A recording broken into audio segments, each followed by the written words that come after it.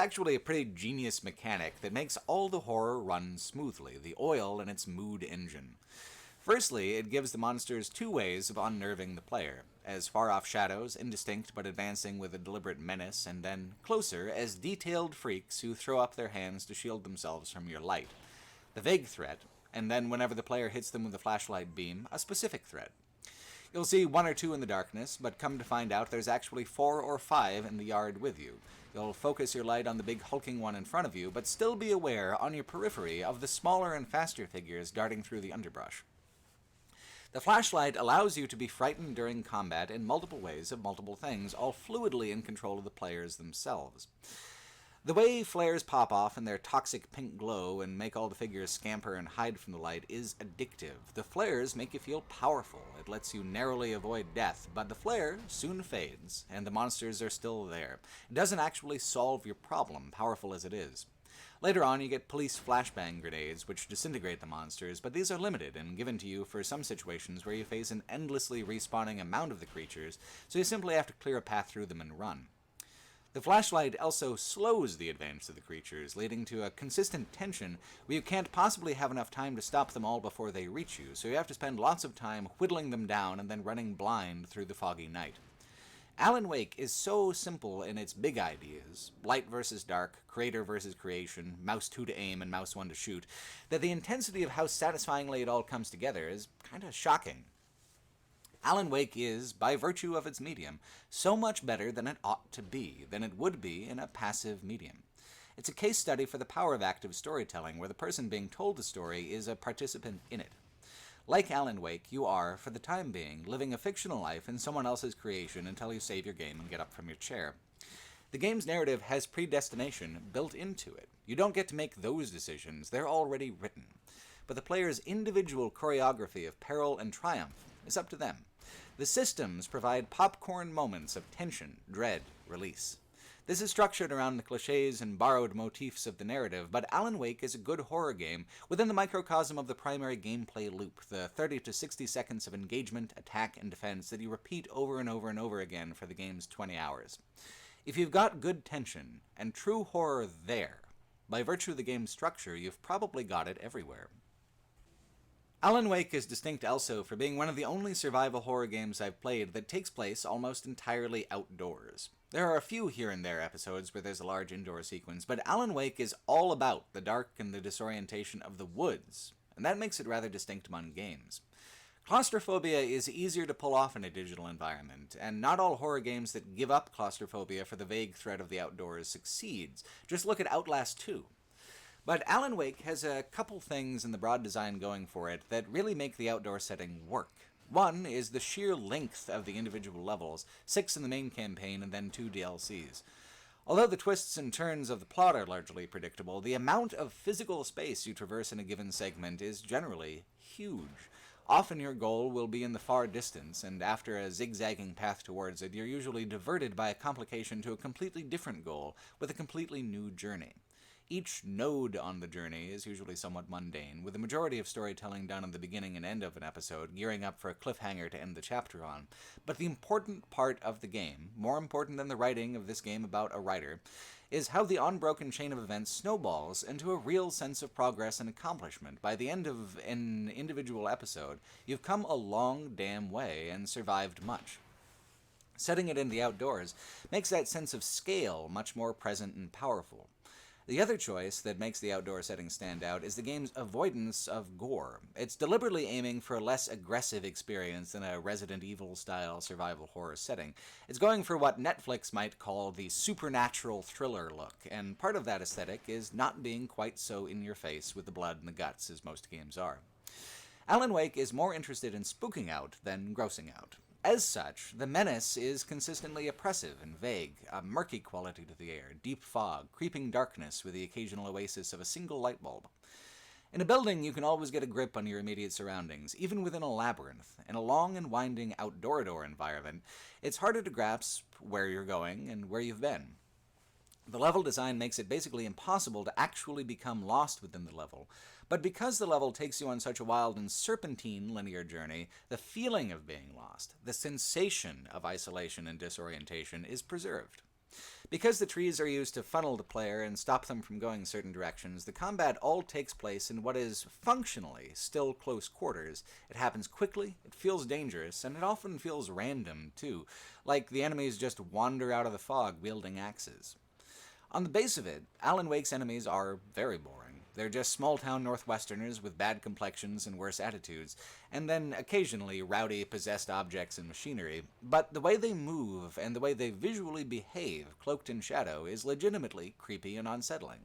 Using the flashlight to keep them at bay long enough to shoot them takes all the focus. The plain design of the enemies just doesn't track much when everything is mostly an angry shadow in the dark. If there was a lot of blood, it would steal focus from what the game actually wants the player to find unsettling about its monsters. The darkness is an unstoppable force, and it issues forth as many shadowy figures as it likes. The fight against it feels increasingly dire and unwinnable. It's a pretty small thing to be one man with a single flashlight, and that's exactly where Alan Wake wants you. Small and vulnerable in the deep dark night. The problem I've got with Alan Wake the game comes from the fact that I am perpetually irritated with Alan Wake the writer. Alan Wake, the moody, whiny schlock writer who yells at his wife for being so presumptuous as to buy him a typewriter when he's got a writer's block. Alan's realization that he's kind of a jackass is part of his character arc, so it's not like the game isn't aware of it, but he's just a very dislikable yuppie protagonist for a long period of time.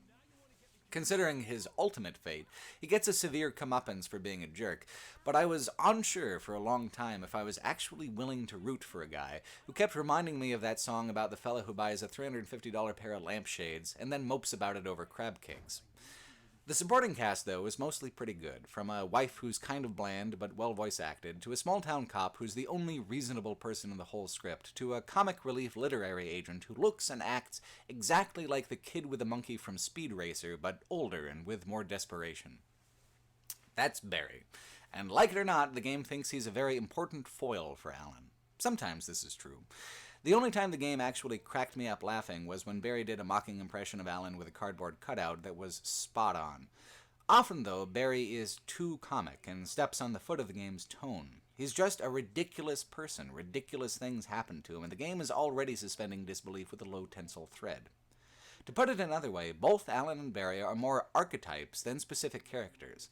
Alan is an amalgamation of the kind of writer portrayed in Stephen King's stories, and not really so much someone like King himself.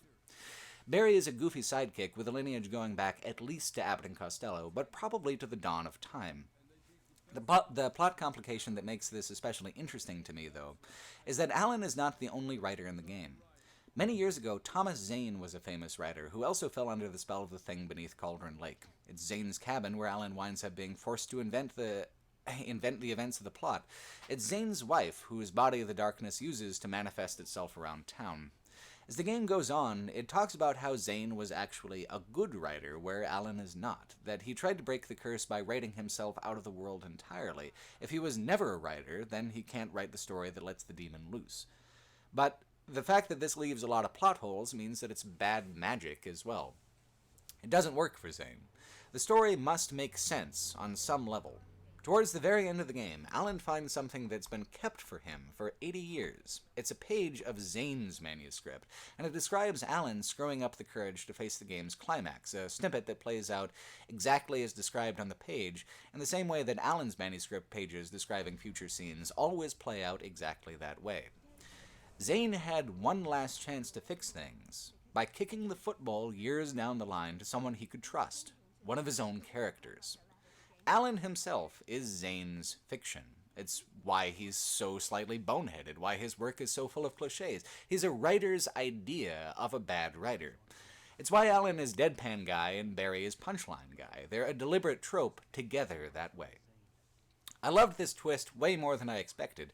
Predestination can get a little tiresome, but adding this level of complication to it makes the plot feel unpredictable again. I have an idea where Alan Wake might be going with his climax and his story, but Thomas Zane I know nothing about, and I don't know what to expect from a story from him. The DLC has a snippet of conversation that undermines the idea of Thomas Zane being lead writer on the story, but it's not trustworthy enough exposition to totally refute the idea. Whether or not Thomas or Alan are in control of the narrative, however, it's themselves that they're ultimately fighting, their creativity made manifest and arrayed against them that's causing the problem. There's a great segment about halfway through where Alan winds up at a mental wellness retreat for artists, unsure if he's been there the entire time having a psychotic episode or if Dr. Hartman has some other nefarious agenda in mind. Of course it's the latter, but the game does an awfully good job of making you wonder if it is perhaps the former. Everything about Alan's journey suggests a kind of egotistical delusion. Everyone else is swallowed by darkness, and you, the only champion of light, have to save everyone? Because of your very special gift, the gift that just happens to be the core of your self-identity. And this self-identity gives you permission to run all over town, shooting people. Walking that back for a minute, you can see this as a point where it would have been completely possible for the script to veer towards the opinion that it is delusion, that Wake is a murderer having a breakdown. The tell here is the simple fact that Hartman is one of the only living characters in the game familiar with Thomas Zane. As soon as you get to the sundial with Zane's name on it, you've got your supernatural proof that you're not crazy. Even if it's all actually happening as far as the game goes, it's explicit that the demonic present takes this form and this course of action because that's what scares Alan. That people live and die because Alan needs complications for his story and he needs tension. Is the demon responsible for the deaths in town, or is Alan's imagination because he wrote in the specificities? If the world spins on Alan's words, can we hold him responsible? Stephen King himself actually tackled this one too when he, no joke, wrote himself and a near-death accident he had into the 6th and 7th of his Dark Tower novels. His characters meet him, and he defends his creative decisions to them. It's exactly as awkward as it sounds, and is, for me anyway, the stupidest damn thing in the entire 8-book Dark Tower series. But the Dark Tower books were always about King on some level anyway, with their contemplative and personal forwards and afterwards, and his insistence on joining well over half his other fiction to the series in some way, large or small. So having him weigh in on his own creation within his creation isn't 100% as out of place as it feels on the surface of it. I want to condense a little of that segment to illustrate how the creative parts of the self can feel, all on their own, monstrous. A couple terms he uses. Ka means fate and serves for a kind of predestination. Gan is a more informal word for God, and Dis stands for the forces of entropy, chaos, and despair. Anyway, on to the quote. "What happens when you make a story?" Roland inquired. "My story, for instance." "It just comes," King said. His voice had grown faint, bemused. "It blows into me. That's the good part. And then it comes out when I move my fingers. Never from the head. Comes out the navel or somewhere. There was an editor, the could be Wolf, all right. Maxwell Perkins called him a divine wind chime." Then, later, under hypnosis, Roland gets King to expand a little more on that. King says, "I'm gone, or possessed by gone, I don't know which, maybe there's no difference." King began to cry, his tears were silent and horrible. "But it's not Dis. I repudiate Dis, and that should be enough, but it's not. Ka is never satisfied. Greedy old Ka, that's what she said, isn't it? What Susan Delgado said before you killed her, or I killed her, or Gon killed her. Greedy old Ka, how I hate it. Regardless of who killed her, I made her say that, for I hate it, so I do. I buck against Ka's goad, and will until the day I go to the clearing at the end of the path. And still, Ka comes to me, comes from me. I translate it, am made to translate it. Ka flows out of my navel like a ribbon. I am not Ka, I am not the ribbon, it's just what comes through me, and I hate it, I hate it!" To which Roland advises King to stop his snivelment. Here's my point. There are few horror stories that are also true. Horror media is an exercise of the imagination, and its explicit mandate is to take our ugliest anxieties and most irrational fears and then give them form and function. Rosemary's Baby is not a good horror story because Satanists frequently run HOAs. It's good because that ugly fear that the people around you actually hate you is something a lot of us feel but know better than to articulate. Hellraiser isn't scary because the guy has pins in his head, though it helps. It's scary because everyone occasionally wonders if their hedonistic impulses won't eventually lead them off a serious cliff somewhere down the line. Alan Wake is a scary game because in the primary gameplay loop, it gets the blood pumping and the mind racing, but it's a good horror story because I'm pretty sure every creative person eventually wonders if their works are something separate from and perhaps more powerful than they are as an individual person. The idea is simple, but as a game, Alan Wake can have a long and winding execution that still feels worthwhile. It's fun for Alan to fight his own imaginary monsters. It's satisfying. And as the game reaches its climax and then goes beyond, it becomes increasingly desperate and disturbing on top of it. The out that Alan left himself to actually succeed in the end was that the last page of the manuscript would be left blank in the typewriter until he was able to return with something to thwart the demon. He would meanwhile escape, live out 99.9% of the manuscript, and then break the curse when he returned and finished the other 0.1%. However, Alan frequently ruminates on the demands of genre, and one of the demands of the horror genre is that everyone can't walk away clean from the ending. If he saves his wife, if he saves the town, saving himself would break genre. It would be bad magic for breaking genre. So he writes in a swap instead. His wife is released from her prison, and he steps into the cell and closes the door on himself instead. There is an underneath to Cauldron Lake, a mere lake of raw dreaming where the demon lived. Alan Wake ends on a fantastic line, where, having saved everyone else, he reflects on this new place he finds himself trapped. It's not a lake, it's an ocean. The word ocean all garbled and sinister. Now, that would have been an excellent place to leave the game full stop, and since very few people seem to have played the DLC, it's the ending that most people are familiar with. But the DLCs find Alan lost, deeply lost within the dreamscape, within himself. The rational parts of his mind, the parts that maintain the sense of self and the desire to go on, are now fully separate from Alan's imagination, which has gone completely mad and is now actively trying to kill every part of him. Where before there was a demonic intermediary, now it's Alan versus Alan in a purely psychological battle between manic self-annihilation and grounded perseverance. I deal with depression myself, and so I was all too familiar with the kind of frenzied self-loathing on display in the antagonist Alan, who shouts at you from the television as he invents things with which to kill you. Where the main game was deliberate in hewing to a kind of organized cliché, a paperback feel. Every encounter in the DLC feels improvisational and incomplete. The creative self is spinning wildly out of control. No editing, no filter, no objective except to stamp out the pesky rational self. It's in the DLC that I actually started to care about Alan as a character. He's had this doubt and this despondency in him the whole time, and now it's really trying to kill him. Actually, properly. He's a universe away from moping in his luxury SUV. He just wants to hold on, put his mind back together, and Lord knows I respect that journey. The combat in these last two DLCs is completely different in tone as well. The creatures aren't frightening anymore. It's Alan's mania that's frightening. So the game throws more of the creatures at you at once than it ever did before. Absurd amounts of enemies, absurd amounts of bullets, an uphill battle that feels increasingly savage and impossible.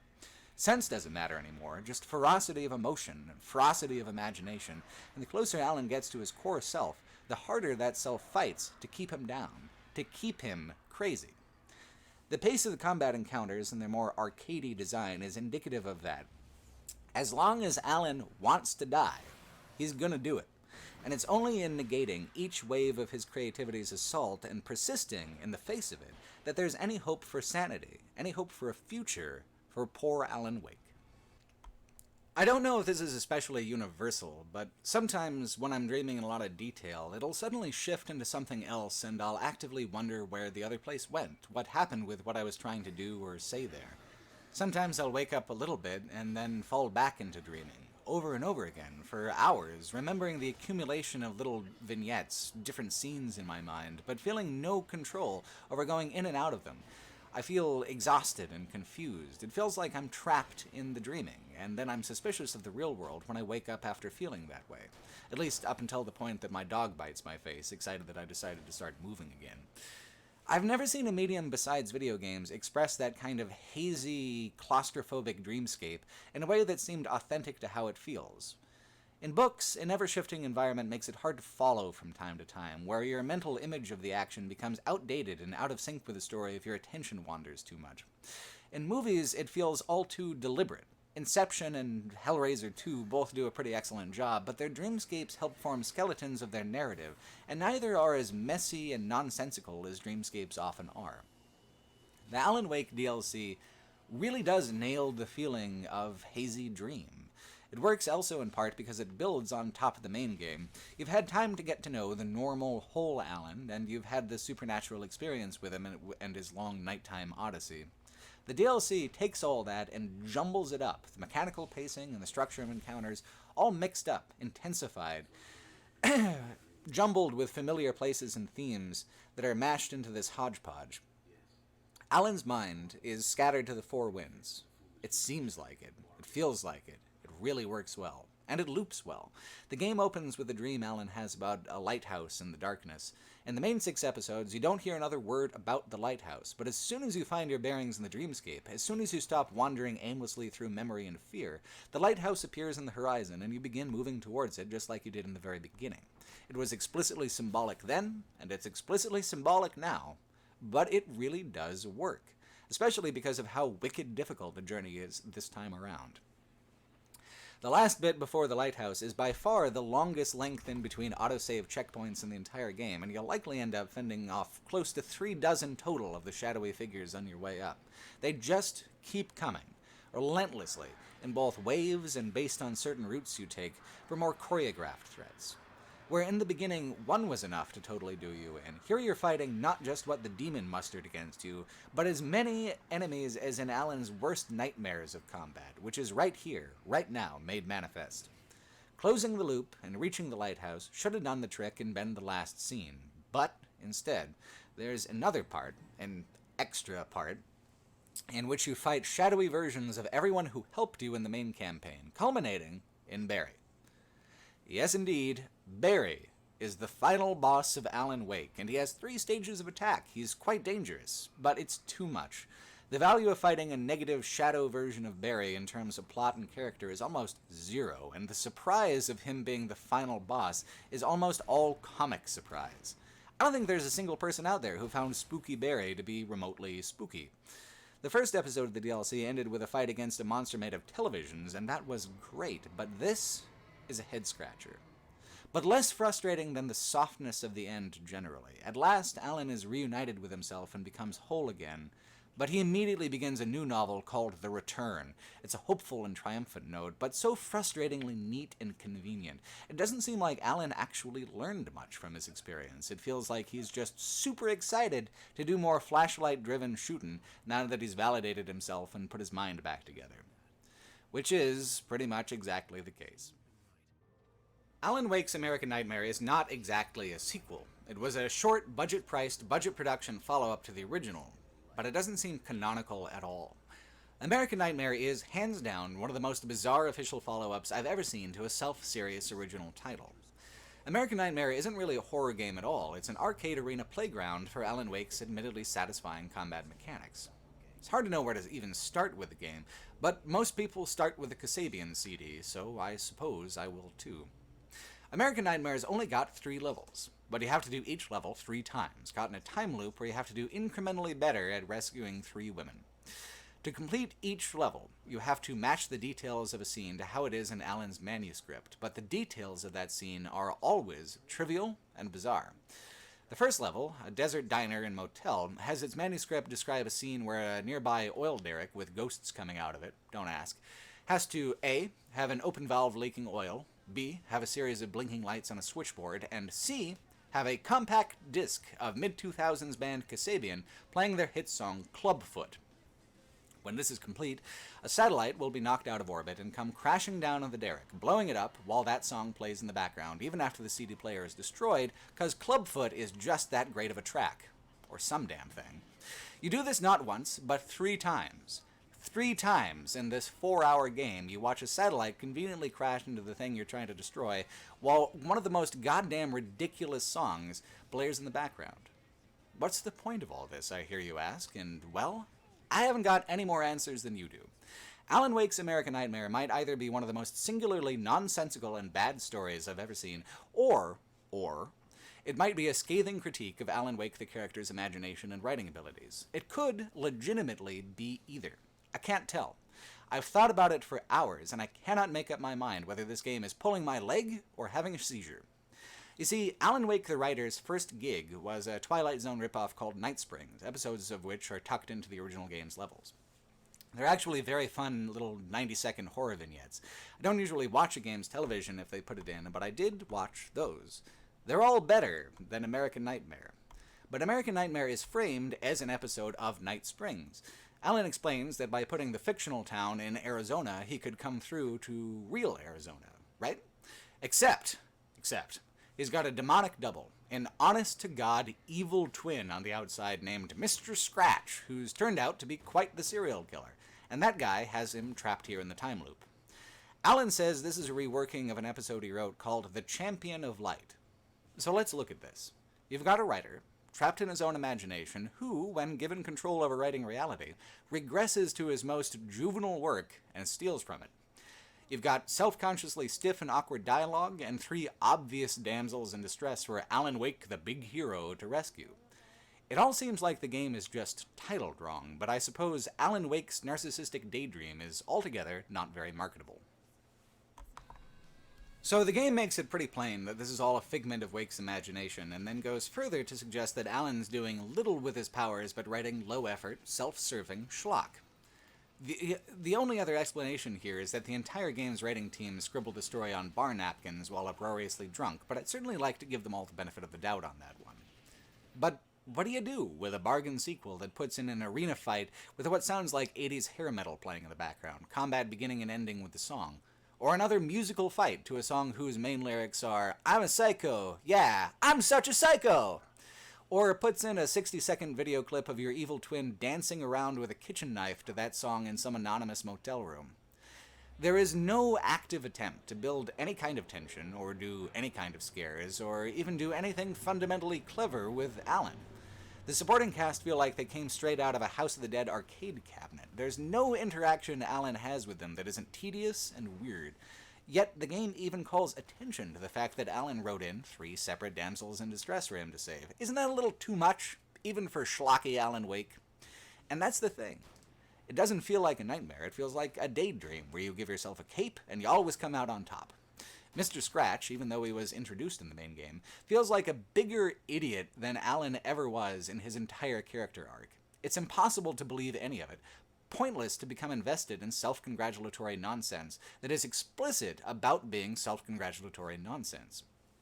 If you doubt that it's nonsense, just wait until Alan says, "Good to finally go full auto," when he gets a submachine gun. What's more is that each level is an incredibly deliberate arcade-style arena with weapons you unlock when you find enough manuscript pages. Playing through successively more difficult versions of each level's encounters, unlocking new crates, it's an open-world approach that takes away from, and renders boring, the feeling of oppressive wilderness in the original game. It's quite a thing that even though these levels are now finally big enough to become slightly lost in, they don't even feel an ounce as confusing or vast as the linear paths of the original game. It's all about presentation and tone for making a horror product, and American Nightmare is so purposefully cheesy about presentation and tone in those areas that there isn't a shred of suspense or horror or even anxiety to be found in the whole fucking game. And open-world Alan Wake is something full of fantastic possibility, but this execution is a total waste of that entire stack of potential. Alan Wake's written himself into a corner. At the end of American Nightmare, Alan's triumphant over his enemy and reunited with his wife in a literal drive-in movie ending. The game suggests again that this is all a dream, that things might be different for an Alan Wake 2, but there never was an Alan Wake 2, and there probably never will be. The survival horror genre marches on, though, and Alan Wake isn't the only game on the market where the imagination is the source of all the trouble, where dreams and stories shape the physical world. There's also The Evil Within. Aesthetically, they're almost opposites. The Evil Within has its main character face deep in a pool of blood and viscera before 5 minutes of the game even pass, but the foundation of horror between this and Alan Wake is the same. This time it's a little more hokey around the edges, though. An evil corporation hires an evil scientist who hires an even better but way crazier evil scientist to make a machine that links brains together into a collaborative consciousness. Evil Scientist 1 betrays the smarter and more dangerous Evil Scientist 2, and then uses his brain in a jar as the machine's main world builder. Detective Sebastian Castellanos, his partner Joseph, and their trainee Julie Kidman all end up being plugged into the machine, without their knowledge, of course. But the game is so much more interesting if you know the frame. The succession of levels as they are feel disconnected and almost random, almost like a systematic checking off of horror environments and tropes. Let's see, you start with the chainsaw man in the industrial place, you move on to the zombie village, you throw in a little cathedral graveyard, and how about a haunted manor on top? But it's all perfectly lucid once you know that this is all going on inside the head of some guy named Ruben. Ruben, who goes by the theoretically more sinister Ruvik now, wasn't always evil, but he sure did get that way later on, and each level is a twisted, labyrinthine path through either an aspect of Ruben's imaginative fantasies about himself, or some of his memories. It's valid to have discovering that be part of Sebastian's arc, but for the player, it only serves to make the game feel exceptionally vague for most of it. Messy. But, like I said earlier, being messy is a huge part of actually building the feeling of being in a dream, of being that one on-shifting dot on a swirling map of thoughts and memories. In that, The Evil Within succeeds. There's a lot of phenomenal integration of classic horror tropes with specific plot points as well, like the importance of fire. Ruben is scarred from a childhood incident where some farmers, wronged by his family, burned down the barn that he and his sister are playing in. His sister died. His burns never went away. These zombies in the village you fight through at the beginning, they aren't actually zombies. They're how Ruben sees, how he remembers the villagers who killed his sister. They're twisted, angry, broken things made of barbed wire and pain. Often they'll just get right back up again after you shoot them until you light a match and burn them. Ruben is afraid of fire. He's hateful at the memory of it. So you douse his creations in flame and they go down for good. His sister's in the nightmare too, or his memory of her. To Ruben, she's a vengeful tangle of limbs and hair. She behaves with the inarticulate rage that Ruben feels about her death. In this dream, Ruben's dream, she's almost completely indestructible, impossibly tough, and returns again and again to make you suffer for the injustices of a past that isn't even your own. Sure, monsters being weak to fire goes back at least to Frankenstein and probably to the dawn of time, but it's such a tidy justification for its significance in the game that it really resonates strongly. And that's the thing about The Evil Within. Sometimes you think this game knows exactly what it's doing, and then it has a giant spider chase you as you flee on a city bus. The Evil Within has a very specific design pedigree, one that I'm sorry to say that I'm just not very familiar with as a person who never really had any consoles growing up. Its creator is Shinji Mikami, who was the brain behind the very first Resident Evil game, and the equally classic fourth Resident Evil game.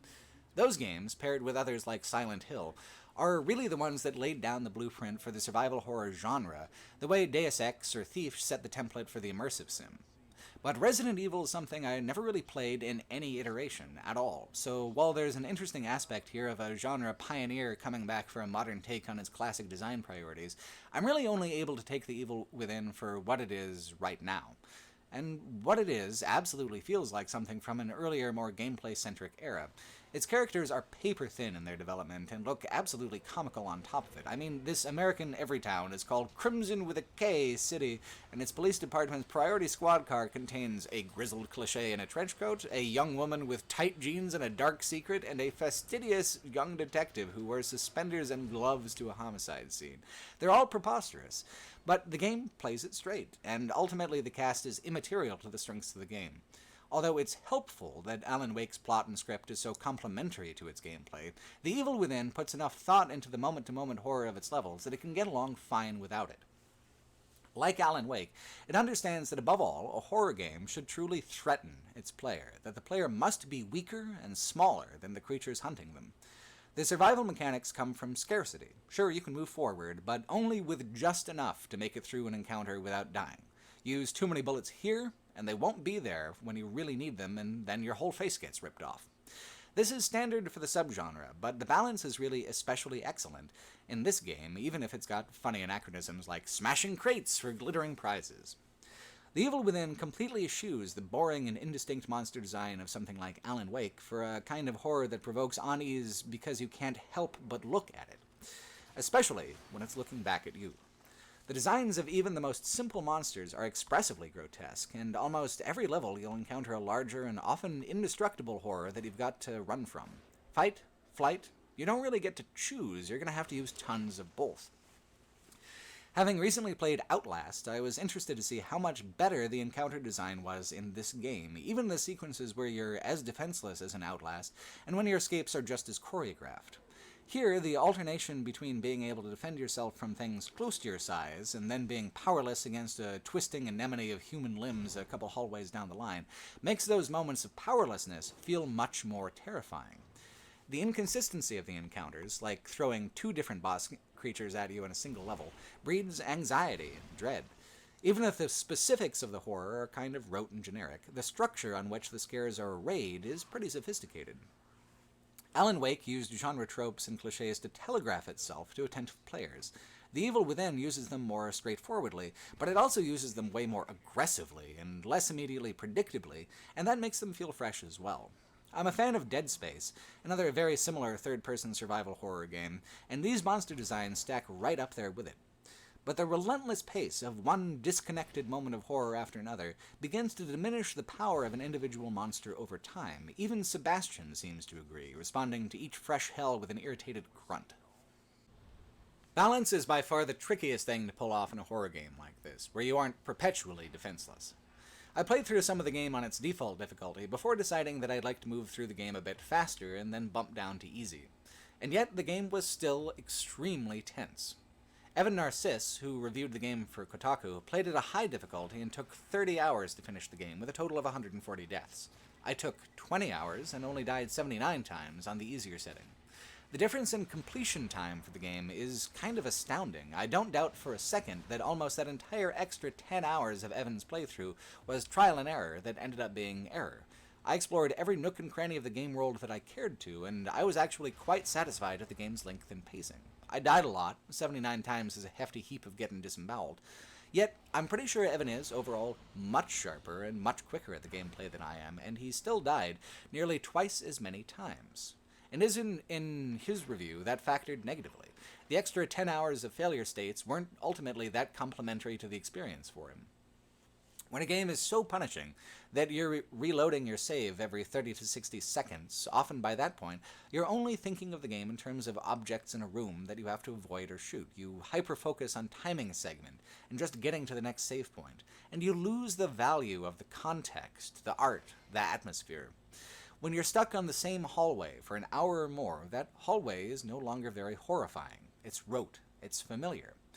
This game gave me some wonderful scares. It made me anxious. It gave me those moments of dread and doubt and scrappy triumph that I want from a survival horror title, and I got all that on the setting the game says is for spineless cowards. So, go figure. But this experience varies so widely from person to person. You take someone who's got all sorts of fancy reflexes in their thumbs, and they'd probably find the setting that I found compelling to be a total cakewalk. For them, the higher settings are necessary for creating the right level of tension to make the horror work. But the game works either way. You ratchet things up to be tighter and more dangerous, where each mistake is fatal, or you ratchet them down, so that you spend less time getting things exactly right, and more time simply traveling along the experience.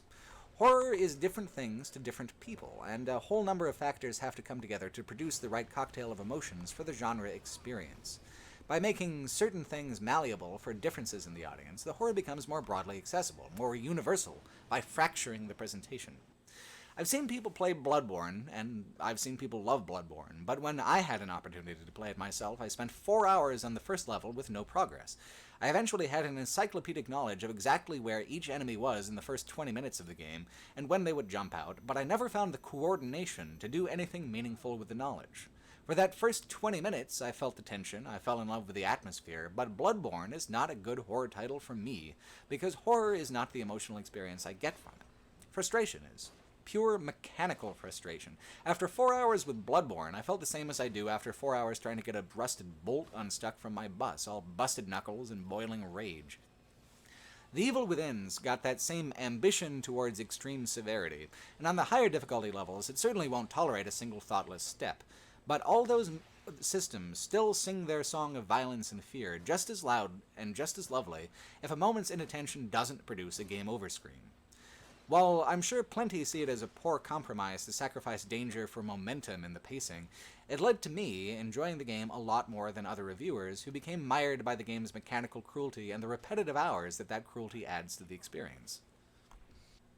The game's deliberately vague dreaminess is a major factor in making the repetition of death after death after death after death after death so exhausting. You don't know why you were where you just were, you're not sure where you are now, and there's nothing to meaningfully indicate where you're going next. And this goes on for a long-ass time, 20 to 30 hours of an almost completely linear journey. If you can just keep the dreamscape rolling along, it works, but it surely does feel strange to move, say, immediately from a hugely tense, stealth-oriented boss fight in an underground maze of fire and rust to suddenly pop out on a rural hillside and have a prolonged gunfight through what seems like a dilapidated English garden, complete with faux Roman ruins. The hard-stop mission-complete screens aren't really helpful to combating this because they just emphasize that each hour or so of gameplay is, in fact, disconnected from the previous hour and the next hour. No one tells you until two-thirds through the game that these are someone else's dreams and memories. In this, it feels old school in a negative way. It used to be the games were more deliberately broken up this way, but it makes less sense here than for a purely action-oriented game. Think about, say, Duke Nukem vs. Half-Life. One wants you to be aware of each level as a discrete play space with its own secrets and challenges. The other still has those things, but avoids mentioning it at all to preserve immersion. It stops the flow of the experience to say, hey, good job of the game, man. The Evil Within doesn't really see itself as an arcade title, but it does have more than a few of these arcade elements that are blatantly artificial and call attention to the narrative of player versus game instead of the narrative of protagonist versus plot. When you throw in all those deaths for often arbitrary reasons of mistimed button mashing, that feeling of trying to beat the game comes through much stronger than the carefully cultivated feelings of dread and anxiety that make the horror work in a more general kind of way. Artificiality is anathema to horror because it puts what can and can't happen in the smallest of boxes. Let's revisit the Stephen King quote from the opening of Alan Wake, where King said, "Nightmares exist out of logic, and there's little fun to be had in explanations. They're antithetical to the poetry of fear." Well, games are nothing but logic. Everything must mathematically follow. Nothing exists that wasn't programmed in. There is no actual spontaneity, just the painstakingly crafted illusion of it. When you've played an encounter 10 times, when you've memorized an enemy's attack patterns and know all its tells, well, this explains the horror more meticulously than any exposition ever could. It's like going through a haunted house so many times, you come to find out the guy with the chainsaw's name is Dave, and he's a yoga instructor when it isn't Halloween.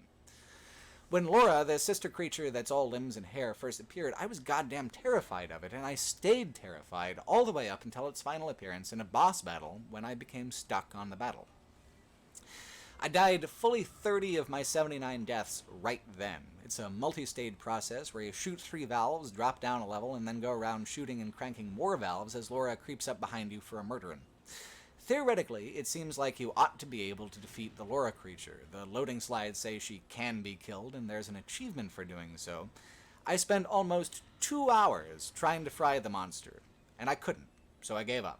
Which is nice, even having the option to run away and give up without delivering the killing blow, if you do the valves right without dying. But by the time that whole experience was over, Laura was not remotely horrifying to me.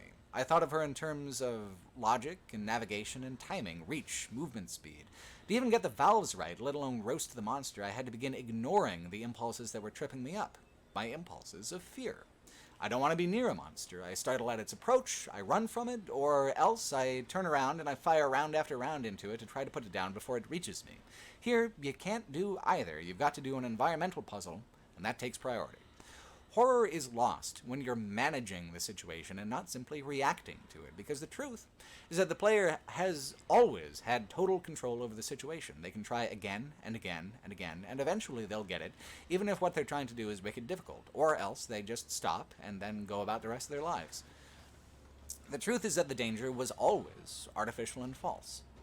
The better encounters in the game try to make you forget that, but the lesser of them end up elevating that boring mood killer of a fact to the forefront of your mind. The wider the levels are, the less you feel the artificiality of them. If there's just one hallway and just one door, you run out of ideas of what to do with them pretty quick. Then it becomes just a matter of get it right or don't. But for every level of the Evil Within that's strictly trial and error, there's one with a more open and meandering design. In terms of complexity and scale, it's hard to beat the 3rd chapter, actually. It's a whole neighborhood of a pastoral town from Reuben's past, full of traps and too many enemies. It's also where, one by one, you piece together your main arsenal for the rest of the game. In a lot of ways, it is a tutorial arena, meant to learn you a lot of lessons, both triumphant and harsh in short order, but it's such a tight, well-considered little map that it really sticks out. even though I died there many times trying to get my bearings, and there was always a new approach that I hadn't actually considered yet to try. And when I left, I had all the skills that I needed to press on and actually beat the game. Yet, going forward, there's hardly a level as open as the third. Many of them leave you with the impression that they're open, and quite a few of them have wide-open vistas, especially toward the end. But in terms of creative space, the game really peaks by its third hour. The only real return to that form is in the fantastic 9th chapter, where you visit the manor that Reuben grew up in and eventually claimed for himself when he murdered his parents. It's filled with a satisfyingly macabre backstory that is so endearingly cheeseball that it ought to be narrated by Vincent Price, except, what with him being dead and all. It's also got a bloodlock that requires you to visit 3 wings of the manor house in any order you choose. Occasionally, Reuben himself will appear for a time, and then all you can do is hide. There's a permanent save point in the foyer, but otherwise, the whole manor is dark, dangerous, and at your disposal. There had been so few concrete answers up to this point about the goings-on of the plot that it is a real delight to get so much exposition delivered in such a free-form and self-determined way. Once the 3 wings are complete, you enter the depths of the house for even more exposition and even greater dangers. And it's here you eventually open the door on a field of sunflowers in the farmhouse where Reuben and his sister burned. It's a visually striking moment of the game, and it's honestly too bad that there aren't more diversions of memory like the sunflower field. Reuben's given more character development than any other character by a good margin, and while he is 100% a serial killer with fantasies of blood and barbed wire, there's gotta be more in there that's aspirational, that's peaceful. It would have been thematically powerful to see a struggle between Reuben's different impulses in the environmental design, and would have allowed for a more creative range than the relentlessly moody and gory mindscape of a pure villain. There are some fantastic images of unsettling things within the game, like a canyon of doll parts and a maze of concrete and viscera with eyeball spotlights roving back and forth. But there are more generic destroyed cityscape moments and anonymous industrial tunnels than there are surprising and shocking moments of spectacle. Which is too bad. If this is truly a dream, then the sky shouldn't even be a limit anymore. The later hours of The Evil Within are, to put it lightly though, a crazy atonal mess. This is where the giant spider on the city bus comes into play. The least sensical part of the game is this, where all the Crimson PD folks find themselves suddenly trying to get back to the Beacon Mental Hospital where everything began, after having moved farther and farther away from it through the dreamscape, which also changed their position in the city somehow, which is also part of the dream? Question mark?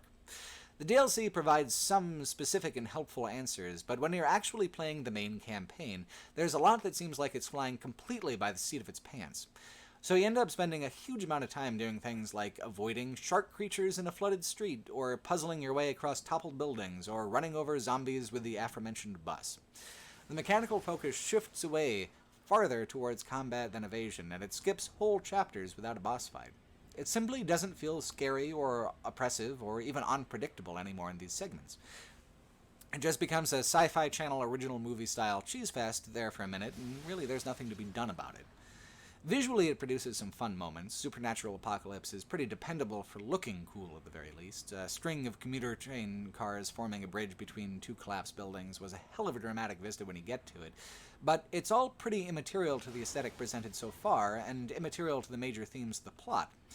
And your final confrontation with Reuben takes a wild turn for the ridiculous as soon as you're done running.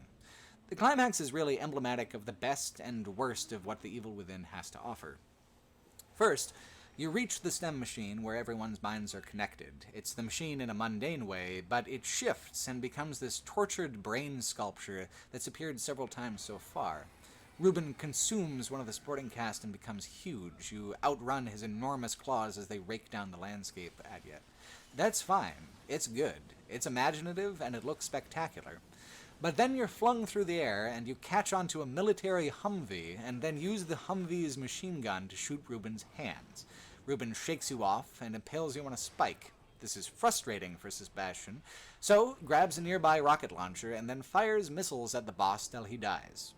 Dead serious, that's how you do him, with rockets and a machine gun. So on the one hand, you've got this tremendous visual creativity and the limitless potential of a self-consciously imaginary landscape. On the other hand, you've got an execution rooted in some of the most boring gameplay cliches of them all, like the one that says the player only really feels powerful when they're having a pew-pew-pew explosive blowout action climax. Simply getting out of STEM would have been enough for Sebastian. I really didn't need the rocket launchers on top. And it is such a wildly ridiculous waste of the premise. You're in the limitless mindscape of a brilliant murderer, and the way you end up defeating him is with conveniently placed military hardware. After all the nonsense the player puts up with to get here, you'd think they'd give you something sincere. Nah. After all the horror in this survival horror title, it ends on rote and derivative action. Tone is a fragile thing in a horror game, but The Evil Within's DLC shows a mastery of tone that makes this tone-deaf finale especially confusing and frustrating. The Assignment and The Consequence form a two-part side story where you follow Kidman's path through the main game's timeline pretty much from start to finish. Although it begins and ends and constantly intersects Sebastian's story, it's only 4 to 6 hours instead of 20 to 30, and it features almost no gunplay, saving combat to complement beats in the story and choreographed ambushes in the environment. It's mostly all about stealth, pretty much dependent on trial-and-error gameplay that drew so much ire in people's experience of the main game, and yet, here, it works so much better. It provides an almost encyclopedic list of answers to the main game's lingering questions. It uses the idea of a subjective, shifting dreamscape more creatively, giving Kidman a struggle that's much more influenced by her personal demons than by Ruben's. A lot of this comes from the fact that Kidman's treated as a whole person with a past in a way that's a lot more comprehensive than what the main game did with Sebastian, despite being so much shorter. Sebastian's journey was reactive, forward-moving. The environment reflected Ruben's world and his history. But Kidman's experience in STEM is derived in large part from her private memories and fears. Kidman works for Mobius, you see, the shadowy corporation that funded the machine and is largely responsible for the trouble going on. But they recruited her young, pulling her out of a life of poverty and crime and giving her a job that grew and challenged her natural talents. Mobius did well by her. Her being a company woman is one of the late-game revelations in the main campaign, but there it's slotted into the urban segment, and it feels like just one more pointless diversion during that whole uninspired slog. Here, though, that scene that felt devoid of context and setup now actually makes perfect sense. Much about Sebastian's journey does. One of the most frustrating holes is that while at the end of the game everyone's hooked up to the machine, there's no explanation for when or how that happened. Here, Kidman asks the same question, but gets an answer in a remembered conversation with her faceless boss. The machine! It's wireless. Everyone was connected to the system while they were still in the squad car. While this still doesn't answer how they got upstairs and into the bathtub things, I appreciated at least a token response to this question. The DLC also pivots events and characters toward the sequel, which builds considerably from the themes and events in this extra content, almost more so than the main game. It's peculiar to see so much effort going into content, and more importantly, context, that so few people will play. Almost across the board for most games of most genres, it seems like barely more than 10% of players play DLC if achievement tracking is to be believed. With The Evil Within on Steam, it's 5.5% of players for the assignment, 4.7% for the consequence, and a paltry 4.4% for the more tangential executioner level. I feel like The Evil Within is a much more vague and frustrating thing without the DLC. The assignment and the consequence form what's basically a hidden skeleton for the plot of the game, the deliberate structure of the experience that seems so meandering in Sebastian's story. Like Alan Wake's DLC, they allow the game to intensify and more thoroughly explore its core themes. But I wonder at the wisdom of splitting off Kidman's story as side content when it's so critical to the franchise as a whole. When I was a lot poorer a few years back, I hated DLC because I could never afford it. I felt left out and left behind by the content. As a critic, now, I love it a lot more because it often shows alternate takes on the design sensibilities of the core game that put those decisions into sharper relief. It's fun, for me, to think about. But I've got to acknowledge that it's more than a little unfair to ask for more money to explain what the hell is going on in your game's story, to give it context that's almost necessary to see the big picture of the strange central idea. Side stories, expansions, that's one thing. But The Evil Within just feels flat out incomplete without its DLC. Kidman's version of events is about half revisiting locations from the main campaign from different angles, and about half revisiting Kidman's corporate memories of Mobius. That sounds a little boring, but it's done in such a compact, fast-paced way that it never stays with anything long enough for it to feel truly boring or stifling. The thing is, Mobius is absolutely, 100%, an evil thing to work for, and Kidman's done a lot to try to minimize that in her mind.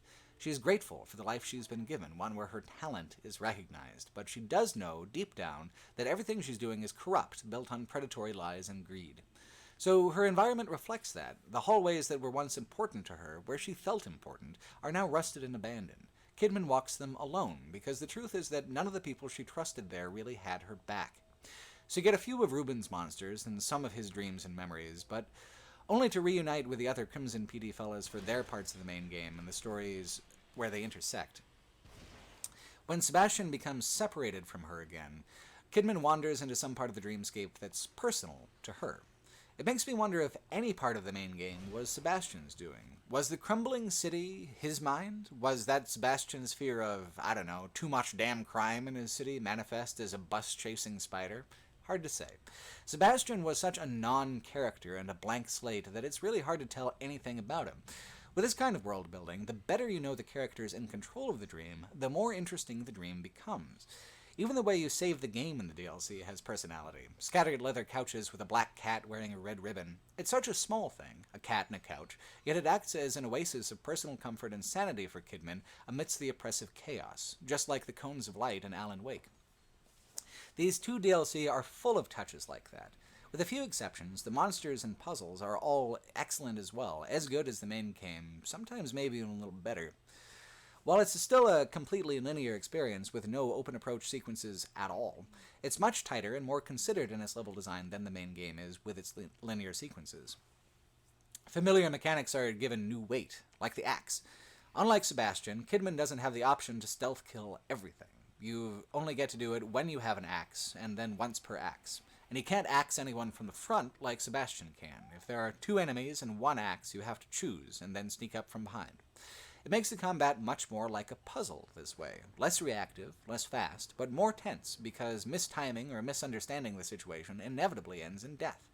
This difficulty is locked in at survival, the middle setting, but that's fine. With fewer enemies and slower play, I was experiencing about the same amount of tension as I did on the lower difficulty of the main game. The monsters are another real standout, more specifically, a spotlight monster that seems to represent the blind devotion that Kidman has to Mobius's orders. It's got a woman's legs on the bottom, a spotlight on the top, and nothing in the middle but teeth, teeth, teeth. It's looking for Leslie, like Kidman, and anything that is not Leslie gets eaten. More than once, a powerful monster in your path gets completely chomped out of the way for you. And there are great climactic sequences where you have to avoid the monster's gaze while waiting for an elevator. Like the famous Pyramid Head in Silent Hill 2, grotesquerie is just better when you know it's personal somehow to the person being pursued. It's also an opportunity to try out some mechanics that might not work for a longer, more drawn-out experience. Like the glow sticks. At one point in the consequence, Kidman loses her flashlight and has to rely on a bottomless bag of little green chemical flares. You can only have 3 flares going at any one time, so rather than a cone of light showing you the way, you get these weak puddles that can't possibly illuminate the whole area. It's a great mix of control and helplessness. Put them anywhere you want, but they're never totally effective. The half an hour or so you spend with the chemical flares is fun, but the green glow is too neon to consistently work with the game's dour earth tone color scheme. It's not a game-long kind of deal, even as an option. But as a shorter, more scripted experience, the DLC feels free to add or remove items from the player as its own moods and ambitions dictate. You'll have the pistol for a little while, trapped under a pile of rubble, and then it will conveniently run out of bullets right at the correct time for the narrative. You'll get the pistol back for a little while in the destroyed city for an every headshot counts segment, and then later on the game will give you a shotgun, but not like the one Sebastian had. You get a dinky little one-shot. But coming right at the end of the DLC as it does, it feels like a goddamn cannon. After being so powerless for so long, the limitations of the one-shot then reload format seems totally workable. But they limit you from really approaching a combat situation in a frontal way. If you can't do the job with a single shot, God help you. And for a lengthy pre-finale bit, the enemies just keep coming. You never have enough ammunition to stop them. You just have to pick your shots and cleave a path through them and escape. The game is seriously good at making running away feel exhilarating, chasing both Sebastian and Kidman with gigantic and terrifying hulks of madness, forcing them down long corridors and tight turns with the claws of death right behind them. Kidman is haunted by her boss, or her perception of her boss, as a dark and demanding shadow who grows more and more murderously displeased with Kidman's performance in the stem. At first, it seems like he's the real deal, actually communicating with Kidman from the outside, but as things go on, he starts criticizing more and more personal things about Kidman, and growing more and more supernaturally menacing, until finally he becomes the largest and strongest of the monsters pursuing you. Kidman's fear of failure, her fear that she was never good enough, her worry that she gave up her soul for the company, conquering those fears is essentially the climax. Kidman's climax and boss fight is infinitely better than Sebastian's, connected as it is to the more imaginative possibilities of the environment and to Kidman's own story arc. It feels right, it feels truly climactic, and it looks amazing. It's an abstract and impossible environment with an unsettling monster dead in the center. While The Evil Within is most certainly a horror title, it wasn't able to maintain horror consistently across its somewhat bloated length. The assignment and the consequence can and do. They illustrate why sometimes short stories and vignettes are more frightening than long novels and movies when it comes to horror. A smaller, shorter, meaner piece often cuts deeper than a thing trying to split its thematic attention. The final piece of DLC, The Executioner, is a funny bit of content in a lot of ways. It, combined with the epilogue of The Consequence, set up Sebastian's wife Myra as a major character for the next game, right down to her working for Mobius and her large pearl earrings. It also humanizes some of the monsters in the main campaign, showing that there were actual minds behind some of the largest and most grotesque of the main game's creatures. You play here in this DLC as the Keeper, the fellow with a safe for a head, who would come back from the dead again and again in the main campaign. The Executioner has a completely different mechanical approach than anything in the main game, though. It's a first-person, melee-focused combat brawler. You visit the Manor House from Chapter 9, but with new extensions and additions. There are other people trapped in here that Mobius wants dead, and if you succeed in tenderizing the living fuck out of them with your big meat hammer, your daughter, who is also plugged into the machine, won't lose her memories and won't lose her sanity and become lost in the nightmare. It subverts the whole survival horror aspect. You're much more powerful than your foes, and you can tear a dozen of them apart in just a few bloody seconds. You have a somewhat ridiculous upgrade currency to make you even more dangerous. You even have a chainsaw and Molotov cocktails by the end of it. So where's the horror? Well, what you've got instead is dread. You're playing a monster who is increasingly aware of how doomed he is, and the final boss fight is actually against yourself in a fit of self-annihilation. The deeper you go, the farther away your daughter gets. It becomes obvious that Mobius never had any intention of doing anything other than treating you and your daughter like lab rats. And after two major narratives about powerless characters who eventually triumph, we've got a little short one about a powerful character who can never and will never triumph. There's still horror being accomplished through the powerlessness of his position, drifting deeper into the nightmare. Like throwing a knight into a lake. Yes, they're big, yes, they're strong, but you know they're just going to drown. And there's a real melancholy there, despite the evil corporation cheese. And then there's the gore, of course. The Evil Within is all about gore, just heaps and buckets of it, with intestines for streamers and skulls for juggling. Every bit of it leverages extreme and grotesque imagery for all it's worth. And it's worth a lot. Games are so obviously artificial that they can make gore a huge part of the world and not seem as off-putting or cheap as movies might. Makeup on humans is hard to make convincing. An artistically consistent world of seeping wounds and barbed wire done up in 3D, though, well, that's something that just feels more natural, easier to suspend disbelief for. Gore alone can certainly be boring, but when you pair it with other tonal priorities that The Evil Within demonstrates, it becomes more than just a red mess. You throw in dread, throw in despair, throw in discomfort, and it elevates the viscera into something more memorable, even if the main point is still squishing zombies with a hammer. I think everyone was caught off guard, though, by how much better The Evil Within 2 does with essentially the same damn setup as The Evil Within 1. It contains, hands down, some of the best horror imagery in gaming, and one of the more satisfying open worlds in an explicitly horror-driven title. It fully realizes the creative possibilities of the Nightmare dreamscape and doesn't hold back. At least, not much. The setup for how the dreamscape works is slightly different, with hundreds of connected minds all living in a stable replica of a sleepy rural town. Why? I'm not entirely sure. I suppose so that the people researching the dreamscape have somewhere comparatively normal to cling to. In any case, rather than Reuben as the core, the mind that dictates the dreamscape's primary form, you've got someone more stable and cooperative, keeping the homes and laboratories coherent and fixed. It's, drumroll please, Sebastian Castellanos' daughter, with Myra as her caretaker. Bum, bum, bum. So when something goes terribly awry inside Union, the mine town, Julie Kidman shows up at the bar where Sebastian is deepening his cliché and recruits him. You've got to go in again, Sebastian, but this time, it's personal. I think this is a lot why the game was such a surprise, because the setup makes it sound like a straight-to-DVD sequel. Like we weren't going to get any more out of The Evil Within 2 than we might out of Cube 2 Hypercube. What it actually feels like, though, is like starting over fresh. The Evil Within 1 might as well be backstory delivered in a journal. From here on out, Sebastian Castellanos is treated as an actual human being, with cobwebs of grief and regret covering up the dream of family he used to have. It's not amazing characterization, it's pretty straightforward, but it's done with a kind of sympathy and weight that makes Sebastian seem like more than a brown trenchcoat mobility system. What's important here is the level design and monster design is now going to be even more closely tied to the characters, to their self-perceptions and their fears. The town of Union is falling apart, breaking into island chunks in the dreamscape. With the lack of cohesion, powerful minds are reshaping the environment to better suit their own whims and egos. But all of that is unpredictably interlaced with the town of Union as it was intended, neighborhood-wide maps with dozens of scares and curiosities. These neighborhood hubs branch off for a few chapters at a time into more linear maps that more closely resemble the Evil Within 1's design sensibilities. Everything that I hoped that Alan Wake's American Nightmare would be, The Evil Within 2 actually is. It's a horror game that knows how to build and maintain tension across an open-world map. It's a game about the imagination that's actually imaginative. And it's a damn good third-person action title on top of it. The game is roughly broken up into 3 parts based on which antagonist is closest to the core, Lily. All the main villains are completely distinct from one another in aesthetic and intention. But there's some other shapers making contributions to the world as well. Sebastian brings in parts of the hospital from last game and a memory of his office at the Crimson Police Department. The office is, surprisingly, exactly as portrayed in the Consequence DLC from last game, cementing the relative importance of that content to the franchise.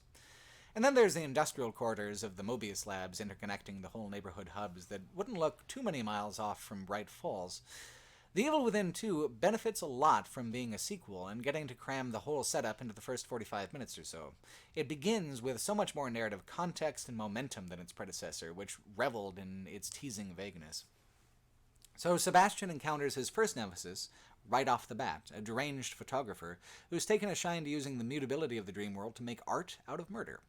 When he kills folks, he freezes the moment of death in a recurring time loop. They die over and over, the most dramatic spurts and spatters playing and replaying. Now consider how useful this is as a design feature in the game. As the player creeps around looking for items in secret hallways and all the poking at the seams of the game that players engage in from time to time, the macabre thing that the game wants you to look at is always at its dramatic peak from any angle that the player approaches it. Never in life could a haunted house do the same trick. By making the villain a vain and narcissistic psychopath, they've given themselves, as game designers, license to use wildly baroque flourishes that never would have fit in with Angry Ruben's World of Revenge in the first game. The villain here wants you to see what he's doing, all done up in lights for an adoring audience, and whatever Sebastian may think, that's certainly why the player is in here in the first place as well. I thought Stefano, the artist, might be way too over the top when I saw a preview of the game. He's actually just right. His self-absorption is so absolutely huge that his ego is tearing chunks out of the streets. He's a ham. Totally a ham. But the performance is deliberate on that front, and he does come off as sincerely crazy, which is key in making him feeling genuinely menacing. If I was actually in Sebastian's shoes, I would be pretty goddamn wary of this guy. But I'm not. I'm comfortably at home, and so I appreciated the hell out of Stefano's showmanship. Like how Ruben's obsession with traps was important to both plot and gameplay, stylish cruelty becomes important in these first few chapters of the game dealing with Stefano. Under his hand, the town of Union has become a 3-ring circus of mutilation and suffering, and you've got to hand it to him for being a really good ringmaster. The staggering of different types of level design and different rhythms of horror is the backbone of the Evil Within 2's success, though. The first chapter is introductory and expositional, the second builds apprehension and throws in some serious horror grotesqueries in a linear space that feels familiar, and then the third chapter. Where in the first game it mostly felt open, here the third chapter is one of two major hub neighborhoods, and it's noticeably the larger of the two. It's a map so enormous and so meticulously crafted that it does a lot of salesmanship for the entire rest of the game, even as the game narrows and narrows the scope of how open it's truly willing to be later on. Points of interest are marked by crackling radio signals, whose signal gets stronger or farther away as you do. It's suitably creepy, but more important is that it's inconsistent in how trivial or challenging a thing you'll find. It generates a kind of thrilling anxiety in wondering which is which. The largest diversions are the ones that form an interesting side plot involving an invincible wraith witch kind of thing that properly haunts, Sebastian for most of the game, but only ever by relative surprise in these optional areas. Each time Sebastian uncovers one of the areas that the Wraith is lurking in, he'll be pulled into his memories of Beacon Asylum from the first game, sometimes in the form of mazes, sometimes puzzle rooms, but always with this spectral nemesis on your tail. After perhaps half a dozen encounters, you evade her and get to the heart of what she was hiding. And it's Sebastian Castellanos himself. His fear that he never left the asylum, his nagging doubt that he never came back to reality in the first place. To a part of him, Beacon was a trauma he could never overcome or outrun, which manifested into a monster with the same definitions. I was immediately reminded of Alan finding himself again in that game's DLC. There, true to that game's tone, it was a peaceful reconciliation. But this is a darker game, and Sebastian snuffs that part of himself out with a bullet to the head. That part of Sebastian will never find rest, so he just sends him on into oblivion, I suppose. But when Sebastian regains himself, he's holding the revolver that he used in the first game, and then that becomes a usable weapon from there on out, bringing back the pinpoint accuracy that gun enjoyed. It's a hell of a side quest. Not only did it have some heft to its thematic impact, but it gives a surprising, delightful gameplay reward to the player for pursuing it. Almost every side quest in the game, and there are only a handful of them, is well worth pursuing for some sort of twist or reward like this. None are as impressive as the Wraith Witch side quest, but there's one as melancholy. There's a technician, Sykes, who's a pretty likable guy. He's in the second major neighborhood hub, and the last time that you help him, he thinks that he's got a way out of STEM, and asks Sebastian to clear all the nightmare creatures out of a hidden laboratory. When you do, he climbs into a tub like the one that Sebastian climbed into to begin with. He waves an intrepid goodbye, and then he disappears into a soft and quiet fog. Then the door opens, with a recording and some prizes behind it. While you're admiring your new shotgun and hoovering up the other valuables in the room, a last-minute revelation comes through. 75% of the time, this tub fails to work and sends you deeper into the dreaming, far below any coherent thought, into madness and nothingness. There's only a 1 in 4 chance that Sykes didn't just damn himself to an even worse hell than everyone's already in. It's that kind of kicker that makes this game so memorable. Sometimes you get the monsters, the screaming, the blood. Sometimes the misery comes in all on tiptoes, quiet, sharp. The alternation between the two, and the game's skill in never tipping its hand too early about which kind of horror you're going to get, is surprisingly masterful. It's the glue that binds the horror together, viscous with anxiety and dread.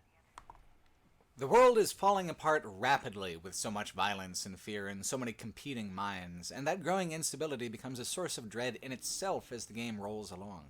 Stefano gets sidelined relatively early on in the plot. It seems deeper in because the bulk of the open-world freeform content comes before his death, but in terms of the game's actual narrative attention, his short and fast arc as villain works greatly to his benefit. He keeps topping himself in terms of macabre spectacle. So you've got his ever-watchful camera's eye dominating the skyline, you've got his murder cube compositions, and then you see the Obscura.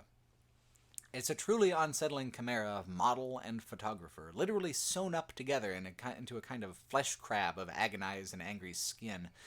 There's a little similarity to the Spotlight creature from the last game's DLC, but the way it moves is creepy and distinct in its own way, and it is uniquely awful all on its own merits.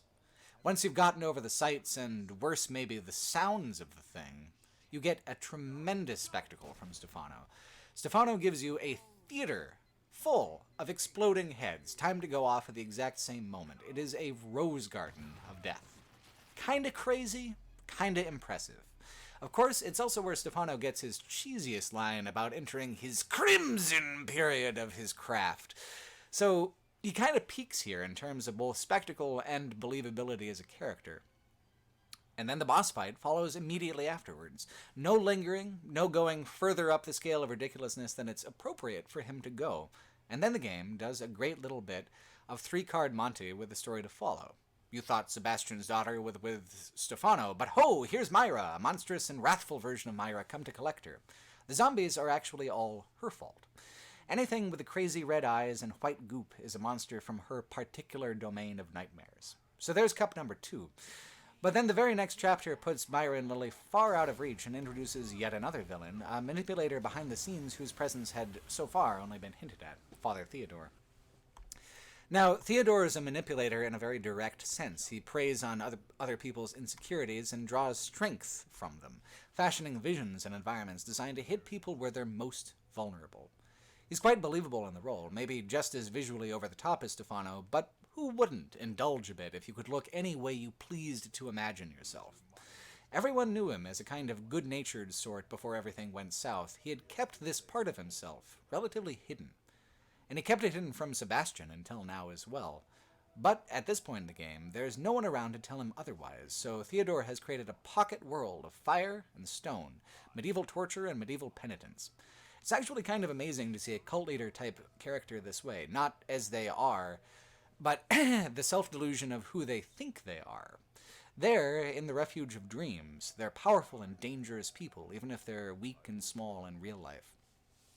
Father Theodore uses Sebastian's worry and Sebastian's guilt as actual weapons against him.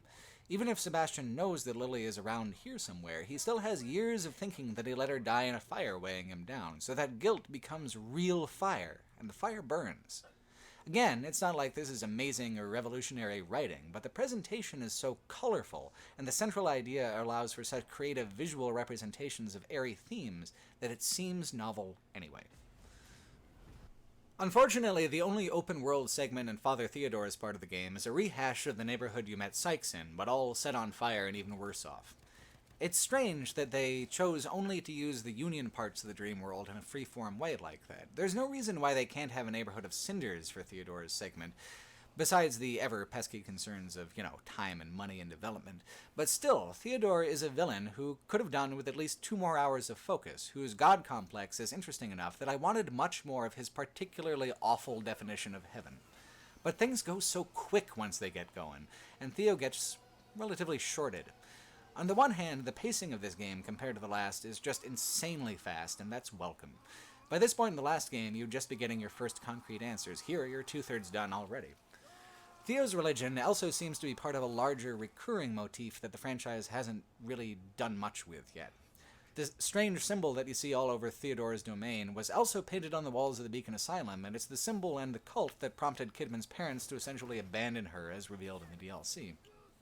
So there's some kind of mystery there that might find some interesting payoff later in the series, but here, the meaning of that particular symbol is dormant, second to Theodore's cult of personality. His boss fight reminded me a lot of the level in Dead Space 2, where you revisit the Ishimura, all bloodstains turned neon purple by the investigative chemicals. Here, you return to the last game as well, to fight 3 major bosses in rapid succession. But here, you triumph in a way that you never did in the first game. The boss fight is actually, deliberately, explicitly therapeutic for Sebastian as a character. He's done feeling guilty. He's done feeling lost. He's here for his goddamn daughter, and he's not gonna take no bullshit monsters, not no more. Sebastian always wanted this catharsis, and now, thanks to Theodore, he's actually getting it. It's a real delight helping him out with the monster smashing, because this is a moment that subverts the horror into a positive moment of triumphant badassery. Like when Ripley appears in the power loader to battle the Queen at the end of Aliens, the hunted decides to stop running, and then the hunter wonders if it hasn't made a terrible mistake, which it has at that particular sort of story beat. It's a really wonderful tone shift, and done at the exact right moment to pivot to a whole new set of emotions that the climax wants to get into. Father Theodore was the last true monster, the last psychopath. But Myra is the last antagonist. Her fierce, overwhelming desire to protect Lily and keep Lily safe will trap them in the dream world forever, in an illusion of family suspended in a dying world, like choosing to live in a snow globe. Sebastian wants them all to come out, to try to be a family again on the outside, where nothing can be controlled like the dreaming can be controlled. And so, in The Evil Within 2's final hours, the game becomes the most high-budget, spectacular domestic dispute in the history of the medium. What makes it work so well is that Sebastian is not portrayed as being hateful or fearful towards Myra, and although Myra has a bit of monstrousness in her now, for sure, Sebastian doesn't move towards the final confrontation as if a monster is necessarily what he'll find there. Throughout the game, Myra actually offers Sebastian little snippets of domestic dreaming and even explicitly forgives him for some of the things he's felt that he couldn't forgive about himself. This is shuffled into the deck with all the other disparate parts of the dreamscape, all the horror and all the dread, and appearing there in these moments of calm didn't really feel out of place. But read the environment now. Theodore sent Sebastian into a dark pit of himself, full of monsters and haze. Sebastian's worst fears of what he's like on the inside, empty except for the fight. But here, everything is a frozen plain, with nothing but the house they once shared together as a normal family far up the hillside. This is the place Myra made for herself. Cold, remote, unchanging, stagnant. Sebastian's interference presents more questions than Myra cares to answer. Stay here, safe, forever. That was the plan. There was no second option to the plan. So, they fight it out, with Myra transforming into a gross and colossal version of herself. I was getting ready to feel like this was kind of a dumb idea for a boss fight, until it made me, quite unexpectedly, very sad. My parents' divorce was about as bitter, drawn out, and acrimonious as it got, and I remember the way they talked about each other, the angry distortions they'd used to try to poison my opinion of the other one. It's not actually so unusual for parents to speak this way of each other, to make monsters of each other. It's just uncommon for those monsters to fight with pistols and machine guns in the middle of the snow. Imagination and perception are powerful and dangerous things. That's why horror media plays around with them so much, makes real and present the kind of awful things we think or feel or say. If my dad was the kind of person my mother described, he would also be a 100-foot-tall slab of withered meat and open sores, inarticulately roaring and pounding the earth. If my mother was the kind of person that my dad experienced her as, she would also be a blind, wrathful creature with no blood and no heart, not on the inside, but blank, unreadable nothing. But of course, they were neither of those things. They were just regular people who couldn't stand the sight of one another. Yet in teasing out the monstrousness of these feelings, by giving them form, by giving them weaknesses and solutions, horror lets us confront and consider them in ways we might not as just a vague feeling. There are no monsters in the Evil Within's universe that are not imaginary, but that does nothing to stop them from being dangerous. So the feeling at the end here, at the final boss, is a fine tightrope between sentiment and grotesquerie. But I've got to admit I feel like they're in balance. Here in the dream world, the grotesquerie is representative of the sentiment. And that's a thing that would struggle to work as well in a medium that didn't have such wild possibilities of presentation and interaction.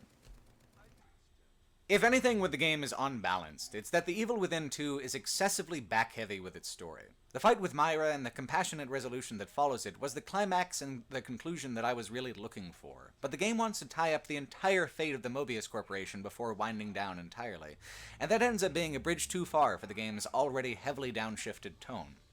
It's not anything so ridiculous as the final boss fight of the first game, not exactly, but it is a whole extra 45 minutes of cheesy cutscenes and espionage action, as you suddenly begin switching perspectives between Sebastian in the dream and Kidman in the real world.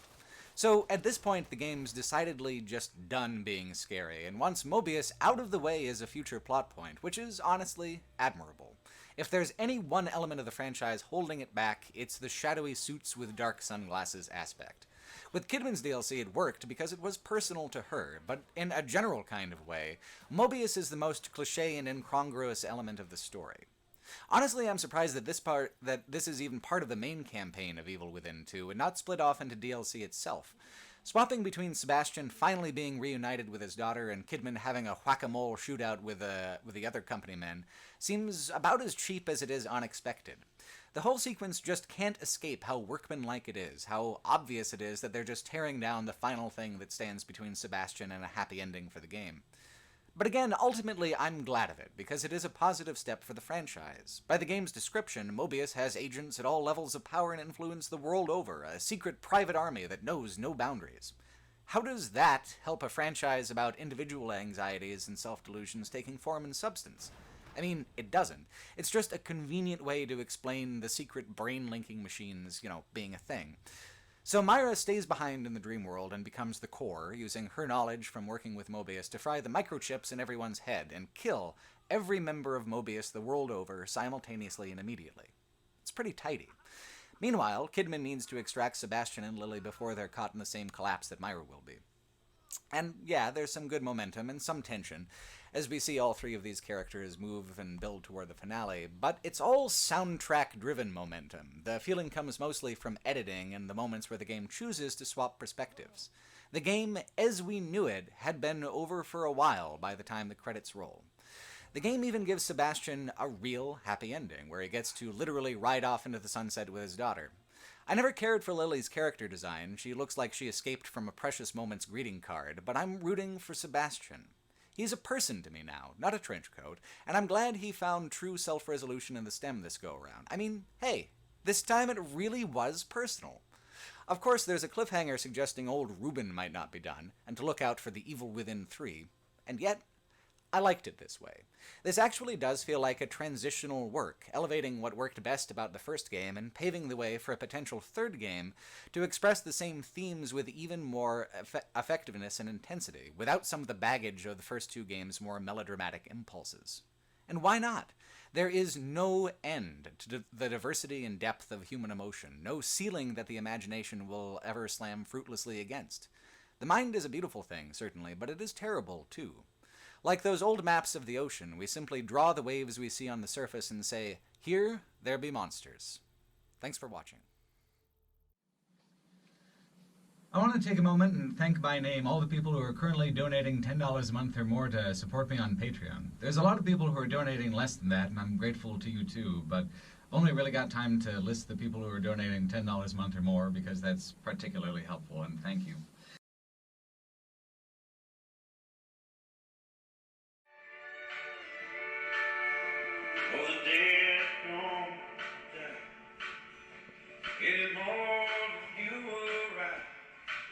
They're just ghosts inside the dream of a life that you don't know. Resident Evil was not the first survival horror franchise, or the smartest, or even the scariest. Over the past 25 years, however, it has proved itself to be the most iconic and powerful of all the subgenre's big names, defining and redefining the verbs and vibes of a survival horror again and again. 1992's Alone in the Dark might have blazed the trail ahead of Resident Evil, but by the time the first Resident Evil came out in 1996, the Alone in the Dark franchise had already used up its creative momentum, and no reboot ever succeeded in reviving that series. Silent Hill was more clever and effective in terms of true horror, but was less mutable and adaptable as a game franchise, less willing to radically alter its direction and make creative gambles, devolving then into sequels which never truly eclipsed the early titles. Not so for Resident Evil. 25 years after its debut, Resident Evil games are better than they've ever been, uniting amazing remakes of the original games with lushly produced new games that take long-running franchise tropes and modernize them beautifully. I've hardly ever played any franchise with such amazing, fascinating peaks and valleys of quality, intention, and execution. A history of Resident Evil is necessarily a history of survival horror in general, the franchise acting as a driving force to spur both imitators and deliberately contrasting designs. It moves from innovation so powerful it basically codified what survival horror still is today, to corporate stagnation, to AAA excess and bloat so exponentially bad it's almost self-parody. Then, to an introspective recentering that allowed the franchise to move back towards excess anew, smarter this time, more controlled. And along the way is side project after side project experimenting in the margins, playing with and reconfiguring the tropes in ways later reflected back in the main numbered titles. I found the games so compelling that I played them all back to back to back over about 2 months without really needing a long break, so well-paced and varied they are from title to title. By never abandoning the B-movie frame, even working with AAA budgets, even the Resident Evil games that are atrociously bad are bad in that popcorn-munching, can't-believe-your-own-eyes way that something like Wes Craven's Wishmaster is, just dated and weird and dumb enough to be tremendous fun. There are 8 primary Resident Evil games, and this video covers 15, plus 3 remakes, while still having left out quite a few titles. There are light gun games, a game for the Game Boy Color, multiplayer-only titles, whatever Operation Raccoon City is. Can this video really call itself thorough, ignoring them? I think so. There's always deeper you can go. You can get yourself well and truly lost in the franchise's prolific output. That's been a lot of why it took me so many years to actually play the franchise. I had no idea where to even start. I played them in narrative order, but organized this video in order of release because of how many years and how many styles of game design you bounce between across the span of releases. Resident Evil is an intimidatingly huge and confusingly labeled franchise on top of its individual merits as actual games. It's not required of you to play all of them to be a fan, or even to get the best experience from the modern franchise. While I'm sure Resident Evil would prefer me to describe it as a journey into the heart of terror, the experience of playing all of the games and their glories and gambles is closer to being on a roller coaster of game design. You stay on the track, but it certainly doesn't seem like it will, climbing to the tallest heights before plunging directly downward and around a blind corner. Like all good roller coasters, what's to come is built off the tension of that long first climb to the top, clacking inch by inch to a peak of quality, at which point the momentum and inertia will take over and then the ride really begins. Even in 1996, little was truly original about Resident Evil, or Biohazard as it's alternately titled.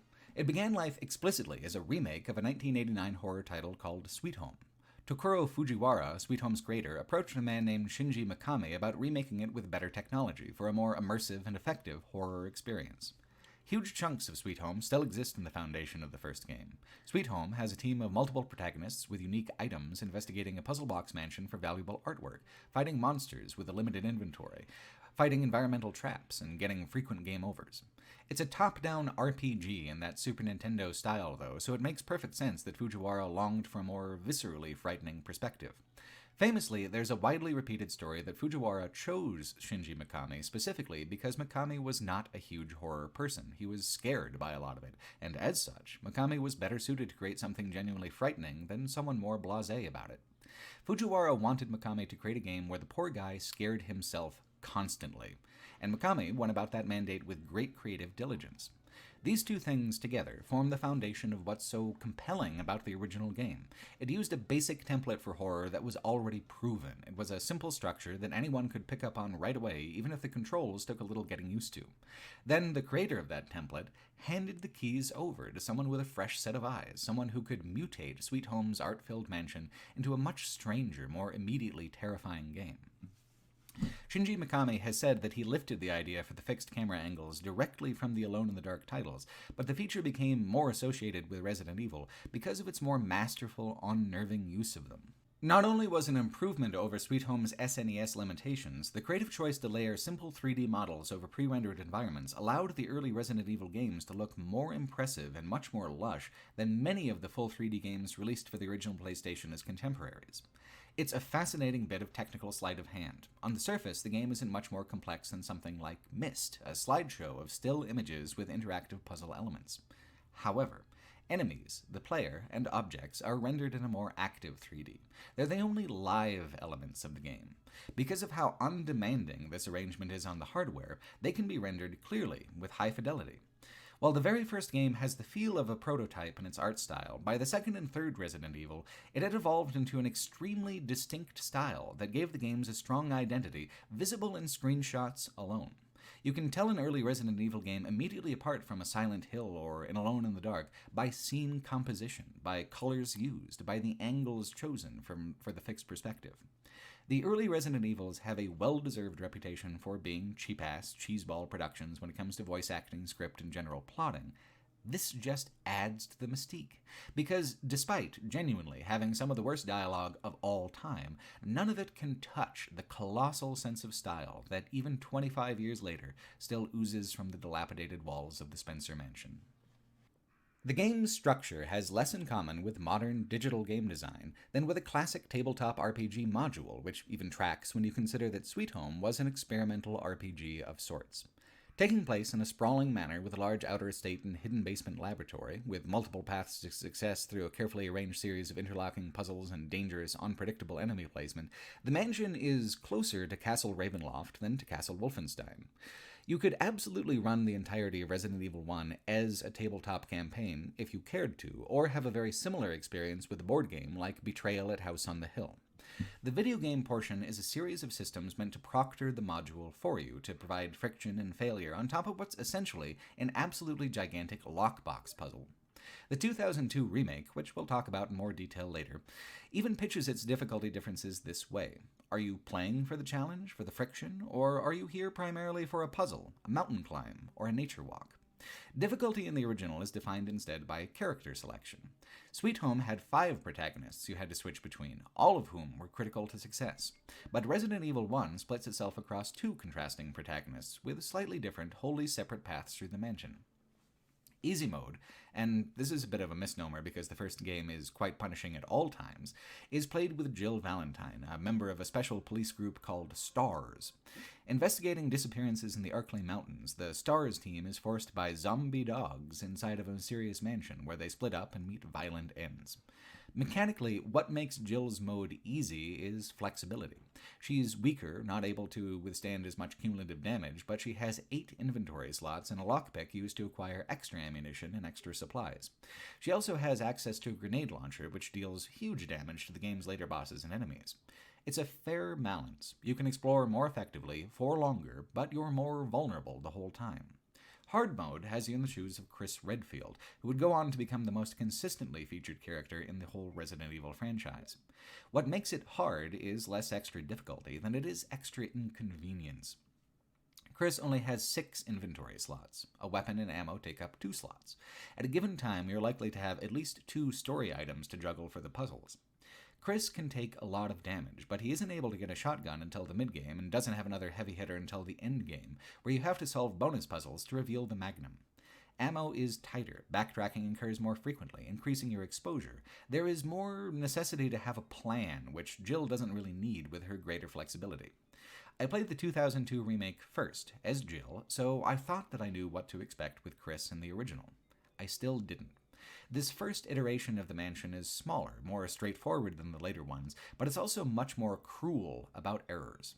I had to restart the game several times as Chris before finding a path where I wasn't running out of ammo at the transition from the early game to the mid-game. There are multiple correct solutions, but some are a lot more difficult and a lot more dangerous than others, though all solutions will eventually wind their way through the same puzzles in some order or another. In this way, the difficulty is basically fixed between the characters. The mansion itself, the trial and error process of conquering it, this is the heart of the game that exists independently of both characters' mechanical utility. Jill and Chris, their respective modes, are just angles of approach to the same content, different balances of strength and restriction that feel more dynamically complementary than just easy or hard. This dual protagonist approach has taken the Resident Evil series to some of its highest highs and lowest lows, and it's right here from the very beginning that this tradition stems. In the movie Indiana Jones and the Last Crusade, Indy and the villain meet a supernatural knight who gives them a test to identify the true Holy Grail from a wide selection of cups and goblets. The villain chooses something flash and gaudy, a grail for a king, not a carpenter, and the knight looks at him with a sadly dire expression and says, "You have chosen poorly." This precedes a spectacular death on the villain's part. That scene contains the root of what makes survival horror so exciting and meaningful as a subgenre.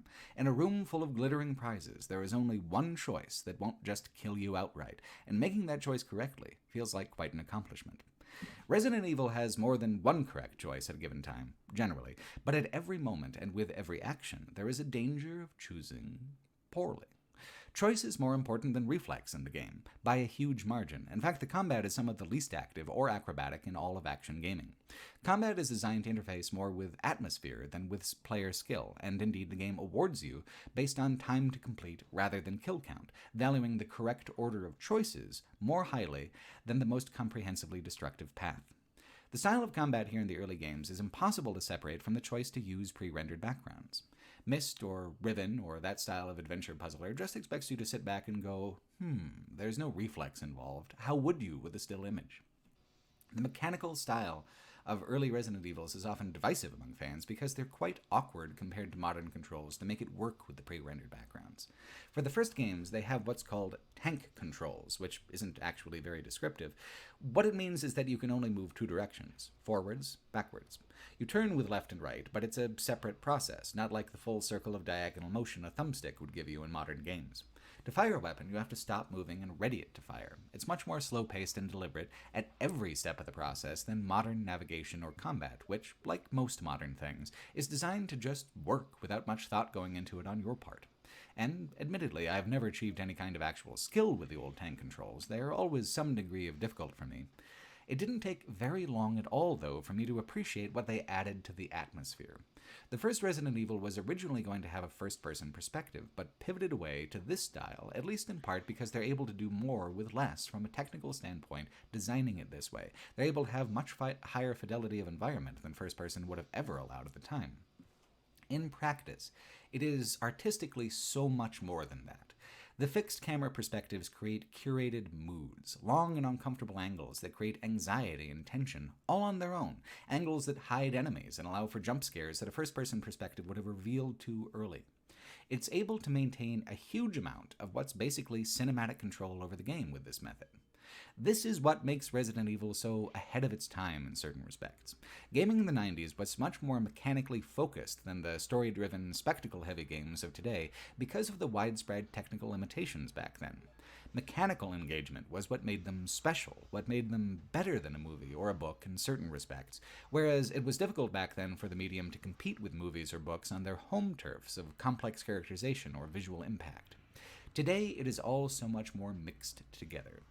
Resident Evil 1, back in 1996, made the very bold choice to make major mechanical sacrifices for the sake of visual style and impact, for the sake of atmosphere.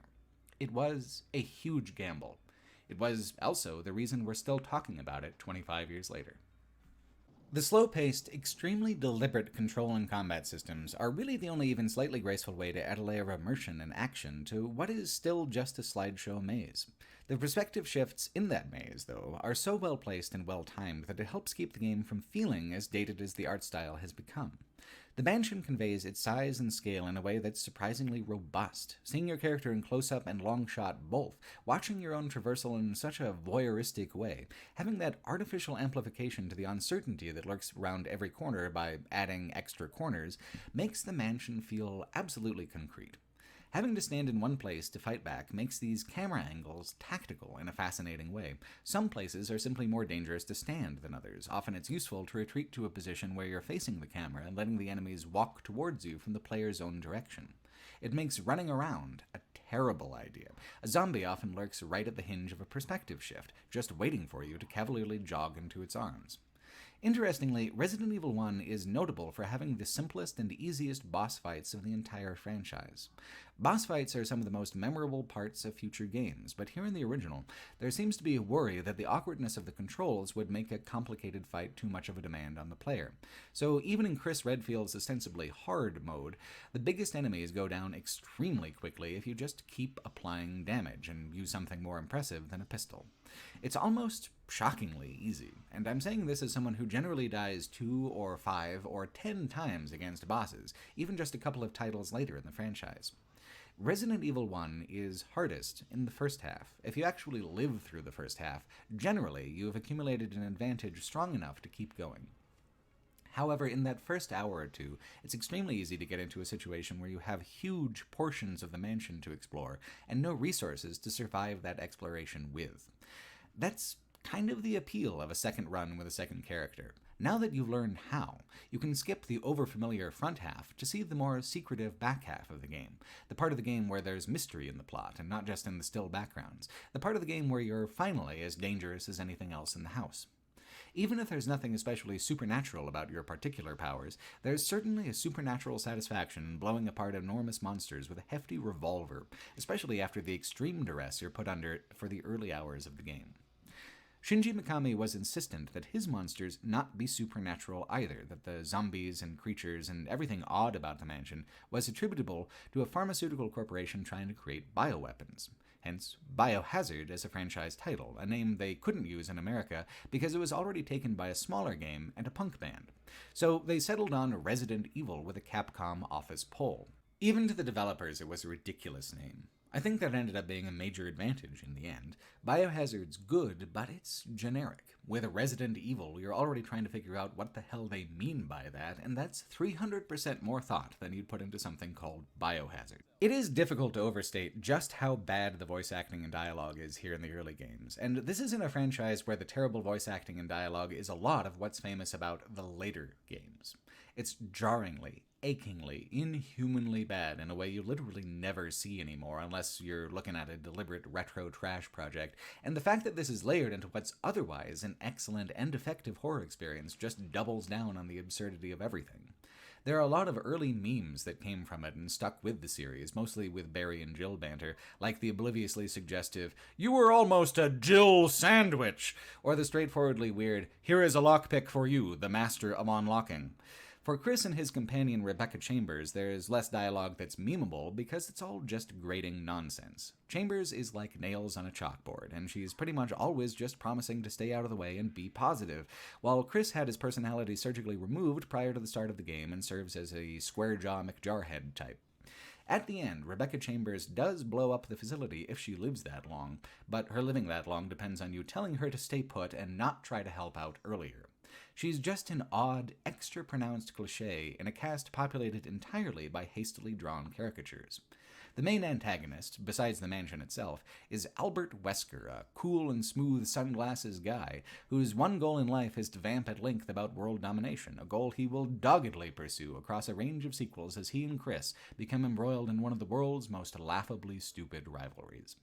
Resident Evil 1 only rarely delves into cutscenes and dialogue, and thank God for that, but it's interesting how the cheesy nonsense serves as a kind of refuge from the genuine anxiety and apprehension that the rest of the game design can evoke.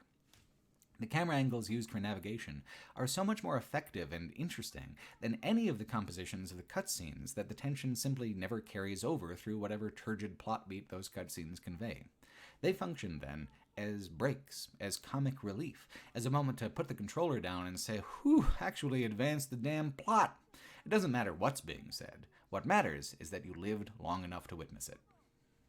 Scattered around the mansion are written notes and logs as well, which generally fare much better for writing quality. There are a few of them that are actually interesting and unnerving, and cumulatively they paint a fascinating picture of a corporation of underlings falling over each other hand over foot to please executives who had well and truly lost their grip on reality itself.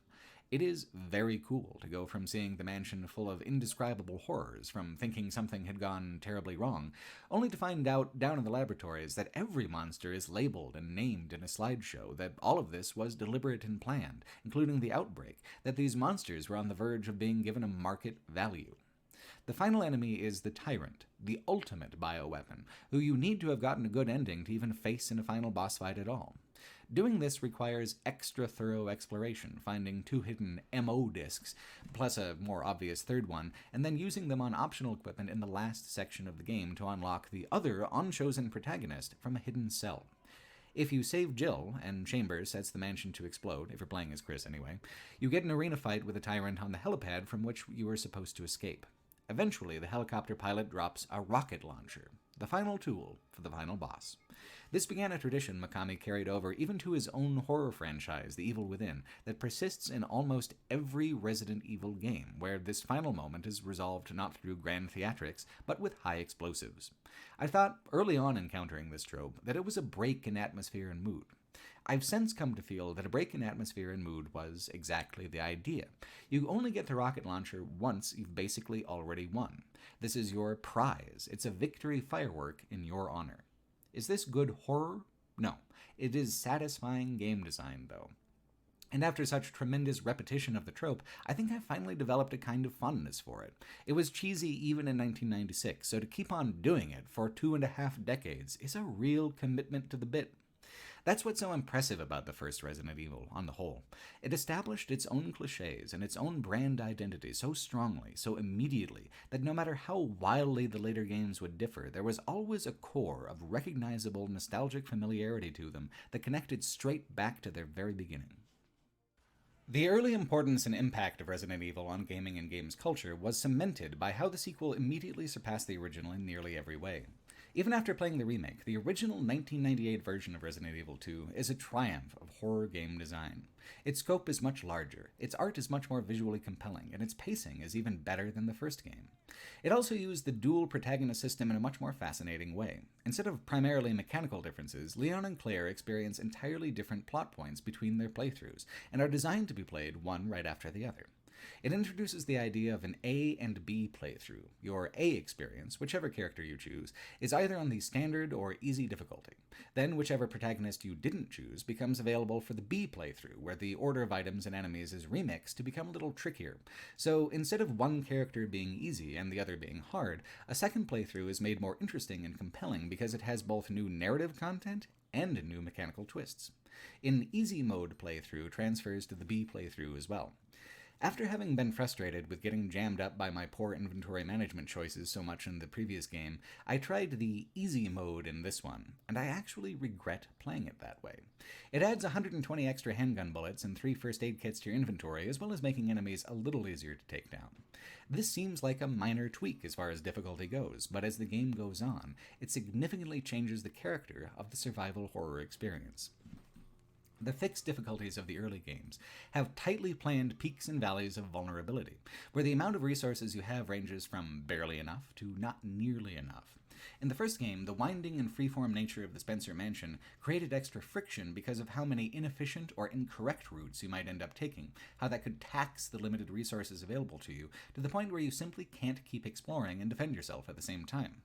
Resident Evil 2 corrected for that by not altering the difficulty, but by tweaking the level design. The mazes and puzzles of Resident Evil 2 are much more segmented, requiring a more controlled order of operations that the B playthrough can then remix.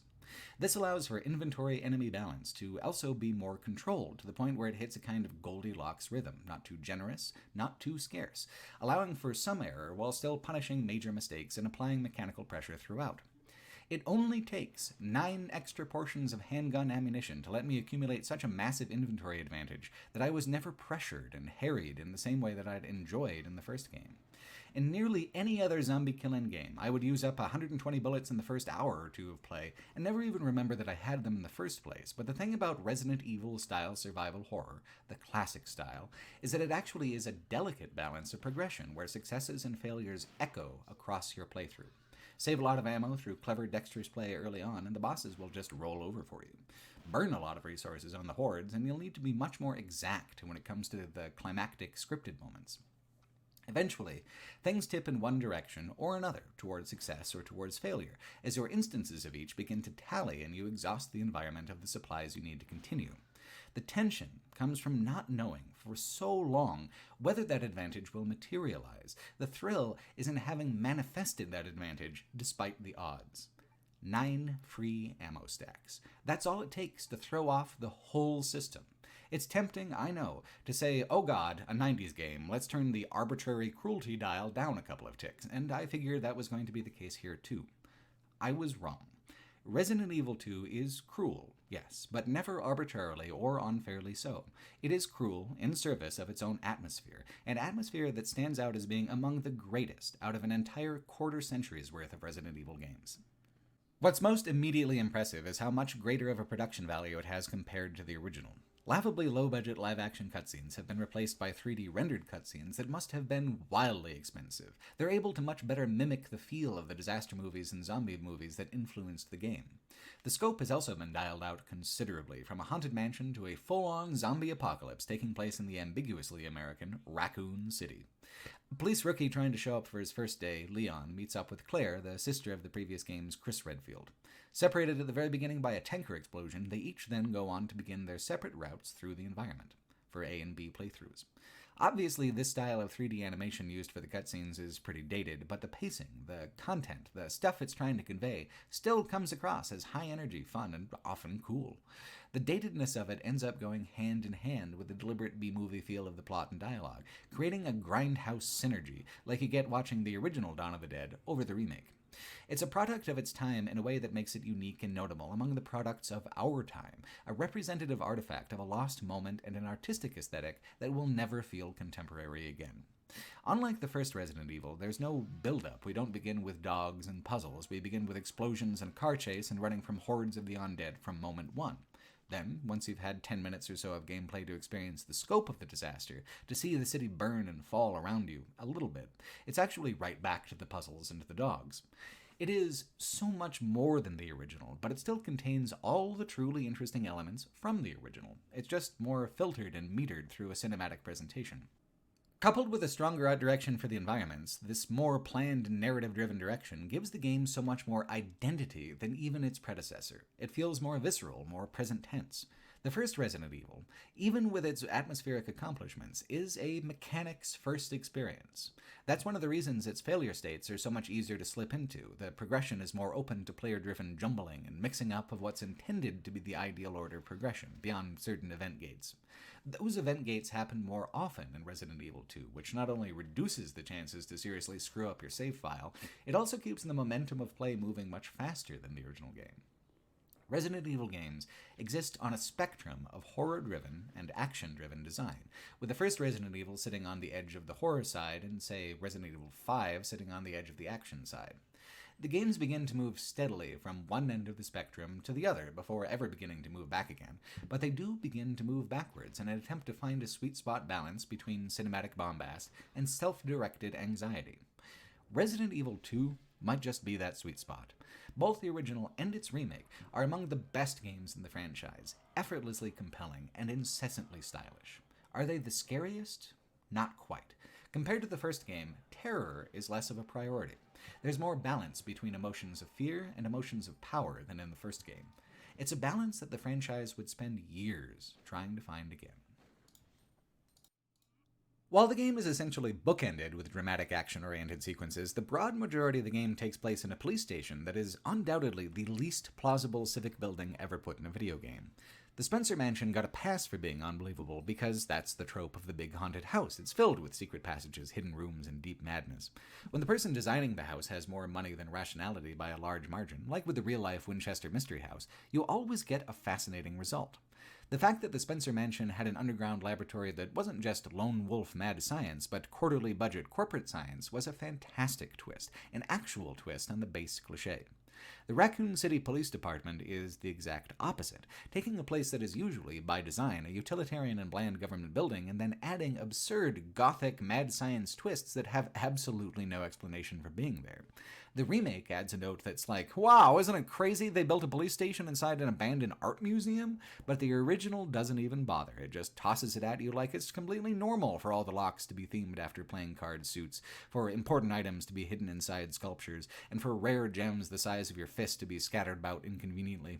It operates on Legend of Zelda dungeon logic, and a lot of the same props of Legend of Zelda even, but blended with what otherwise is still mostly a police station. Locker rooms, offices, interrogation rooms, a jail, an armory, a morgue, a file room, all the administrative necessities.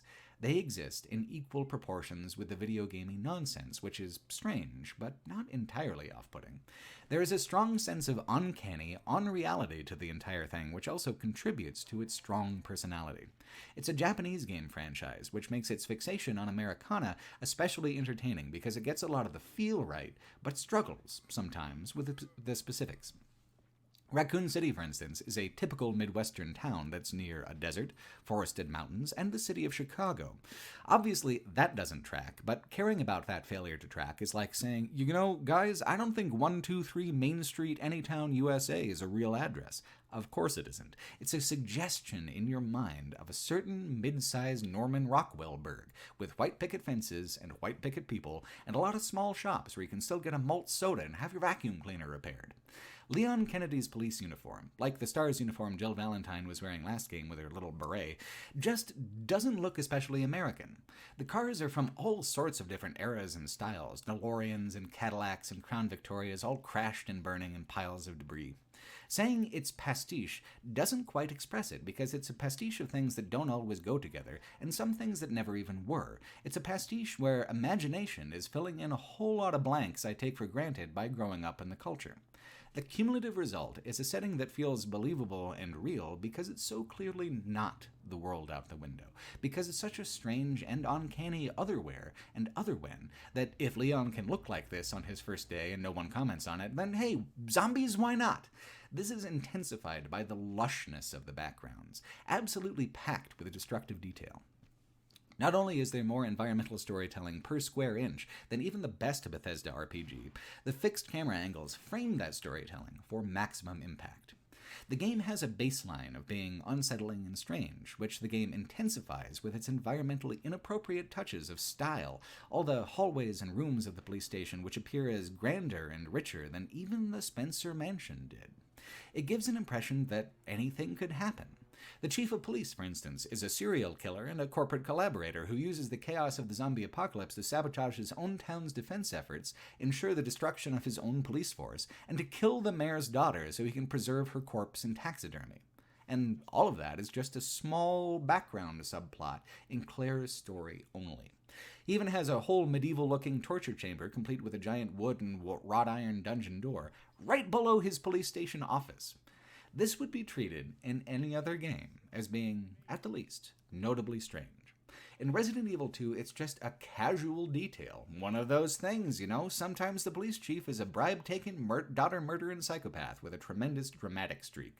Why not? Many instances of horror media obsessively establish a sense of normalcy and then pull tension from how that normalcy is subverted and eroded into the unthinkable. For Resident Evil, the horror comes from the sense that there never was any normal, and, in turn, anything that happens now will just intensify the insanity already present. No guarantees, no expectations, just a swirling mouth of madness, unhinging its jaw and turning, smiling, in your direction. As you get deeper into the game, you move away from the human cost of the zombie apocalypse and pivot towards the perpetrators of it, the ever-nefarious Umbrella Corporation. Underneath the town sewers is a tram system leading to a sprawling underground laboratory network, the Nest, a much larger laboratory than the previous game. So there's still the secret basement thing going on, but since the scale has expanded to a city over a mansion, the basement expands to an equally metropolitan scale. Over and over, you'll find memos and correspondences and lab reports that all explain the motives behind the events. Apathy and greed. Nothing more. Umbrella has a majority stake in the town, in its industries and its services. It owns the property and the means of production, and so it goes to follow that if they own the town, they own the townspeople.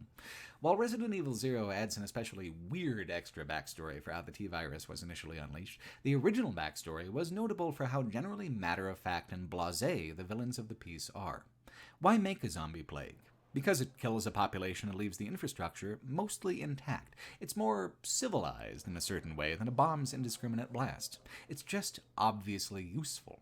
Sure, it could end a civilization or whatever, but it could also make some serious money, which is the central dilemma of any Defense Department contractor. So, luring the STARS team to the mansion, that was one diagnostic test of the weapon system. Obliterating Raccoon City and recording its death throes, well, that can be another. Imagine having actual figures on citizens devoured per minute to put in the brochure, the free marketing of an internationally recognized disaster zone. On the one hand, no one with an ounce of human compassion would do any of this, but phrased in the clinical ways of the game's scattered files, there is a certain darkly, absurdly comedic sense to it. Even if it destroys the town and hurts the company some, how else to better debut a new arms race for bioweapons than by demonstrating how much a government will need one as a counter-deterrent? It waxes and wanes between different titles, but there is often an undercurrent of political context and commentary to most of the Resident Evil games. Often it's a campy exaggeration of obvious truths, like the bottom-dollar ruthlessness of the healthcare industry and defense complex, but sometimes it'll toss in a more jagged and direct barb in there, among the cheese and among the gore. It is an odd mix. Resident Evil is, for the most part, difficult to take seriously, and at its best when it's at its most wild-eyed and manic. By keeping any actual seriousness hidden in the margins like the extra ammunition jammed into drawers and cupboards, it doesn't lean on gravitas it hasn't earned. Ideally, Resident Evil would just build its own commentary like its own believability through granular environmental detail, where if you just look at the blood on the walls and trace it back to the source, the whole sequence of events becomes wordlessly clear. This is much more true of the early era than the middle era of the franchise, where the subtext becomes the actual text in a way that damages the credibility of both. Here, though, the blend is more even, more clever, more conducive to the work of building a media empire than to trying to maintain one. Claire's campaign focuses more on Umbrella and on those narrative elements than Leon's does. We get to see what was, for 1998, a pretty complex picture of the villains behind this newly lettered, slightly different G-Virus. Besides the curveball of the serial killer police chief, these antagonists are more grounded than before. William Birkin and Annette Birkin are scientists who have worked on the virus simply for the professional challenge. When Umbrella comes to claim its property and shoots William, he injects himself with the virus and becomes, dum-da-da-da, a huge Mr. Monster Man. So you've got the T-virus zombies up above and the G-virus boss monsters down below, which is a compelling mix of old and new across the environments. Annette Birkin's characterization mostly revolves around the fact that she is a terrible parent. She has no idea where her kid is, cares more about her work than her daughter's survival, and generally goes out of her way to hinder everyone because she thinks that she knows better. It's kind of a sexist cliche about driven women, and even in 1998 there was criticism about the game's dated gender tropes. It's not egregious, it's just little things that come from a those crazy dames kind of perspective where women are inscrutable, emotional, and fragile. Is Claire a badass? Of course, and so was Jill Valentine in the last game. People talk about sexism in games like it's an either-or kind of thing, and I'm sure I'll hear paragraphs on paragraphs about how it can't possibly and how could I say such a thing, but it's not even a heavy condemnation. I'm just saying that in the grand scheme of things, the game that assumes that Claire would willingly wear pink denim jorts and a black tracksuit out of the house goes on to make some other real dumb assumptions about women. The remake gives Claire something that looks more off the shelf and revamps the dialogue considerably, plus to be fair, Leon's getup is equally clownish here in the 1998 original.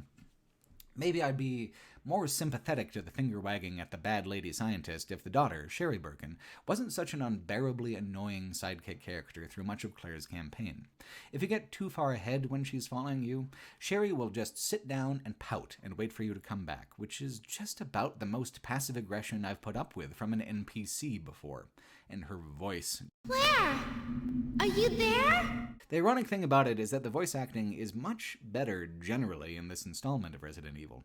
Not up to modern standards, but not nearly as memeably, bafflingly inhuman as most of what was in the first. Sherry is just a low point of dialogue and of tone. By the end of the game, Claire has proven herself to be a worthier mother figure for Sherry, and is driven mostly by a desire to cure Sherry of the virus and free her from the high-concept dysfunction of the elder Birkins. The significance of plot in the early games is less that the games are driven by the narrative, more that a narrative is a necessary tonal component of a grindhouse horror movie, that the blood needs at some point to be briefly interrupted by a dialogue, and if you don't have characters, no one will scream at the monsters. The monologue-laden melodrama of the Birkins isn't meant to provide emotional weight as much as emotional color, a dash of bright operatic tragedy to punctuate the otherwise moody, slow-paced on-foot progression. The most over-the-top character is the one that becomes most important to the series at large, popping up nearly as often as Chris Redfield and Leon Kennedy. Ada Wong, the super spy in the red silk dress. Always cryptic, always overdressed, never quite believable in a given circumstance. She only pops up here in Leon's campaign. Amusingly, she was foreshadowed, despite seeming so out of place with the rest of the game. She was mentioned in passing as part of a computer password in the secret lab back in the first game. Her lover, John, was a whistleblower trying to smuggle out information about Umbrella and the viral research they were doing. She's come looking for him, though the player knows that John is long dead. This framing, with her as a widow trying to finish the last meaningful work of her dead partner, is perfectly concrete and even compelling. Her later full pivot towards international woman of mystery is not. Her voice actress does the most skilled work in Resident Evil 2, though, and I think for that reason more than any other, she became a popular character who Capcom didn't want to just ditch because she's only narratively sensical in this particular game. There is something about Ada that comes across as pretty cool. While I prefer the way she's connected to the story in her debut game more than any other subsequent appearance, her tone and style is the rope that the franchise will pull itself forward with into a future of shadowy, overdressed villains with international schemes. Ada is the first hint that Raccoon City is only just the beginning. Resident Evil 2 is also the game that defined the importance of boss fights for the franchise, that set the template of using them not just as end-of-chapter subclimaxes, but as principal mechanics that affect exploration. Whereas Resident Evil 1 had easy boss fights, Resident Evil 2 would introduce something new for Leon's playthrough. The finished, branded version of the first game's final boss, the Tyrant. The big-arm mutated guy was just a prototype. This new Tyrant is not killable himself. You can give him pause and he'll drop an item, but he's a relentless force that tracks you all over the level for a set period of time in between certain event gates, which means that if you're stumped on the puzzle that he's chasing you for, there's a chance you'll waste a critical amount of ammunition trying to drop him and just go about your business. The best thing to do, in terms of both tactics and mood, is just to run. Mr. X, as he's also called, provides a constant anxiety and pressure that one-off climactic boss monsters do not. As the game goes on, as the player moves up the power scale and accumulates an advantage, Mr. X maintains an impression of extreme vulnerability on the player's part, even when the player has moved well past being vulnerable in terms of inventory. The Unstoppable Tyrant is a motif the Resident Evil games will return to over and over, but never so exhaustively as in the very next game. Resident Evil 3 Nemesis has a reputation as being the weakest of the original four, a reputation I disagree with pretty strongly. It is often criticized as being too linear, too action-oriented compared to the previous titles. In some surface ways, this is true. It's both more linear and more action-focused in a way that directly contrasts with both Resident Evil 2 and Code Veronica when you play them all back-to-back. What this leaves out is the role Resident Evil plays as the final escalation of the Raccoon City set piece. It's an expansion of the scope and intent of Resident Evil, just as far-ranging and comprehensive as what was done in Resident Evil 2, and in fact, the more linear rhythm will likely feel the most comfortable of the original set to dip into if you're used to playing the more modern titles. What surprised me the most was how considered and purposeful those shifts towards action ended up being. The new focus is right there in the title, Nemesis. One boss, one protagonist, one citywide game of cat and mouse until the cat gets shot, blown up, set on fire, melted, obliterated with a laser, and then finally executed Old West style with a big revolver. Resident Evil 3 is just as much a puzzle game as the first two were, just as much about slow mastery of a complex and winding environment. It's just that the environment is no longer the primary driver of the progression. Now it's the nemesis, how to trigger an appearance of the nemesis, when to run away, when to stand your ground. The big guy is his own puzzle, meant to add friction and complication to the more traditional key and lock puzzles you find. There is less complexity to some of the environmental puzzles on average, but you're meant to solve them under greater duress, the pressure and anxiety that Mr. X provided in the last game, but intensified by using a faster, more powerful and intimidating monster than the last guy. And what a triumph of monster design he is, too. Capcom really created something iconic with the Nemesis. The Paul W.S. Anderson movie versions of Resident Evil are only very loosely connected to the games, but when they borrowed the design for the Nemesis, they didn't hardly change a thing. He's fucking perfect. No notes. He's got so many very interesting ways to kill you. He holds you in place and shoves an instant kill little leech guy down your throat that you can wriggle away by frantically tapping keys. He's got a big fist, a long tentacle, and sometimes a rocket launcher for extra fun. What's cool is that frequently you have a choice of how to handle the monster, a binary choice between fighting it or running away, or perhaps more rarely between two kinds of traps or evasions.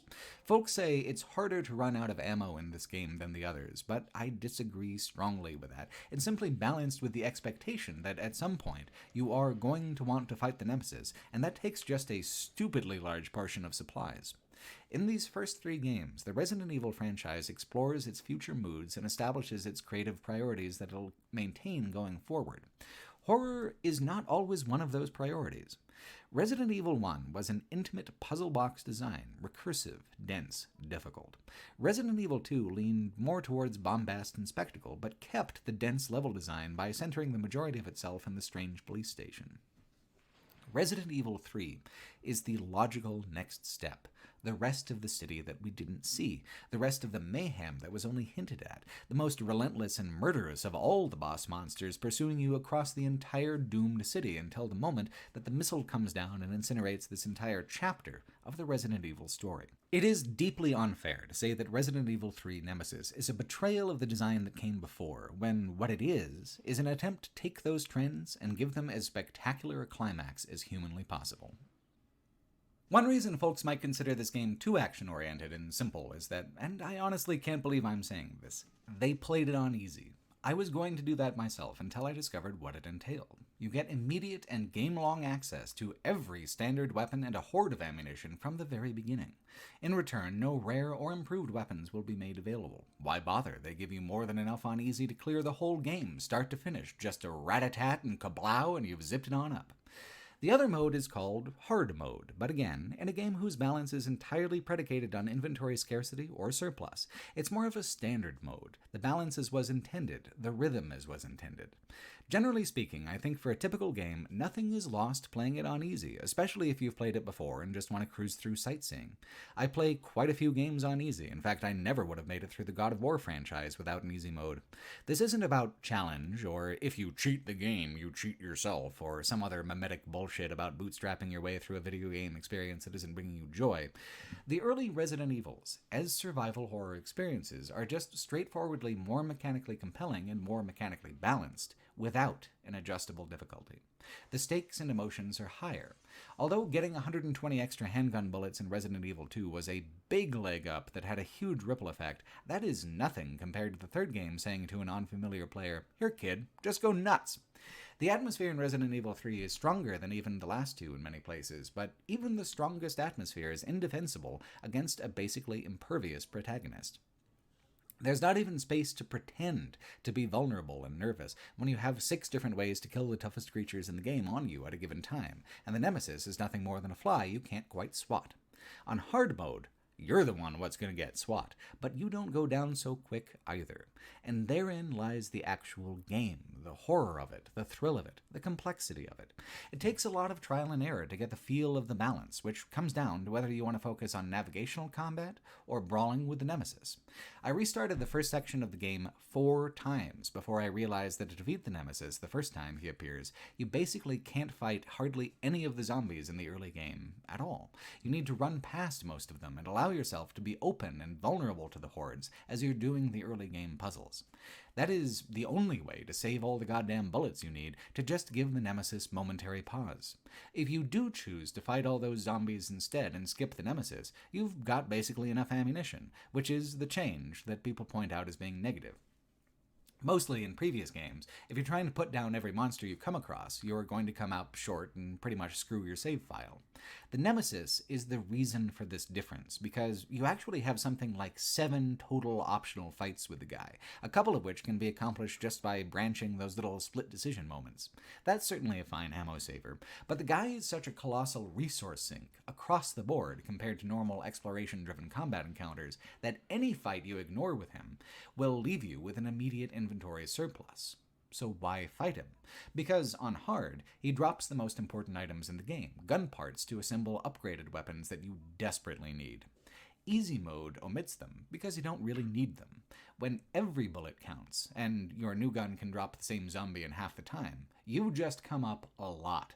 It feels like such a major, meaningful accomplishment to get the rare weapons because you have to fight the nemesis successfully 5 whole times to pull the new arsenal together. They're yours, in a way standard inventory is not, because it represents an act of willpower, a series of sacrifices that you made as a player to end up with such a reward, to end up with such an advantage later in the game. The early game is just as scarce of resources and just as difficult as the first Resident Evil when you're aiming to tangle with the nemesis. I restarted my game as often as I had to in the first title. I found myself in accidental moments of tremendous scarcity where 45 minutes of progress was on the line because I didn't have a save game item and nearly all my bullets were gone. And in that circumstance, when the nemesis shows up, what are you going to do? Run or gamble it all? This might not create an atmosphere of horror exactly, but it does create a tremendous threat of consequence that gives weight and anxiety to your mechanical choices. Is the progression more linear? Sure, it plainly is. It's just that Resident Evil 3 experimented with giving up choice in the player progression to put more emphasis on consequence in the player progression. In the end, that reinforced sense of consequence felt more meaningful to me than simply picking the order of puzzles for myself. The other thing about the linear design is that the amount of actual space the game takes place in is considerably larger than either previous game. Where Resident Evil 1 and 2 took place in dense, maze-like buildings, Resident Evil 3 creates a maze from Raccoon City itself, using entire neighborhoods and city blocks the way other games would have used wings or outbuildings, or hallways and rooms. The destruction around you narrows your options for moving forward, crashed city buses and burning rubble, creating dead ends and conniving circumstances where puzzles and backtracking in the classic Resident Evil style becomes necessary. The scope is just so much wider than the first 2 games, in a way that feels breathlessly climactic in sequence with them. Jill Valentine, the main protagonist, narratively loops with the first game, while the art style is extremely consistent with the second game. Motifs and details from both games are scattered across the whole environment. Everywhere you go, the city is broken and doomed. You are well and truly isolated, afloat and alone on an ocean of apocalyptic violence. Zombies often reappear in areas you've been before, not just replacements, but new surprise zombies who burst out of parked cars and crawl out from under dumpsters. In the first Resident Evil, a lot of the horror came from uncertainty and apprehension, the unsettling and limiting camera angles, the unpredictable repopulation of monsters. I didn't experience Resident Evil 3 to be any different. It's not exactly a contained environment the same way, thematically, but it's exactly as much of a constricting maze mechanically, just as aggressively unpredictable and cruel, just as unsettling. Is it doing horror on the level of, say, its competitor Silent Hill? No, and it even playfully contrasts itself with those games briefly. In Silent Hill, there's a famous piece of graffiti that says, "There was a door here. It's gone now," which is a chilling and strange thing to see. It's an ominous statement with an implied consequence. In Resident Evil 3, you briefly switch control to a secondary protagonist who's an Umbrella mercenary, racing to find a cure for Jill after the Nemesis infects her with a parasite. After you get the vaccine, another of the mercenary band tries to stop you by bombing the whole hospital. There's an exciting escape, a huge explosion, and then when you get back to playing as Jill, that street is now blocked off with fire and a message saying, "There was a hospital here. It's gone now." It's just such a funny little distillation of the two franchises' competing tonal priorities. Silent Hill wants you to be scared, concerned, unsettled. Resident Evil wants you to feel anxious, pressured, but it also wants you to be constantly off-gassing some of that pressure through spectacle and action. Are you master of the environment? No. Can you offer pushback in a significant way? Yes. You can run from the Nemesis, but you can also fuck him up and steal his shit. You can delve into the haunted hospital and also burn it down when you're done. It's a question of whether to emphasize the survival or the horror in survival horror. Horror is a tricky and delicate thing. It often requires player disempowerment more than it's helped by an arc of power. Survival, though, now that's something that video games are uniquely suited to make compelling. And it's something that actually benefits from the player getting stronger and stronger as the game goes on. It's not just a stylistic difference in games, it's a stylistic split even in the horror movies that games draw inspiration from. A horror is all about trying to be actually frightening, to create real fear and dread. B horror is often more about acknowledging that we don't have the budget for real fear and dread, so we're going to fill in the gaps with gore and excitement. One of my favorite horror movies of all time, Evil Dead 2, is a great example because it does have moments of fear, apprehension, and dread, but it resolves those moments with gory action sequences so manic and wild that it's leaning more towards slapstick than anything else. Horror is a wider genre than people give it credit for. It doesn't actually require a dark mood all the time to work. Instead, it can lean into absurdity and create darkly comic moments from it, moments of excitement and triumph and laughter. What makes it horror still is that it crafts these lighter moments from the same building blocks of terror and blood that it creates the darker moments. If there was a door here, and now it's gone, that bodes ill for the player and shows them that they are small against the supernatural forces surrounding them. If there was a hospital here, and now it's gone, then this bodes well for the player because a new path will now open to them, a challenge already met and now soon to be moved on from to meet the next challenge. Resident Evil 3 Nemesis might not be the scariest game in the franchise, but it's one of the ones with the best sense of escalation, one of the greatest flares for building on itself towards a true and genuine conclusion. Even more than the last game, pre-rendered cutscenes are used to create a cinematic pacing and feel, to allow scenes to be included that would be impossible to render in the game. Resident Evil 2 was paced in a way where there wasn't a lot of action going on outside of the introduction of the climax. Long, exploratory chapters occupied most of that game. Resident Evil 3 moves through its chapters much more quickly, relying on cutscenes to transition from one chapter to another and more strictly segment them. There's a good amount of backtracking, including optional backtracking, but even within these larger areas are pockets of activity that get a much grander, high-production treatment than things did in the last game. Take the gas station. You're there for one puzzle, one item only, and this small pit stop still includes a zombie attack that your new pal Carlos can fend off in a big action hero moment, and at the end, the entire damn thing blows up in a big money fireball. Action moments like this pepper the whole game. So is this part of the too much action, not enough horror reputation that the third game has? Maybe, but did you feel similarly negative when 28 Days Later blew up a gas station? To me, these moments of action don't overwhelm the horror. The horror comes from the burning city and your relentless pursuer. The action just moves that shit along a lot faster than previous games, who, contrastingly, did draw horror from the complexity of their environments in ways that Nemesis does not. Resident Evil 3's commitment to adding action extends to the in-game cutscenes as well now. Consider this old mercenary fending off a wave of zombies. Just look at him go. Couldn't do that in 1996, could you? Exploding barrels are an old trick even by 90s standards, but this game introduces them as a way to cope with much more massive hordes of zombies than before. Nemesis is also, in a way, an early pioneer of the QuickTime event. I've talked about the split decision choices as they pertain to the Nemesis itself, but they're also used during cutscenes like this one to add drama to a chase scene. It's a little before reaction time button mash style QuickTime events, but if you don't make a choice quickly enough in any of these split decisions, you do suffer a deadly consequence. The core concept of the QuickTime event is there already. It even determines what ending you get, although the choice is not obvious. Late in the game, you're confronted by the Nemesis on a tall bridge. Do you jump off, or do you try to push him off? If you jump, this flips events in a certain way where you miss what is supposed to be the last helicopter out of the city that you could have caught if you pushed the Nemesis. Barry Burton has to appear as a Deus Ex Machina to pick your ass up, which is the more dramatically satisfying ending anyway.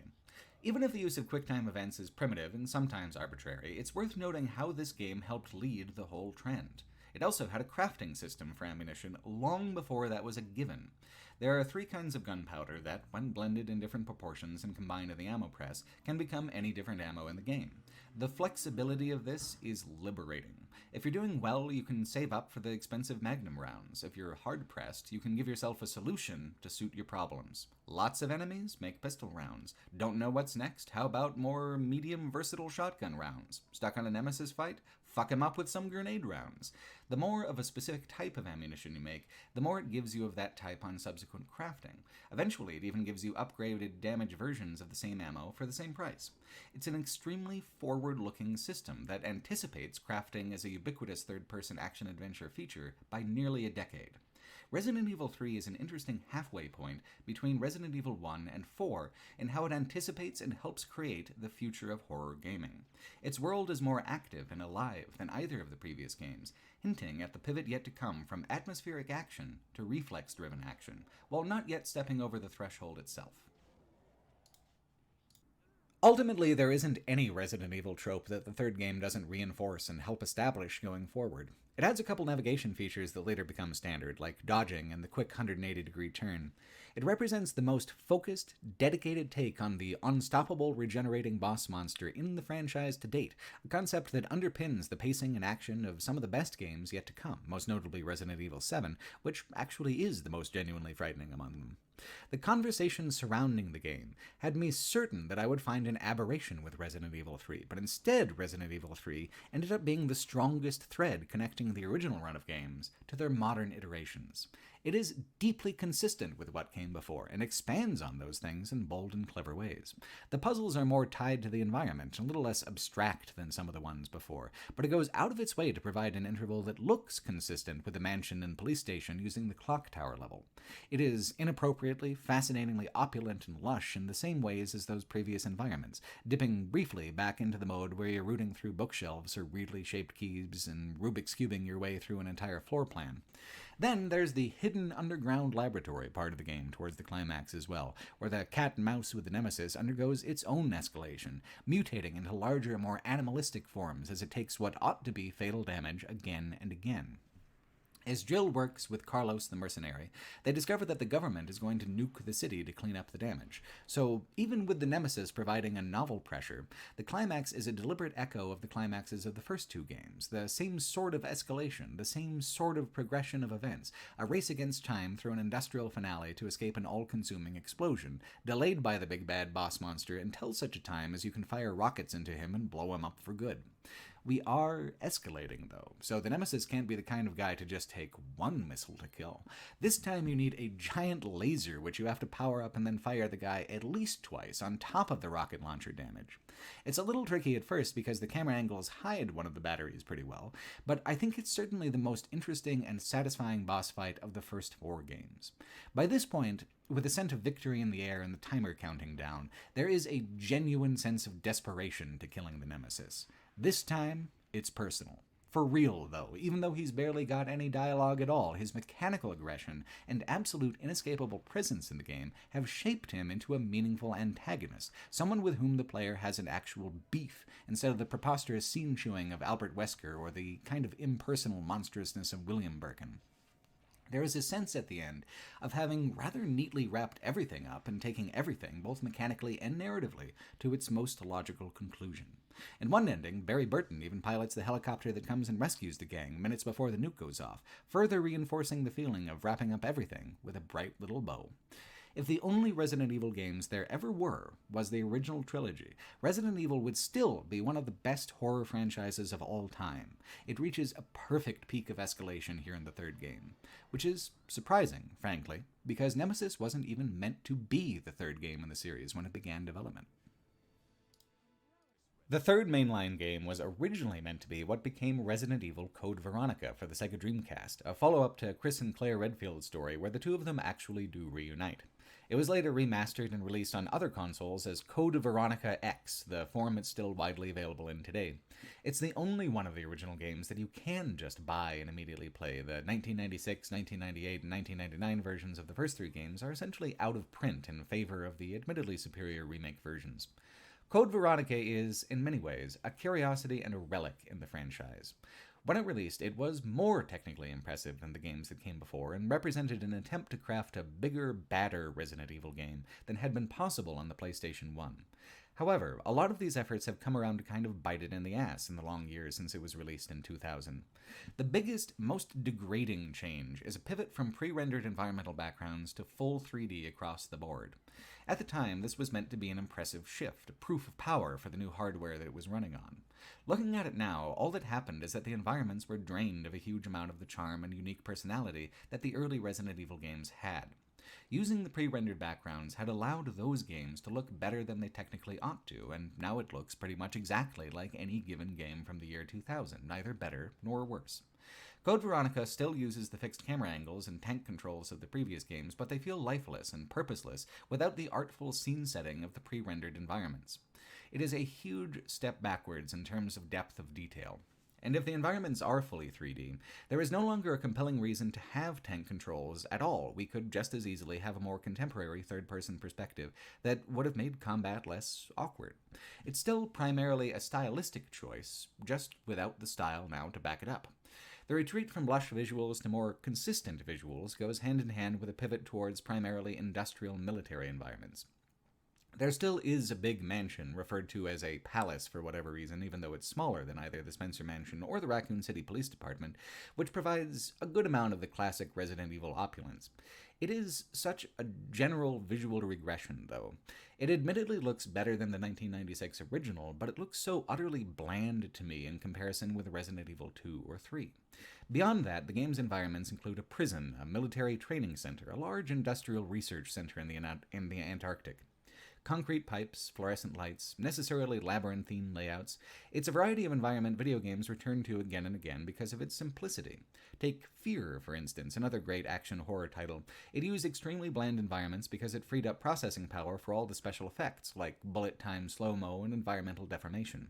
It was reactive, and the price for that was an anonymously gray and beige aesthetic for the backdrop. What was so memorable and fascinating about the first three Resident Evils is how colorful they were by comparison, how willing they were to get creative and strange with the level design, and how ambitious they were to move from a single building to an entire city on fire over the course of only 4 years of development. Resident Evil Code Veronica was an advancement only in context with the technology of the time. As art, it's a step backwards, in more ways than this. Code Veronica has many fans, and I can understand that perspective because there's things about it that are clever and worthwhile. It has the feel of a lost classic. That feeling didn't last for me, though. I enjoyed it as a historic novelty, a footnote in the franchise. As a game, I can't say I cared for it much at all. That's too bad for me, because Code Veronica also happens to be as long as Resident Evil 2 and 3 put together. It is the most massive and sprawling of all the early games. It's split, kind of sort of, in half between a prison complex on a far-flung island and an Antarctic base. The island takes up closer to 2/3 of the game in practice because of the way the dual protagonist system was brought back for this title.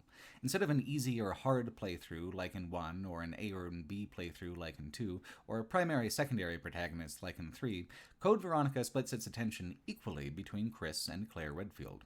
Claire moves through the environments first, giving the player familiarity with them, and then it remixes them with environmental damage and new enemies as Chris follows in her wake sometime after. In practice, it is very much like the A and B playthroughs of Resident Evil 2, just stacked on top of each other a little more deliberately and elegantly. Code Veronica only has a single standard difficulty setting that's basically the same as hard mode in Nemesis, plus Code Veronica is even more forgiving than Resident Evil 1 and 2 when it comes to player durability. So why does it have a reputation as being the hardest out of all the early Resident Evils?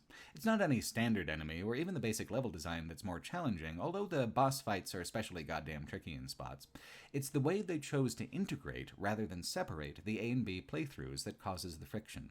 When you switch characters, it's hours of progress before you switch back, and any inventory you left on the character you just switched away from is stranded there. The safe room item box, however, can transfer items between characters if you leave stuff there, which is only viable if you know when those switching moments are coming up. You see, the game is designed to waste your time and waste your ammunition at every step in a way that creates dire ramifications. Ammunition shortages echo and compound in extra large ways as you make your way through the extra large environment. In Resident Evil 1, the mansion was so freeform that it was easy to accidentally enter a soft fail state where you've explored in a suboptimal pattern, and that drains the environment of items that you'll need later to successfully continue exploring. It's like when you're trying to take your test for a driver's license for the first time and you make some kind of instant failure error, but the proctor is not allowed to tell you until the whole drive is complete that you actually failed in the first 2 minutes with an unforgivable mistake. Code Veronica leaves you open to these sneaky, compounding fail states more than any other Resident Evil game. Not only are there not enough bullets to kill everything, there aren't enough bullets for Chris to do much at all unless Claire bequeaths him a whole damn arsenal. The island in particular is much more labyrinthine and recursive than even the first game's Spencer Mansion was, and it includes far more rooms with nothing but enemies to drain your resources. There is a ton of backtracking to do, and it repopulates entire zones with zombies if it's been a while since you've been there. You have to spend a lot more resources to explore than you ever have before, and you often get less resources in return. It's interesting that Resident Evil 3 got the reputation for being more combat-focused, because the kill count you rack up in Code Veronica seems to me much higher, and the enemies are demonstrably more difficult to kill. This is all to say that it's overwhelmingly easy to trip yourself up and make critical errors by just trying to familiarize yourself with the environment. There seems to be a baked-in expectation of restarting the game several times before making real progress. This isn't hugely more difficult than the first game was, but dial it out across double the hours, double the rooms, double the pitfalls, and suddenly you're feeling the sting of errors you made in hour 2 all the way in hour 11, when there's no way in hell you're going that far back to correct it. Unless you have to, like if, for instance, you forgot a very famous fire extinguisher. I'm not actually kidding. This fire extinguisher has been the cause of countless lost hours over the years. There's an early annoying puzzle where you have to empty your inventory into an item box that is disconnected from other item boxes in the game. There's even a whole page in the instruction manual you have in your inventory when you start, just to point this out and make sure you understand, because it was clearly going to trip some people up. You use the fire extinguisher to advance in the prison, the first area, then it's empty, apparently useless, and there's exotic grenade rounds that you can use that inventory slot for instead, so why bother? Well, if Claire keeps this useless item in lieu of grenade rounds, and then stuffs it in the actual item box for the rest of the entire game, then Chris can refill it when he's in Antarctica and use it to retrieve the Magnum revolver. It is possible to beat the game without the Magnum, but consider how not having it compounds item scarcity. There already is not quite enough ammo to really get by. Once you reach the late game, the Magnum is meant to save you big piles of ammo by using it to blitz boss fights and immediately down regular enemies. The Magnum ammo that's scattered around is useless to you if you don't have the weapon, and it won't be replaced by anything else just because you don't have the gun. So you have to rely on less ammo to pick up in the environment, while also using more of it to progress, where the Magnum would allow you to accumulate an actual advantage instead. You can wind up at the final boss without enough firepower to progress past it without the Magnum as a damage shortcut. You're screwed. In other words, your save file is bricked, and it happened to you hours ago without you realizing it. And that's just one of 3 major choke points that are pretty much precision engineered to force you back to a long-abandoned save file. Another one towards the end is a boss fight that isn't actually a fight. You just have to run backwards down the screen away from an invincible mutated version of one of gaming's most colossally annoying characters. This is Steve. Steve's final insult is this running away sequence where if he hits you twice in a row, you die, and he is guaranteed to hit you at least 2 or 3 times unless you pull off a funny little glitch move kind of thing. If you don't have 2 or 3 major healing items, that's a soft lock. It's not that it's a huge demand to have 3 healing items on you at a time, but if you don't know that this moment is coming and it catches you flat-footed, who knows how far back you'll have to go. Most famous is the boss fight that takes place during the transition from the island map to the Antarctic base. A tyrant, just as powerful and fierce as Mr. X or the Nemesis, attacks you in a cramped airplane cargo hold. It is technically possible to kill him without any items at all, supposing you can survive being in the same room with him for nearly 10 minutes while you release a crate into him over and over and over. Or you can hit him with a ton of explosive damage and then drop the crate just once. It's not technically broken design because of the possibility of a gunless victory, but the amount of endurance and perfect dodging you'd have to do to pull that off is flatly above my skill ceiling, and the skill ceiling of a lot of other folks. If you are skilled enough to do that, you likely aren't in the pool of players who ended up at this stage without enough ammunition to continue anyway. Plus, there's the danger of using so many items during this fight, which is quite literally smack dab in the middle of the game, that the rest becomes nearly impossible, creating another soft lock condition. Resident Evil 3 is a shorter, simpler game, but my sense going through it, even on hard, was that it was not throwing much of any bullshit my way. Code Veronica isn't mechanically more difficult, but boy howdy is there a lot more bullshit to put up with. Arbitrary bullshit, underhanded bullshit, bullshit where the threat of wasting my time hung over me much more viscerally than the threat of the monsters. Without the strong atmosphere of the previous games, without the feeling of careful balance that made the friction of those earlier games enjoyable, what's left to keep you going through the concrete corridors? The plot? Because if you've decided that the reason you'd like to put up with all of this anyway is to see what you've missed out on with Chris and Claire's story, I have some difficult news to give you. It says something actually impressive about the depths of campy nonsense in the franchise at large that Code Veronica does not have the absolute rock-bottom stupidest plot out of all the Resident Evil games. It is such a contender, though, and if it isn't the worst, it's only because it's not as long of a script as its competitors for the title. Code Veronica X is easily among the most vapid, annoying stories I've ever experienced in video games, somewhere down around Duke Nukem Forever, with the slight redeeming quality that it is much more absurd. The voice acting here is even worse than Resident Evil 1, with almost every character having some sort of shrill or obnoxious affectation that makes listening to them an actual chore. What's ironic about how much I hated all of this is that, canonically, it is all shockingly important. Code Veronica X is actually the major hinge between Resident Evils 1, 2, and 3, and 4, 5, and 6. It is arguably the first game in what I consider to be a side trilogy combined with Resident Evil Revelations 1 and 2. And it was considered, even by the developers, to be the true sequel to Resident Evil 2, the one that wraps up the threads it started to a major degree and unites the original trilogy's casts into the kind of configurations the next trilogy can launch into. It's just also the one with Steve. Steve. I can't! No!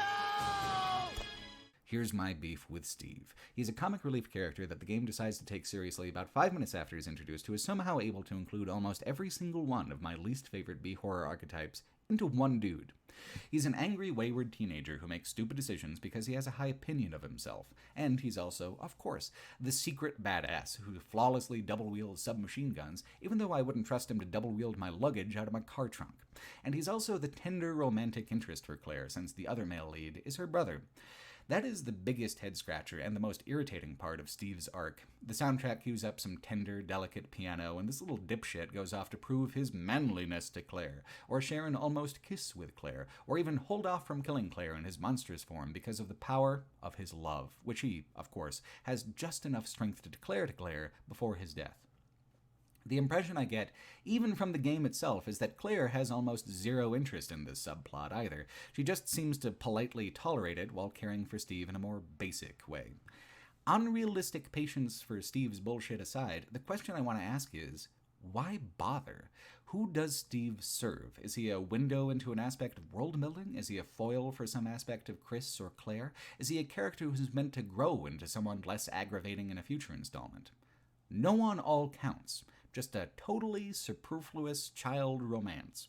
And it's worth saying that Steve takes up a great deal of screen time as far as dialogue goes. This guy is your sidekick for like 2/3 of the game, and there ain't shit you can do about that. Another thing that's kind of ironic about all this is that the game's character models and facial expressions are better than they've ever been before, outside of the pre-rendered cutscenes. Everyone looks pretty impressive for a game from 2000, no matter how painfully inept the dialogue is.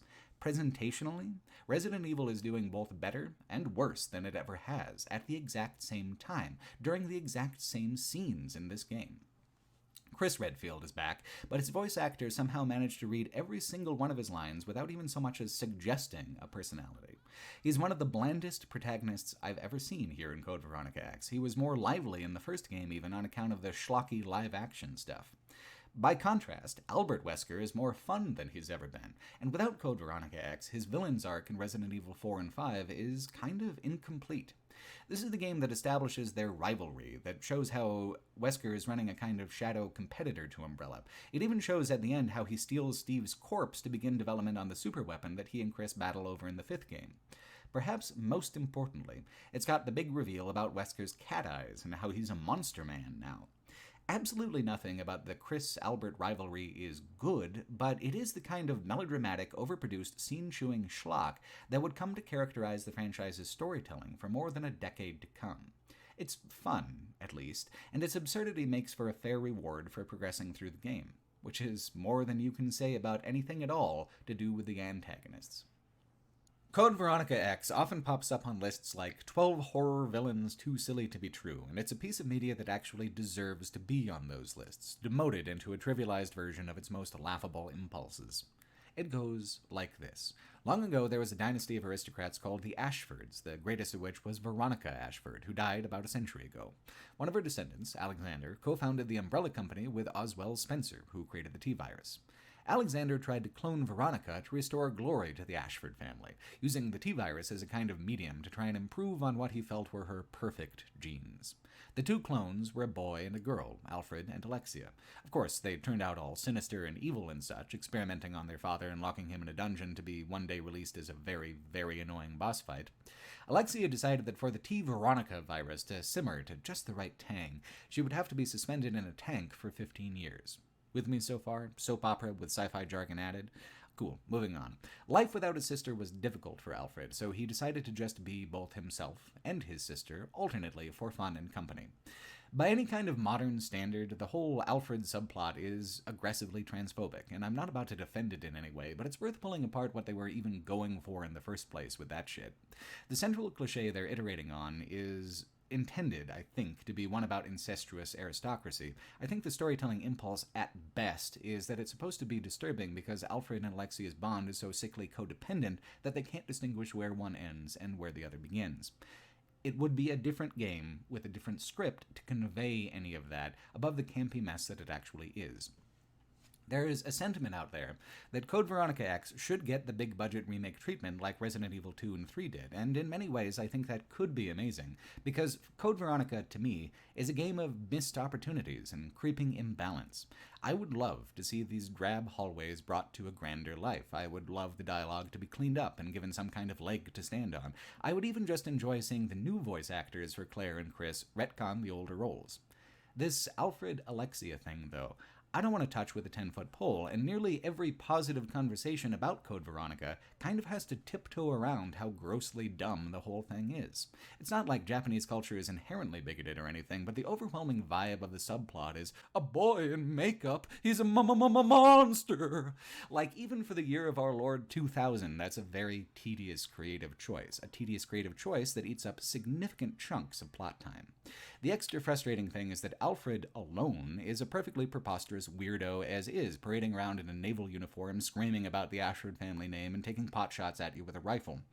I enjoy the idea that Spencer's mansion was one kind of reclusive rich person crazy, and the Ashford compound on Rockford Island is an entirely different kind of millionaire madness, a new flavor of the old brand. The idea, though, that gender nonconformity is a sign of decadence and depravity is such an ancient goddamn trope, though, and one that is still causing harm, which makes it difficult, if not impossible, to reclaim the trope for humorous purposes, no matter how campily bad the voice acting and presentation is. There is so much I would want to see from a big-budget remake of Code Veronica, but you can't extract or write around this element without creating a significantly different game, and I definitely don't want to see a bigger-budget version of this tired old crap. It all falls by the wayside anyway when the original Alexia comes back, taken out of the goop tank a little too early, so she's got a monstrous form just waiting to burst out for a boss fight. Code Veronica X is notable for including first-person mechanics in 2 of its boss fights, back towards the middle where you shoot Alexander here with a rifle, and then here at the very end where Alexia turns into her gross queen insect form. She automatically dodges your missiles, and your aim is much slower than she moves, plus, when she attacks you, it breaks your first-person aiming, and you have to start that process over. It is, without a question, the most aggravatingly sour little cherry anyone's put on top of a game from me before. I nearly had to reload 20 minutes of progress because I couldn't bullseye a bee lady in her melty little face. My only consolation was that Steve definitely died, a knowledge that even now brings a smile to my face. Code Veronica X, a game just as messy as its title, maybe even more so. The fact that I disliked it so intensely is part of what attracts me to the idea of a modern remake, the idea that someone, or many someones, could give the thing a long-needed hammering out to some semblance of coherence, to take the genuinely compelling ideas that are buried there in the blurry 3D earth tones and give them new life. Or maybe I just haven't learned the essential lesson of zombie media, especially for a game where not all its ideas are worth salvaging. Sometimes dead is better. Code Veronica would end up getting not 1 but 2 remakes anyway, in the light gun games that exist on the franchise's periphery. While I don't wish to get into the mire of including all of the light gun titles here, it's certainly valuable to take a moment to at least exhume the first of them, Resident Evil Survivor for PlayStation 1. Also released in 2000, some months ahead of Code Veronica, Survivor was a troubled game that was also hobbled from the start by odd distribution choices and an extremely dated presentation. It's actually somewhat deceptive to call it a light gun game. It was designed that way, it made significant sacrifices in the visuals to accommodate being that way, but it was released without that feature in the North American version. Why? Out of an attempt to be respectful to the national atmosphere after the Columbine shooting. Capcom USA worried that it might be tasteless. This is fascinating to me in 2 ways. The first is that in the past 20 years, America has completely given up on preventing mass shootings to the point that it's almost quaint to think of a major corporation even commenting on a particular incident, the issue now having been politicized to the point that the neutral stance is just to shrug and say nothing at all. The second way it's strange is that it's kind of a flex of cultural weight that Resident Evil Survivor was never going to have. What did they think was going to happen? Thank you, Capcom USA, for making this low-effort zombie shooter more awkward out of respect for our national tragedy. While it might have meant more to pull the game all together, this half-hearted gesture has united us in healing during our time of crisis. It is irritatingly self-aggrandizing at the same time that it's a disappointing reminder that 20 years ago it was considered polite, at least, to pretend to give more of a shit. So, what do you get from a light gun game with the light gun redacted?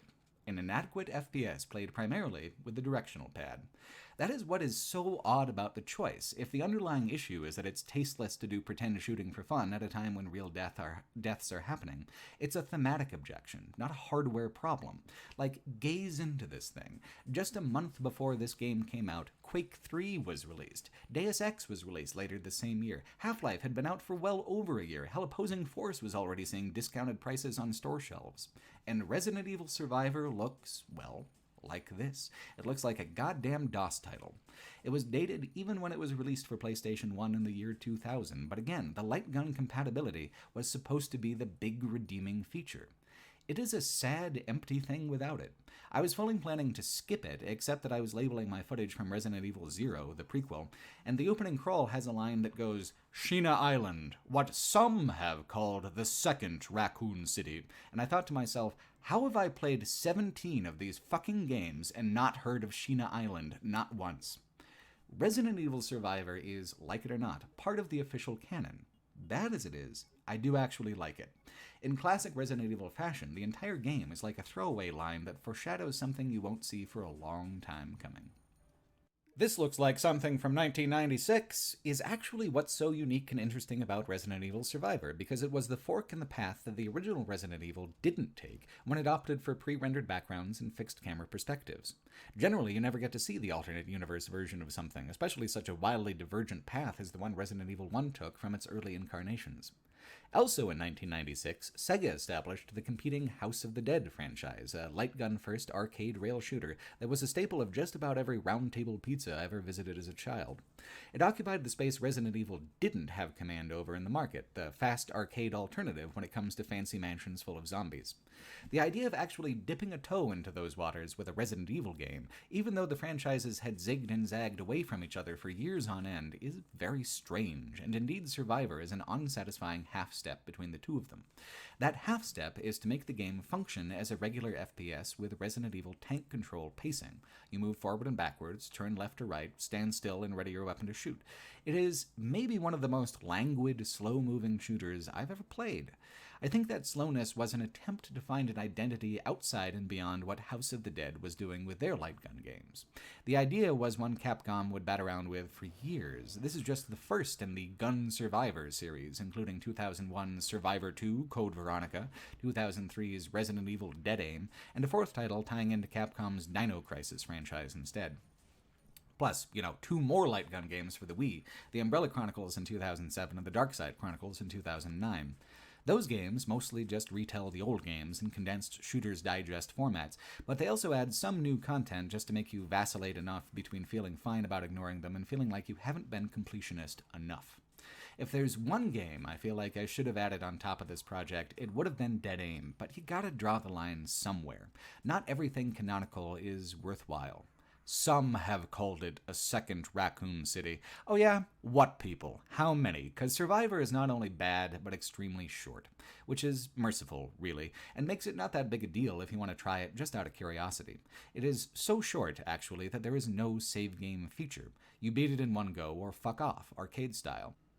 The fun of doing so is mostly in how straight-up funny the story actually is. Your dude, Ark Thompson, or Zap Rousdower, or whatever his name is an amnesiac who survives a helicopter crash. Someone calls a payphone nearby him, he answers, and the voice calls him Vincent, so he figures, oh, I'm Vincent then. Even when every single file you pick up and read is about what a psychopathic monster Vincent is, your dude is just like, wow, can't believe I'm really that guy. Over and over, even though he only thinks that because a stranger told him so through a payphone. Better, the voice actor sounds permanently bewildered in a sleepy Eeyore kind of way. Half his dialogue easily is just repeating what was just said to him in a stupefied, concerned tone.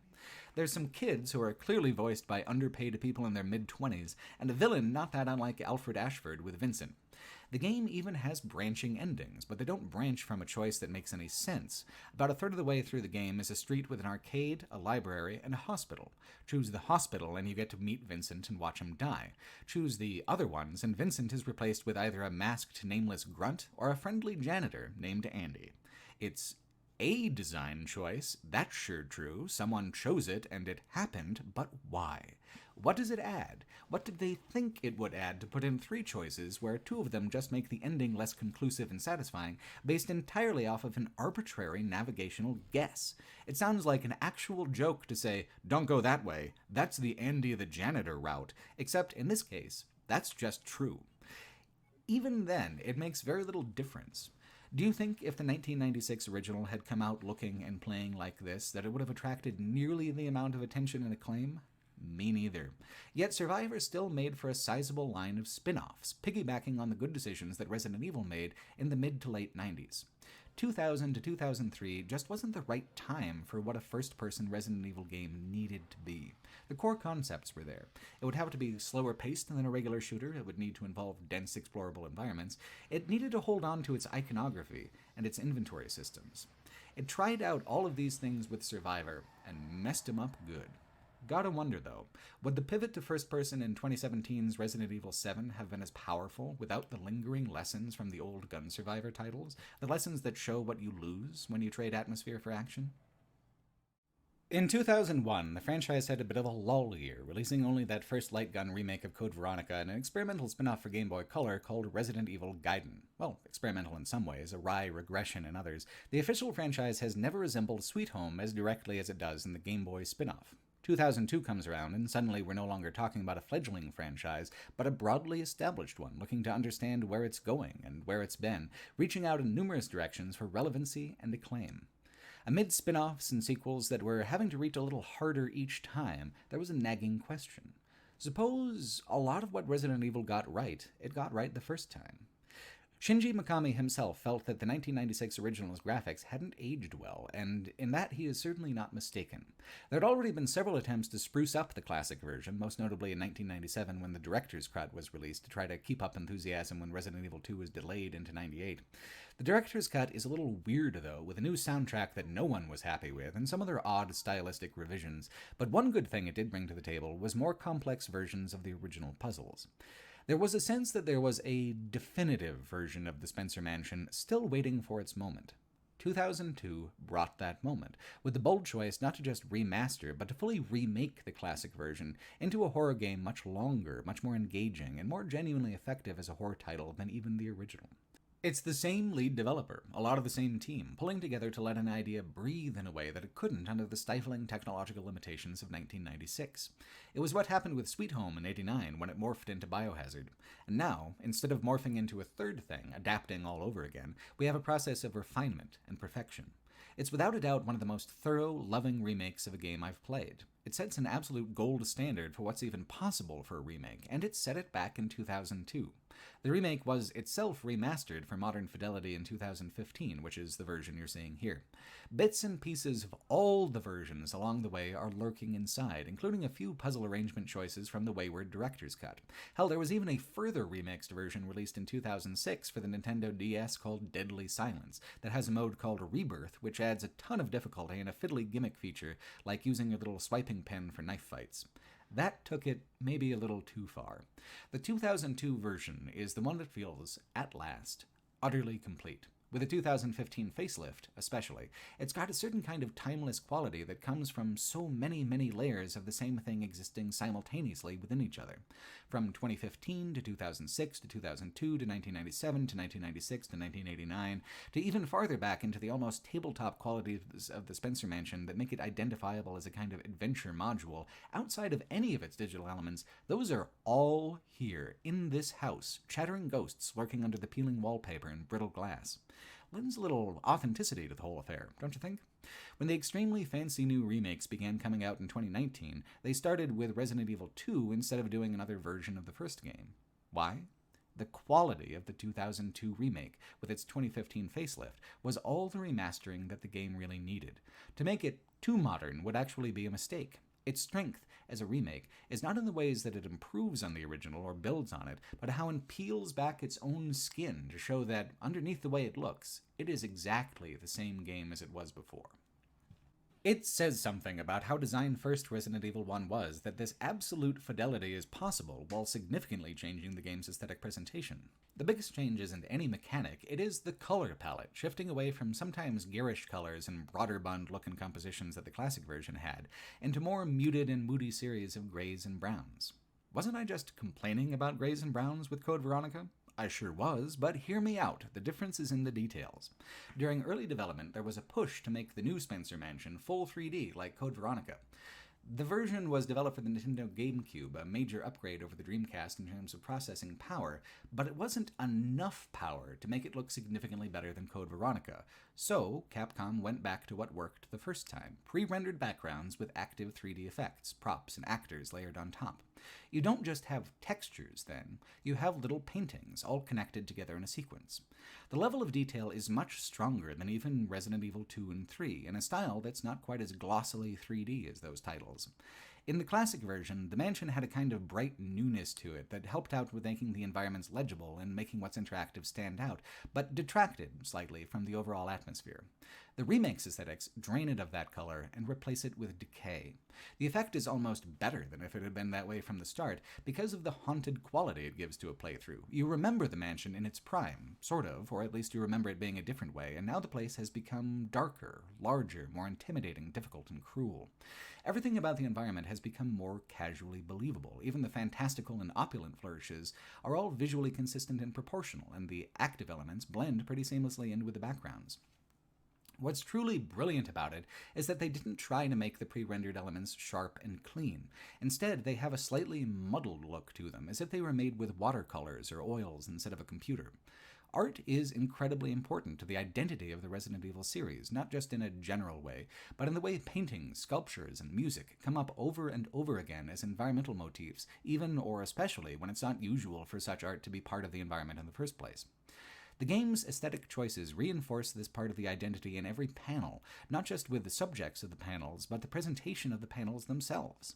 It's a look somewhat unique to this game, and also to Resident Evil Zero, which we'll cover next. By Resident Evil 4, also developed for the GameCube, the pre-rendered background era of the games will be over for good, and that's kind of a shame. Long-running franchises have to reinvent themselves periodically, and the wide sentiment at the time was that the old style, which the remake represents, was getting very long in the tooth, that the franchise felt stagnant and needed what Resident Evil 4 would bring. And there is plenty of truth to that. But as someone looking backwards in time at the franchise, it's this painterly quality that's the most visually arresting, most unique, the thing that strikes me as making this era of Resident Evil games meaningfully different from the kind of horror games I've played in the modern era. No matter how bad the script is, it's an incredible accomplishment in the creative subcategory of haunted houses. It's extraordinarily effective horror just on the visual and mechanical merits alone. In this remake, the visual aspect has not just been remastered, but genuinely transformed, teasing from the exact same level design a melancholy and discomfort that was only hinted at before. Sometimes when I play a modern version of an old game, I worry if I've missed something essential in skipping the original, but this is one instance where you're missing something if you do only play the original instead. There is no sense of friction between the two games, just the sense that time has allowed the original game to grow into what it was always meant to be.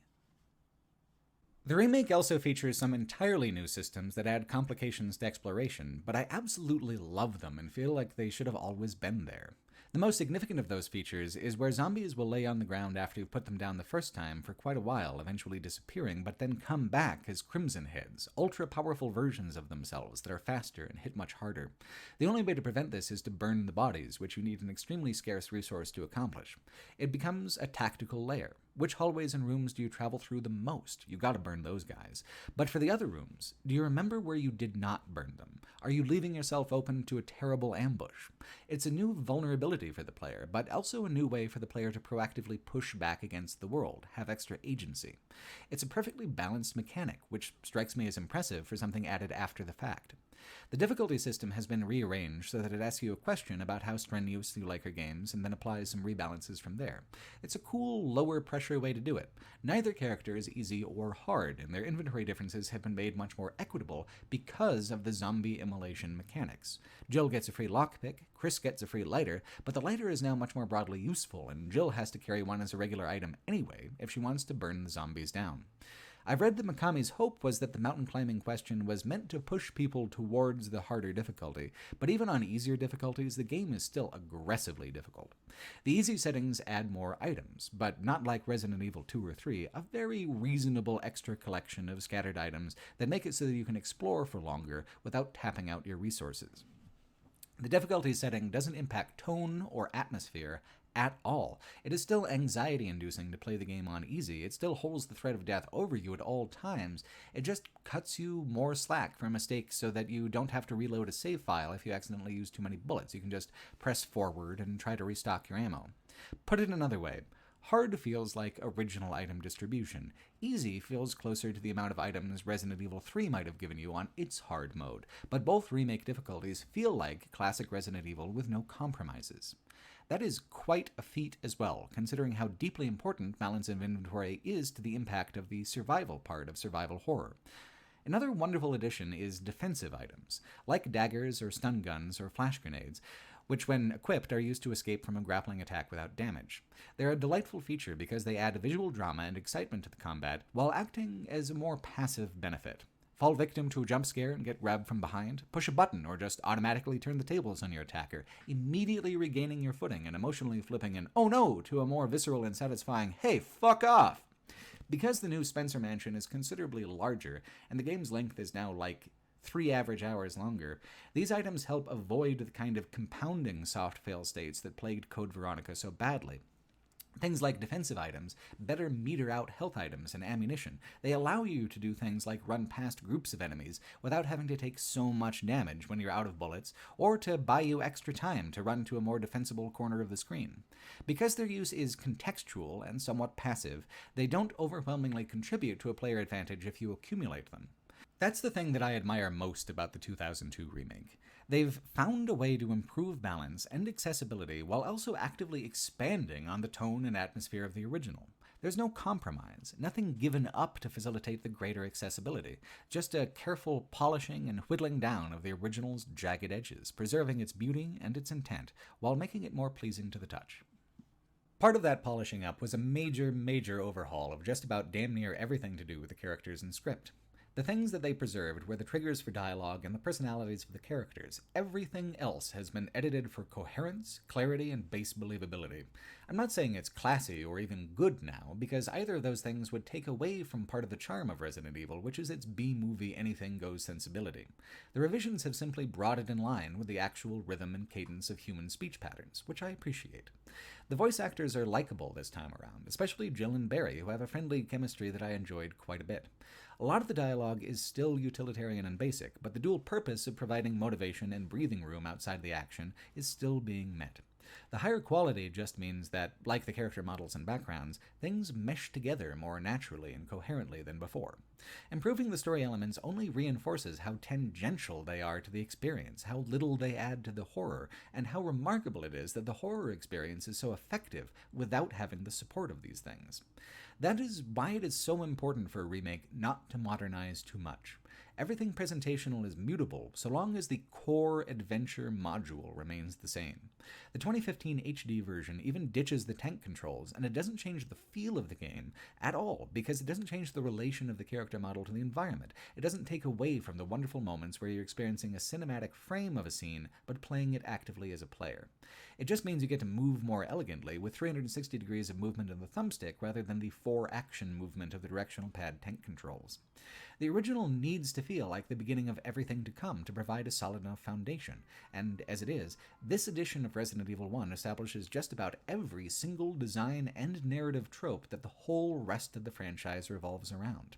The world of Resident Evil radiates outward from this game like vines. They all lead back to Dr. Spencer's mansion and Dr. Spencer's goals. As the franchise moves now deeper into its middle period, something that starts to characterize all the narratives is operatic overcomplication and an obsessive need to tie things together. Even all the way at the very end of our discussion, when we finally get to Resident Evil 8, the 18th game on the list, we're still talking about Dr. Spencer and his scheme. While the emphasis in the early games was on the corporate clinical umbrella organization unleashing gory, meaty chaos on an unsuspecting public, the deep lore, in aggregate, starts to paint a slightly different story, where Spencer's lifelong passion is not money so much as ascension to godhood through eugenics. The T-Virus was a product and a weapon, but it also wasn't the goal. The goal was to create a more perfect human that could rule over others. Hence, the opulence, the recurring motif of aristocratic grandeur that you find across the whole franchise. The 2002 remake even adds more lore that ties it more strongly to the second game. Spencer's first victims were the family that he paid to build the mansion, the Trevors. The parents were killed, but the daughter became a mutant, a failed offshoot of the T-Virus that would one day be re-examined by William Birkin in his G-Virus work. That's why the Tyrants resemble some kind of sickly Vitruvian man, and the G-Virus just makes wild eyeball monsters out of everybody. Long before it was popular to do so, Resident Evil was one of the largest connected universes of media in that just about damn near everything is canonical. There is times even after playing 18 of these games in a row where I have no idea what entire characters and sequences of events are when browsing the fan wiki. Hell, the plots are themselves so overcomplicated that I sometimes have difficulty keeping track of who's who and who's an evil twin or whatever in the games that I did play. What's surprising, though, is that you can take a thematic butter knife to the bubbling pot of nonsense, shave off the foam, and underneath is a counterintuitively consistent message presented through a well-connected web of characters and events. In isolation, a lot of these things are silly and over the top, but taken together it moves the needle on what is and isn't absurd in their universe. Anything goes, so long as it has a big fleshy monster, an inventory with blocks, an herbal system, and puzzle-locked progression. Playing this definitive version of Resident Evil 1 in some way foreshadows every single other Resident Evil game there is. It's one of the few truly timeless games, good for the same reasons no matter what decade you're in. In another 25 years, we'll probably all be pulling a Black Mirror and experiencing this same game in some kind of hallucinatory VR. But the cool thing about that is if you play Resident Evil now, you'll already know where the keys are hidden. How do you end an era? By looking forward, looking back, or treading water? Capcom chose to react to the march of time in each of those 3 ways in 4 games across 3 years. The first reaction is to look backwards with a lengthy prequel title called Resident Evil 0. It was also given an HD remaster in 2016 and is often sold bundled with the 2015 version of Resident Evil 1. The two are marketed as Resident Evil Origins, a kinda two-parter to fire up the narrative and send it off into the night. When I approached the series, I figured, why not? And I began with 0, originating at the Origin pack. Please, please, please do not follow my example. Even as part of the narrative order, 0 functions only as a prequel. It depends on prior knowledge to even begin to make sense, and even then, it's only interested in being just coherent enough to tie together the first era of Resident Evil games into a framework that Resident Evils 4, 5, and 6 could get even weirder with. It's another top contender for worst Resident Evil plot, in a way that is more preposterously schlocky than the datedly cliché Code Veronica. Like Code Veronica, however, it crams a surprising amount of canonical world-building into the game, because outside of the narrative aspects, there is a lot of creative recycling going on. The most truly original part of the game is the first chapter, a moving luxury train barreling through a thunderstorm in the middle of the night. It's an extremely strong way to start. It adds a layer of dynamic atmospheric action to what otherwise would be a static environment, without sacrificing the claustrophobic room-by-room progression. The train is one of my favorite set-piece puzzles in the franchise.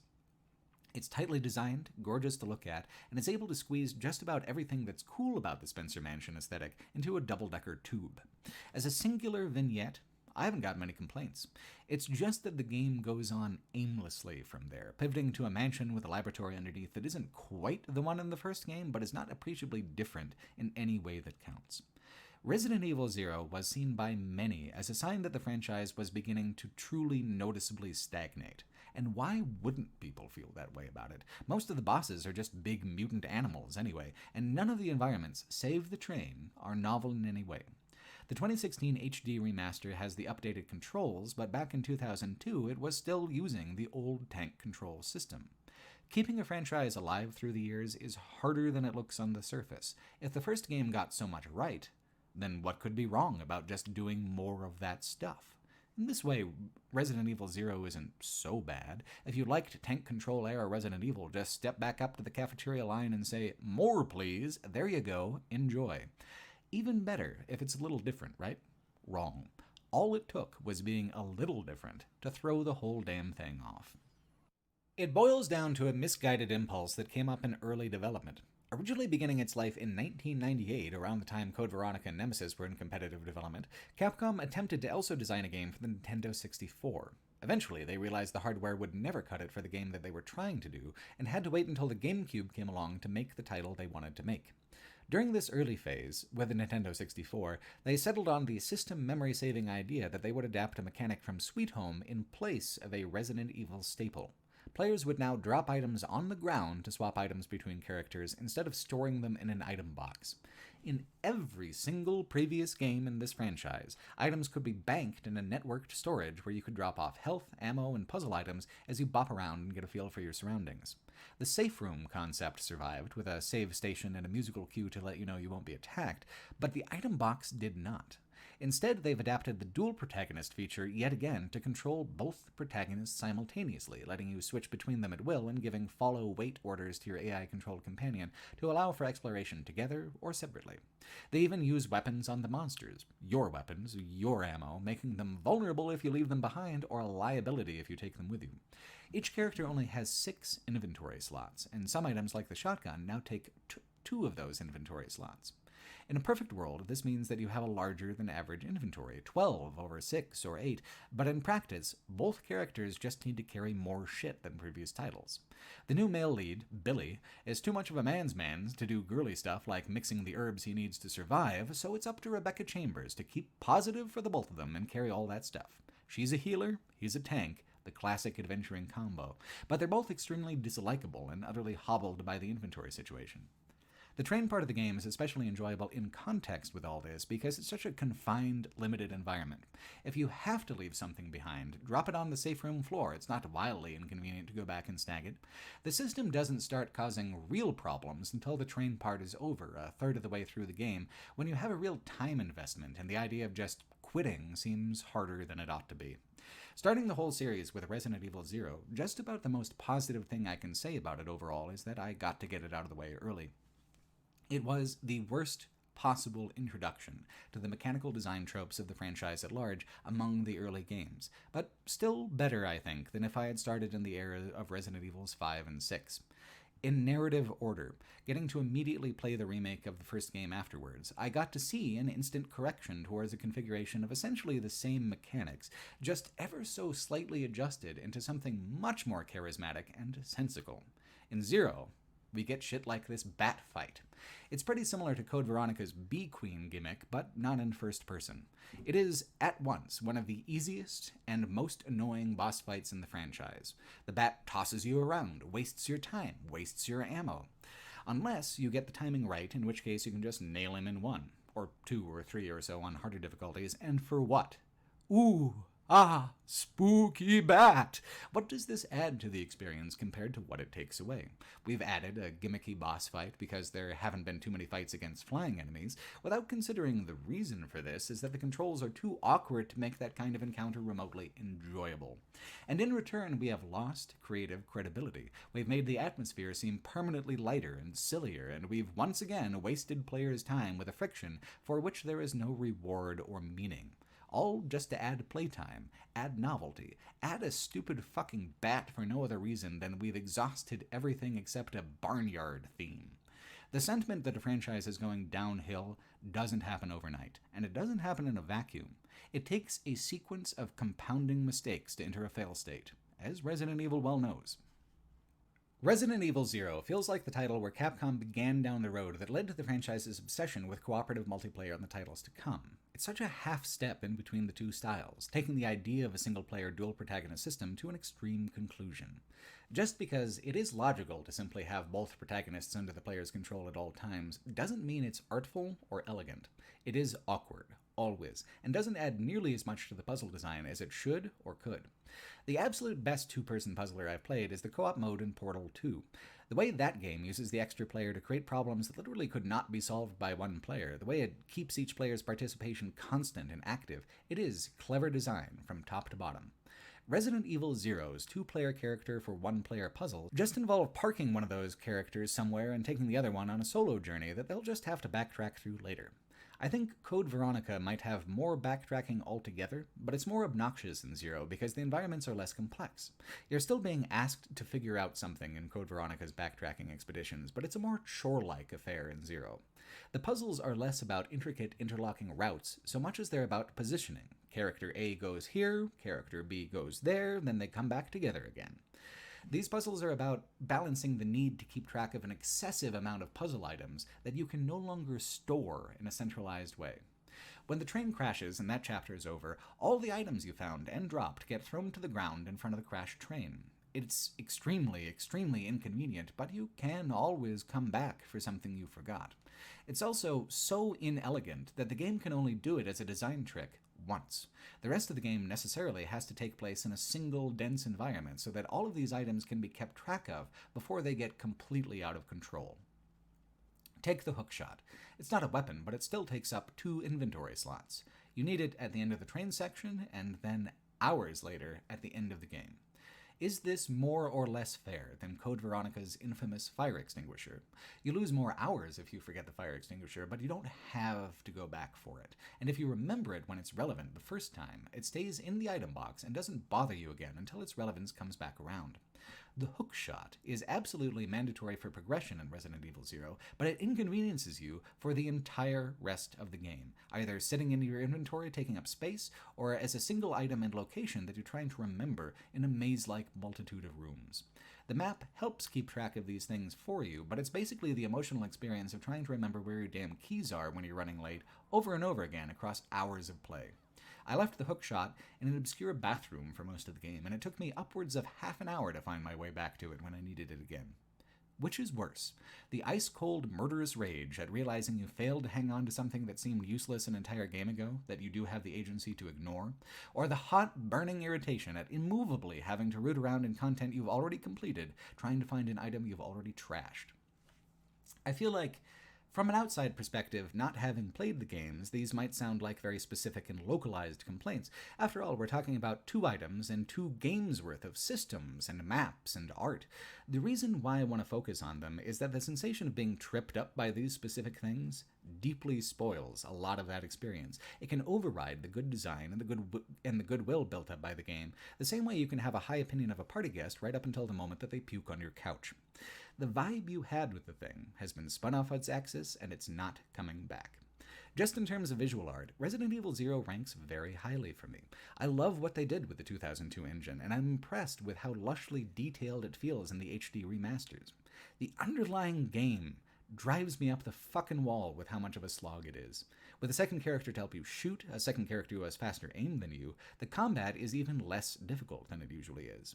Its difficulty is in the friction that its systems create, friction that is detached from theme, detached from action, and detached from the flow of the game. It's an attempt to innovate within the now constricting box of Resident Evil design cliches, but instead of finding something new within itself, it just slams head first into the walls of its cage. If I had any respect for the buddy cop relationship with the 2 protagonists, this all would have gone down a lot smoother for me. This was my first experience with Resident Evil since I was a kid, and I was predisposed to cut the game a lot of slack. I gave Rebecca and Billy plenty of chances to seem to me like actual people, but they staunchly refused to grow beyond the most basic possible expressions of just a tiny handful of tired cliches. Rebecca Chambers is better voiced and more rounded than she was in the first game, but that is a low bar to clear, and her entire presence in this game makes little sense in relation to who she is and how she is in the following story. By the end of this prequel, she's an experienced, inveterate monster hunter with a pretty much full understanding of the Umbrella Corporation's whole deal. So why doesn't she ever say anything to Chris? Out of meek subservience so Chris can feel more important solving it himself? Annoyingly, that would not be so far out of character for Rebecca. Her whole deal is a wholesome helpfulness that is out of place and cloying. Contrasted, of course, to tough guy ex-military convict Billy, he of the big attitude and the coiffed hair. Billy isn't actually a villain, which is something I could have guessed. What I could not have guessed is that he is a wanted criminal because he refused to commit a genocidal war crime down in Africa on the U.S. Army's behalf. It becomes a lot more pronounced when we get into the next few years of games, but a lot of the broader satire and criticism going on in Resident Evil is a kind of dig at U.S. imperialism, from Billy's backstory to the Terra Grigia panic. It's an extremely odd, uncomfortable inclusion in Resident Evil 0, however, because this backstory comes as a surprise. It's pretty graphic, and then it is not really ever mentioned again. Usually, Resident Evil cutscenes are a refuge from the tension and terrors of the games, reliably cheesy and entirely meaningless. Suddenly, bam! War crimes with a racial overtone. The game doesn't even think that any of this is a controversial thing to just toss in. It just adds everything as a throwaway detail, which is the uncomfortable part of it. Colonial violence in Africa is something that affects millions of people in pretty awful ways every day, and here it's just a foreshadowing detail towards Resident Evil 5, where the series will stare deeply into this can of worms and then start fiendishly shoving them wriggling into its mouth. There is a weird carelessness to it. It's especially odd because the rest of the game is pure camp, absurd and frivolous to the point of being almost incomprehensible. This material you cannot be flippant about, and being able to engage with the game sarcastically is one of my only defenses against how irritating it is to mechanically progress. I feel like choosing to add a scene like this in the same game where an anime wizard sings to leeches is ultimately kind of tasteless on the face of it, more actively tasteless than it would have been to release Survivor with the light gun functionality intact. This exists in complete tonal opposition to everything else in the game, like the anime leech wizard. We both want to talk about the wizard now, right? I'm pretty certain that Resident Evil Zero is canonical because there's a part of the story that makes some basic sense and that does get repeated reference in games to come, but I can only be pretty certain because there's another part of the story that's just absolutely off the hinges and no one ever says shit about it again, possibly out of professional embarrassment. The part of the story that tracks and gets explored is that the T-virus and the G-virus are both strains of a single progenitor virus that Spencer acquired samples of in the 1960s. He had a lead researcher, Dr. Marcus, who maintained a separate set of laboratory facilities and an executive training center. Marcus was also a eugenics-obsessed madman, but he wasn't a team player, as they say, and he was murdered by Albert Wesker and William Birkin, who stole his research and used his death to advance themselves in the company. I have a soft spot for cheesy corporate horror, and that's something the Resident Evil series delivers in spades. One thing the Resident Evil movies struggle with, among many things, is being able to admit that cheap B-grade production better suits the vibe than slickly produced, lavishly expensive design. The more money you spend on a bad, sloppy idea, the more it just highlights the fact that you started with a bad idea. What about something like the 1993 Australian B-horror movie Body Melt? It's willfully, gleefully awful, and that is the joy of it. A nefarious corporation is testing chemical and biological weapons on suburbanites in various underhanded ways. You get to watch them all die, and that's the movie. Well, that and like a half-hour-long inbred redneck bit that goes absolutely nowhere. What a pitch, though. Stage 1, glandular. Stage 2, hallucinations. Stage 3, body melt. There is a maximum budget past which body melt stops being an awesome idea and begins to become a terrible idea. Resident Evil Zero is just on the borderline, where it could swing one way or the other. Dr. Marcus, his work on the progenitor virus, how Wesker and Birkin profited off it, that stuff echoes down in the franchise. Here's the alternately terrible or awesome idea that doesn't. Marcus's body was tossed into the sewer where the rejected biomass from the facility was dumped. Over years, this goop seeped into his corpse, and a Queen Leech was born with his memories and his agenda. Who released the T-virus on Raccoon City? 'Twas the Leech what done it, for revenge! Revenge on Umbrella.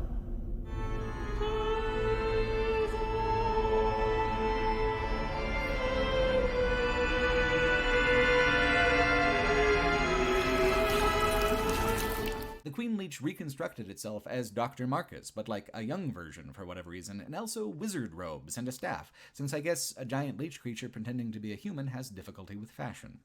Dr. Marcus sings to the leeches to make them do his bidding, a fancy and overdramatic aria-like song. I cannot be convinced that anyone was meant to take this seriously, which is contradicted by the fact that presentationally all this stuff is relayed as if it wasn't the purest weapons-grade bullshit they could come up with. So either the developers didn't track how weird things had gotten, or else they felt it would intensify the joke to just keep a completely straight face. Characters in the franchise remembered Dr. Marcus for the man he was, not the leech wizard he became. When the game winds to a close with a mansion explosion, we see the other mansion over the hill, which will also explode when the next game is done. It's just not a narratively satisfying place to end up, overcrowding the woods with exploding monster mansions. Resident Evil Zero's biggest weakness is in doing what it explicitly set out to do, tying together the events of Raccoon City with Rockfort and Sheena Island, establishing a coherent web of events on which the now numerous Resident Evil games can hang. It does tie them all together, but with sticky chaos, like a toddler given a roll of packing tape. Rebecca going off to the first game causes irresolvable narrative conflict, and Billy, well, Billy was never seen again.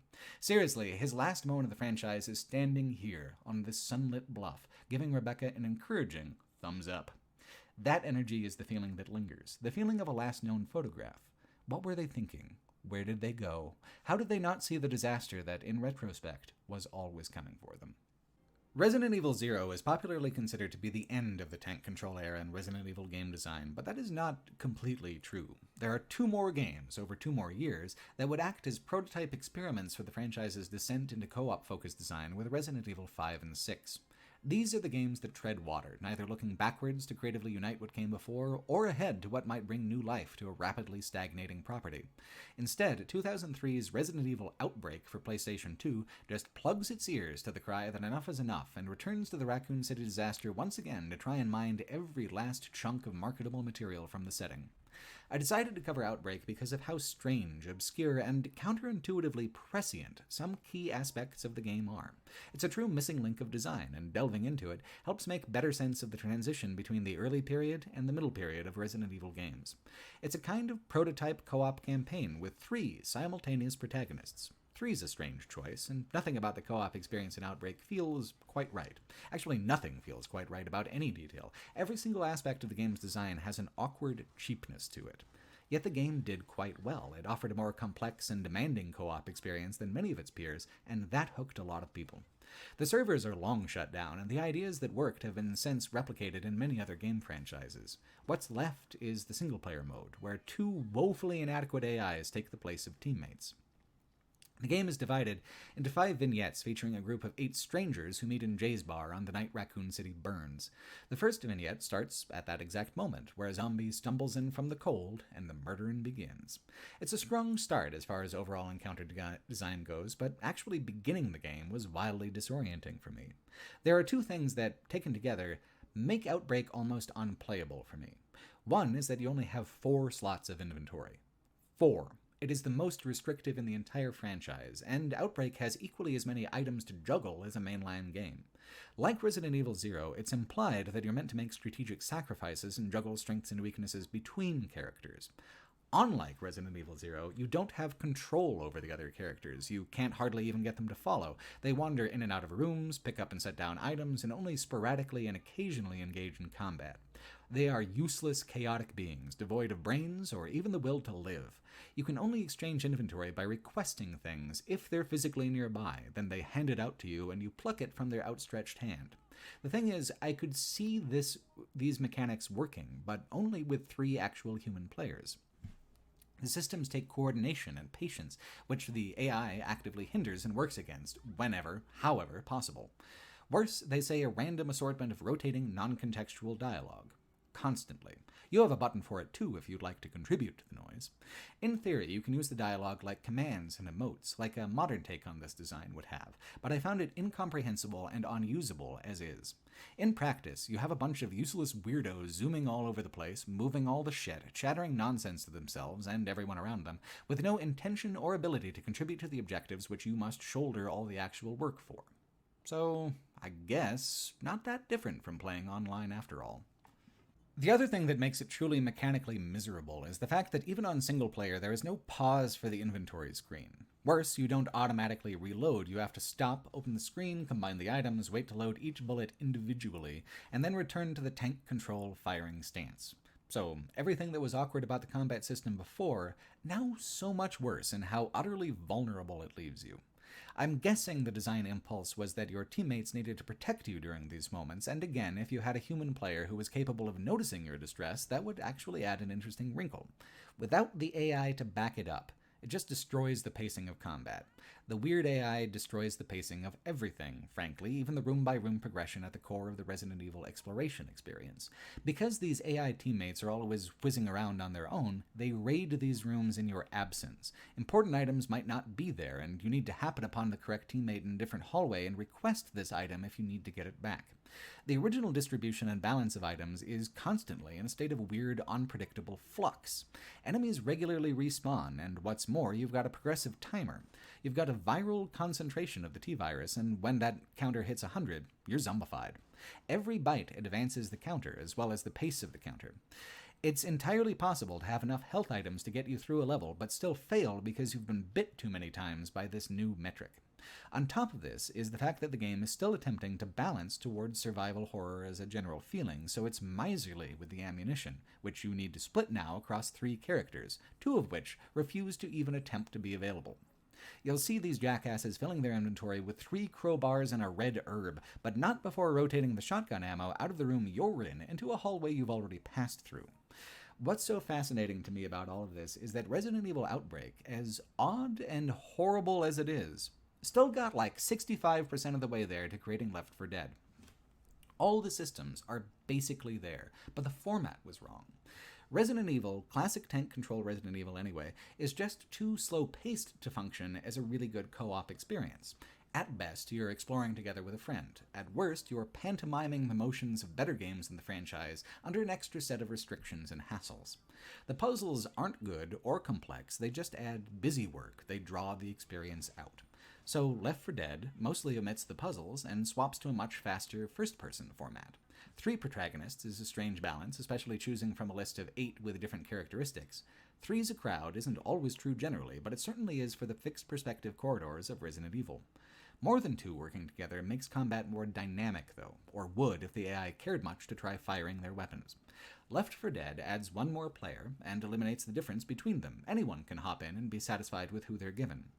Outbreak's rhythm is absolutely destroyed by the inventory management issues, not just how restrictive they are, but the chaos of the constant shuffling of items. Left 4 Dead pared it down to just a few core items, and then created a completely separate AI to dictate how to place those items dynamically across the environment, so a player always gets what they need. Outbreak is a complete mess, atonal, arrhythmic, and joyless. Yet, it's a mess made out of valuable, salvageable ideas that one day would be united and reforged into something much stronger, a game that would stand the test of time in a way that Outbreak decidedly did not. The game's own peculiar sense of balance is kind of interesting, though. Outbreak first came on my radar not for its co-op, but for its lore. I was looking at a list on the wiki of Raccoon City survivors, and there were all of these names that I hadn't heard of at all, and they all came from this particular game. Is it canonical? Who knows? Depending on player action, any of these folks can die at any time. Outbreak is cheap and rough around the edges, but there is a surprising robustness to the vignettes. The CG cutscenes are often worthwhile and fun, and there's quite a few of them to help support the player-driven action, paving over moments that would otherwise be difficult to animate in-engine. The J's Bar sequence has a climax where you're fending off the front end of the largest horde of zombies in Raccoon City, a congregation of zombies larger than any other character has faced before in the franchise. Narratively, anyway. Mechanically, you're just kind of skulking through a crowd trying to assemble and attach a detonator to explosives that line all of Main Street. It's a great setup, and if the execution is awkward, that's more a failure of the systems than the imagination of the encounter design. There are characters who are better suited for some levels than others, but each has a specialty trait that provides some kind of unique leverage. The security guard can hit harder with melee weapons. The cop gets a free pistol upgrade, but with a separate ammo pool as a hedge against being overpowered. The journalist gets a lockpick, the plumber can make weapons from found components, the doctor makes fancy medicines, the waitress has 4 extra inventory slots but only for herbs, the mysterious student has 4 extra inventory spaces flat, and there's a seemingly Chris Tucker-inspired metro worker whose superpower is being a coward, so he gets attacked less often. There's no way to know ahead of time, but sometimes a particular character will get special story content. I picked, for example, the student for the underground facility mission purely because I figured I'd be juggling a lot of keys, and suddenly it turns out she's not a student at all, but an ex-Umbrella employee with amnesia. Everyone in the facility recognizes her. She doesn't have to register a fingerprint to use the doors, and some background characters have extra items like the Magnum just for her, and her alone. After that, I tried to guess who would pair with what level, but I never saw anything else so specifically tied to one character. In this game, anyway. You're assigned companions based on the level, so it's not like assembling a party, exactly.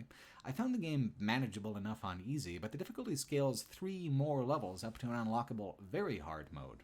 Who this is for, I have no idea. I can't imagine wanting to repeat these scenarios over and over again, especially on account of how portions of them are already a repeat of things I've done in Resident Evil, sometimes more than once.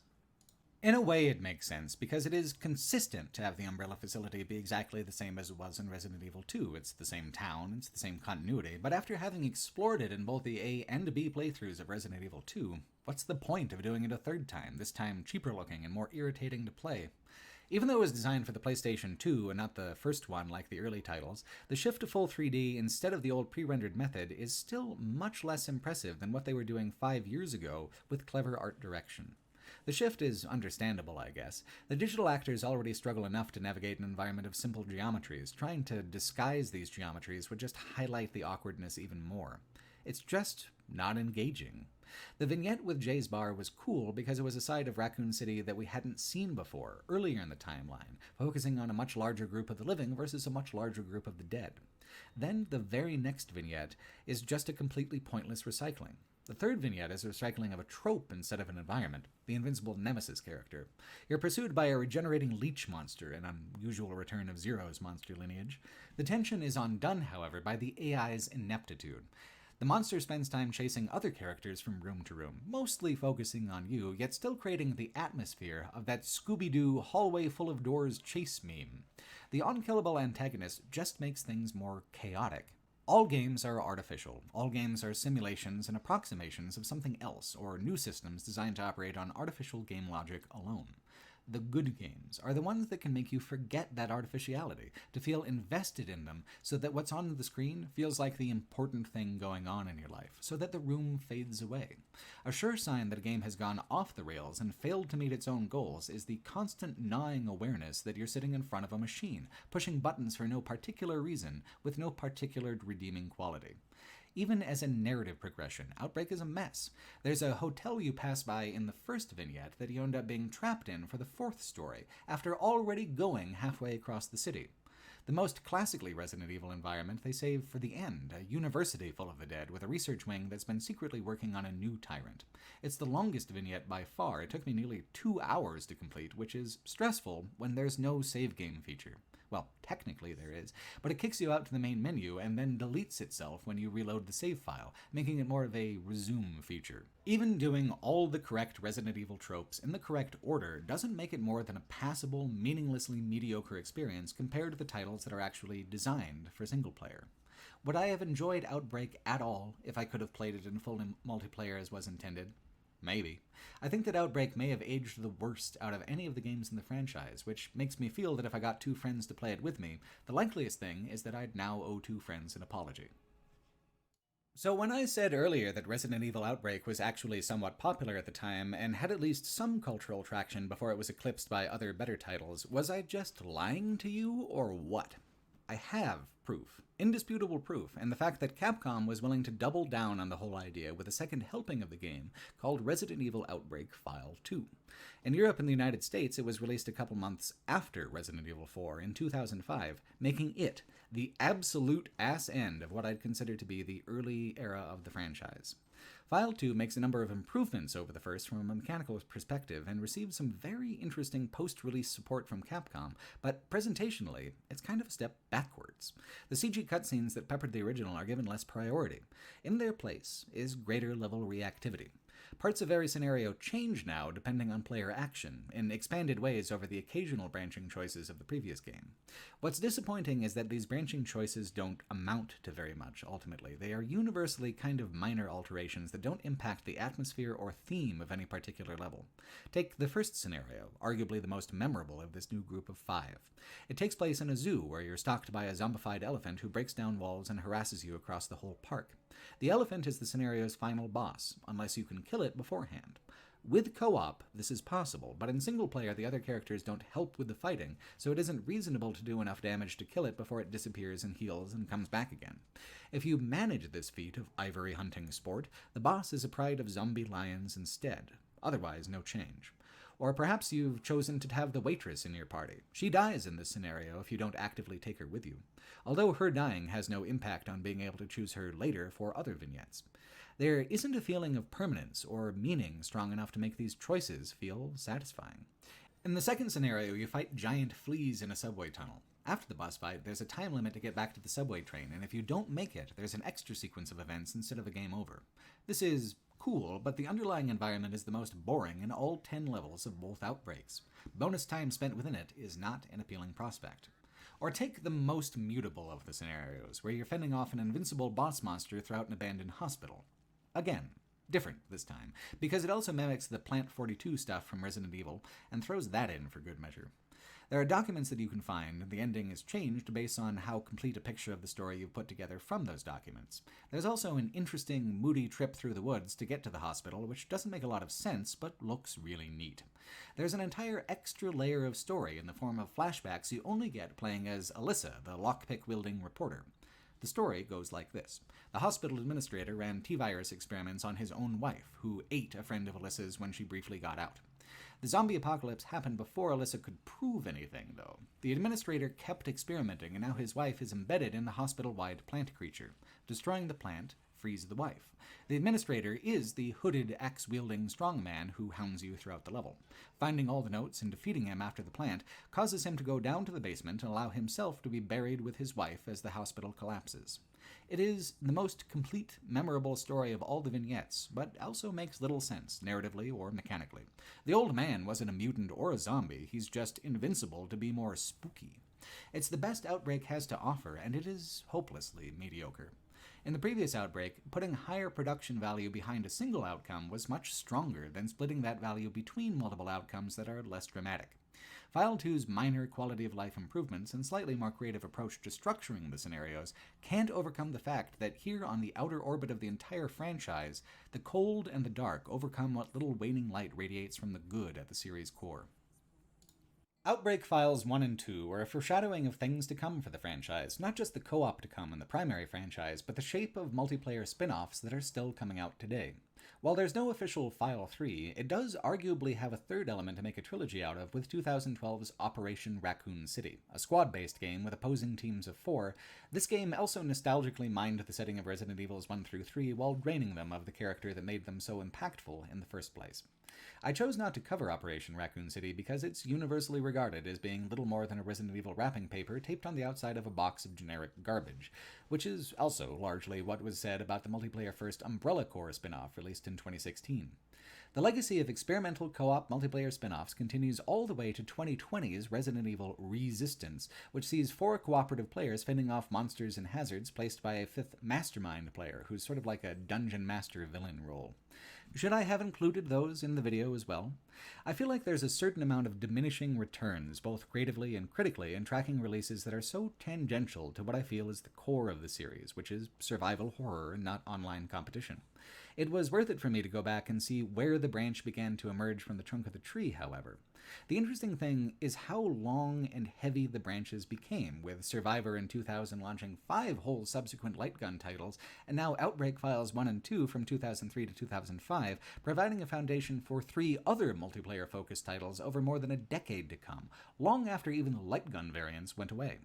And it's worth covering in detail what caused such extreme fatigue with the old style of Resident Evil design. Raccoon City had been exhaustively squeezed of all of its narrative life, with these 2 games dipping back with the vignette format and narrative gaps so small a whole game would never have been able to center around them.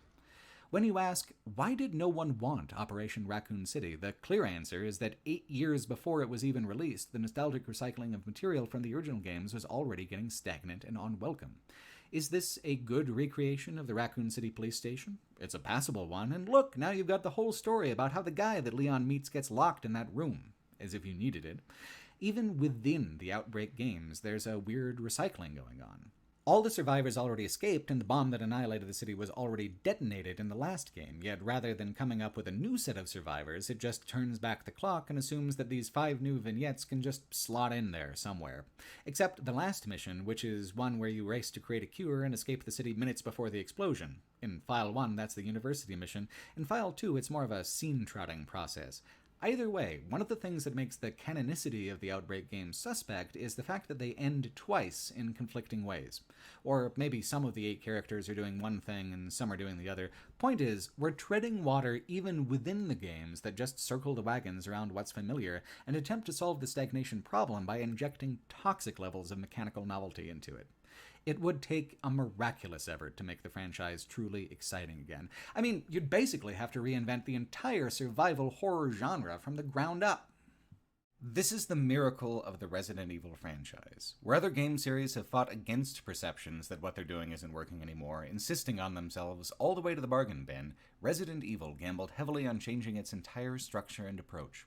Resident Evil 4 was overseen by series creator Shinji Mikami, returning to the helm to solve the conundrum of aging gracefully.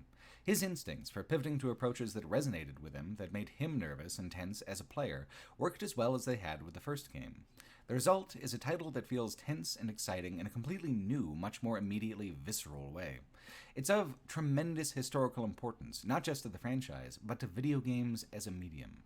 It might not be immediately obvious why, playing it for the first time after having played so many other third-person action games. There were times that I felt confused, wondering why the game had such a hugely esteemed reputation when it felt like just about every third-person action game I've ever played mixed together. That's because I was perceiving it backwards in time. It feels like every third-person shooter I've ever played because it's the grandfather game of the entire format. It's one of those games, like Half-Life 1, that appeared fully formed, wildly ahead of its era, influencing what came after to the extent that it's not even really identifiable as an archaic or prototypical version of those systems, mechanics, and presentational approaches when you go back and play it. It's been cited as a direct, explicit influence on Dead Space, The Last of Us, God of War's modern reboot, Gears of War, dozens more.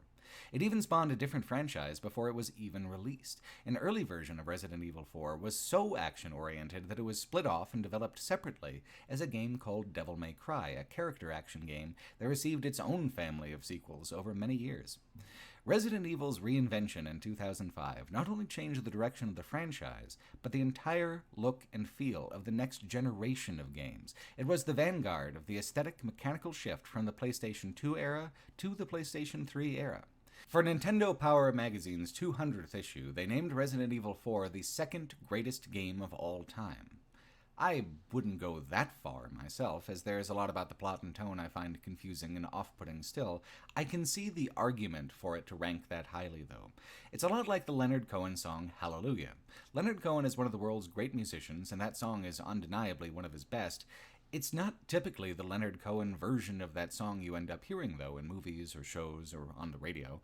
Musicians love to cover Hallelujah because the original version's arrangement is the most basic way to play the song. The mood of the song can be easily shifted by altering the arrangement and putting a different personality into it. So you end up with Jeff Buckley's version becoming more ubiquitous and popular, or Velvet Underground's John Cale and his version that wound its way into Shrek for God knows what reason.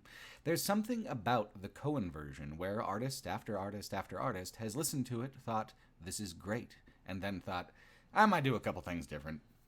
On it goes, the song outliving Cohen's own height of popularity because the principal song is as malleable as it is meaningful. Myself, I think Dead Space is a superior survival horror game in this format, but Dead Space only exists because of Resident Evil 4.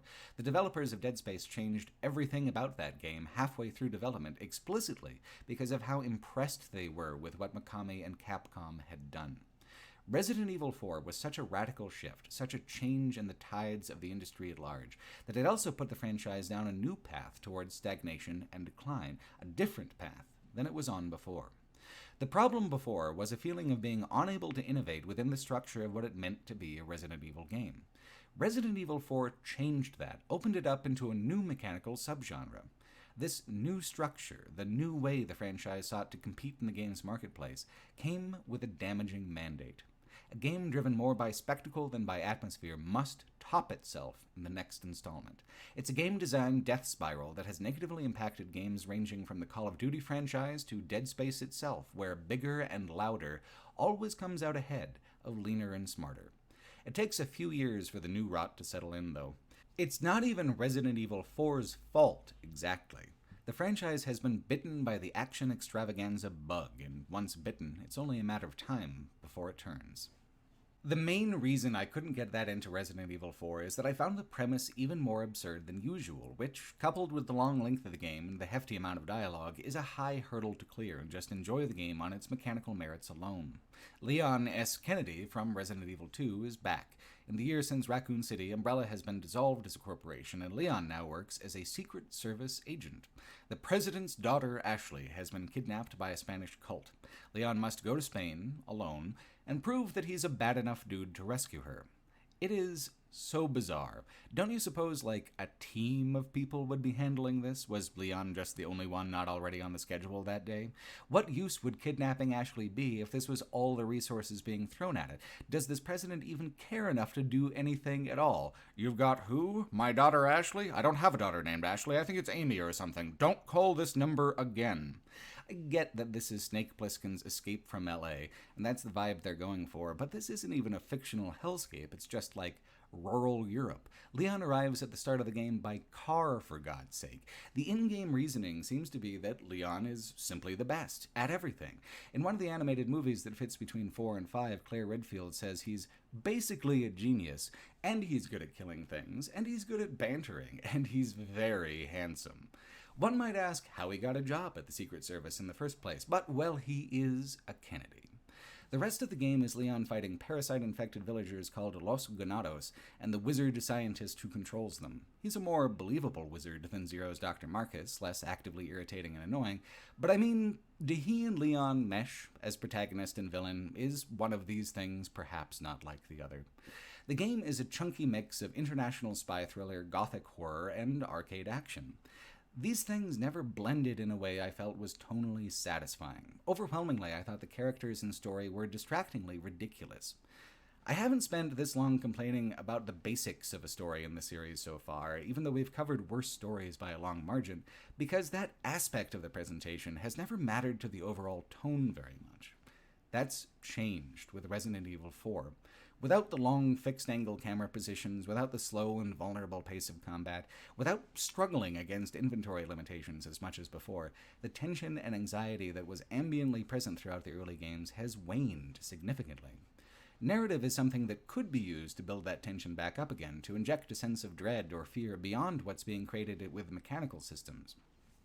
To have the story feel frivolous and silly not only doesn't offer the support to the atmosphere, it works against the atmosphere. It highlights the artificiality of the mechanical systems and demystifies them.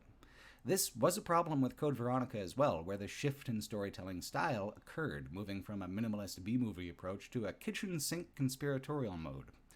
Code Veronica was only frightening when it shut up. Resident Evil 4 was much the same way for me. There was tension, but no fear. Little of the dread that characterized the first 3 games. There must have been a part of Shinji Mikami that felt the same way. I played his Evil Within series years ago, not having played Resident Evil at all, and didn't understand it in context with his legacy here. There are large parts of the Evil Within 1, especially at the beginning, where he seems to be relitigating how Resident Evil 4 turned out, subtracting a lot of these contextual frame elements to focus on abstract visual iconography, a dreamscape of horror and death. I didn't understand at the time why he would end such a tonally consistent game with a rocket launcher boss fight, but I see now that this was a signature flourish, a declaration that those games are in creative sequence with the Resident Evil franchise, even if they don't directly follow. Survival horror games in the style of Resident Evil 4 stole a million mechanical ideas from it, but the part of the song they change in the cover versions is always, always the tone and atmosphere. The biggest innovation is something you're almost certain to take for granted as a modern player, the over-the-shoulder third-person camera. It's utterly ubiquitous and has been since, 2005. It doesn't feel as refined as it is in games that follow in its wake like Gears of War 1 here in Resident Evil 4, but a lot of that has to do with how it's hybridized with the older Resident Evil control scheme. You're still using tank controls and how you pivot and move Leon. It's not like the easy thumbstick movement of later titles. You still need to stop and stand still, readying your weapon to fire. The incredible difference is that now readying your weapon has shifted to actual aiming, with location-specific damage points on enemies.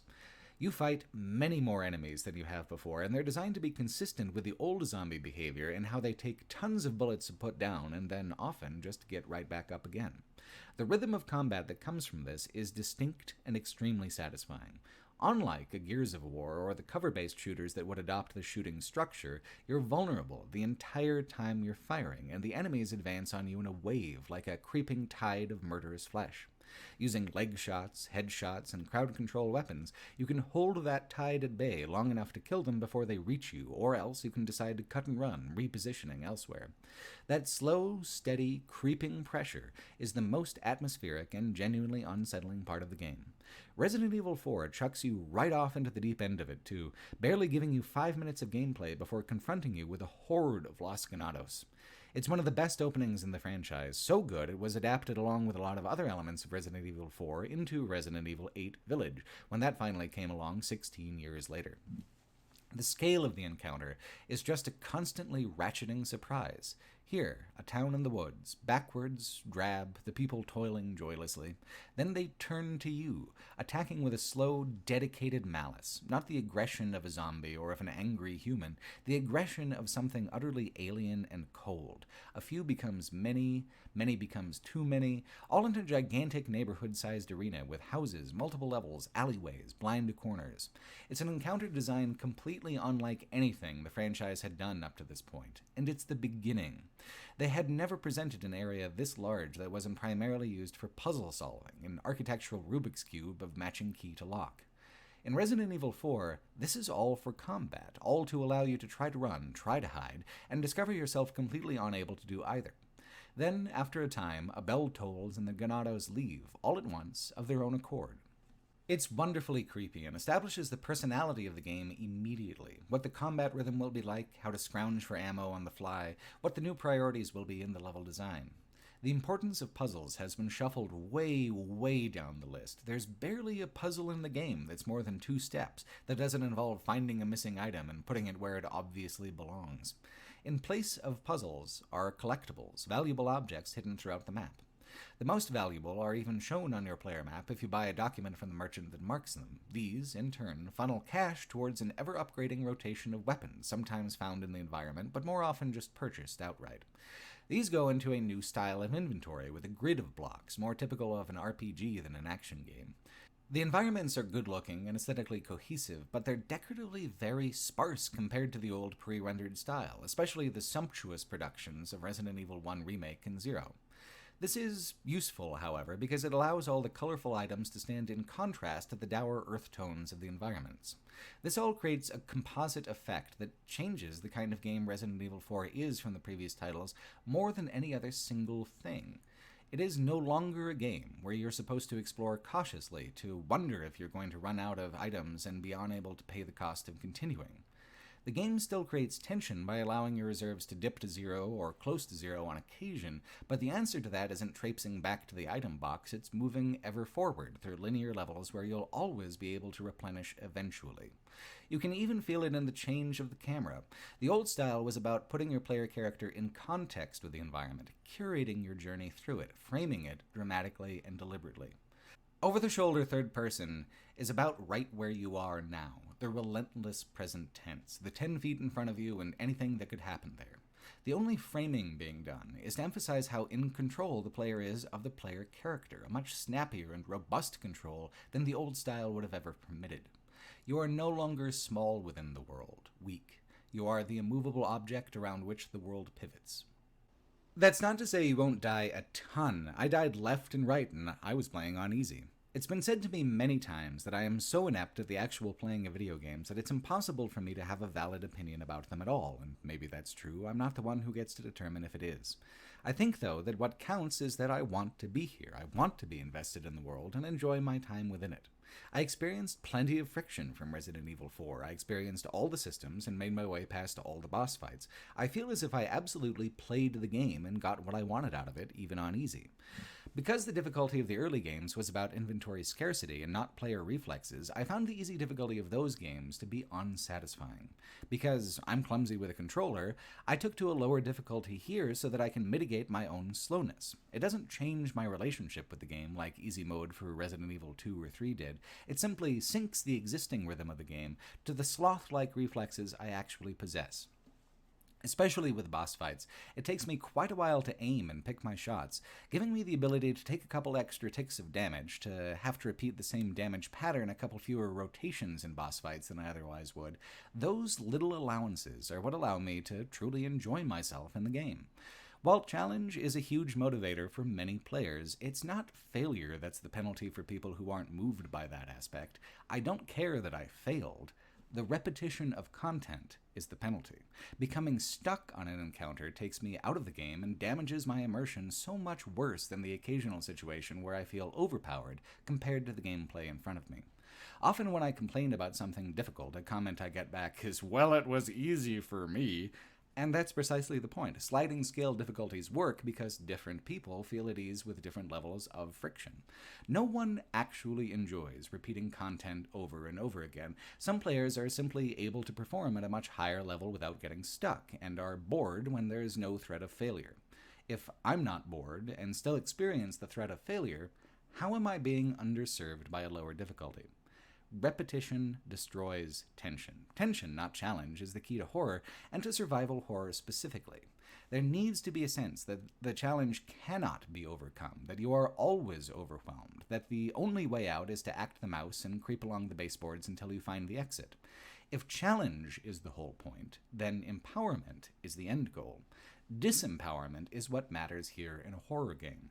Resident Evil 4's disempowerment comes from the rhythm of its combat, the way the enemies relentlessly advance ahead of your bullet's capacity to put them down.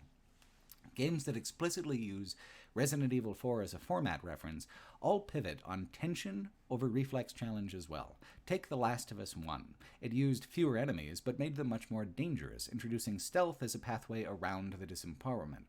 The way Naughty Dog designed their maps, as connected arenas with varying complexity, few puzzles, and roughly linear progression with collectibles scattered throughout, is pretty much a one-to-one recreation of the kind of level design that was so novel in Resident Evil 4. Or take the PlayStation 3 era Tomb Raider reboot. It decided to copy the Resident Evil 4 model so exactly that they had to add complex puzzles as DLC. The initial release was so singularly focused on third-person survival mechanics that it omitted the thing that its own franchise was absolutely famous for in favor of chasing this trend that Capcom started. The Tomb Raider reboot builds tension through putting Lara up against overwhelming numbers and a seemingly endless progression of cinematic QuickTime events, yet another feature that Resident Evil 4 helped pioneer. Or take Dead Space. The strategic dismemberment system is a riff on mechanics already present in Resident Evil 4, where shooting legs slows folks down, but headshots are more of a gamble. Sometimes it's a quick kill, like the zombies, but if the parasite has taken a serious hold in the person, a huge fruiting body of nasty, swirling flesh pops up in the head's place, giving the creature another way to hurt you. Dead Space made that mechanic the core of its combat rhythm and overall personality to tremendously charismatic effect. The tension created by that system is shared between the games, the tension of slowing the advance of something you really, really, really do not want to be touched by. Challenge you can adjust up and down in any of these games. The tension that makes them survival games, or horror games, or some combination of the two, remains constant across any difficulty selection. It's a product of the systems interacting to create mood, atmosphere, to set and control the pacing. Different proportions of these compounding systems yield different tonal results, like how Grand Theft Auto 3 essentially created the entire shape of open-world simulational action games for years to come, like how it basically birthed a whole genre the way Athena emerged fully formed from Zeus's forehead. So too Resident Evil created a template that is still instantly recognizable and culturally ubiquitous today. The strength of that template is the way its systems are so complexly complementary to each other, not any reflex-driven aspect of the new action focus. With everything that's changed, does Resident Evil 4 even feel like a Resident Evil game anymore? No zombies, no fixed camera angles, a much less restrictive inventory system, no Umbrella Corporation, no Raccoon City. What's left? Just Leon? The way Resident Evil 4 carries over and maintains its lineage reminds me of how Half-Life 2 kept a consistency with Half-Life 1. It used the little things, the iconography of the franchise so far, the beeps and bloops and rat-a-tat noises. It kept the spirit of its objects and icons intact, even where it was making major mechanical alterations. The health system, for example, in Resident Evil. There's a more explicit scaling bar instead of the previous status indicator, yet the ways you refill it are comfortingly the same. Rare first aid kits heal you completely, green herbs heal incrementally, red herbs amplify that percentage, and now a new golden herb you can mix in will permanently increase your health total. Health moves up and down more than it did before, while the method you interact with it remains constant. Similarly, the guns. There's a lot more of them than there ever were before, but they fill the same roles they used to. They meet the same expectations. Shotgun for crowd control, automatic weapons to stun-lock a creature, pistols to clean up the weaker enemies, a magnum for massive boss fight damage, plus a rifle that fills the same role in a more general use capacity. The most notable, even comedic adaptation of a classic Resident Evil mechanic is in the inclusion of a rocket launcher for general progression, not just for the very final boss fight. The wild part of it is that it's exactly as powerful as it was before, and fills exactly the same role. If you save one in your inventory, and you do have to sacrifice a different weapon's space in your inventory if you want to use it, the thing will immediately one-hit kill most any boss monster in the game. You can keep on buying them for 10,000 smackaroos if you're willing to forego the upgrades to your regular arsenal you could buy for that price, and are willing to continue to reserve the inventory space for a one-use occasional weapon. There are some amazing early boss fights where you can't use it, but I found myself really drawn to it as a way of making fast progress during the middle and late game, where I felt like the pacing was kind of starting to drag. Take this boss fight against an otherwise invincible enemy. The creature will chase you around for 5 entire minutes as you wait for an elevator and waste your ammunition on it, in an annoyingly cramped series of bland concrete corridors. There are canisters all over the place that can freeze him in his tracks, which is mostly meant to slow him down and wind down the timer, but it also makes him brittle. Not to anything other than the rocket launcher, but that's the rule that Resident Evil had already established in previous games. The creatures you can't defeat normally are always vulnerable to the climactic explosion. It's been flipped from essentially a game design meme into an actual mechanic, and it works. You might say that's overpowered, and sure, that's the whole point. It's just an absurdly deadly tool to even have at all. It costs a $10,000 penalty to fire, and you have to give something up to it. I gave up the rifle and had to use the pistol for my long-distance killing, which was a significant tactical sacrifice. Most of the game is not boss fights, after all, and you would not use this thing on regular enemies just going along. In isolation, it sounds unbalanced. In context with the rest of the inventory system, it simply represents an optional playstyle, balanced perfectly well with a traditional arsenal approach. Funnily enough, this creates an awkward situation for the actual final boss, where the game has to give you a separate, differently colored and named rocket launcher to say, okay, this is the actual last shot of the game, for real this time. It used to be that combat punctuated the puzzles and exploration. Now the combat is the puzzle, and the arena-like level design means that the combat drives the exploration as well, running around trying to stay alive, scavenging after an area is clear for a refund of the supplies you just used. This difference is fundamental, too big to cover over with consistent iconography. The central character and personality of Resident Evil 4 is a complete, deliberate shift away from the early era. And I think in covering so very many of the sequels and spin-offs from that early era, it is clear to see why such a radical departure was necessary. Half measures like Survivor or Outbreak just weren't cutting it. Trapped within the definitions of a subgenre it had largely helped author, the Resident Evil franchise had no way out but to create new definitions from whole cloth. To have succeeded so comprehensively just added to the legend and mystique of Resident Evil. In the abstract, that mystique is powerful and pervasive. Actually experiencing the game firsthand is the only thing that pulled back the curtain on that legend for me personally. I was just never able to figure out how seriously I was supposed to take the game. While the mechanics seem to want to create real tension, real dread, that they're trying to cultivate an atmosphere of terror, I found all of that falling apart in the mess of tired cliches and odd stylistic choices in the dialogue and cutscenes. The central structural cliche is one that comes directly from the video games of the past. The princess is in another castle. The narrative progression of Resident Evil 4 is a series of goalposts being moved constantly, one more map in front of you, while characters sternly refuse to explain any of what's going on. To Castle Ravenloft and Castle Wolfenstein as influences, we can also add Bowser's Castle, including reflex-based traps like spike ceilings or crushing walls or swinging blades. It's when the game swaps locations from the village to the castle that I started really falling out of sync with what it was aesthetically doing. The castle is so sparse and bare-looking, impressive for the time, but like Code Veronica, it has not aged gracefully in the way that the initial trilogy has. Add in these obvious traps, subtract any decent puzzles that might have made the environment more engaging as a labyrinth, factor in the fact that these castle levels last for as long as whole playthroughs of Resident Evil Nemesis, the end result is an environment that seems utterly artificial, a chore to be tackled. The saving grace is that the encounter design throughout is excellent. As a shooter, the castle is where the game starts getting really good. As a horror experience, it's about as engaging as a bowl of dry Wheaties. The part of the game that I truly enjoy for its horror, for the atmosphere that it successfully creates, is the first third of the game before Leon finds Ashley. Once you add in the shrill, over-vulnerable sidekick character who gets kidnapped something like 3 more times over the course of the game, I start checking out. Ashley represents some of the most annoying aspects I can think of for a combined character and mechanic like this. She's designed not to be mechanically useful. Her dialogue is mostly screaming, asking for help, or saying thank you in a fawning and adoring way, and her vulnerability pivots on ancient cliches about strong men rescuing pretty blonde girls from dirty, smelly hordes of foreigners. The trope is so embedded and unself-conscious that Ashley directly asks Leon if he wants to bang at the very end, which Leon says no to because he's a professional good guy. More absurd is the return of Ada Wong as an international woman of mystery who decided, for reasons that are beyond my comprehension, that Eastern Europe would be a totally fine occasion to continue wearing her iconic red silk dress. It's her costume. Would you even know it was her if she wasn't wearing it?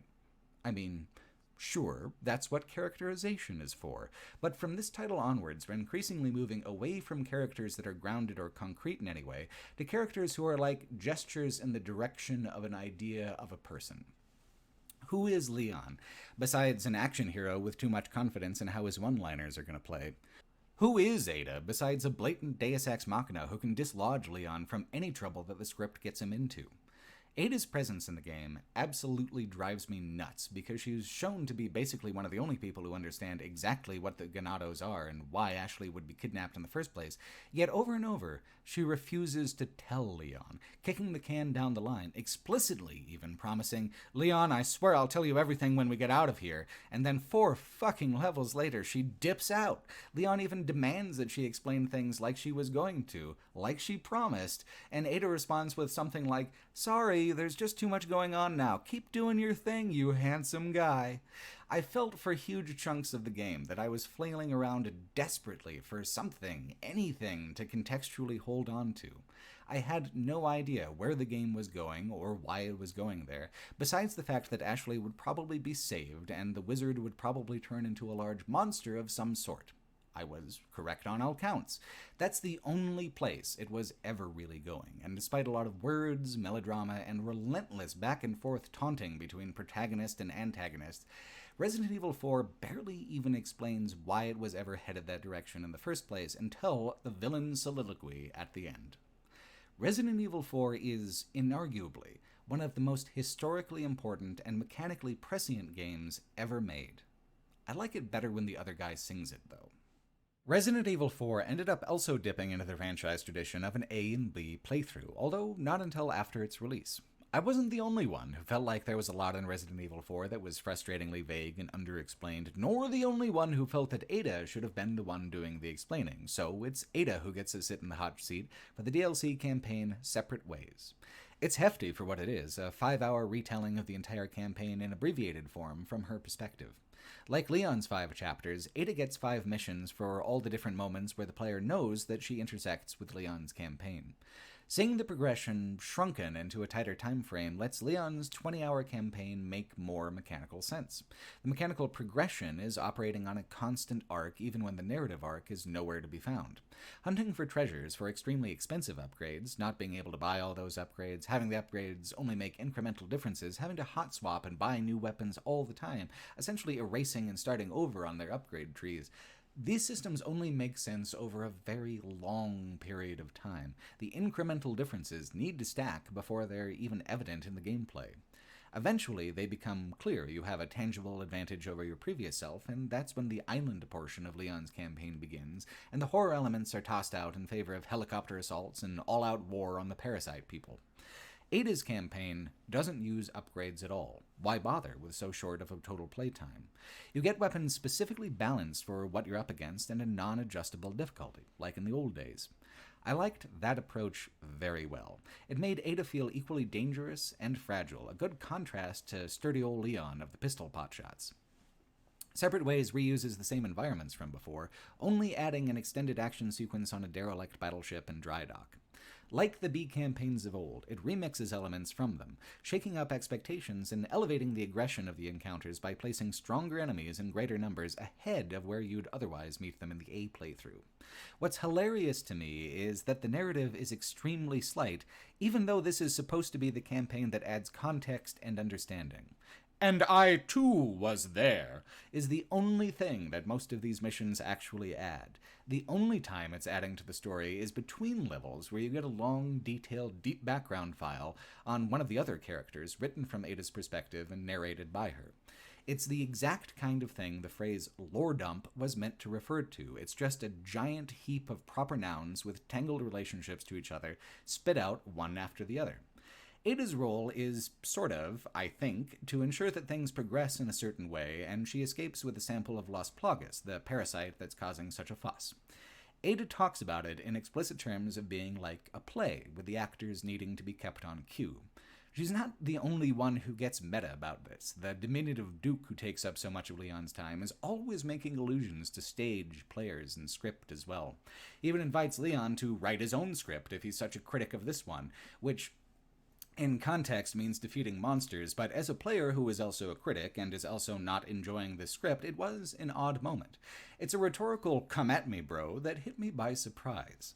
The way Ada pitches it, it's supposed to be intriguing. Ooh, look at all this mystery. I bet you want to solve this mystery, don't you, big boy?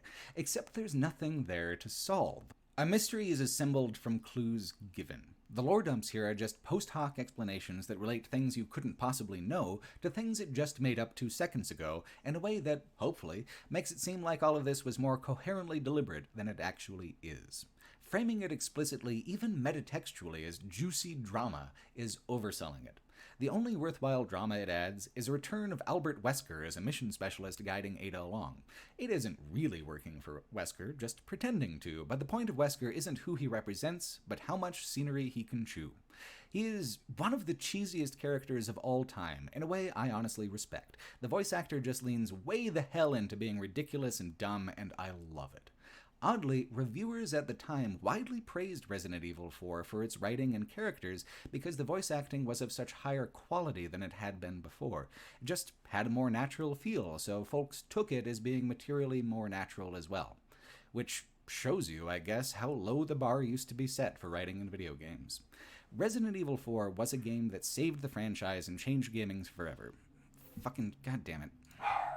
For a long while after Resident Evil 4, the franchise laid kind of low. It was so prolific by that point that it was always finding new players at various entry points, but the output of new titles slowed down dramatically during the middle era of the franchise. The games were more difficult and expensive to make, requiring larger teams, longer development time. In 2006, that 3DS remaster of Resident Evil 1 called Deadly Silence came out. In 2007, the first of the on-rails light gun shooters for the Wii, The Umbrella Chronicles, was released. In 2008, there was nothing at all for the first year in over a decade. The gap in 1997 between Resident Evil 1 and 2 was the last time that Capcom had let there be a lull like that. Absence, they say, makes the heart grow fonder. And that was a winning strategy for Capcom. Resident Evil 4 was such a smash hit because it went all out on a maximalist, console-busting production approach where its release was an event, not just a matter of annual certainty. By 2009, Resident Evil 5 was finally ready. It was, and still is, by many metrics, the biggest departure from the gameplay, tonality, and personality of the franchise at large. And in making that departure, they moved more copies of the game than any other. For years, Resident Evil 5 was the best-selling game in the franchise, achieving a massive outreach to new players by moving into the market space that Resident Evil 4's innovations had opened up in action gaming. One of the biggest, most commercially successful games of the era was Gears of War, released in 2006. It uses huge chunks of the level design and combat pacing structures laid down in Resident Evil 4, but adds cover-based mechanics and a seamlessly integrated co-op campaign where Player 2 is taken over by the AI in single player. Resident Evil 5's business aim is to unseat the king of co-op and take the throne for itself. I can't argue with the numbers. In terms of popularity, it was absolutely a contender, and it hit the zeitgeist right on the nose at the height of the hunger for what was, at the time, a new breed of action game.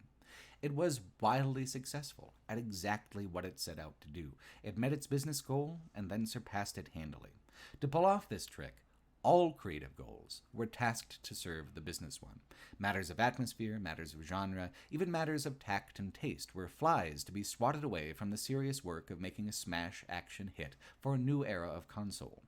Even coming back to it in 2021, the game looks ahead of its time, visually. It's rich in color and detail, in a way that starkly contrasts with Resident Evil 4's sparse, dark gray aesthetic.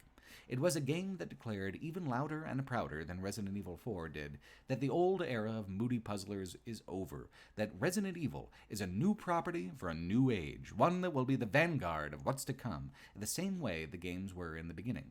Resident Evil 5 is a flagship representative of a new era in gaming for 2009, one where the rising cost of production and the need to guarantee a return on that investment leads to a culture of vapid corporatism, dominated by risk-averse and market-tested creative choices, and a decline in the artfulness of this artistic medium.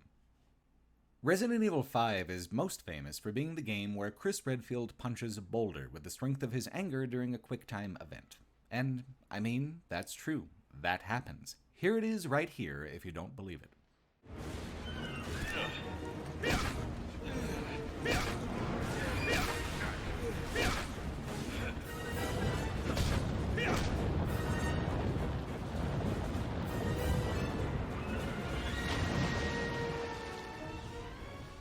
In a 1977 episode of Happy Days, our friend the Fonz is out and about on water skis and jumps over a shark. Wow! Cool! Not cool, actually, desperate and attention-seeking to the point where the phrase has outlived people's memory for where the phrase even comes from.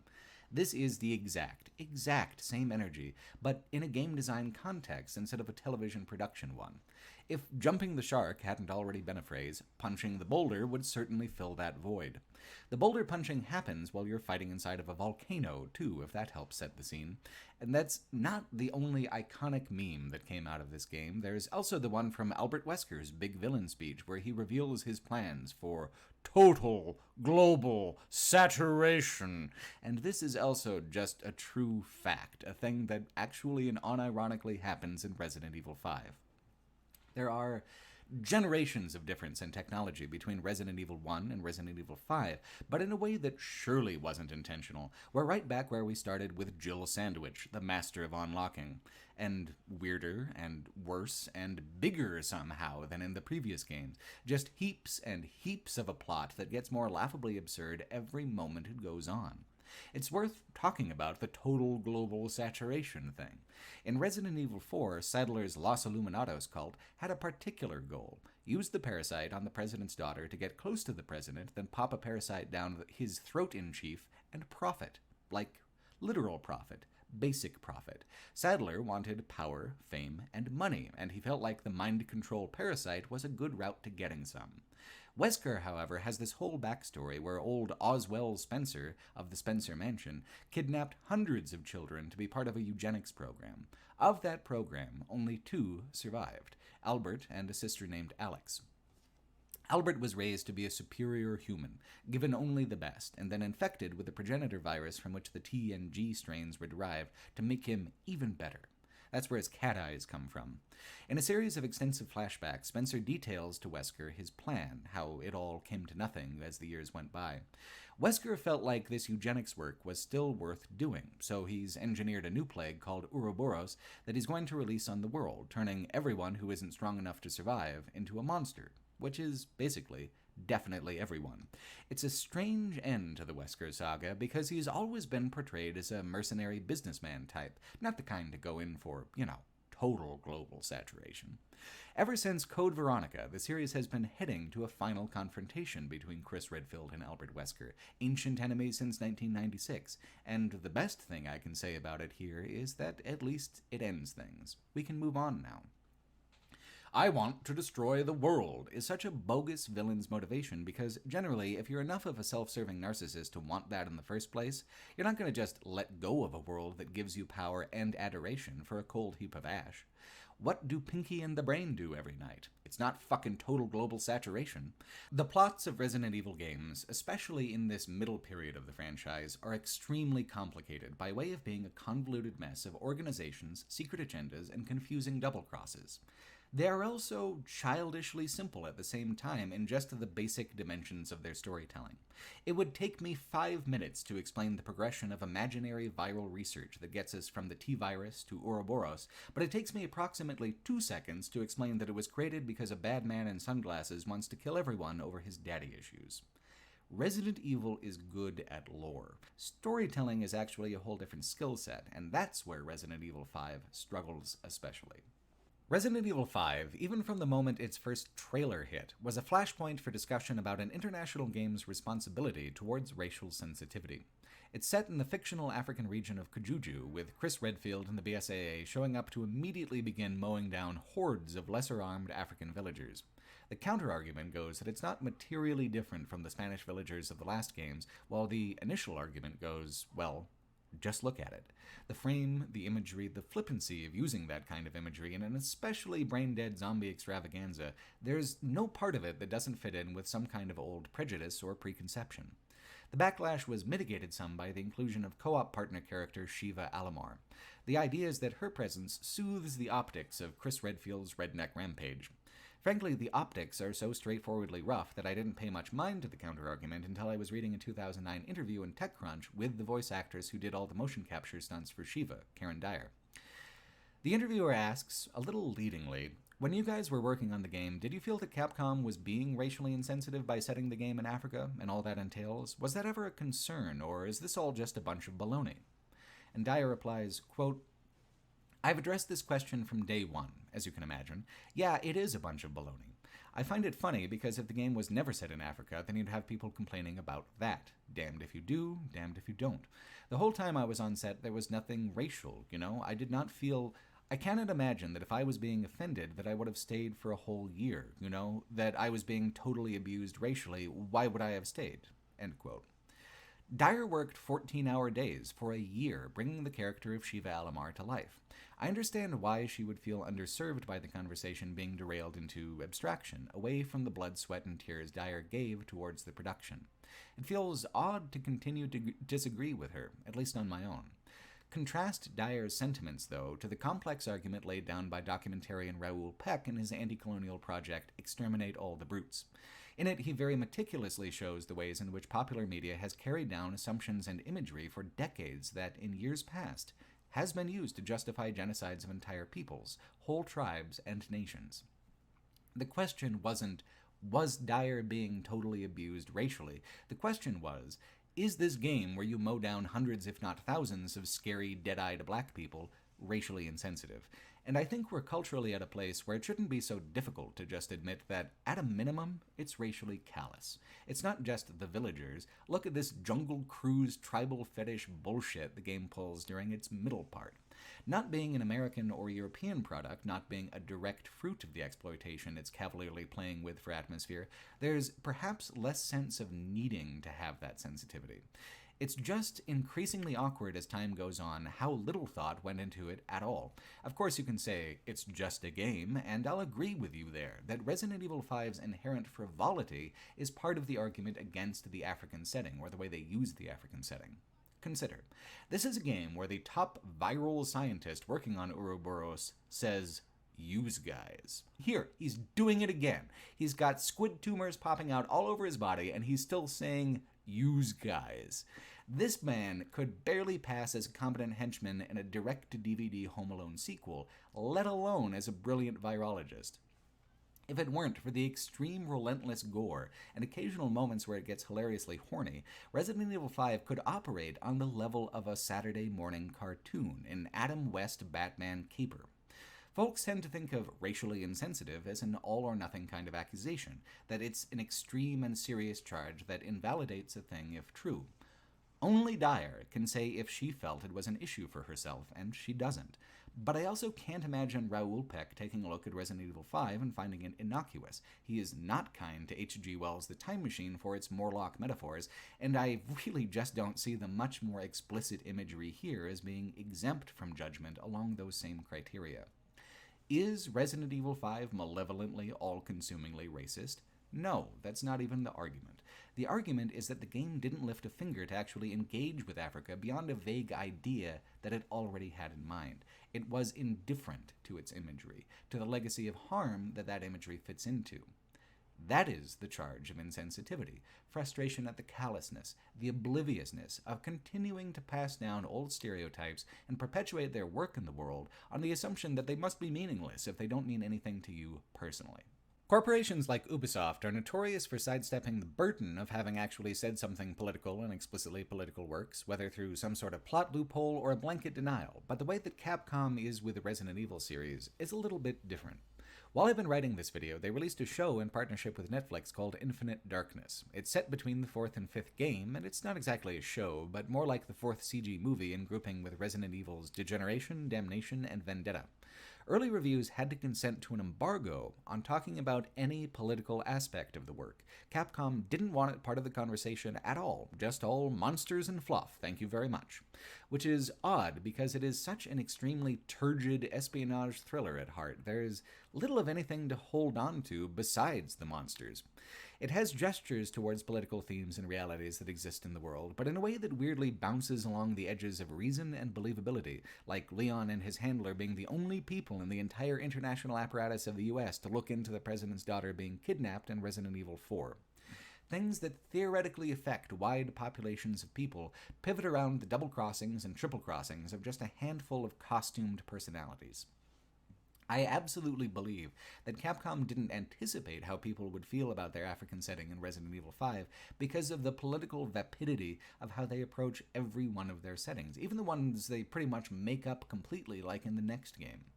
They are consistent that way.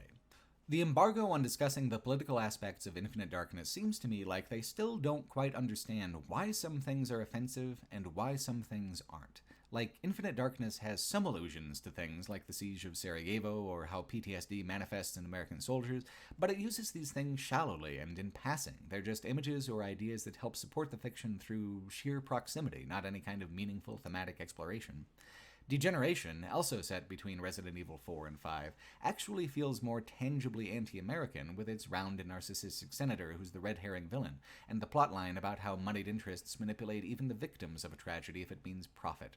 Yet Capcom was sure worried someone would say something that isn't, "I consumed it willingly and found it adequate," about Infinite Darkness. It's a peculiar regression in the timeline from the modern era, which took great pains to move away from this kind of storytelling for the most part. It doesn't do more than set up the same things that Degeneration set up. Claire Redfield is working for an organization called TerraSave. She's fine even if she's not in anything. Bioorganic weapons are becoming a commonplace method of waging war and stoking existing political conflict in this world's timeline. And a mysterious corporation called Tricell is gobbling up tech companies and assassinating problem figures who stand in their way. Tricell, of course, is the corporation Albert Wesker controls in Resident Evil 5, the front company for total global saturation. So we're doing all of this scene setting, subterfuge, and careful tying together of disparate threads so that a villain can deliver a speech about a scheme so rock-bottom, self-defeatingly inept that the only thing surviving of it in the popular consciousness is the memory of how hard people collectively laughed at it. Ubisoft's approach to pretending to be apolitical about political content is the same strategy as farting in a crowded elevator and getting argumentative about it. Capcom and Resident Evil, however, are much more functionally devoid of political meaning in their creative output. If they fuck it up, they're not going to have a clue until after the fact and will profusely apologize, the toilet paper stuck to your shoe methodology. One of these days, they're going to learn to check themselves before leaving the stall, but for now, the embargo seems to say that they just want to finish the workday without anyone even politely pulling them aside. Resident Evil 5 launched itself into a different world than any of its predecessors, one where game companies were raking in massive profits compared to the old days, but few so visibly profitable than the ones with beefy soldiers and far-flung, ripped-from-the-headlines locales centered around compulsively replayable multiplayer. Call of Duty, Battlefield, Gears of War, it was the age of the bro. Adapt or die. That was what Resident Evil was fighting for as a franchise. So, Chris Redfield doubles in body mass, the game becomes full co-op from the ground up, and the pretense of being a horror game is shed. As Degeneration and Infinite Darkness show, the international reality of that world, post-Umbrella, is that zombies and mind-controlled parasites and dogs that split in two are just tools of warfare. It's the biggest difference creatively between what Resident Evil has become and what other zombie media tries to be. Zombie horror is typically overwhelming. It leads to apocalypse. It's the collapse of artificial civilization and the natural order in one spectacularly popping bubble. Resident Evil pivoted in its middle era to zombie intrigue, zombie espionage, zombie thrillers that skew more Tom Clancy than Michael Jackson. It can make some media of the Middle Era almost impossible to watch, like the middle of the animated movies, Damnation. Taking place between the 5th and 6th games, it features a kung fu fighting Madam President of a Slavic country putting down a rebellion led by people using the Ouroboros virus from this game to temporarily control liquors and use them in battle. It's complete nonsense, the motivations don't track, the animation is inconsistent, the aesthetic is odd, and nothing is actually learned in what is a completely self-contained story about a BOW-fueled civil war like Infinite Darkness, but with less effort. The kernel of value that can be pulled from it is that it clarifies exactly what the role of monsters are in this world and how mundane they are in the grander scheme of things. Confronted by the existential implications of living death and the end of limitations to the human form, so long as you don't mind being super aggro and gross, everyone just kept on keeping on with their bullshit, and nothing actually changed. Not even the international balance of powers or the consumer supply chain. It's diagonally opposite of the consequence of a zombie apocalypse. It's the established certainty that these creatures can be controlled, can be commodified, can be covered up when someone goes a little too far and destroys a whole country with them. By Resident Evil 5, it's not simply that the gameplay is no longer interacting with horror elements. The horror itself has even been written out of the thematic composition of the world by making what was once a terrifying aberration into a mundane component of an ordered, predictable universe. Gears of War 1 is more of a horror title than Resident Evil 5 is, honestly. The shift in tone and perspective allowed it to compete in the same general arena as the big shooty boys, but it came at a cost. And it wasn't this title alone that paid the price. The creative priorities of the entire franchise, in a very multimedia way, followed with it. And they were rewarded with sales beyond what even Resident Evil 6 would rake in. The gravity of that money well sucked in even other franchises in Resident Evil's close orbit. Fear 3, Dead Space 3 would both pivot to ground-up co-op design at the expense of what was tense and terrifying about their previous installments. Neither of those franchises survived what flops those games ended up being. They chased Resident Evil 5 right over the edge of a creative cliff like it was a Wile E. Coyote bit. Resident Evil 5 survived because it was at the head of the pack of trend chasers, coming out in 2009 while the demand was still fresh, not a 3-year development cycle behind it. When Resident Evil 6 came out and the trend had cooled, that contributed to the 5th game performing better overall. I mean, among other things. Having complained now about every single presentational aspect, it's worth asking, can Resident Evil 5 find some redemption in its mechanical merits alone? Resident Evil 5 has the reputation of being an excellent co-op game, and I believe it. I found Dead Space 3 to be an excellent co-op experience, even if it was a pretty miserable Dead Space game. I decided to play Resident Evil 5 in single-player instead, to see how it feels trying to play it as a solitary survival horror experience, and if it could build an atmosphere in a way that Outbreak had been categorically unable to do. I would have had a higher opinion of the game if I had, because, like Outbreak, the companion AI doesn't adequately play the game alongside you in a way that syncs with the progression. There are hang-ups and inconveniences to choosing to play single-player all throughout. I want to talk about them, but I want to preface that I don't hold these things against the game the same way that I do the presentational aspects. I chose to play this way, and the game was explicitly designed for a real human to fill both sets of shoes. There is necessarily going to be a compromise going on with single-player. The best example of the kind of friction the inadequate AI causes is this boss fight with some kind of bat lobster. One player must distract the boss, the other must fire into the weak spot on the boss's backside. When the boss turns around, the players switch roles. Rinse, repeat. It's solid co-op boss design, simple enough to be immediately clear, interactive enough to feel like real teamwork. In single player, the enemy prioritizes the player character, which is generally good because you have to worry about Shiva dying as well, and sometimes that can really suck, like when one-hit kill enemies begin being shuffled into the mix. For this boss fight, it means that Shiva needs to distract a boss that doesn't want to be distracted, or else attack from the rear when her AI says to stick close to you. She is almost no help. The fight took me many minutes more than it would have otherwise. It drug on and drained my resources in an obnoxious way, where I understood perfectly well what was meant to happen, but lacked a tool set to do it with. The resource drain matters, because, like Resident Evil 4, the 5th numbered game tries to inject tension by keeping ammunition and inventory stockpiles low. The limited grid inventory is back, but as a co-op convenience.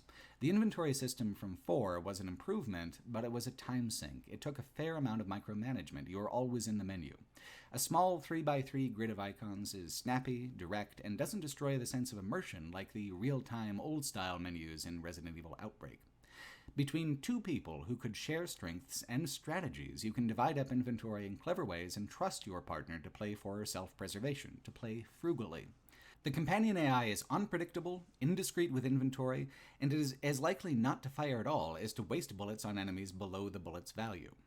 Resident Evil 4's Ashley was powerless by design. It was something you could just bite your lip and deal with because that was part of the whole thing. Shiva's AI is powerless only occasionally and by mistake, making her especially frustrating for that inconsistency. Dyer brought a believability and dynamism to the role through her motion capture and voice work, but so much of that voice work is wasted on the ambient chatter that Outbreak incorporated so oppressively. The experiments of Outbreak Files 1 and 2 informed a large amount of what works about Resident Evil 5. Capcom truly looked to those games as laboratories for mechanics that could be refined into a AAA quality. The quality is there. Just be sure to bring along someone else to help you find it. If you're not sold on the idea of Outbreak being a testing ground for the co-op design of 5, consider the fact that 5 lifted a boss fight whole and unchanged from Outbreak, besides classing it up with fancy new graphics. The leech beast in the hospital that you killed with the heat room has been palette swapped to fit inside a dank industrial environment where another team was ambushed and killed by the beast.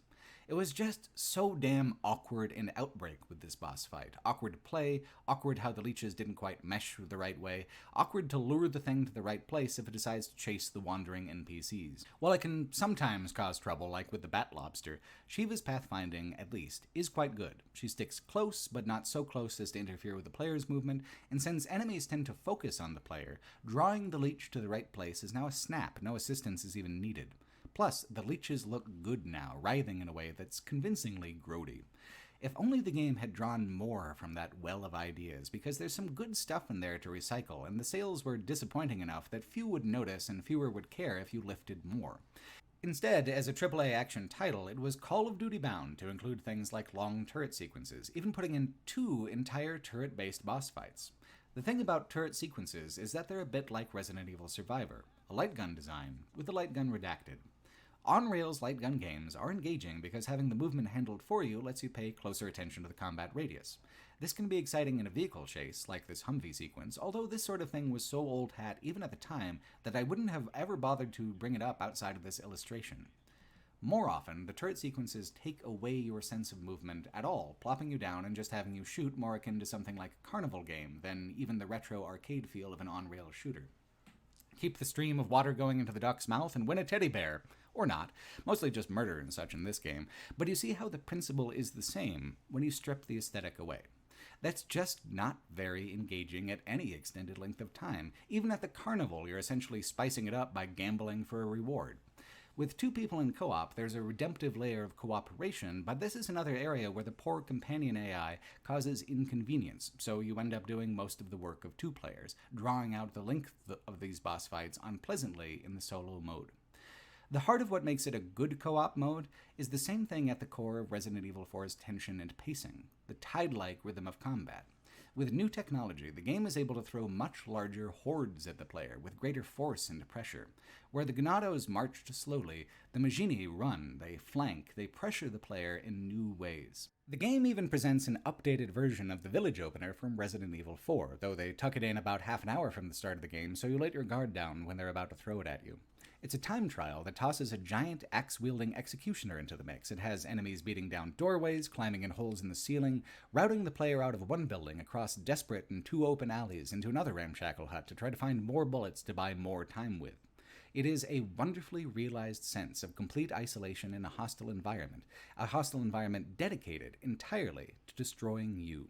You feel like one against the masses, not a room-by-room equation of zombies encountered versus bullets found like in the early era, but a new rhythm where an interruption in the flow of bullets is the more pressing concern, the vulnerability of reloading, how many seconds you can spare standing and surviving in a single space before the tide overwhelms you.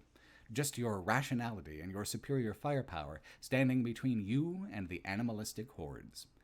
What's mechanically satisfying about this is also what's so gross in the contextual framing. The emotional, aesthetic core of Resident Evil 5 is the same as 1964's Zulu, starring young Michael Caine.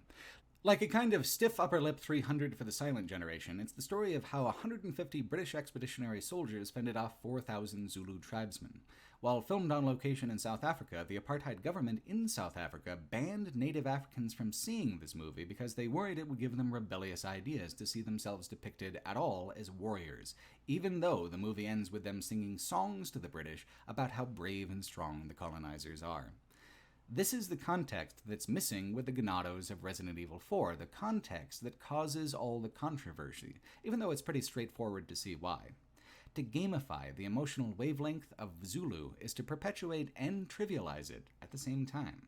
There were more pressing issues to consider for the development team, though. Chief among them, how big can we make the villainess's tits before they're just completely spherical?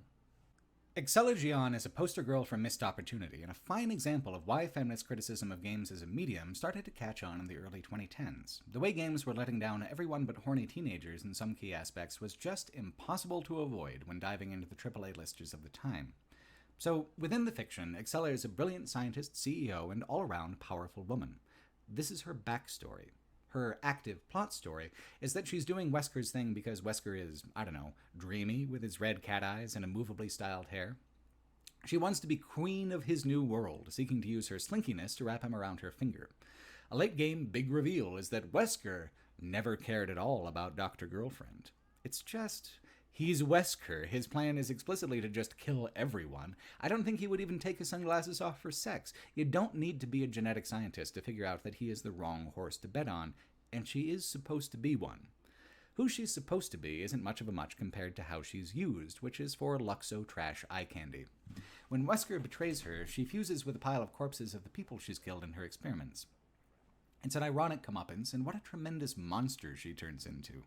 This latter stuff, the ironic flourish, the monstrous transformation, the inevitable boss fight, Resident Evil 5 can be genuine fun as pure camp operating at maximum volume. The other stuff, though, where the game blunders its way into presenting theme after theme in the most careless way possible, it feels as if the game isn't even creatively invested in what it's doing. How can it be, displaying so little self-awareness?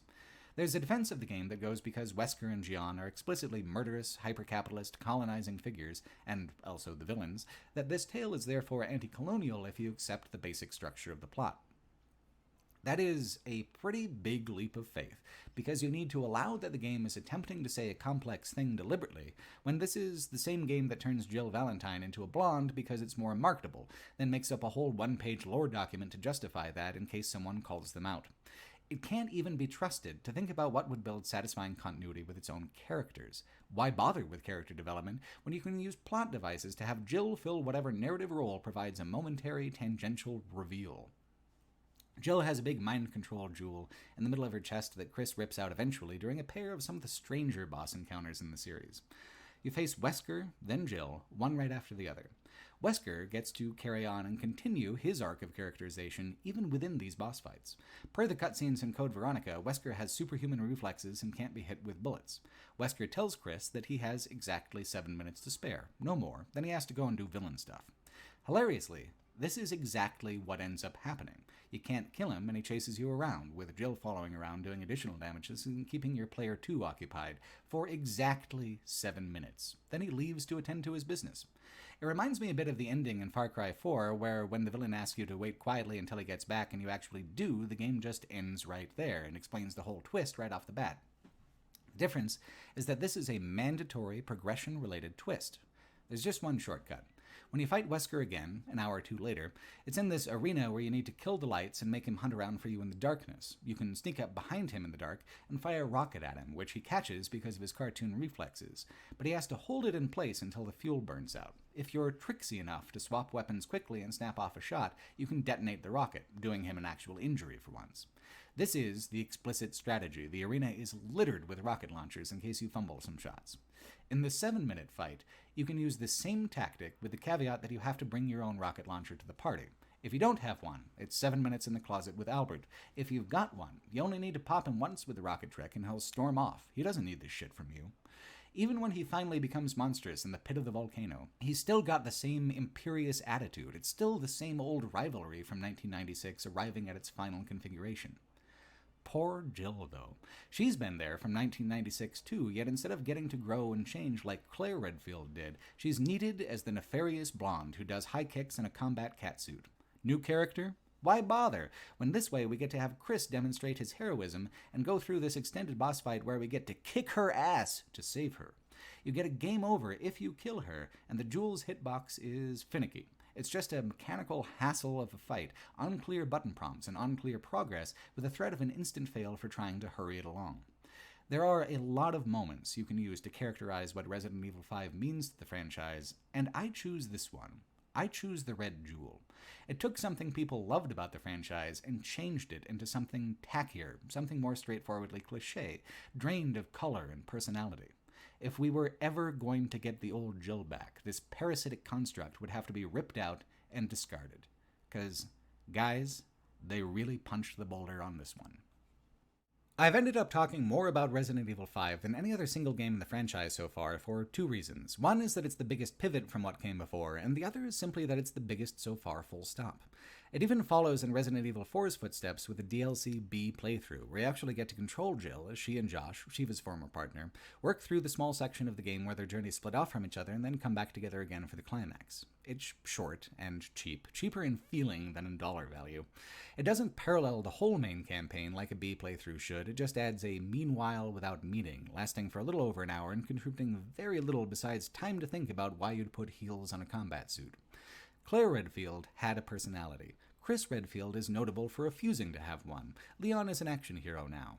Jill didn't exactly have a ton of character development in Nemesis, but she was at least on the verge of being given texture by her experiences. With this Umbrella Extreme makeover, her character is reduced to its most basic element, being the more combat-focused lady protagonist of the two famous ones. One of the strangest things about Jill's transformation is that it's one of the very, very few plot beats from the Resident Evil games that made their way to the Paul W.S. Anderson film series, which is, a 6-film franchise that also widely contributed to the cultural imprint of Resident Evil as a brand, for good or ill. The movies are famously incomprehensible, just a mess of loosely associated stylistic choices which use the names of characters from the games, but generally jettison every single one of their personality traits or plot points. It would have been so much easier and makes so much more sense to have simply created original characters, a parallel story, but no, it's a whole alternate version of roughly the same plot progression, with the caveat that the zombie plague did cause a collapse of civilization in that timeline, and that necessarily changes almost everything. The rough progression goes that 2002's Resident Evil movie is like a mashup of some elements of Resident Evil 1 and 2, 2004's Apocalypse is mostly Resident Evil 3, 2007's Extinction is pretty much completely new plot but with familiar characters being used for no particular reason, and then 2010's Afterlife also has almost nothing to do with the games except that it attempts to dovetail here with Resident Evil 5 at the very end. Wesker becomes the big villain of that whole alternate timeline, and there's a weird attempt in that movie to rubber band backwards into a cohesion with the games that was creatively impossible. 2012's Retribution goes way harder on that attempt to spring backwards the other direction, resulting in the most absolutely confusing and terrible movie of the whole run, where they start throwing in monsters like Las Plagas with no introduction to what they are, besides assuming an audience knows them from the games, despite the fact that the movies and games had been cultivating largely separate fandoms and completely different rules for the setting for years. More, the movie tosses in characters like Leon Kennedy and Barry Burton, who would not have even been missed in the movies at all, but the marketing tactic seemed to be a desire to reduce the distance between the differently medium-to-media entries. It's an abysmal failure, uniquely bad even among bad video game movie adaptations, and the shining symbol of that is how they lift mind-controlled blonde assassin Jill, with her catsuit and the red jewel in her chest and every other little detail, and just toss him in the movie as if there was a way to make them fit. 2016's Resident Evil The Final Chapter also cannibalizes weird, discordant elements from the games, but mostly the only thing it shows is that the movies never knew how they were going to wrap themselves up, so they settle on half-heartedly trying to loop themselves instead. The only true, meaningful crossover of the Anderson movies and the game franchise is here, in the 5th movie, in the 5th game, with blonde Jill Valentine. It's a moment of parody between the movies and the games because the plot beat is equally worthless in each, equally representative of creative decay. The other DLC campaign, Lost in Nightmares, is almost a tacit admission that even the developers were concerned that they were taking the boat out a little far from the shore with this franchise. It's a 75-minute treatment of the flashback sequence in the main game where Wesker kills Oswell Spencer, fights Chris, and captures Jill Valentine. It was a whole big thing, revealed at length and in multiple parts across the main campaign, yet the flashbacks were all that were actually needed for narrative. Instead, this is a separate flashback for the players themselves. Spencer's a predictable man, and his mansion hidden here in Europe is almost exactly the same as the mansion from the Arklay Mountains. There's plot justifications for this, but explicitly all the DLC is an extended callback, a riff, a little treat for whatever percentage of the audience who loved the early games was still hanging in there and tossing down extra money for the bonus content. Is it sincere, or is it condescending? I take it as sincere because the DLC takes enormous pains to be unlike the main campaign mechanically. It's not combat-oriented, hardly at all. There's pretty much only 2 enemies, and both are boss fights. It takes the vast majority of the DLC before you need to fire a shot. Before that, it's just searching rooms, finding items, solving small but welcome puzzles, and meticulously stitching the lore together with a prolific assortment of journals, diaries, and documents. Resident Evil 5 sounds like it wouldn't make sense, and it doesn't make rational sense, but give credit where credit's due, and admit that despite the huge deviations in tone, mechanical feel, intended audience, and genre, the Capcom writing team went all out, attempting to assemble enough words to make it track with the internal rules, logic, and trivia of the franchise. Even aside from this narrative bone being thrown to the lorehounds, the DLC is very playful with nostalgia and memory when it comes to the Echo Mansion. Take the famous dog ambush hallway. The game has been withholding monsters, refusing to delve into action for an insane amount of time versus the main campaign. Surely this hallway is where it gets kicked into 12th gear. But no, it's a video game version of the movie jump scare trick where it's just a cat, and aren't you foolish for flinching? Even the 2 bosses can't be defeated with bullets. The first boss, a basement dungeon fella, has to be crushed with a falling ceiling. It's not a new kind of boss fight. The significance is in the gesture, the willingness to forego shooting as the victory condition, even in the limited space of the content. The final boss you know is coming, and you also know you won't defeat him, so it's structured like the 7-minute fight, and that you're just trying to stay alive. In the same fashion, you can shortcut the fight if you do enough damage to him. There's no rocket trick, but being set years earlier, Wesker's not quite as 100% with his dodging as he usually is, and you can get in some cheap shots here and there. Lost in Nightmares is a strange, important piece of connective tissue for the franchise. It binds the game that is most unlike the original back to the original by force. There's even a mode where it pivots to the fixed camera angles that the original used for exploratory portions, though I had trouble getting the controls to feel right using it. It's an Easter egg, a gimmick, not the creatively important thing. It illustrates the gulf of change the middle period of the franchise brought with it. Without Resident Evil 5, the series never would have successfully persisted into the modern era the way that it has. It did what it did to survive, what it felt it had to do, even if it meant no longer recognizing itself in the mirror that it held up to its own face. Ambivalence about its own direction as a franchise is the driving design doctrine behind 2011's Resident Evil Revelations. Developed for the Nintendo 3DS, it features Jill Valentine and Chris Redfield in the time between Resident Evil 4 and 5, before the Lost in Nightmares DLC, when both characters were more recognizably their older selves. The game was pitched as being mechanically more recognizably itself as a Resident Evil game altogether, a survival horror experience with the classic pacing, the old rhythms, just updated to the new camera perspective. Most exciting for me is the subgenre it's a part of, schlocky nautical horror. I can't even express how big a fan I am of the run of bad maritime monster movies there was around the turn of the millennium. My favorite is 1998's Deep Rising with Treat Williams, which is tentacled sea monsters versus a cruise ship full of scavengers with a secret heist agenda.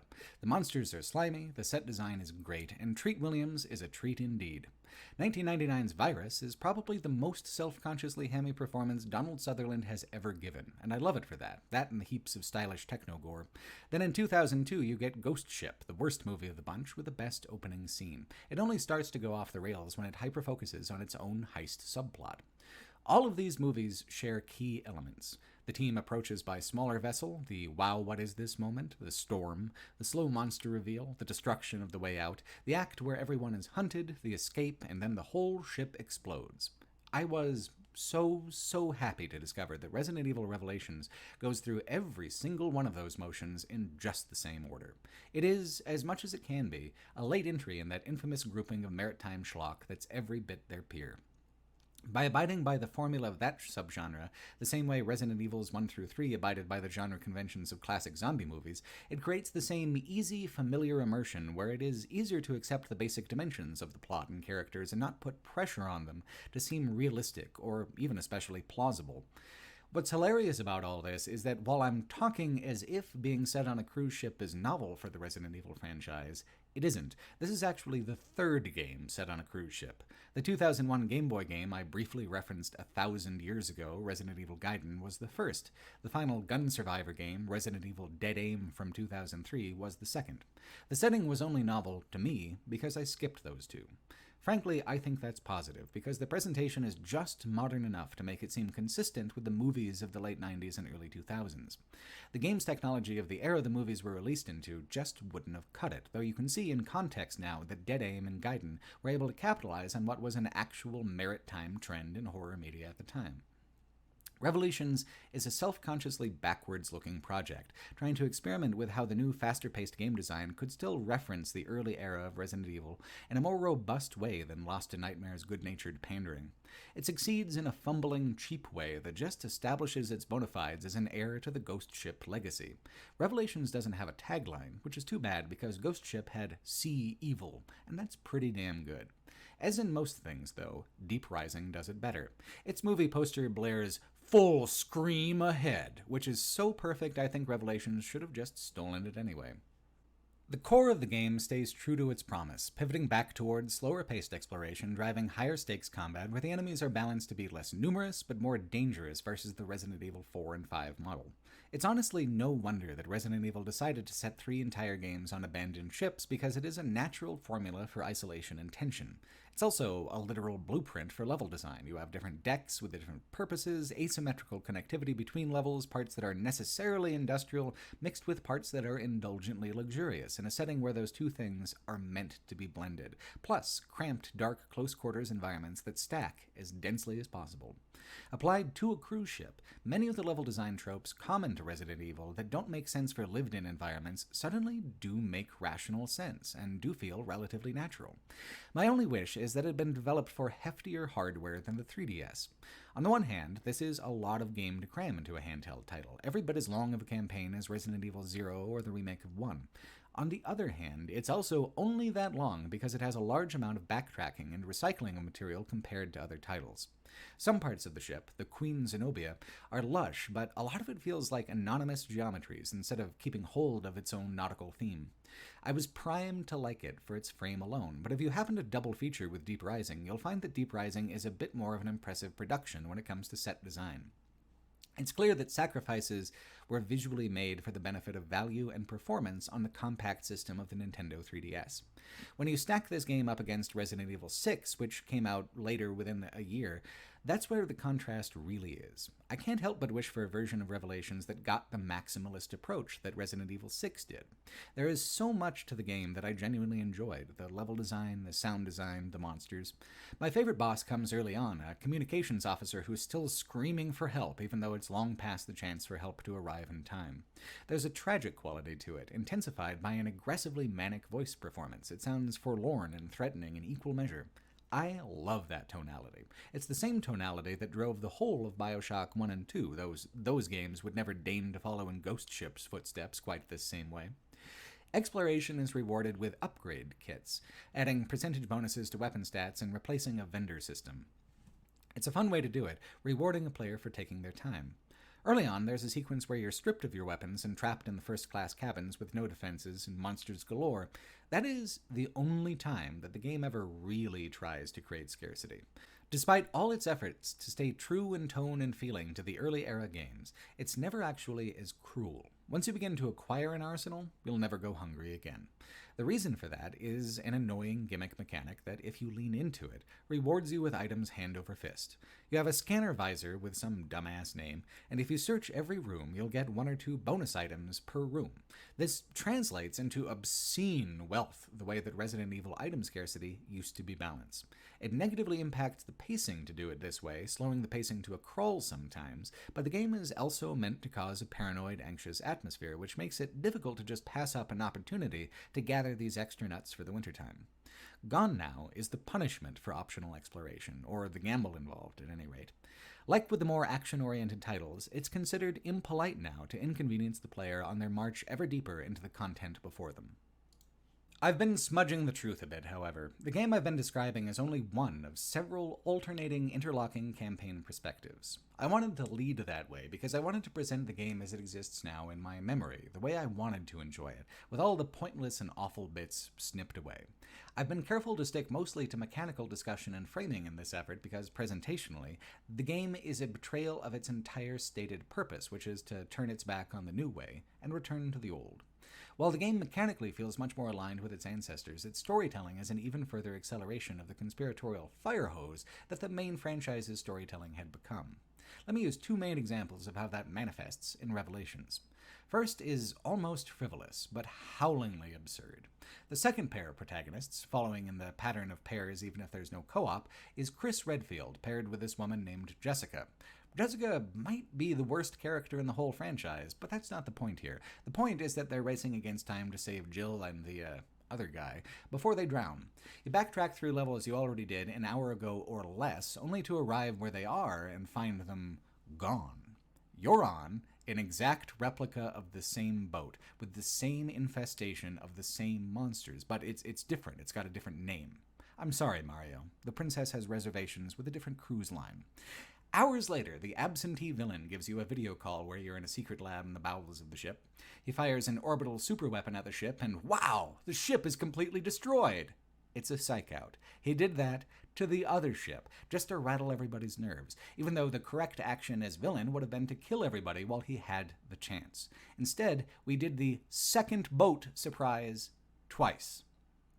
I don't expect games to always respect my time or respect my effort, but I enjoy them to at least give me the benefit of assuming that I have object permanence. I'm sitting here, still stunned that they pulled a Scooby-Doo quality switch like this and then thought, you know what? If it's nice, do it twice. Amazing.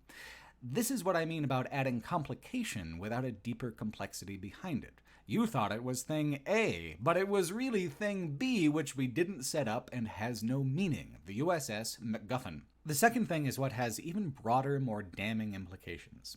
Resident Evil Revelations opens with a news report about a floating city called Terra Grigia that was attacked by bioorganic weapons and had to be destroyed by that orbital superweapon, sinking it and its taint beneath the waves forever. So, the game made up its own proprietary Atlantis, filled with monsters and lost wealth.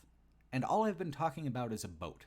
Why? Because the boat is the setting. The game doesn't do a single interesting thing with its most ambitious, intriguing idea for a setting that it has had in years. There are flashbacks that take place during the fall of Terra Grigia, but it's just office corridors filled with hunters. Nothing special, nothing scenic, nothing befitting what an amazing idea they just tossed out onto the deck to wither and rot in the afternoon sun. Revelation starts out with a flash forward, because of course it does, but the first actual level in the sequence of events has you fighting these weird blobs on a quarantined beach where you can see the ruins of Terra Grigia off the coast. I waited for them all game long. They never really arrived, not in a way I found remotely satisfying. Instead, why not a boat? A boat was good enough for Dead Aim, so god damn it, it's good enough for Revelations. Grudgingly, I guess it's good enough for me too. I just long for the game I briefly glimpsed off the coastline, now lost in the fog of what actually happened instead. What a thick fog it is, too. Conspiratorial is somehow not strong enough to describe the overwrought, pointlessly twisting web of characters and events. Terra Grigia is never really the environment, but serves as the inciting event for a series of backstabbing double-crosses and not especially surprising surprise reveals. There's a group called the Federal Bioterrorism Commission, run by this Rasputin-looking guy named Lansdale, and they destroyed Terra Grigia themselves by giving the terrorists the weapons for the purpose of gaining power by turning a small genocide into a PR event. Look at the danger! You need the FBC. Every character is connected to the other ones, not through human relationships, but Charlie Kelly yarn boards. Parker and Jess knew each other at the FBC, they knew Raymond too, but Parker wasn't in on the plot while Jessica and Raymond were, but you don't know that because you think O'Brien is behind it. He's shady. He's only shady because he's onto the plot that Lansdale hatched, and no one knows exactly what that plot is besides Norman, and Norman's dead, unless he isn't, except maybe Jessica knows the whole story, but definitely not Raymond, who saves Parker from Jessica when Jessica betrays Parker to side with Lansdale, even though Raymond's in on it and Parker isn't in on it because Parker's okay. I guess it's pretty simple, actually, when you phrase it like that, right? A lot of that background conspiracy is handled by a third pair of protagonists, two military tech experts named Jackass and Grinder. Those aren't my nicknames. Those are the game-given proper nouns. They're the comic relief characters because they tell each other worthless jokes and banter endlessly, but if you can't figure out that they're the comic relief from that, they also get their own musical theme to make sure you understand that they are goofy and you ought to be laughing, you bastard. Their entire plotline could be easily cut, should be easily cut, because these characters spend their entire arc refusing to explain anything or narratively contribute. I'm not being metaphorical. They find the information they're looking for basically right off the bat. Grinder says, "So who's behind it?" And Jackass says, "I'm not going to tell you till I'm 100% certain, but I know. I'm pretty sure I'm right." And then he says that twice more until the endgame arrives and the whole Jackass Grinder arc just confirms things the other characters already know by that point from their own plot lines. The villain has already confessed by the time Jackass arrives at his 100% certainty. A bit of banter between Grinder and Jackass also illuminates what is so awful about Jessica as a character. Grinder asks Jackass if he's stalked Jessica to her home yet, and he replies that she drives too fast and no luck so far. Haha, casual stalking. Jessica is written from a perspective that doesn't see anything weird about that. She's over-sexualized in a way that is detached from reality, not just over-sexualized, but driven by a childishly petty view of women in general.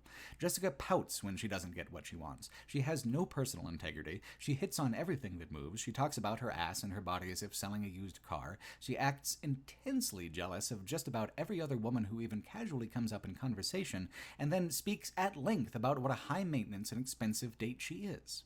Jessica is very much a bitter man's idea of a hot girl, and it's incredibly annoying to have to bear witness to. Just look at this character design, a skin-tight wetsuit with one leg redacted and a purple swirl. It wouldn't be even worth commenting on, even with both legs taken off, but the one-leg affectation is such a bizarre and artificial costuming decision. If Jessica Sherowat was a real counterterrorism professional and showed up looking like that and acting like that to work, it would be hard not to assume she was having a breakdown or a stroke. Do you know where you are? Who's the president? How many fingers am I holding up? Jessica, what did you take? Jill's got an equally skin-tight outfit, but it's fine. She looks presentable and professional in it, as much as anyone can in the weird world of Resident Evil. Jessica is the result of an old, worn-out line of thinking that goes, what if spy, but also skank? Terrible as she is, she's got plenty of company in the cliché. Even James Bond was in a real movie named Octopussy, after all. One of the few actual revelations in Resident Evil Revelations is that terrorist leader Jack Norman disappeared along with the rest of the Il Veltro organization aboard a third identical cruise ship, this one being slightly different in that it's already sunk. Out of any individual chapter, this last one is the most disappointing because of how much promise the final set piece had. This was supposed to be the grandest of the ships, housing the elite of the organization, trapped beneath the waves for years with no food, just the virus and a dwindling supply of air. There's even a cutscene of Norman trying to inject himself with the virus, declaring himself the last steward of the truth about Lansdale the Betrayer. The environment is a direct echo of the Spencer Mansion, peeling wallpaper, smudged paintings, cracked sculptures, plus other environmental storytelling details that are more directly connected to Norman and the crew, like endless lines of tally marks in blood counting the days, and a long molded feast laid out in the luxury dining room. What happened to the crew? Did he eat them? What did they become? You already know, actually, you just ignored the possibility because it's lame. They're those blobby boys from the beach in the beginning. Even the big reveal with Norman is weird because he's just regular looking, as if it hasn't been a long time or a big deal, and he does this whole speech pretty much exactly like the speech in the video, and then injects himself like he did in the video, only this time for all the marbles, I guess. It's an odd moment of deja vu, a villain speech I swear to God I just heard 30 seconds ago. I'm split on how I feel about the boss himself.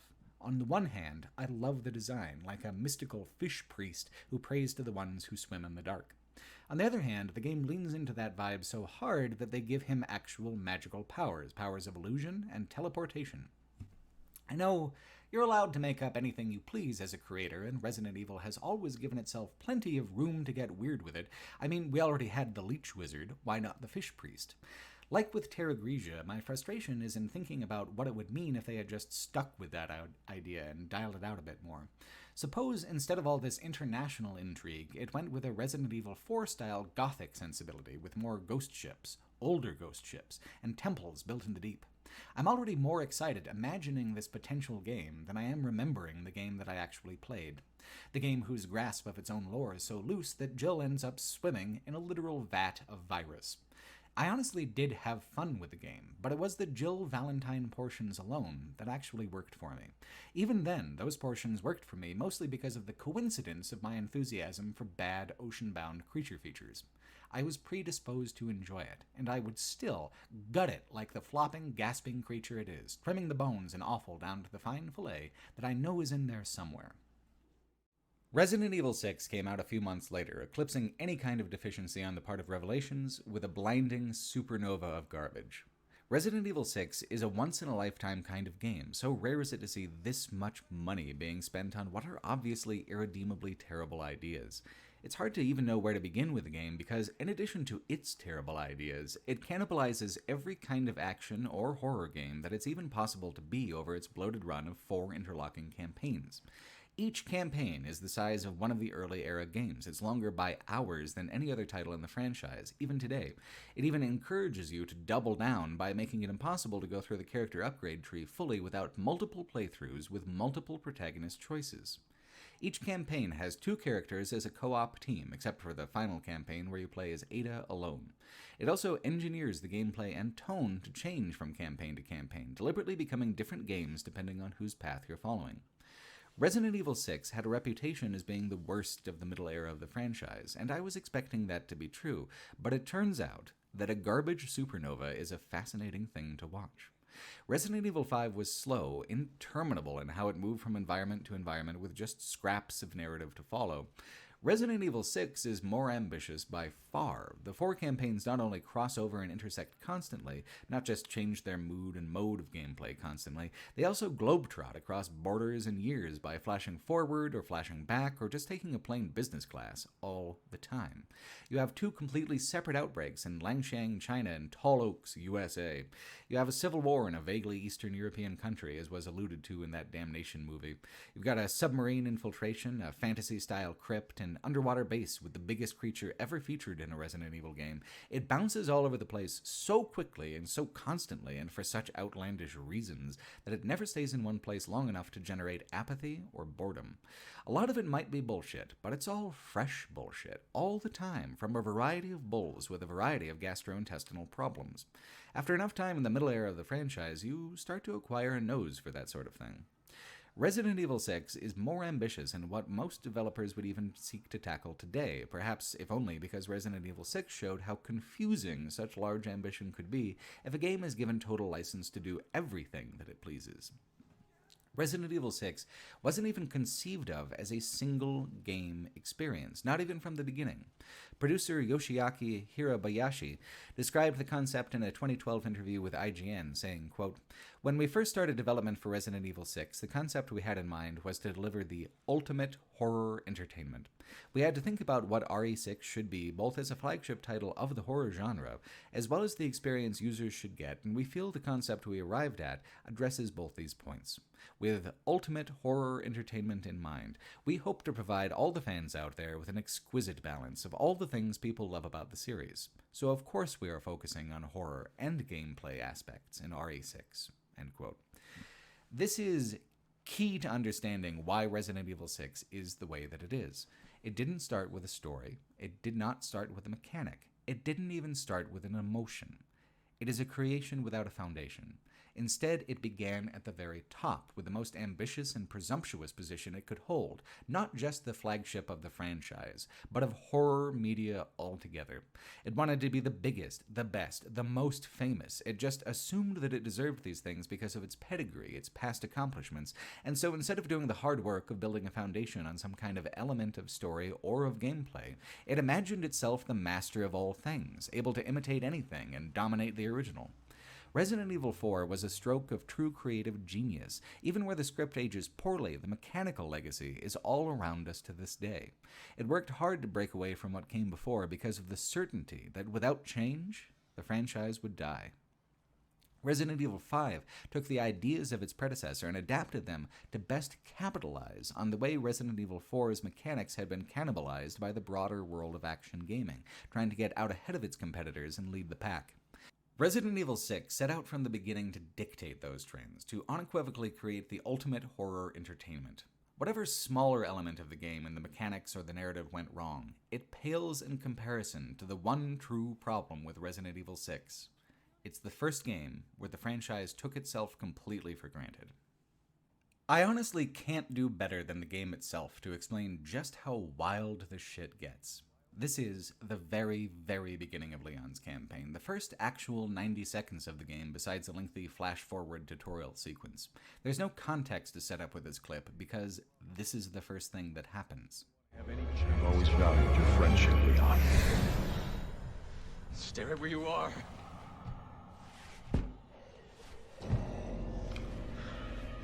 Mr. President!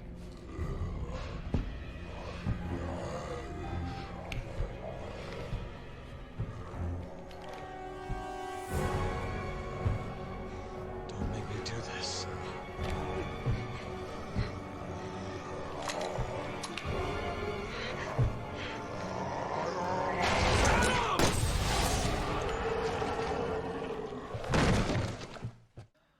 If the first thing that happens is that you have to shoot your best friend, the zombified President of the United States, in the head, where in the absolute fuck are you going from here? 'Cause, fellas, I can't help but feel like we've punched the boulder again, and we have only just begun. Either you maintain that feverish pitch of high-octane crazy all the way to the end credits, or you allow yourself to be vulnerable to the fact that any normal storytelling you attempt after this point is going to feel like a bit of a boring letdown. Which is exactly what immediately happens. You wander around empty hallways with lightning flashing in dark ballrooms, you find a guy looking for his daughter's bit, you take her anyway for whatever reason, and then it reaches ahead in an honestly pretty cool elevator tragedy sequence where she eats dear old dad, and the game actually begins, mechanically. It's a solid 10 to 15 minutes before the energy comes back up again after putting down the president like a rabid dog, just a repetition of what's probably the oldest zombie story in the book, zombie child versus concerned parent. I'm describing all this in detail to show that even within the opening half hour of the game, it is already being almost comically inconsistent. Its energy, its tone, its momentum, it's all over the place in a way that diminishes the whole experience before it's even given the player a chance to get in some headshots of their own. It is shaky, especially after the useless tutorialized flash-forward that's actually narratively incorrect. Leon's campaign completely retcons many details of the prologue as it moves through those events in the present tense of the story. Looking back to Resident Evil 4's opening, what worked was its creeping simplicity. As Morty once said, I feel like, we should start our stories where they begin, not start them where they get interesting.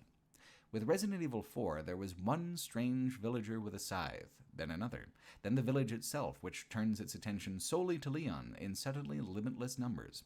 It starts from 0 and ramps up immediately. It has the confidence to trust a player to wait what's hardly even 10 minutes to kick things off. Resident Evil 6 dithers for ages before it chooses to actually begin, gesturing at future events that won't even turn out quite that way for an immediate dramatic boost. Damn the fact that it doesn't mean anything at all. This is especially annoying because when the game actually does begin in earnest, it's great, for a time. I mean it. The Tall Oaks chapter is excellent as soon as you're clear of the university.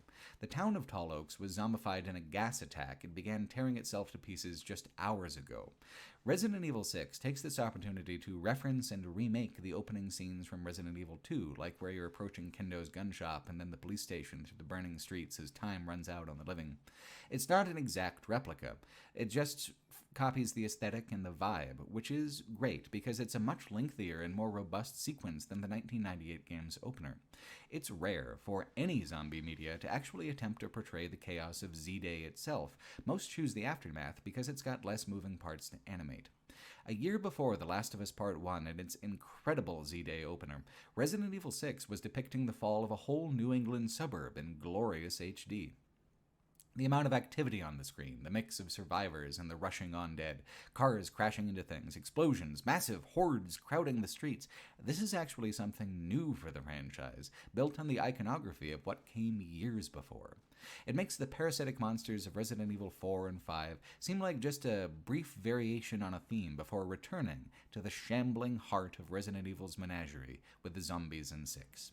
From a purely technical perspective, Resident Evil 6 is a knockout still. It looks rich in color and detail, sharp, active, a ton of special effects popping off constantly, every direction. Having the technical ambition to show a zombie infection as it begins, not just the bloody handprints of its aftermath, is something to be unironically commended. If only the game was able to maintain itself at that level. The Tall Oaks Cathedral sequence showcases the highs and lows of the game in one tidy package. The beginning parts of these chapters of the game show off the intended variation of the ultimate horror entertainment by moving through both an old mode of Resident Evil gameplay and a boss fight that highlights what's thematically possible with the new technology. It begins with puzzles. A lot of survivors are holed up in the cathedral, and they won't mind you spending a quiet few minutes poking around the back rooms and solving these elaborate puzzles, acquiring statues to open a secret passage under the altar. It's long been established that this world is not so utilitarian as our own, that secret passages are basically a standard architectural feature, along with locks and keys that have some sort of festive theme, or a disproportionately large amount of square footage in a basement. Leon's partner is another Secret Service agent named Helena, who's being blackmailed by the villain into helping with the attack unfolding around them. Leon doesn't know this yet, though, and the tone between them is still friendly. Having a non-combat interval of banter and puzzles seems like the kind of reserve that Resident Evil 5 would be broadly unwilling to have. Capping it off is a surprise boss fight that I count among the franchise's very best encounters. A new enemy called Lepetitia emerges from the opened crypt. Its power is to disperse the gas that propagates the zombie infection. It chases the survivors, billowing massive clouds of the blue zombification gas. You can try to save as many survivors as you can, but without a doubt, most of those fine folks who were resting here moments before as you went about your puzzles are going to become screaming zombies, running at you through the toxic fog. It's the most singularly atmospheric and effective horror sequence the series has offered up in years. The thing that makes it so remarkable is that in times past, the complexity of animating all of this stuff would have meant a scene like this would pretty much have to be pre-rendered as a cutscene. This is no cutscene. It's fully interactive, mostly unscripted. It unfolds in real time in a manner that's authentically chaotic and not just choreographed to look that way. It's a shock, a bummer, and a fantastic monster design. Now for the big but. This is the end of the game that I've been enjoying so much. The Tall Oaks Zombie Disaster game. Down into the secret passageway, the player passes into a completely different aesthetic and a completely different experience, the medieval-style dungeon and crypt, complete with treasure chests, spike pits, skeletons galore. Why is this down here? If I was willing to accept this same kind of thing being underneath Sunnyvale, California in one franchise, I ought to be willing to accept this. That isn't the complaint. Not the main one, anyway. The frustration I have is the abrupt shift into an extended reference to Resident Evil 4's level design, but not as good, not as engaging. Everything had been going so well, but we're basically repeating Leon's journey through the whole franchise in miniature with the first half of this campaign, so now we're stuck with a spooky dungeon interlude. Resident Evil 6's approach to being the ultimate horror entertainment is to abruptly stop being one kind of horror to pivot to a completely unrelated kind. It does this over and over. In that IGN interview, Hirabayashi also said, quote, "Of course we will have that type of horror experience where you dread what's around the corner of what is behind the next door, but we also think there are many other kinds of horror as well. People are afraid of different things, and with RE6 we want to provide a multitude of different horror experiences for everyone. This goes for the gameplay aspects as well. There are people who like the action elements of the RE series, while others like the survival or adventure aspects. We really want to balance all of those things out in this game in order to give a complete gameplay experience to fans of the series and to those who may not have previously played an RE game." End quote. Resident Evil 6 can never be a truly great horror experience or a truly great action game by trying to check all of the above. Truly boundary-pushing games know quite well the things that they are not.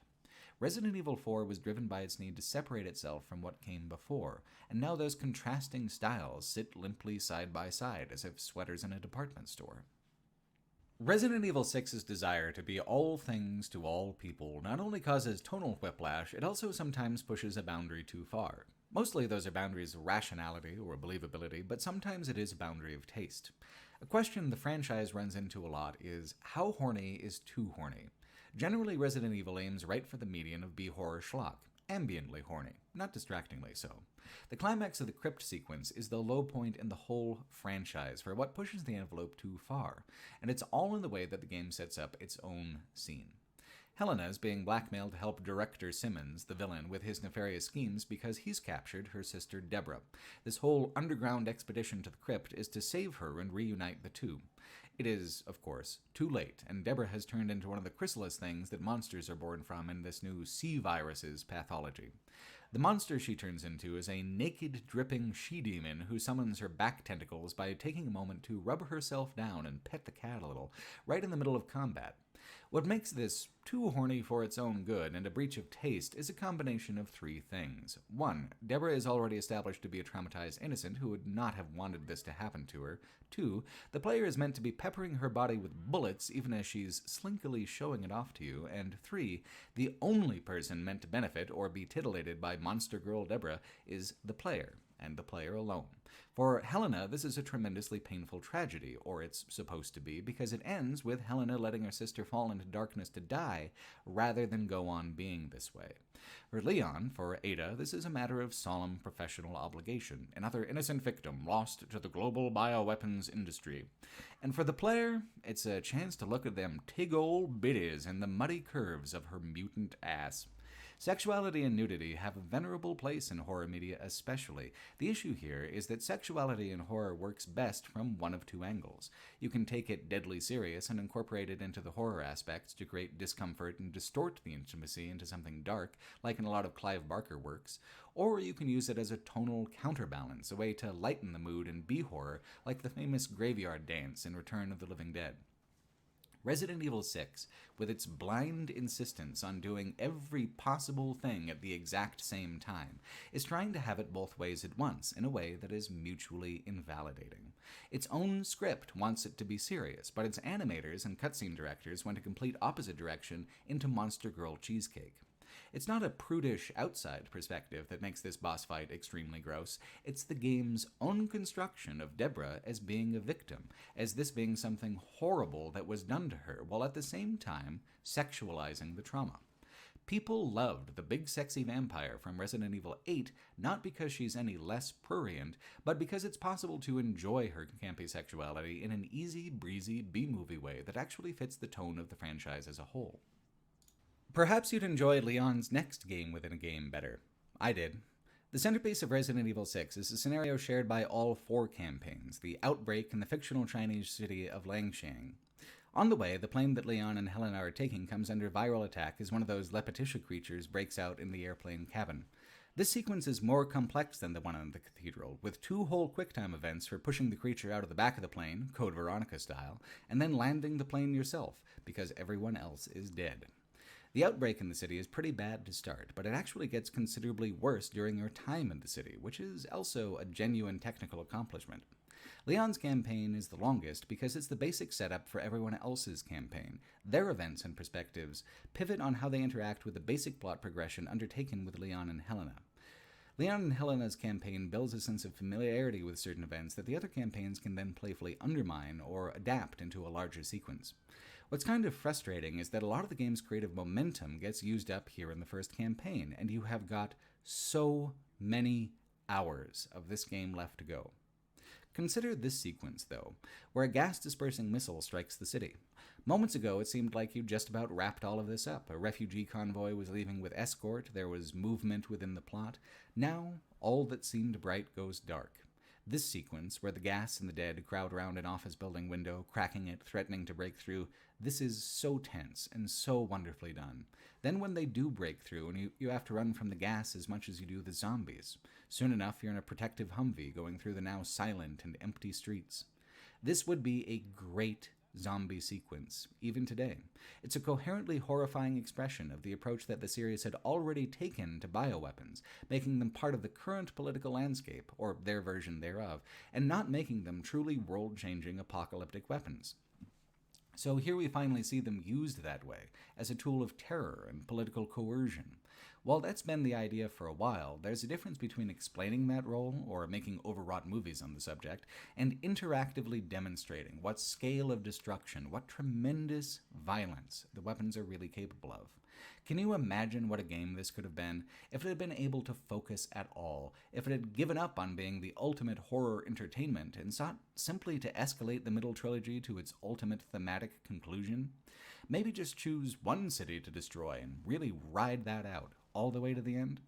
The fall of Tall Oaks and Langxiang are some of the best individual moments in all of Resident Evil, some of the few moments where the zombies being framed as an international policy issue adds something to the experience, where it feels coherent as a creative approach to the subgenre of zombie media.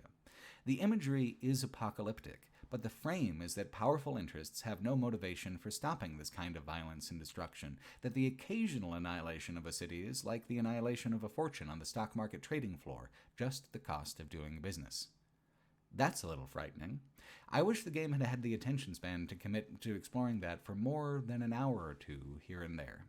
Chris Redfield has his own campaign, of course, centered entirely around themes of brotherhood and military action. When we meet Chris, he's drunk off his ass and harassing waitresses somewhere in Eastern Europe, apparently having never left after his unit was wiped out in a civil war fought with bioweapons. The BSAA boys are back to round him up, sober him out, and ship him off to do action hero stuff in Langxiang, where his campaign begins, over halfway through Leon's. Everything about it is brash, brainless, and loud, not to mention derivative. If the voice actor doing radio support is not the same voice actor who was in Call of Duty 4, he's doing a perfect impression. The whole campaign is doing its best impression of Call of Duty 4, in fact. By deliberate design, it isn't even in the same genre as Leon's campaign. In an interview with Eurogamer earlier in the year before the game came out, producer Masuchika Kawada said, quote, "Especially for the North American market, I think the series needs to head in that action-oriented direction. Resident Evil's primary games need to be an extension of the changes made in Resident Evil 4 and Resident Evil 5. RE4 started in that direction, and RE5 kept going in that direction, and I think especially for the North American market, we need to keep going in that direction and take it a step further. Looking at the marketing data for survival horror games, the market is small compared to the number of units Call of Duty and all those action games sell. A survival horror Resident Evil doesn't seem like it'd be able to sell those kind of numbers. If we're going to make games that sell based on quality content, they should be able to appeal around the world. That might be obvious, but that's why Grand Theft Auto 4, Skyrim, and Call of Duty Modern Warfare also sell in Japan, because their gameplay is interesting." End quote. It is wild to me to hear one of the executives behind Resident Evil talking about the survival horror elements like they're optional, tangential parts of the Resident Evil experience, when they're the mechanics that made the games unique and famous in the first place. It's like there's no understanding that there even is a core identity or personality for the franchise. It's just a self-justifying vehicle for creating profits, looking at it that way. The market for survival horror is small, but Resident Evil dominated that market. It helped define and create that market. It could have attempted to remain faithful to it and continue to create the demand that wasn't already there, which is what they had done before in the franchise's early days. Instead, Resident Evil 6 lost faith in itself. It was not content to just retread old ground like with Leon's campaign. It needed to accelerate the intensity with which it was trying to pretend to be a different game with Chris's campaign. The success of Resident Evil 5 in keeping its identity was all of its meticulous lore work and its recycling of the franchise's own tropes. This is different. This is recycling other people's tropes. It is without a clear identity by design. All the verbs of military shooters are in there, the breach and clear, the radio chatter moving you along, the block-by-block combat. This is part of the mandate of being an ultimate horror entertainment. The intended audience is everyone physically capable of playing the game. It must please them all, no matter how many games it has to be stacked up on top of each other to make that happen. It's the third pair of protagonists that are the hardest for me to deal with, because it's not just a thriller, it's a thriller with romance. A romance between Sherry Birkin, the kid from Resident Evil 2, and Jake Mueller, Albert Wesker's secret love child. 'Cause that makes sense, right? Leon's campaign is familiar, Chris's campaign is assembled from off-the-shelf scraps of Western military shooters, but Jake and Sherry's campaign is just a whole new mode of soap opera action. Sherry kind of makes sense as a character to eventually pivot back around to, though it is hard not to roll my eyes at how they gave her a riff on the same costume she was wearing as a kid. Sherry has grown up to be a kind of Rebecca Chambers replacement, optimistic and positive, so she can bring the moody male protagonist out of their shell like Rebecca did for Billy. She's working directly for the villain, Director Simmons, because Sherry has no ability to discern when a person is sinister or not. Her campaign opens when she meets Jake during the Civil War that there was that flashback to, where he ended up as a mercenary. They were all given these little injectors that turned them into monsters, but it doesn't work on Jake because Wesker's genes wear protective sunglasses that prevent it from working. Jake's whole deal is that he is an equal cross between Billy from Resident Evil 0 and Steve from Code Veronica, just older than Steve by a pinch. He is a broody, angry badass with little life experience and a massive sense of entitlement. Sherry finds him, and him alone, after having apparently snuck behind enemy lines just to pay him a visit. Their whole dynamic feels like an attempt to revive the Leon-Ashley banter in a way that's maybe a little less creepy, even though putting a character the player mostly knows as a small child into a medical napkin to show off how much she's grown is plenty creepy. Their progression through the plot is awkward as well, because they're only narratively needed every now and then, with big gaps in between. So Jake and Sherry get captured twice, for months on end, to allow them to be where the script needs them to be when it needs them to be there. Despite all the major gaps where the characters are on ice, it is this campaign that decides to mechanically orient around a Nemesis-style boss who follows the characters through all of their events, forcing confrontations and boss fights over and over. This, frankly, is a worse pairing than Jake and Sherry to begin with. The reason Resident Evil 3 worked so well was that it was cumulative in addition to being relentless. It was an unbroken experience, and so the tension could build over time. The resentment could build over time. It was able to actually build an antagonistic relationship between the player and the nemesis. The creature pursuing Sherry and Jake is the Ustanak. He's too human to be compelling, just a guy in a metal suit with an obsessive hostility. The constant narrative diversions and great geographic gulfs between one Ustanak confrontation and another stops what tension there is dead in its tracks and forces it to begin from the beginning each time the setting shifts. Then, when the game keeps going and the Ustanak is still there, it's just irritating, something you've already done with, reeling you backwards into content you're already satisfied with having completed. Which happens all the damn time in this game, in more outrageous ways than this. Every time the campaigns cross over in a long action sequence, you replay that entire section with the same objectives in each campaign. Take the Civil War level. In Chris's flashback, Sherry and Jake help take down these big flesh giant creatures, where you have to pull out a spleen on their back to expose a weak point. It's like a full 20-30 minute thing. You also accomplish a variety of military objectives, like blowing up anti-air turrets across a shattered neighborhood. It's the same half hour in either campaign. Same objectives, same enemies, just a complete repetition of content. The game is designed for an always-on online component, where it not only finds another player for whoever's in the player 2 slot, it automatically adds 2 more players whenever 2 campaigns intersect like that. So the idea is that these sequences are like a multiplayer map you're meant to play over and over, that the repetition is actually a built-in value, and having the sequence be much the same either way allows it to be one of the rare 4-player co-op moments. I just very much did not want to play it that way. I refused to, turning off that connectivity in the lobby that you have to enter every time you reload a game.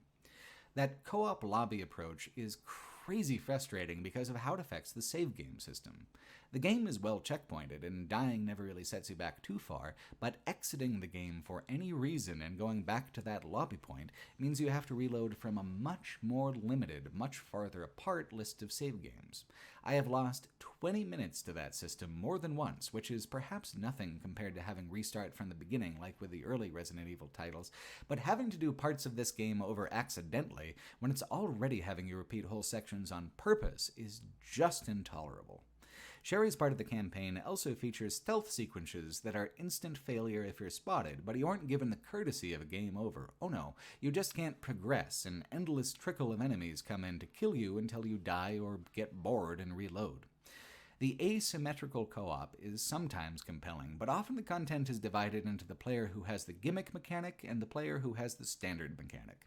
This happens a lot in Chris's campaign with the vehicle segments. One person drives, one person shoots, sometimes there's a swap.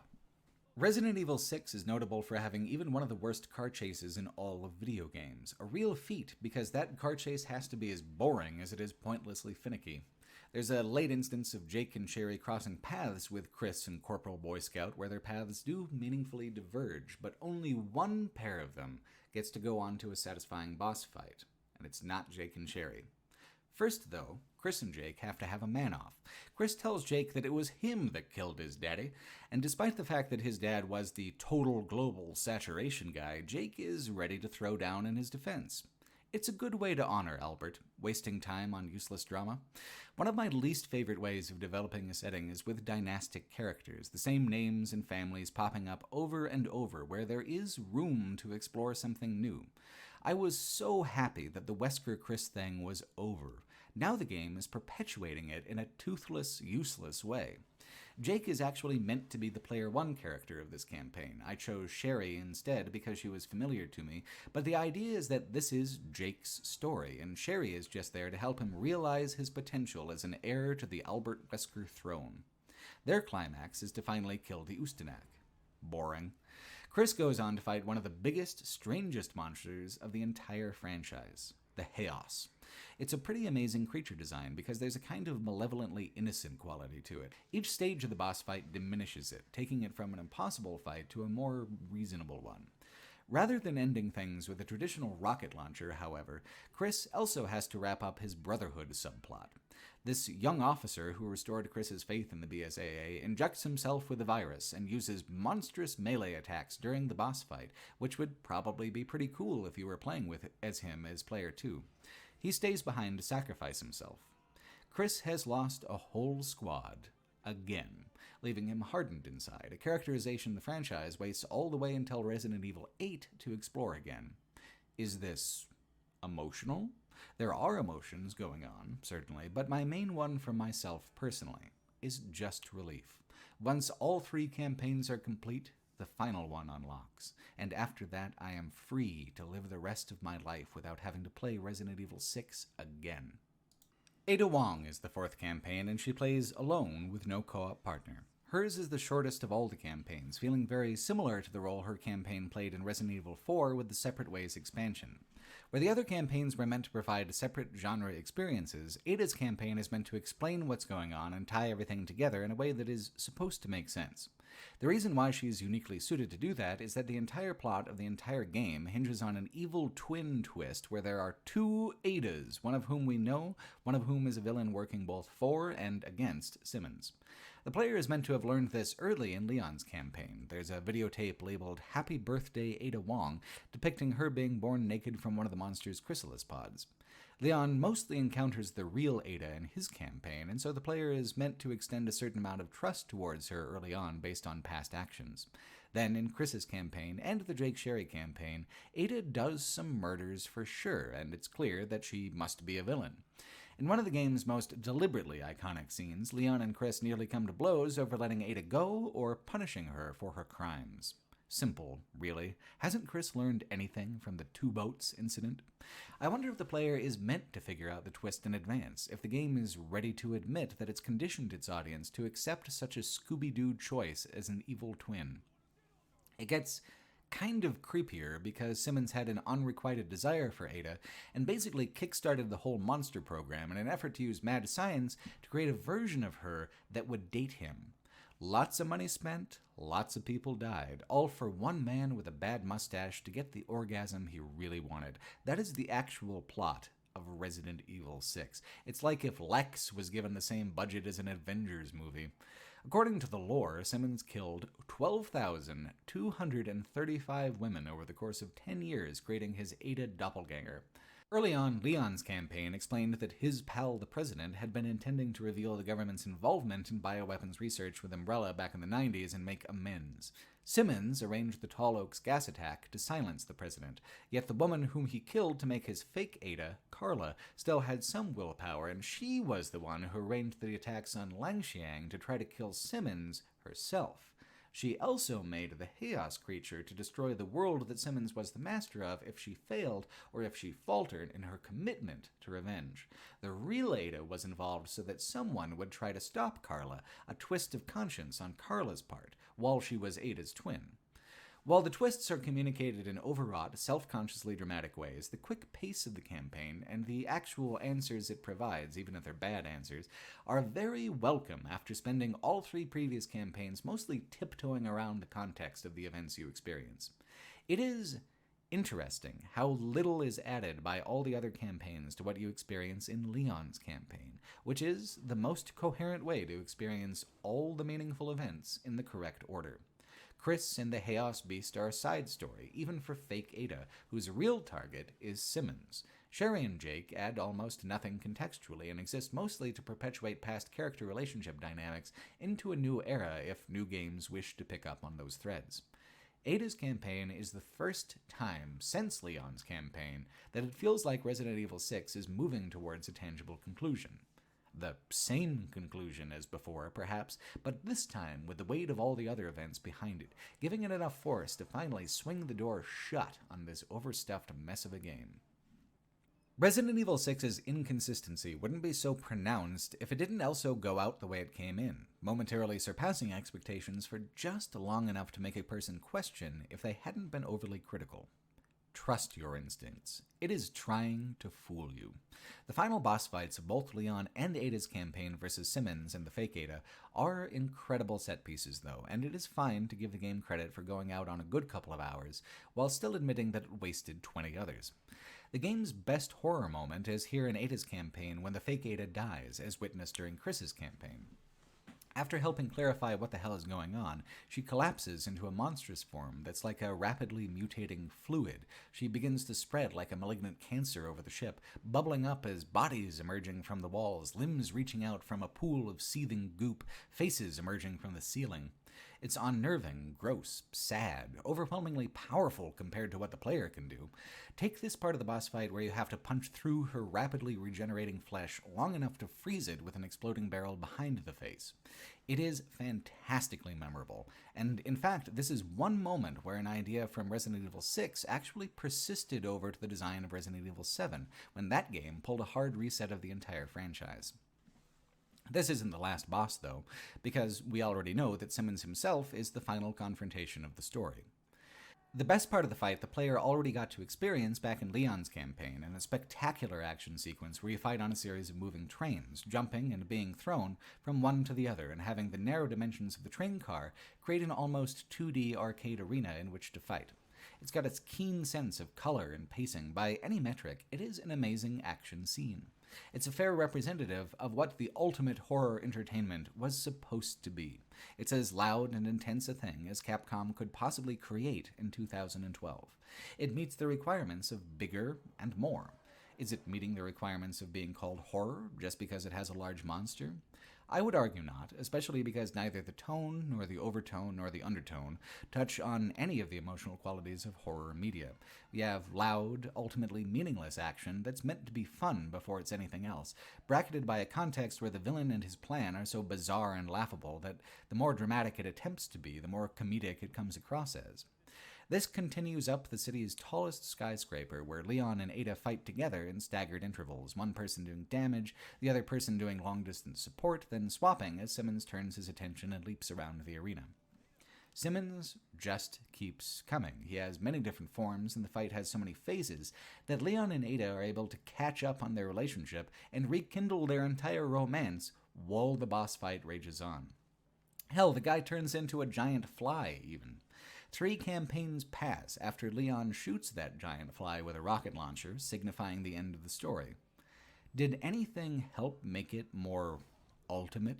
Or have we just exhausted and diluted the few things that even casually connected Resident Evil 6 with what the games used to be about? The contrasting endings of Leon and Ada's campaigns illustrate quite beautifully the damage that Resident Evil 6 did to the credibility of the franchise. Leon's fight ends with Simmons falling onto a conspicuous pillar, the one featured at the end of the prologue. As he bleeds out, it forms the umbrella symbol, so familiar to fans by now.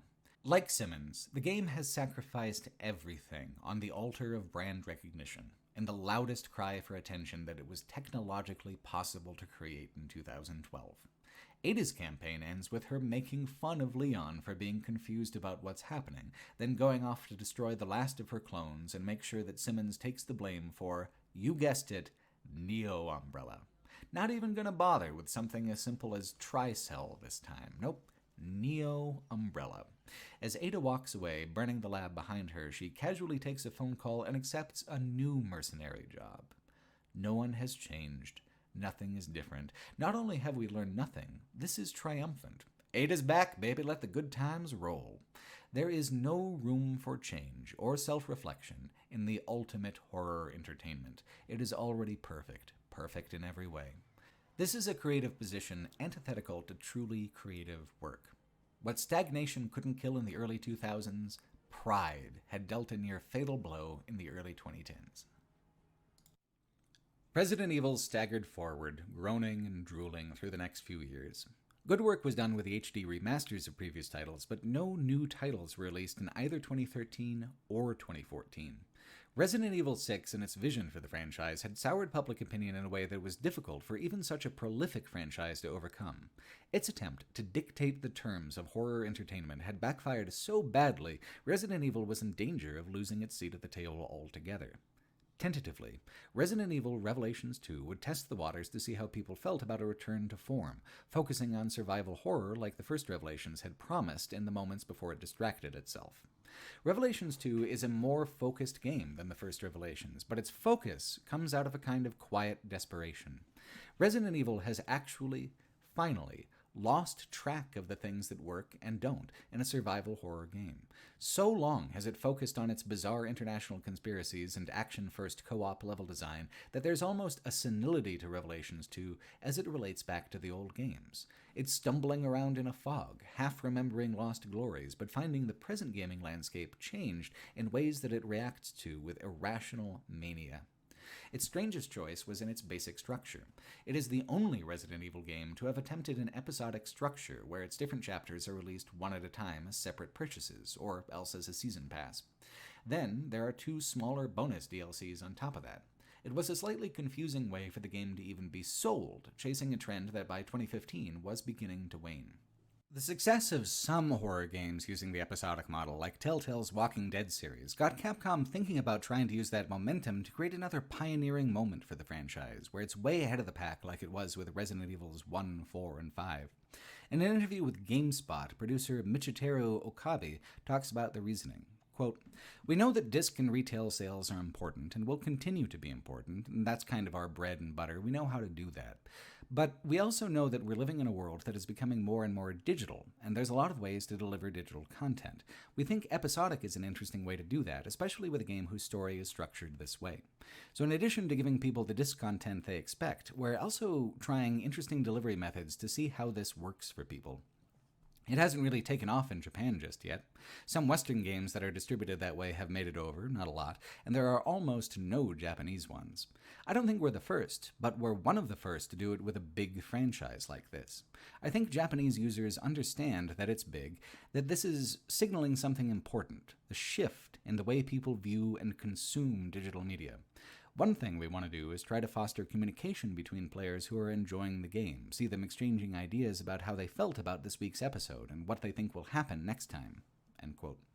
It's always kind of interesting to listen to folks talk confidently about a future that didn't quite work out that way. Games as service ended up completely usurping the corporate throne from episodic delivery, which wasn't even sustainable for Telltale in the end. Capcom was certainly correct about the pivot to digital, though. Yet it is strange to read about how valuable they felt word of mouth would be between fans during the month's window of late February to March 2015, when the game's episodes were being released weekly. It's ironic because Revelations 2 is one of the least discussed or remembered games in the franchise. Its one gimmick, an episodic release schedule, means nothing outside of a single month in the spring of 2015. What's left is something both familiar and unfamiliar. It's new content, a new story with new monsters, but the entire game is basically assembled from the spare parts of other Resident Evil titles through the years. Borrowed motifs, borrowed characters, deliberate references and callbacks mixed with some other cliches that are new to the franchise, but old hat in any other horror context. While the absolute end of Resident Evil's middle period is 2016's Umbrella Corps, Revelations 2 is the final full campaign to wallow in the stylistic trends that Resident Evil 4 began. It's an admission that the series was in just as much of a creative rut in 2015 as it was in 2003, while at the same time, it's a refusal to do what needs to be done and make transformative changes, the way Resident Evil 4 chose to shatter the cage the series had built for itself. Revelations 2 turns instead, somehow, to Franz Kafka to save it. That's not like a joke or an illusion or even just a random lie. Each of the 4 episodes is a reference to some kind of work by Kafka. He's continually referenced and quoted in the story, and in interviews the developers talk about how they used Kafka as a kind of thematic anchor for the entire work. Revelations 2 just doesn't engage substantively, though. Its interest in Kafka is on this surface level of regurgitating quotes and references in circumstances where the application is tangential, literal, or some kind of non sequitur. The game's director, Yasuhiro Ampo, said when asked about the Kafka motif, quote, "I'm pretty sure that was suggested by the scenario writer, Sato-san. He felt that integrating a writer that exists in the real world would help ground the story in reality, and that would make it easier for people to become immersed in the game. Rev 1 similarly used passages from Dante, so I like to think that by doing this, we've established a common thread. We also tried to give more meaning to the quotes by linking the themes of Kafka's works, like The Transformation, to the story of Rev 2, end quote. The story of Resident Evil Revelations 2 is not that. It's about creepy psychic children, a sci-fi witch, a virus triggered by fear, and plenty of backtracking. The idea of a real-world writer somehow making any of that more believable or grounded just by name-checking him is strange. The Dante references in Revelations 1 felt out of place and like it was grasping for a cultural credibility it was uniquely unsuited to ever acquire. Amid the still smoldering wreckage of what Resident Evil 6 did to the franchise, this is an especially weird intellectual flex. The effect of having these references scattered around, contrasted immediately to the actual gameplay and actual dialogue, is a perplexing whiplash. This game is not Kafkaesque. It is not Kafka-adjacent. It is a hodgepodge of Resident Evil tropes too stale and characters too tangential for a mainline numbered game.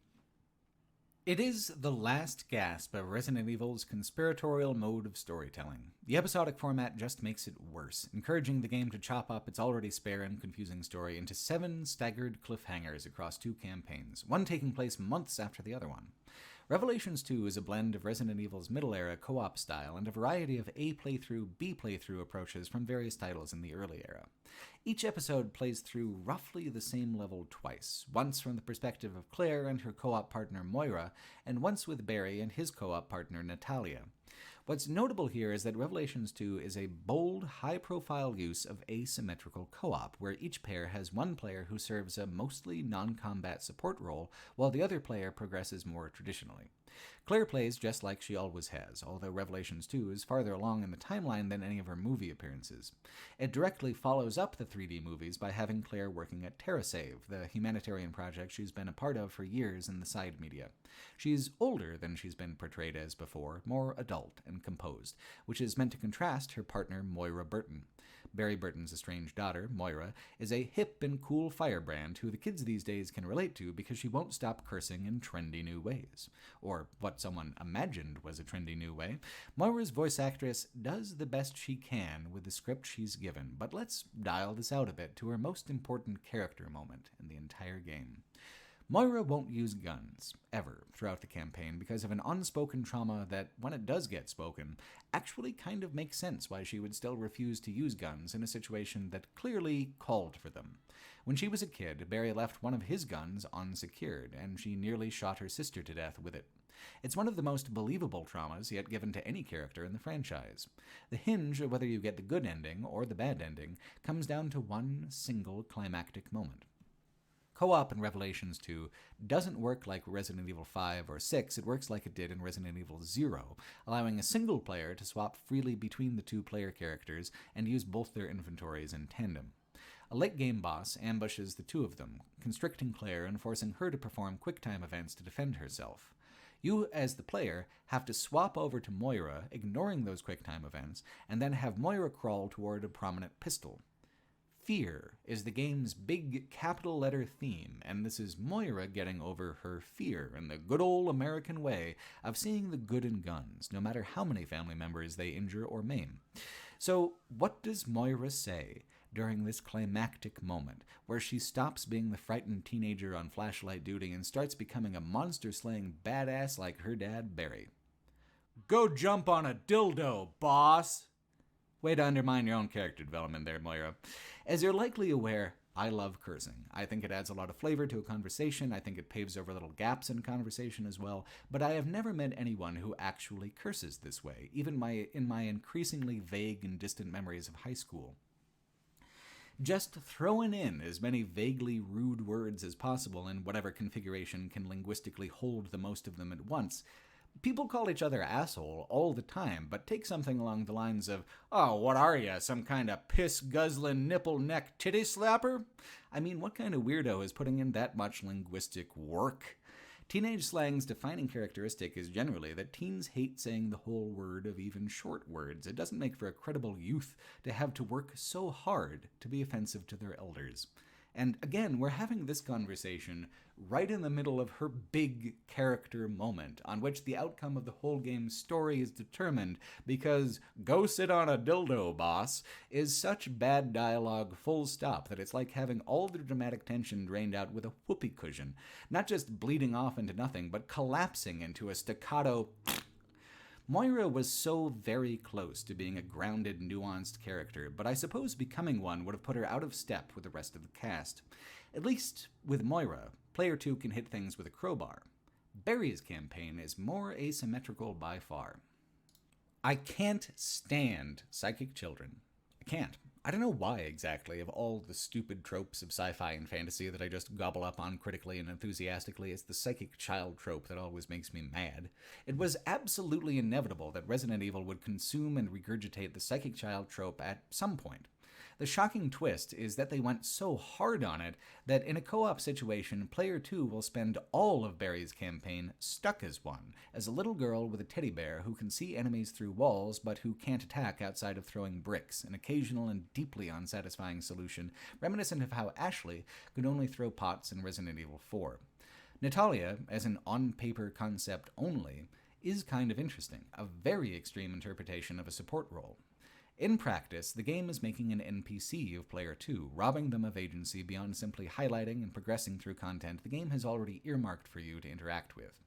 I couldn't imagine anything more boring in a co-op campaign as long as the ones in Revelations 2. In Dead Space 3, for instance, they handle asymmetrical co-op by giving player 2 hallucinatory sequences in a completely discrete map, while player 1 defends them from waves of enemies on the original map that don't stop until player 2 accomplishes their objective.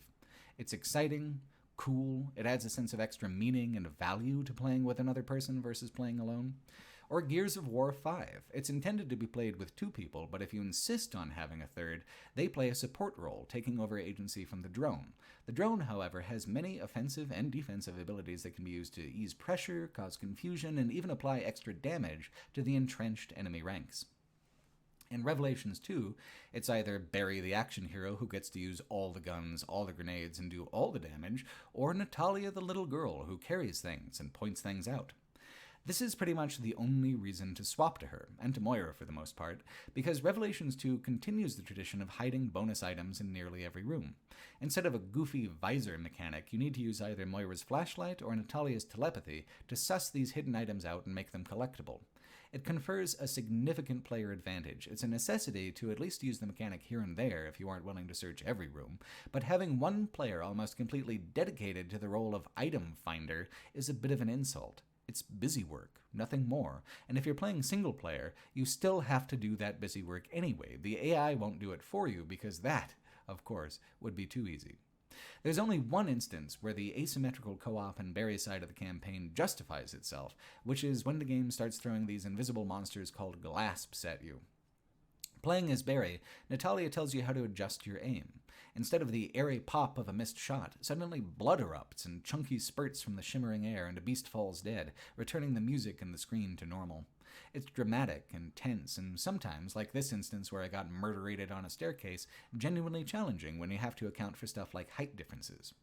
There are also moments like the sewer section that are well put together from a co-op perspective, with characters in alternating amounts of danger as Barry takes the low ground and Natalia takes the high ground to move him through a series of gates below. Natalia needs to mark the glass for Barry.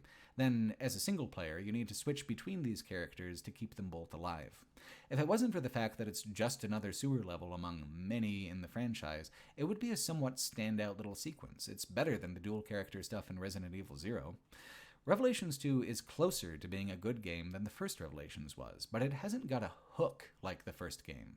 It uses the A and B playthroughs to delay providing concrete answers in either campaign for hours on hours, and in the meantime, it's a collection of ideas the franchise had years ago, blended awkwardly with a few experimental concepts like the asymmetrical co-op. It lacks an identity. Revelations 1? Easy. Not a great game, but it's the one with 2 boats. That's easy to remember, an easy template to follow. Revelations 2? What makes it unique? What makes it different? Because it's the one with the Kafka obsession? The one where half the player characters can't fight for themselves? Lacking a core identity, it defaults to being the one everyone forgets to talk about. In saying the game lacks a core identity, I'm fighting against everything the game would prefer to come across as. It's supposed to be the one about fear. In Claire's campaign, she and the other TerraSave employees are at a company party where they're abducted and then imprisoned on a remote island. Each is fitted with a wristband that changes color based on how afraid a person is. It's a handy way to display player health, kind of a Dead Space flourish, but it works far better as a player diagnostic tool than a thematic one. The idea is that fear is the trigger of the T-Phobos virus. It lies dormant until the threshold is passed, and then look out, man! It's kind of a cool twist on the zombie bite formula, where if you can just keep calm, there's a loophole to the infection. The problem is that every time it appears as a consequence in the game, it's driven by the narrative. There are no mechanical applications. You never see it in action. When it happens in the cutscenes, it's no different than how previous monstrous transformations were triggered mostly by plot convenience for dramatic effect.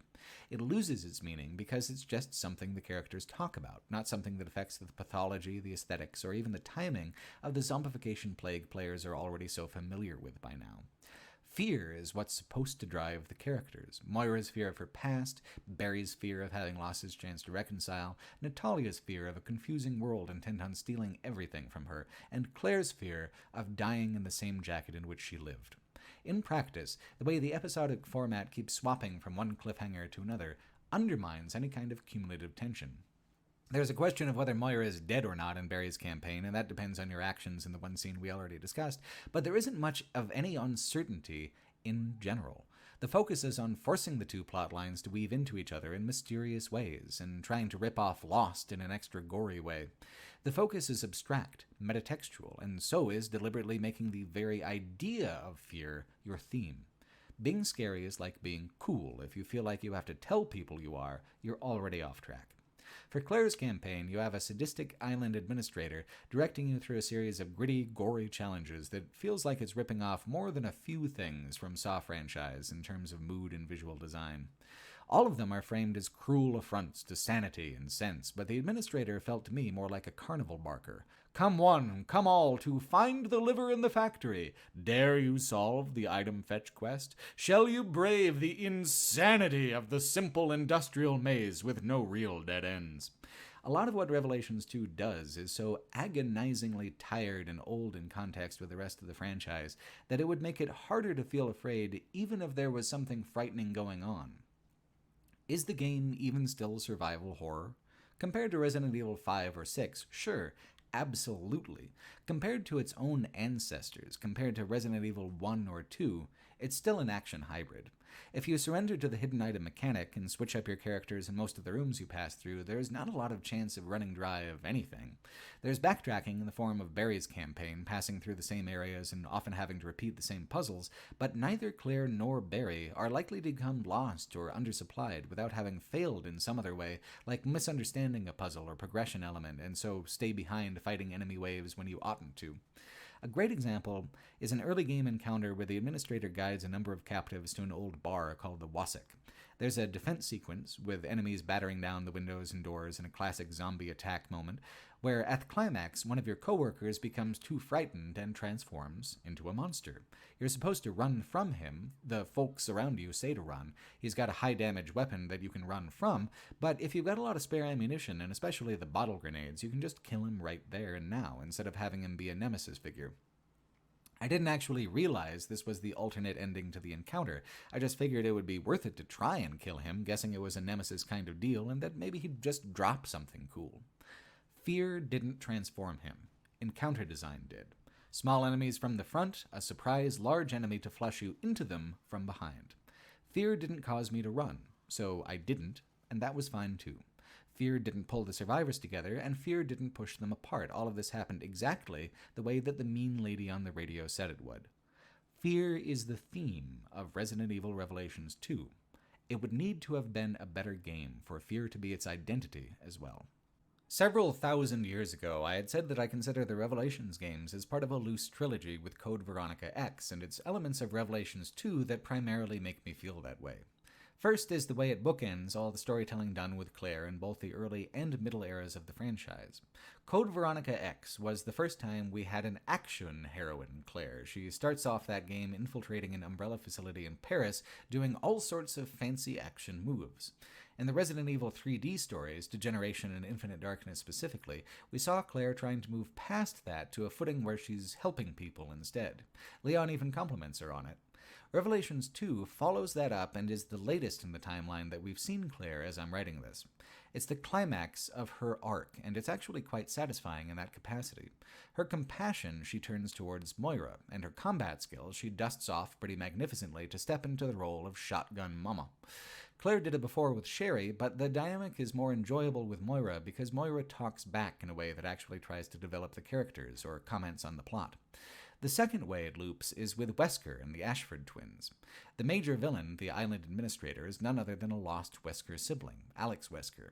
She's an imperious blonde with a similarly nonsensical plan to her brother, punish the world for the expectations of perfection placed on them as children. Where Albert Wesker would force a change on all but his perfect few who could withstand Ouroboros, Alex Wesker just seeks revenge, an escape from her body, and an end to the world. Albert and Alex Wesker, together, are basically an answer to the question of who Alfred and Alexia Ashford would have been if they had ever left the house. Third, consider the environment, an isolated island with a prison, a housing block, and an industrial area. There's no Antarctica, but Antarctica was never more than 1/3 of the Code Veronica experience. It doesn't seem like it because it happens in the last episode during Barry's campaign only, but there's even a classic Resident Evil-style hidden mansion laboratory combination in the depths of the facility. Like the Weskers and the Ashfords, the islands are doppelgangers of each other with slightly different emphases in the presentation.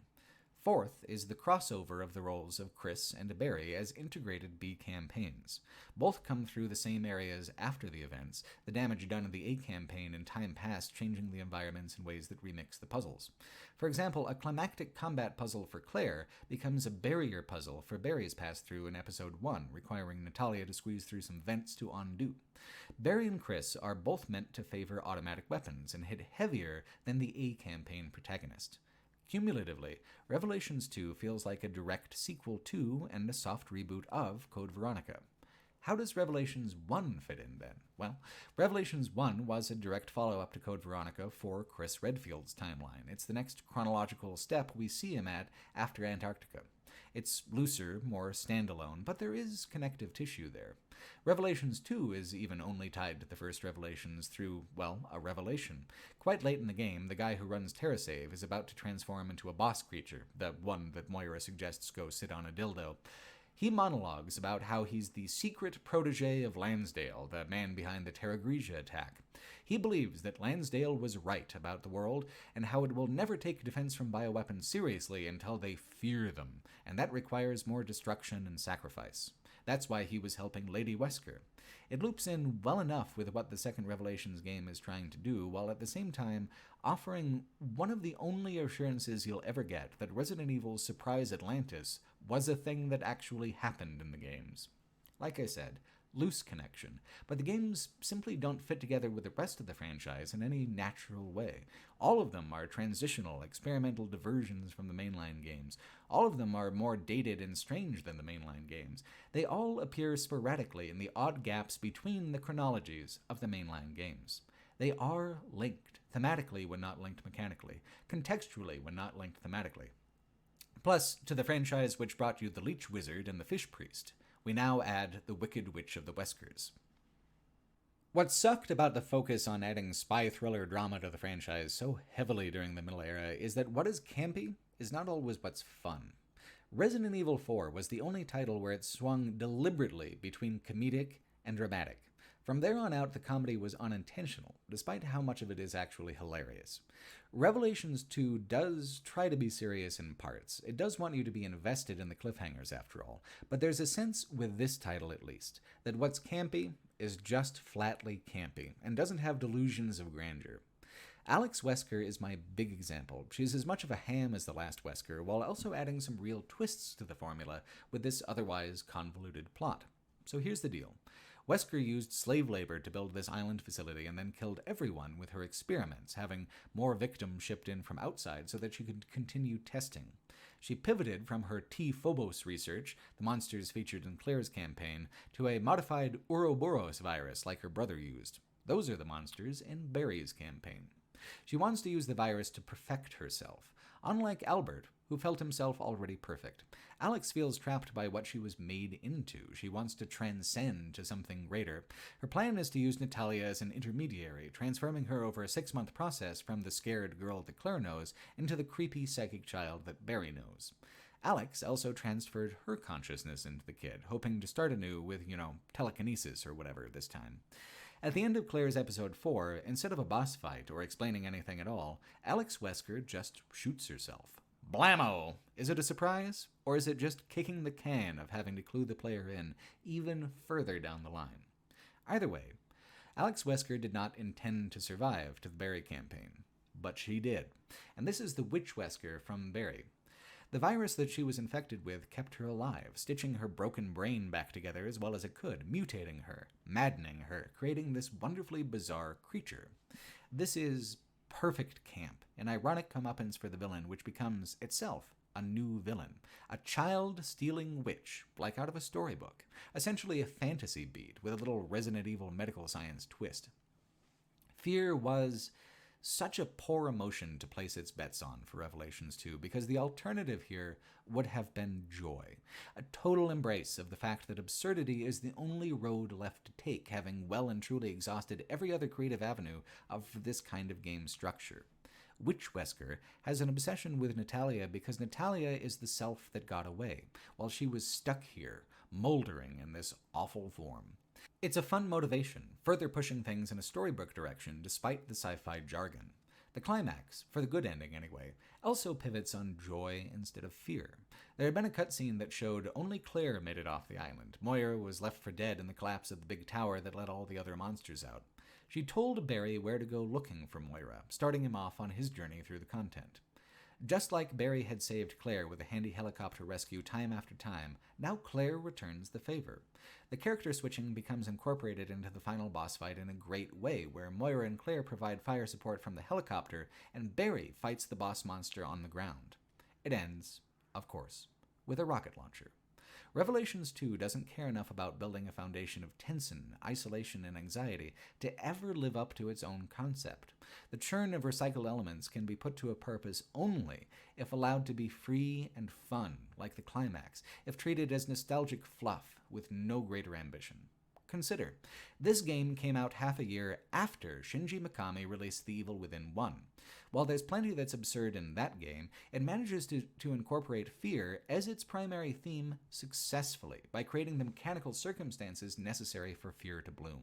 The Evil Within 1 makes Revelations 2 look like an episode of The Munsters in comparison. It is much the superior game in nearly every way. It says a lot that Shinji Mikami was only able to continue the Resident Evil tradition outside the Resident Evil franchise during this period.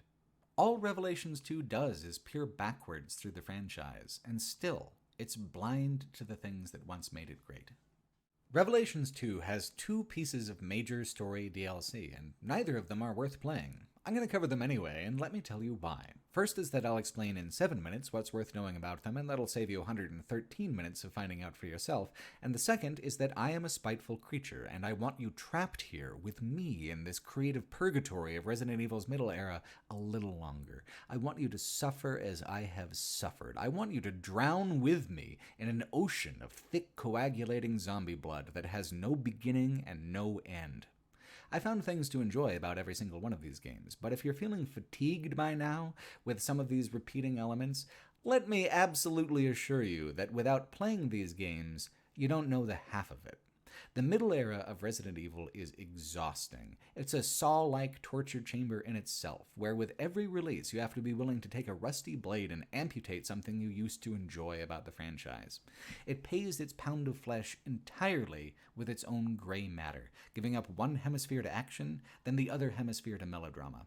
It's a stagnancy much more dire and pronounced than where we were at 12 years ago with Resident Evil Outbreak. Then the problem was that they had a great format that it was hard to add anything new to without creating imbalances. Now the problem is that Resident Evil 4's innovations were cannibalized by an entire console generation's worth of games, and then more, on down to the present, where there's still the hallmarks of the story-driven AAA adventure. Resident Evil kept expanding its scope, changing its genre, to the point that here with Revelations 2, it can't even quite remember how to do a survival horror game like it used to, lost in the mire of its own gimmicks. Even this first DLC is a gimmick when it had the opportunity to be something grander. Called The Struggle, it's the gap in the story where Moira is stranded on the island for 6 months waiting for Barry. To its own credit, it perfectly integrates into the main story, setting up a number of pieces of evidence that Barry comes across, as well as expanding a side story involving a hermit who was spared Alex Wesker's purge because he never left his sewer home. The Struggle has an arcade structure. You have up to 5 lives at a time, and if you lose all 5, your save file is deleted. You have to begin over from the beginning. This is tied to food. There are 2 levels of 5 that are dedicated to hunting and filling those life counters, as well as occasions within the level to maybe shoot some rats for the griddle. The first level has a time limit that isn't too strict. It's easy enough to fill all your bars and get all the food. It's the second hunting expedition that sucks. It's nothing but a finicky stealth sequence. If you fail, you have 30 seconds to leave the village, or else get a game over. So, not instant failure exactly, but that's the end of the level. If you just run for it, you basically skip the level, which is better, I think, than suffering through stealth mechanics in a game not remotely built for them. So, how's the bulk of the DLC? Well, it's locations you've already been to recycled as combat trial arenas, like the sewer gates you navigated with Barry and Natalia, only now there's no puzzle, just an extended wave-based firefight. All the puzzles are redacted from The Struggle, replaced with difficult combat you've got just enough ammo for. It might ostensibly be the period of time where Moira learned to fight, because she sure did, but what does it add for the player? New context for recycled content, this time with bonus rules. In a way, I appreciate an answer to the question, how did Moira survive on the island so long, and it offers at least one interesting answer. The Ouroboros creatures devoured all other life on the island once they got out, nothing left but trees and bones. That's why the second stealth food mission, she and the old man are starving to death by that point in the story. The climax leads the hermit back to a journal that the player is already familiar with, the journal that his daughter wrote before she died. The old man then gives up, passes, dies himself. This makes Moira decide that she needs to reconcile with her old man Barry so they don't die alone, having wasted the chance. This is all meaningful and new to the story. None of the gameplay or environments are. The struggle, for me, was just to get through it. If a time trial combat trial hybrid with a story welded on isn't your speed, how about a real gimmick? How about not one Natalia, but 2, with her powers divided between them? And how about, instead of 30 seconds grace period, we make every enemy encounter a true instant failure stealth sequence? The player is meant to guide Natalia across a weird dreamland version of the maps from the main game here, using Dark Natalia to start ahead and Little Miss. Dark Natalia is meant to represent Alex Wesker's consciousness trying to usurp control from the original personality. That's straightforward enough for Resident Evil anyway. The part that makes less sense is how she does this, which is by manifesting an imaginary version of Natalia's stuffed bear, Lottie, who tries to taunt Natalia into giving up and not coming after her. Finding a postcard from Lottie across 3 levels you're already very familiar with is the only objective of the entire DLC. Regular Natalia is just, a child, no special powers. Those now belong only to the creepy twin. Natalia cannot attack an enemy or allow them to become aware of her in any way. If they do, she just sits down and cries as they move in for the kill. This is, I guess, not an unreasonable action for a child about to be devoured. It is a tremendously annoying behavior for a player character, where sitting down and crying just adds meaningless seconds to the fail state. The central mechanic has potential, using an imaginary invisible scout to determine a path in between enemies, and there are a few moments where it's kind of a fun variation on the 2 protagonist progression. The filter and fog on everything is a nice cheap way to add a dreamlike quality, which is spoiled almost immediately by the background music. There's a creepy lullaby tune on loop that I'm not sure even lasts 60 seconds, over and over, in endless repetition. Kind of like making it through the franchise's middle period in general. When was the last time, just in this video, I talked about something truly fresh, truly original being done with a Resident Evil game? In the excellent 80s zombie comedies Return of the Living Dead Parts 1 and 2, the same cast plays different characters. Bitten and on the way to the hospital, the secondary lead from both movies says, "I just got this feeling, it's like we've been here before. It's like a dream, this whole thing. You, me, them." Earlier in the video, maybe you thought to yourself, geez, this guy said this video would be thorough and he didn't even cover Dead Aim. Well, how about now? Now that we've been trapped here together for untold eons in the interminable, childlike nowhere land the franchise found itself after Resident Evil 4. Little Miss might seem like a weird novelty that means nothing and goes nowhere, and that's dead-on accurate, but I think it well demonstrates how far Revelations 2 had to reach to find any novelty left at all. Here it is, the bottom of the barrel from which we scrape the viscous creative leftovers and toss them rotting back into the soup. Well, okay, one thing. For your approval, I submit to the Resident Evil Bad Dialogue Hall of Fame this gem from Lottie the Bear upon finding all 3 postcards and completing the DLC. Gosh-a-rooney, you little bitch! I was supposed to win this game of tug of war.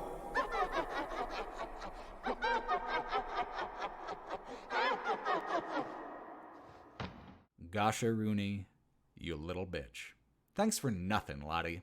The DLC is set right before Barry arrives, and Barry adopts Natalia afterwards. It's shown in the epilogue, however, that Alex Wesker is still in there, waiting to take over. We know this because the kid's reading Kafka.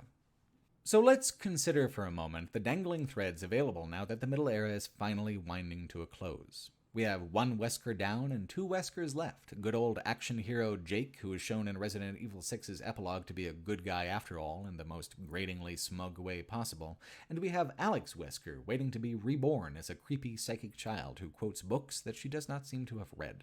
We have Sherry Birkin, also ran. We have a number of threads with Raymond and Jessica from their first Revelations game that the franchise has never returned to, and that's fine. We have all the tired old favorites, Claire, Barry, Jill, Leon, Ada, Chris. The old generation of characters is played out, and the new generations of characters are, on the whole, completely ridiculous to the point of being unable to support any dramatic weight being placed on them at all. We have games that are just as trapped in their new format as the early era games were trapped in their format a decade previous. The games have lost artistic credibility. They've lost their identity. They've lost a significant portion of the customers who bought Resident Evil 4 and 5. This can't be solved with a bigger, louder, more expensive design. To save Resident Evil from itself, the games would have to do something almost unthinkable from a corporate standpoint. They would have to retreat from what they had become. It would have to reject what it had learned. It would have to return to its roots without simply regurgitating another copy of the Spencer Mansion. It needed to completely reinvent itself, the way Shinji Mikami reinvented Sweet Home so many, many games ago. Perhaps the greatest irony of Revelations 2 is this. In trying so hard to create a game about fear as a concept, nothing could have possibly highlighted better that fear was the thing that had been missing from Resident Evil for the longest time. It was fear that would mark the franchise's path home, out from under the cloud of its own corporate ego, and back into the thrilling darkness from which it was born. Resident Evil 7 is, to me, the most terrifying game in the franchise. It scared the absolute shit out of me, time and time again. It's unnerving throughout, underlined by tremendously well-executed jump scares and boss fights that are more actively frightening than anything I've experienced in the franchise so far. It is, hands down, flat out, one of the finest horror games ever made, and it's in very tight competition with some of the other Resident Evil games to come out over the next few years. Welcome to the revival era of Resident Evil.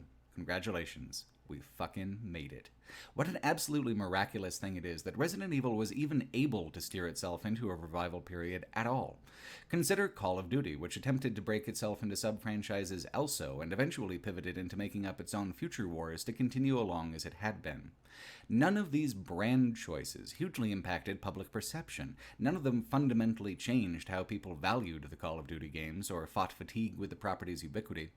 Resident Evil was able to make those changes in perception. It was able, by the time I'm writing this in 2021, to completely turn itself around to the point that it's considered one of the most esteemed, well-received, genre-leading horror franchises in gaming. Again. It wasn't just Resident Evil 7, but it had everything to do with the stylistic changes the franchise was willing to make starting here in 2017. Wilder, the game was directed by Koshi Nakanishi, whose previous Resident Evil credit was Revelations 1, one of the most outrageous, outlandish, convoluted Resident Evil games out of all of them, and one of the more disappointing ones in a lot of ways as well. It took not only tremendous restraint for Capcom to back off its stance that survival horror was no longer the market Resident Evil would serve, to realize that it's better to be the king of one thing than a fool masquerading as all things. It also took professional growth and deep introspection by the developers themselves as individuals. Plus, pop culture was changing on a broader scale. The path Resident Evil was going down at the end of its middle era was out of step with the broader culture of horror, with the amount of creative effort being put in by other intellectual properties in the genre. Consider PT, a demo for a Silent Hill game that never came out. I never had a chance to experience it, and I never will, but even as a piece of promotional material, it became famous for being one of the most innovative, medium-pushing electronic horror experiences yet made. When it was pulled from online stores, never to be made available again, that just made the flame of its legend burn brighter. That was in 2014. The Silent Hill game that it was promoting was canned, and we got Death Stranding instead, which I do not regret. This left, however, a very interesting, very unusual gap in survival horror. There was a demand, tangible, palpable demand for focused and atmospheric survival horror. Konami had stoked that demand and then left everyone starving. Would Capcom have ever voluntarily stepped away from its previous creative edicts and assumptions about the Resident Evil franchise, if not for the fluke of PT's roaring success followed by its equally surprising complete evaporation? I think eventually, yes, they would have had to have had a reckoning with the way that they were falling out of pace with what was desirable in horror media. I don't think it would have happened so immediately or completely without PT, however. That glaring hole where Silent Hills might have been provided the business opportunity, the financial reward for so thoroughly abandoning the pursuit of the ultimate horror entertainment. What Resident Evil 7 deserves credit for is not taking that opportunity for granted. It's a hard thing to give up on a vision, even a flawed one. I'm impressed that Capcom had the courage to wipe the slate clean so totally, because from that now empty foundation, they built something artistically sturdier than Resident Evil had been for years. Even the name is a promise to start over. Biohazard. There's a sense with Resident Evil 7 that it's looped back around to the very beginning again, to a kind of parallel future remake of Sweet Home that realizes ideas that were too technologically complex for the first Resident Evil to make work, like the first-person perspective. While the choice to go with first-person came first in the development process, Resident Evil 7 was designed to be slightly ahead of the curve by offering compatibility with virtual reality headsets. In fact, the game pretty much swept most VR award categories in the year it was released. This is important because of the importance placed in turn on casual realism. In contrast to both the fixed camera angle style and the cutscene-driven style, Resident Evil 7 uses first-person for absolutely everything, allowing the player as much physical agency as possible within a controlled environment. Resident Evil 7 has ditched zombies and parasites to focus on mold as a monster. Instead of having fear as a primary theme, there's decay, creating an atmosphere heavy with dread and regret. In the middle era of Resident Evil, environmental detail and density took a backseat to the demands of co-op. Co-op calls for arenas and small mazes, areas where players can have room to move around each other and get clear lines of sight on the enemies. Now, with only a single player in mind, using a zoomed-in first-person view, detail is everything. That would not be, on its own, remarkable without the game's complete inversion of the scale of the story and its philosophy of storytelling from the previous decade of games. The scale is even smaller than that of the first Resident Evil. There's still an evil corporation with a sinister product, but that exists on the periphery, not looking at the heart of the narrative. The heart of the game primarily involves just 6 people on an isolated, dilapidated old southern manor in Louisiana. Key to the atmosphere of decay that the game wants to create is a base layer of believability and normalcy. The antagonists are a family of 4, Jack, Marguerite, Zoe, and Lucas Baker. There's mold down deep in their souls. The mold has them. The mold surrounds them. It's consumed the house, and everything sits under a black coating of grime and dust where the mold doesn't actively grow. The jumbled, bland mazes of the middle era of Resident Evil never suggested normalcy. They only rarely even suggested a logic outside of the needs of the level design. The Baker house, by contrast, is more realistically a house than the Spencer Mansion ever was. It still uses classic, instantly identifiable Resident Evil puzzle design, like themed keys and puzzles based around art objects. The rhythm and methodology of exploration is still, amazingly and counterintuitively, exactly like it was in 1996. It's the presentation that's changed. The floor plan just makes sense now. There are older outbuildings that get a little weirder, but this also fits in with their creepy age. 19th century buildings often do odd stuff, even odder as repairs and customizations add up over the decades. These buildings, too, feel like they could have been actual places, in a way that's never before been seen in the franchise. The phrase the Baker house seems to operate off of is lived in. Like it was in Resident Evil 2, every room tells a story, this time a much more detailed and focused story of one family's poisoning of body and soul. There are layers of story. The first layer, most buried, is normalcy. Laundry and dishes, books and VHS tapes, old furniture bought long ago during a forgotten time of distant prosperity, the accessories and necessities of a private rural existence. Then the layer of catastrophe, the signs of past violence, evidence of unknown, overlapping crimes, followed, at last, by the layers of decay, mold and meat and murder. The Bakers, enslaved by the mold, were compelled to add to their family, led by a little girl named Evelyn, who isn't in any of the pictures in the house. So they began to abduct passers-by from the dark roads of the bayou, to slaughter paranormal vloggers, to corrupt as they had been corrupted. All of these layers are presented simultaneously. The Bakers now are the family they were then, but degraded and decayed, as is the house. There's a sympathy to be found there, an underlying sadness. Resident Evil 7 is just as outrageous in parts as other titles in the franchise, but none of the other Resident Evil games are so grounded in emotion or detail as this one.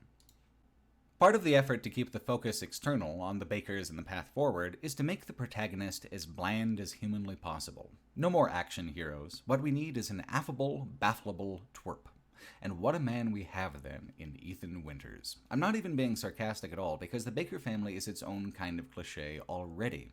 Imagine adding a Resident Evil 4 style, "They've kidnapped the president's daughter, and you're the only one we can spare today," kind of subplot to it. Poof, there goes the atmosphere.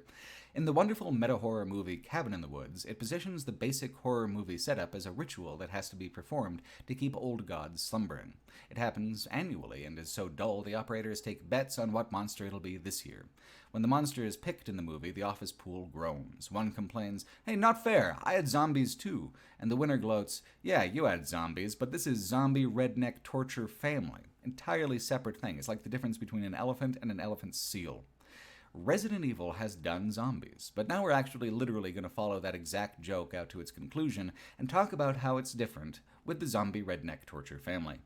They're all quite close to unkillable, for one. Jack and Marguerite function as nemesis bosses of their own domains, the main house and the old house. Lucas is less of a mechanical presence than a narrative one, though he holds up the torture end of the equation with disproportionate enthusiasm. Zoe is actually on Ethan's side and only really appears once, so she gets kind of a pass from the entire dynamic. This arrangement of villains into masters of specific domains is something that will be carried over more dramatically into Resident Evil 8 Village, as it also follows Ethan Winters in his struggle to be the sharper image catalog kind of guy that the world just won't seem to let him be. Protagonist and antagonists enter into a kind of double-act routine where Winters plays the straight man and the rotating villains play the foils. Straight, of course, not meaning sexuality in this context, but demeanor, the one who keeps a flat, straight affect no matter what nonsense is being thrown at them, giving the punchline guy something to play off of, someone to set up the joke so that those punchlines land. The context is horror, not comedy, but the principle is the same. Ethan Winters must not, cannot pull focus and needs to be able to provide a platform on which to build the dramatic relationships in a way that feels personal to the player. Instead of punchlines, we're aiming for fear. Jack and Marguerite need to have time to develop a back-and-forth antagonism with Ethan for fear to grow. Otherwise, they're just an enemy to pop in the face with your pistol. Not only does getting shot in the face not matter to Jack, he thinks it's kind of funny, and that is unnerving. The flatness of Ethan is that his agency is the player's agency. You can run and you can shoot. When one doesn't work, you can try the other, but neither is a permanent solution. You are always vulnerable, no matter what's in your inventory. Jack and Marguerite grab Ethan by those vulnerabilities and square dance him all around the game, toying with him, hurting him for fun, hurting him to hasten Ethan becoming like they are. Because that's already happening too. The game doesn't wait 90 minutes before cutting Ethan's hand off and killing him in the dead of night. The setup is that a couple years back, Ethan's wife, Mia, went missing. Now, she sent him a strange and desperate message urging him to come find her down in the swamps. The beginning moments of the game are a little reminiscent of Resident Evil 4, prior to the village attack sequence. The car, the woods, the short path towards a danger that makes itself known pretty immediately. It begins in the late afternoon and quickly turns to night. Unlike any of the other Resident Evil games, it takes around an hour of casually exploring before anything even close to combat occurs. Establishing the mood, setting the scene is more important, and is actually given that deference and priority. Without anyone to pursue you yet, the layers I was talking about earlier can be sifted through at leisure. Instead of expository cutscenes, the player is free to try to come up with as clear an understanding as they can with the clues available to them, drawing their own conclusion, and even more importantly, setting their own expectations for what's to come. Expectations that probably don't include Mia being just about the first thing you do find, the first major event after the freeform exploration and light puzzles of the introduction. It's clearly a trap, but how? In what way? Resident Evil 7 doesn't even spring the trap for some minutes after you find Mia, either, allowing false hope and paranoia to stew and blend. When the trap does spring shut, it's so much more intense, gory, and personal than I ever anticipated. Mia is fighting some kind of corruption in herself. In an instant, it consumes her and she turns on Ethan. It is so well animated, so well integrated into the first-person perspective, that the shift from active play to cutscene is seamless. Even without VR, it feels more immediate than most first-person games are able to accomplish. The game lands nearly all of its jump scares because of this. It's not a technical accomplishment exactly, it's an artistic one. Even though the fixed perspectives are gone, Resident Evil 7 shows great finesse with the one camera angle left, doing something more subtle than a found-footage shaky cam that better communicates Ethan as a physical being in the world than most games would bother with. When the player controls the camera, there's none of this effect going on. It only happens when the player is surprised by something, and then Ethan reacts to things for you after that transition to cutscene. The jump scares disguise the transition, eases the player into it. Once the cutscene is over, player control is usually given back in a moment of urgency, needing to run or to fight, wallpapering over the transition back. In third person, allowing cutscenes to take over and then giving back control is much easier, it flows better. First person assumes player agency, always, and Resident Evil 7 manages to add a cinematic flourish by withholding that agency at key moments without significantly interrupting the feel of immersion and control for the player. Back to the early fight with Mia. She won't back down, and Ethan kills her with an axe. What a great job he's done saving her so far. That's just the setup, though, not the punchline. It's shocking and sad when Ethan kills her in that moment, a betrayal of himself, his wife, and the narrative direction. The game lets you sit with that for a while as you do another puzzle. Then Mia returns, fully aware of what happened and eager to do the same to you. She pins Ethan's arm to the wall with a screwdriver and then lops it off with a chainsaw. Again, this sequence with Mia is the first violence of any sort in this entire game. Ethan tries to douse the wound in antiseptic and escape, leading to a final boss fight with Mia where the mood again changes. First, Ethan was the tragic murderer. Mia didn't deserve it, but now, well, death holds no consequence, and she is pissed. Violence is met with violence. Now it's a brawl, nasty and feral. The opening act of the game has an absolutely masterful command of emotion and atmosphere. Trying to stop Mia feels futile, sad, but there's hope of escape still, a small hope that the game can then dash to pieces as Jack appears and seals Ethan's fate.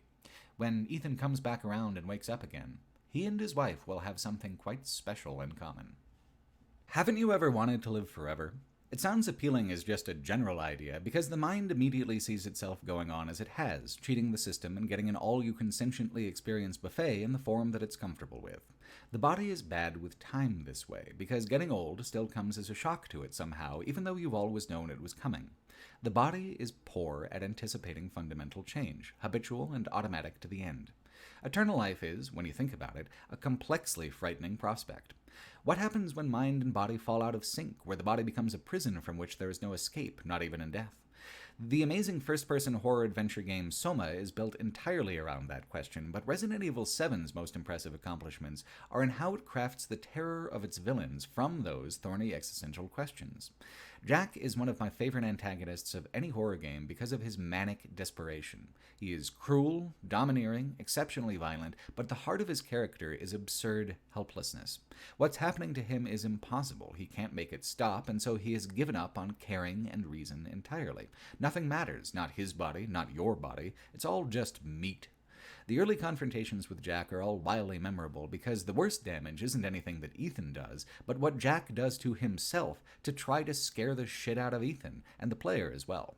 Self-preservation is such a universal motivation that even without language it can be counted on. Hell, a thing doesn't even have to be a mammal. Scorpions and spiders don't wish to die either, and will act accordingly when endangered.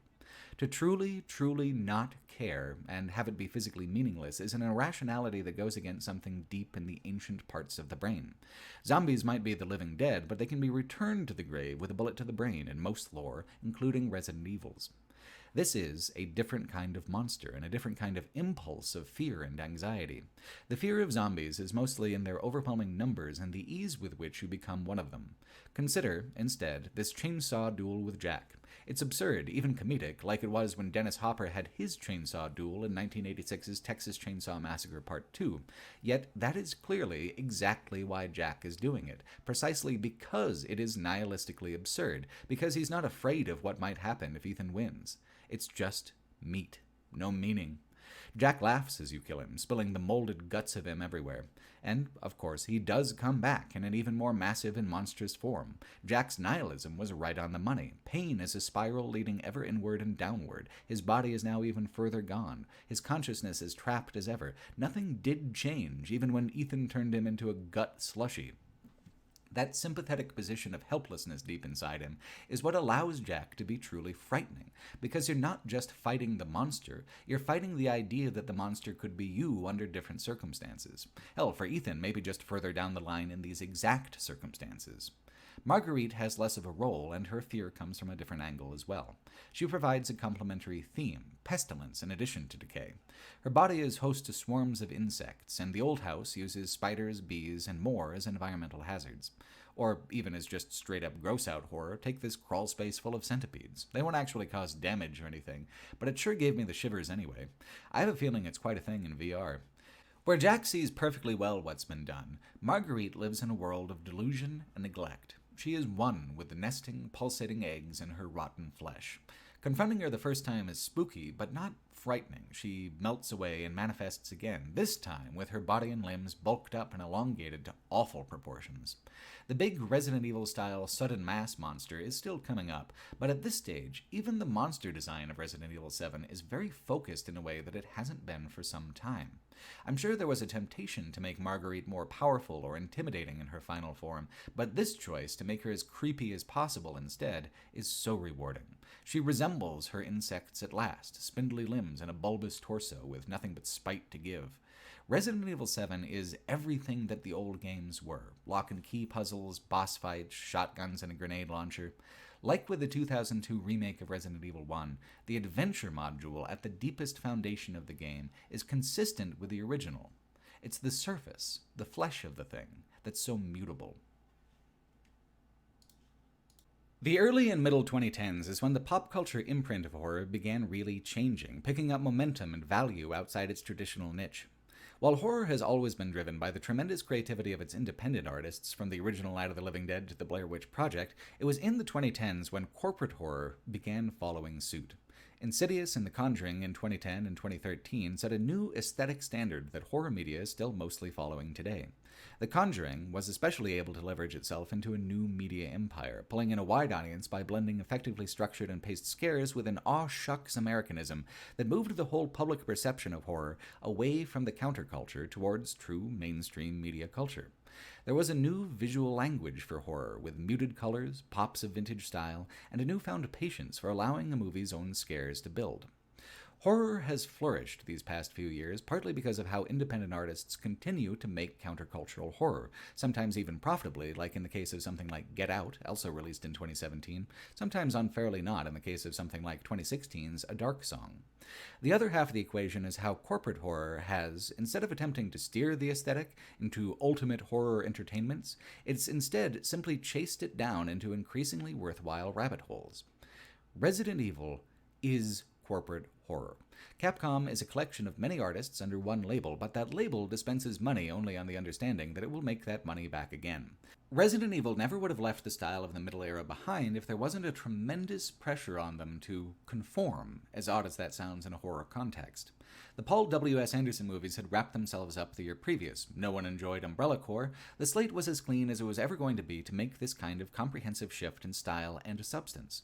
The reason I want to establish the fact that Resident Evil 7's sudden interest in being actually frightening is part of a larger industry trend is that there are things about the game that are uneven, things that do harken back to the old habits of the franchise. They just don't show up until the middle and back chapters of the game, after the game has used up its major initial ideas and before things begin pulling taut in anticipation of the climax. There's the portion of the game that sticks out in memory, that's easy to hold on to, and that's the primary game of Jack, Marguerite, and the Creeping Mold. Then there's the second story, of Lucas, the murderous meth head, of Eveline, the spooky psychic child who's actually a bioweapon in disguise. Eventually, the stories unite back together for a slightly uneven conclusion.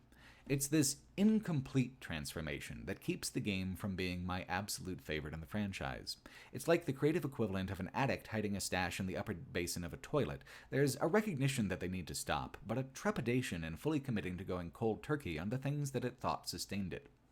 I've already talked about how I'm personally not a fan of Eveline's trope, but her presence in the game is odd in ways beyond my personal distaste. It's one monster too far, one layer of complication too many. After leaving the Baker property, Ethan Winters is incapacitated and it falls to Mia to go after him and save him. Like way back in Resident Evil 3 Nemesis, Mia is a surprise secondary action protagonist, like Carlos was. This is the portion of the game where bioterrorism, an international connection, and corporate science re-entered the picture. I don't think Resident Evil 7 needed any of those things, yet it seemed to feel that it just wouldn't be a biohazard without them. Lucas and Eveline both come from slightly different subgenres of horror, ones that are driven more by style than by emotional connection. Lucas especially, who's a crazed tormentor type figure.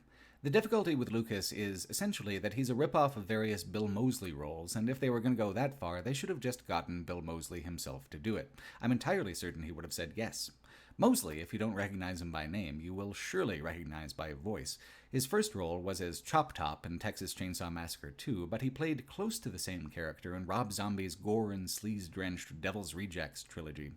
Movies like House of a Thousand Corpses only work when you do not have an emotional connection to them, when you take what's in front of you as a cartoon carnival of the worst possible human impulses and personalities.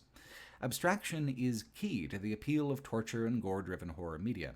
It's not that watching people get tortured is a huge draw for audiences on its own, it's that fiction provides a comfortably safe area to explore what-ifs in a way where no one actually does get hurt. In Resident Evil 7, you come across a few different VHS tapes that are actually small interactive chapters of their own. In the first one, a group of paranormal YouTuber types gets captured and murdered. In a later tape, Happy Birthday, Lucas is still toying with a surviving member of that group, Clancy.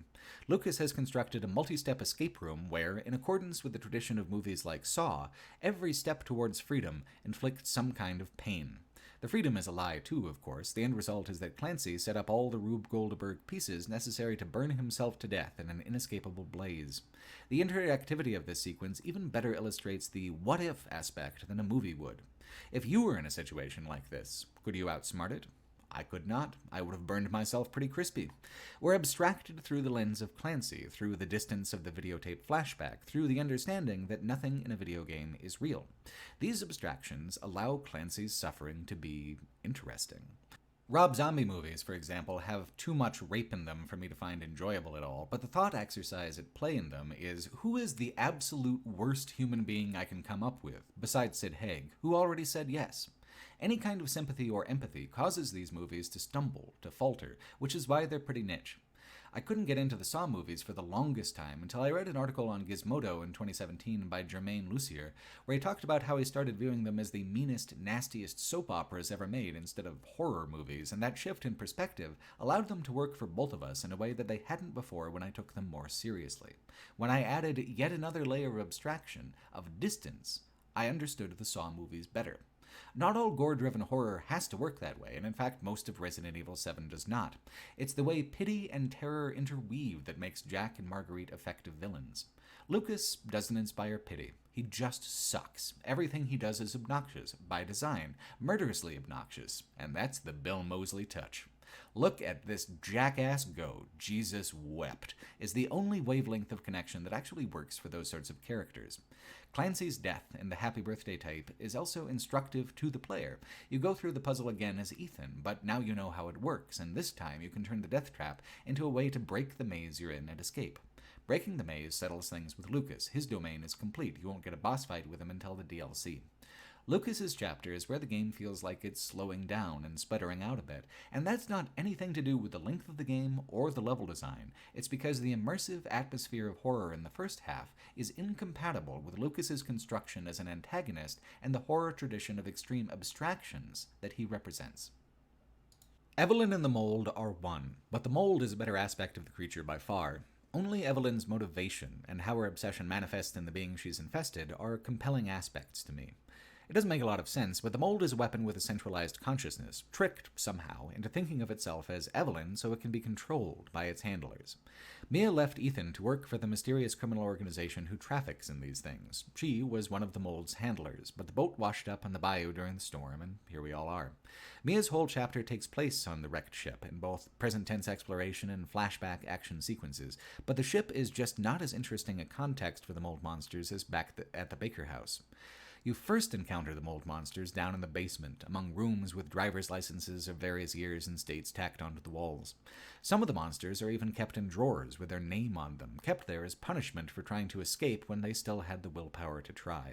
It makes each monster feel unique in some way, even if, as standard enemies, they are not. Each was once a driver's license on the wall.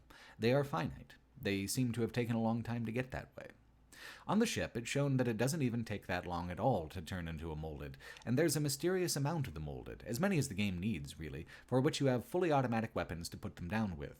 They move from being framed in a way that makes them tragic and individual, to the way that standard zombies work, a horde of faceless enemies being used as an obstacle. That's not to say they aren't still fantastic. The way they move is especially commendable because it must have taken ages to figure out how to make something shamble aggressively the way they do. The molded feel more broken, twisted than zombies, and also more dangerous. Extra teeth, fewer weaknesses. While the mold is certainly fantastical, it doesn't feel supernatural. Evelyn does. She's a projection, a mirage. Even though she's later placed alongside the mold as part of the real world and not the spirit world, it's still introducing another genre element that's contradictory to the initial approach. A spooky ghost child introduces the possibility of the supernatural. Denying the supernatural later just begs the question of why Evelyn is the way she is at all, why she had to take the form of a well-known cliché instead of something sorrowful and disgusting like the mold monsters. The other thing is that Evelyn is actually two characters in another superfluous twist. This twist I kind of liked, however. There is another member of the family, a catatonic old woman who sits in a wheelchair. She can't be tempted to acknowledge you at all, but she appears all over the house at strange times in disconcerting places. This is Evelyn's physical form. In the grand climactic moment, Ethan pushes through her psychic illusions to use a toxin on her, which you prepared from scattered ingredients like the vaccines of Resident Evil's past. It melts her.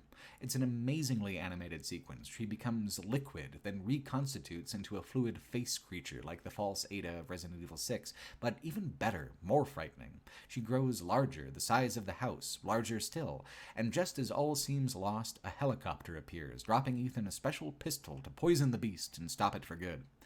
I gotta ask, if we're already doing another explicit Deus Ex Machina like back in the old days, would it actually have been any tackier to just give Ethan a rocket launcher? The pistol is clearly meant to seem like a classier version of the old trope, but I say don't go halfway. Do it or don't. Let there be a firework if this is how they choose to end it. With the combination of Lucas's chapter, Mia's chapter, and then this ending, there have been several shifts of emotional content, styles of horror, and levels of commitment to its own atmosphere in the last few hours of play. The back half damages the immersion that the first half so carefully, beautifully built.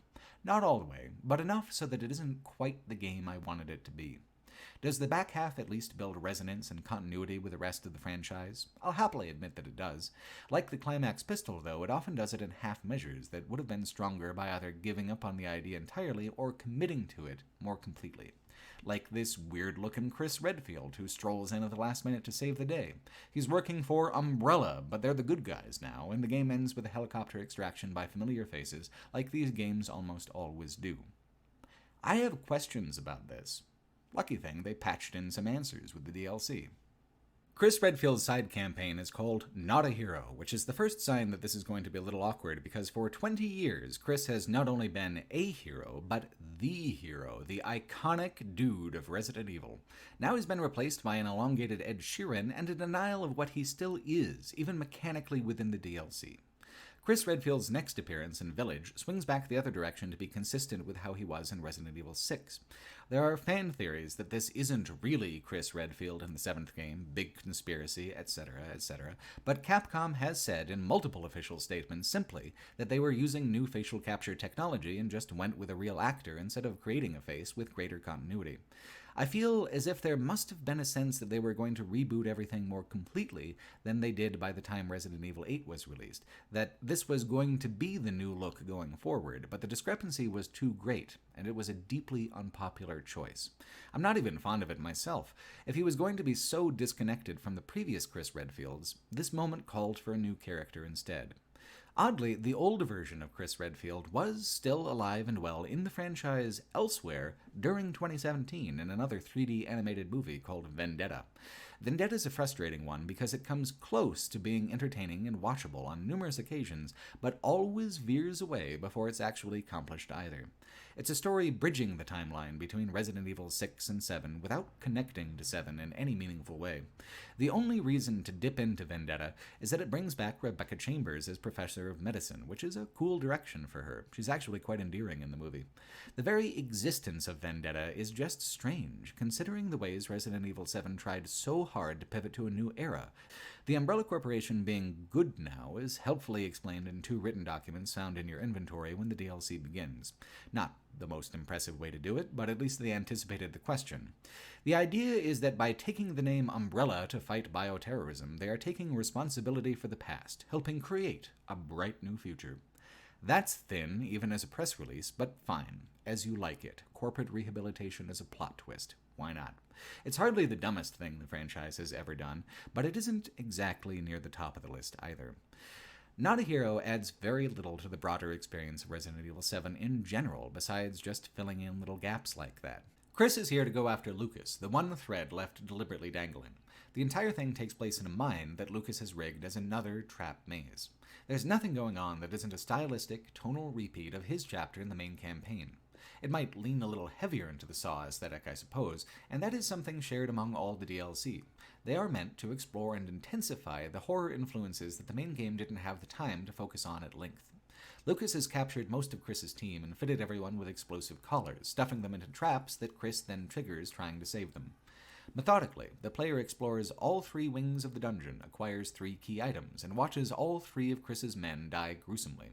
I guess this is why he's not a hero, but that's not anything to do with Chris. That's to do with the structure of a Saw movie. Deaths of the other game's participants are used to further torture and mess with the one who continues surviving, a la Saw 6's health insurance executive. Not a Hero adds some interesting mechanics, like a new kind of molded that requires the special ammunition used in the main campaign's climax to kill. It adds an interesting element where those creatures will respawn and harass you endlessly until you find the bullets, usually at the end of that wing of the dungeon, so you can turn right around and pop 'em one on your way out. As a whole experience, it's straightforward, predictable, and visually boring, taking place entirely in an industrial underground area. 3 wings, a trap, a boss fight. It's a variant on the main game in that Ethan is not an action hero and isn't treated like one, whereas with Chris, that's the whole point. So, how is Resident Evil 7 as a shooter primarily, not a survival horror title? Adequate. Nothing more. If we're going to lean into Lucas being a representative of the Saw aesthetic, let's go all the fucking way. Let's play a game. I'm partial to a little blackjack myself. A lot of the DLC for Resident Evil 7 is in several very short experiences called Banned Footage Volumes 1 and 2. One of them is an endurance mode versus the molded in the basement, and I'm not too interested in covering that because I haven't covered any of the arcade modes. But another 3 are a narrative and represent fascinating attempts to try to add more flavors of horror media to the package. In 21, Saw isn't the reference, it's the exact template.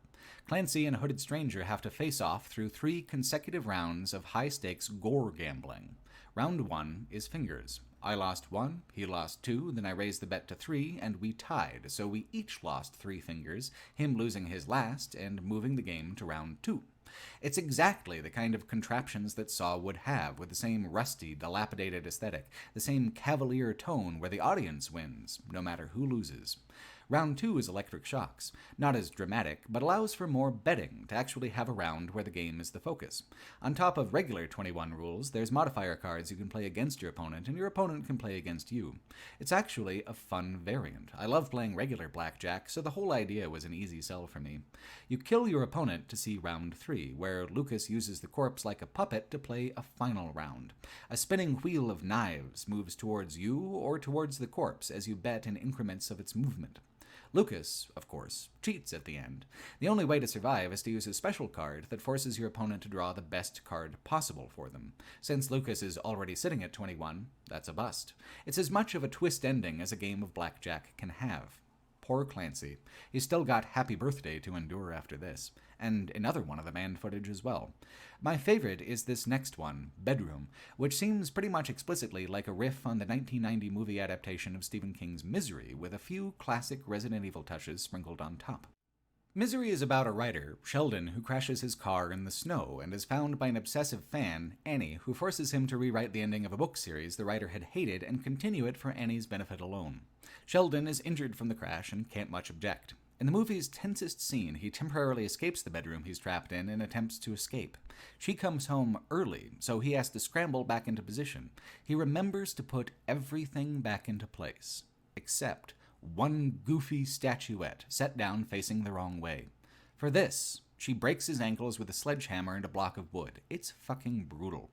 In this video game version, Marguerite will play Annie, and Clancy, poor Clancy, will play Paul Sheldon.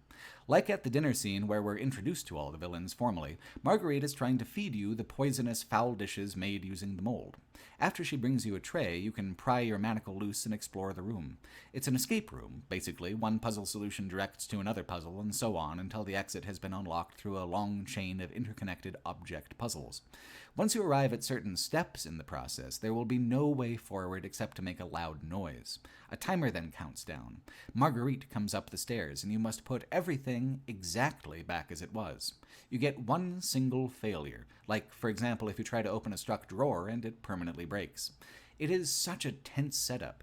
The art and key puzzles are classic Resident Evil style, but the emotions and aesthetics are all new to Resident Evil 7. Clancy escapes, but not for long, as this scene leads to the basement endurance challenge, followed by 21, followed by Happy Birthday, which is where his path ends.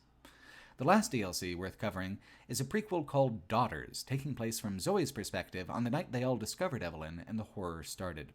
The idea is to go in the opposite direction from Not a Hero, to take away all the tools you have for fighting back, forcing you to sneak and run. The problem with Daughters is that it's more interested in the mechanical variant part than the effective prequel part. It's interesting to see the Baker house clean, and certainly a novelty to see them being kind to each other, but the scene is momentary and slight. It only lasts as long as it takes you to bring Evelyn a towel and a fresh set of clothes from the laundry room to where she is upstairs. I already talked about how the Molded in the Baker house were better monsters than how they were portrayed in the ship, because the suggested time frames for how things going downhill were longer. Happening immediately just didn't have the hook for me that a slow corruption does. Unfortunately, since immediate infection is canon, that's how it works here in Daughters. The Baker family is destroyed in the space of about 180 seconds. The time it takes for Zoe to leave the bathroom, her father yelling for her to get a rope, and then to come back with a rope, her father now carving huge gashes in his flesh in a snarling rage. The Amnesia Outlast style of first-person horror had been popular for years before Resident Evil dipped its toes into it with this DLC, and like with Resident Evil Survivor compared to House of the Dead, it is a good thing that Resident Evil is what it is and doesn't aim to copy the trends of other franchises. Being able to fight back is an immovable part of Resident Evil's identity. Taking it away is fine for a quick diversion, but Daughters is already too compact in its narrative for the simplification of its mechanics to feel meaningful. There are two endings, but both arrive at the same place in different ways. Bad ending has you being cornered in the garage. Good ending ends with a jump scare in the trailer. Only thing missing is an ending with Janitor Andy.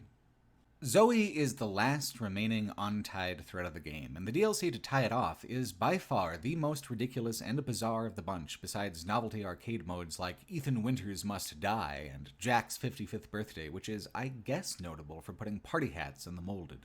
End of Zoe is the end of Resident Evil 7.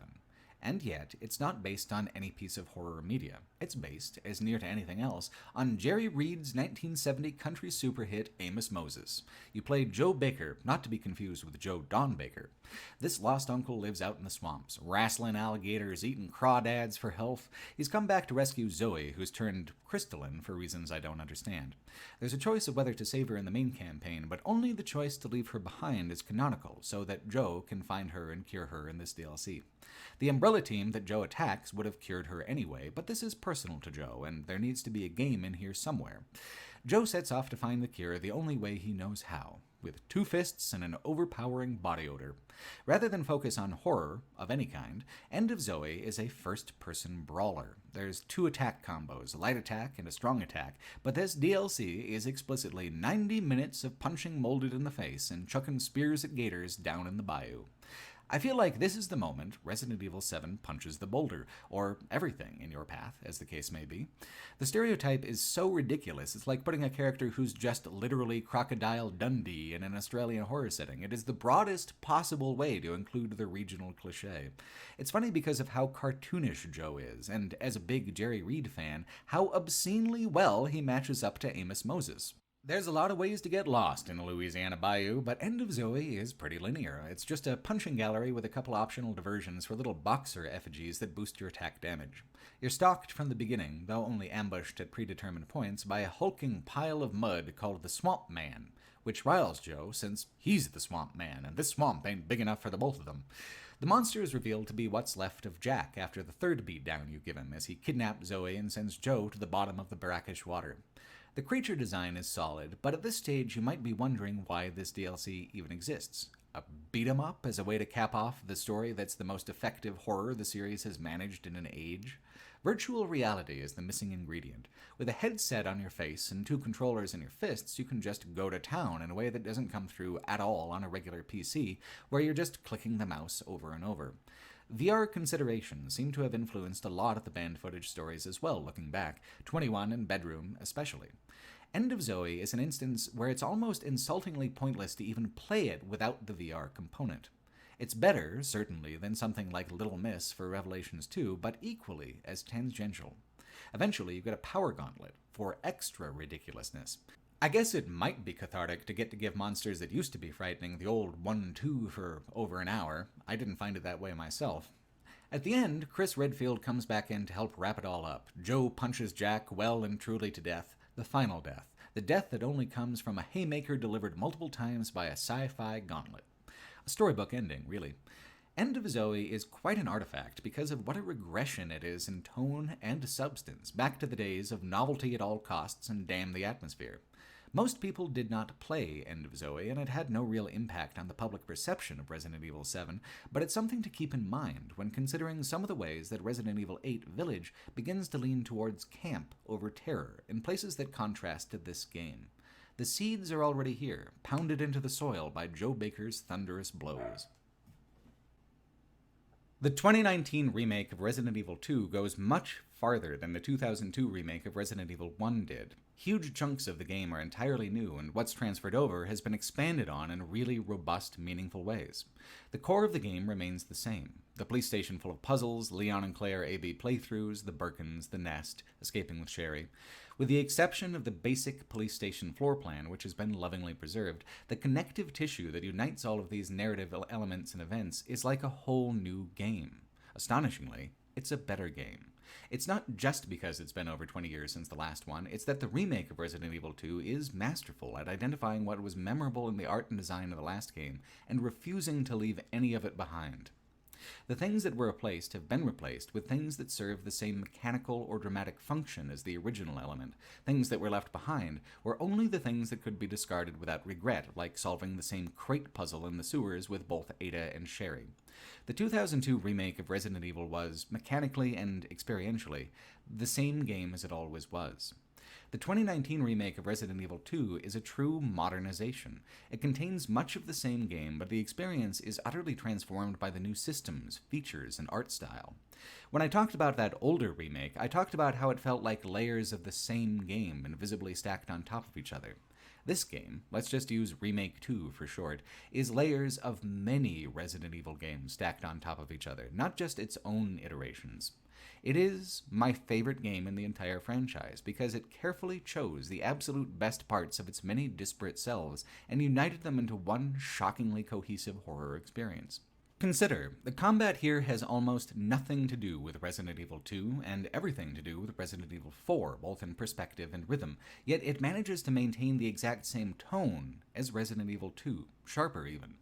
Environmentally, it uses the same engine as Resident Evil 7, and despite not being in first person, the level of detail is equally impressive. It has all the same little details of environmental storytelling that Resident Evil 2 used to, in the same places they were before, but made even more luxuriously lush by lighting and effect systems that are light years beyond what even horror movies were generally doing in 1998. Remake 2 isn't just my favorite Resident Evil game, it's one of my favorite pieces of horror in any medium. It's a fascinating combination of cutting-edge modern presentation stacked on top of the 90s puzzle box design that made classic Resident Evil so distinctive. It's not even necessary to play any other Resident Evil game to be able to fully engage with Remake 2. It doesn't require prior knowledge, it feels fulfillingly complete, and it has a greater sense of confident style than nearly any other survival horror game on the market. The closest survival horror experience I've had to it is with Alien Isolation, which adapted its inspiration into something that was a terrifying and beautiful exploration of the source material's original emotions and themes. I feel like that kind of accessibility for people outside the regular fanbase had to have been a major focus for Remake 2, part of the plan to rehabilitate the franchise name. It was a fan favorite 20 years ago, but putting in the careful effort to actually make it as progressive and impactful as it was 20 years ago in a modern games market is just miraculous. Remake 2 doesn't have anything that is, by itself, new, yet it feels completely unique in multiple interlocking ways.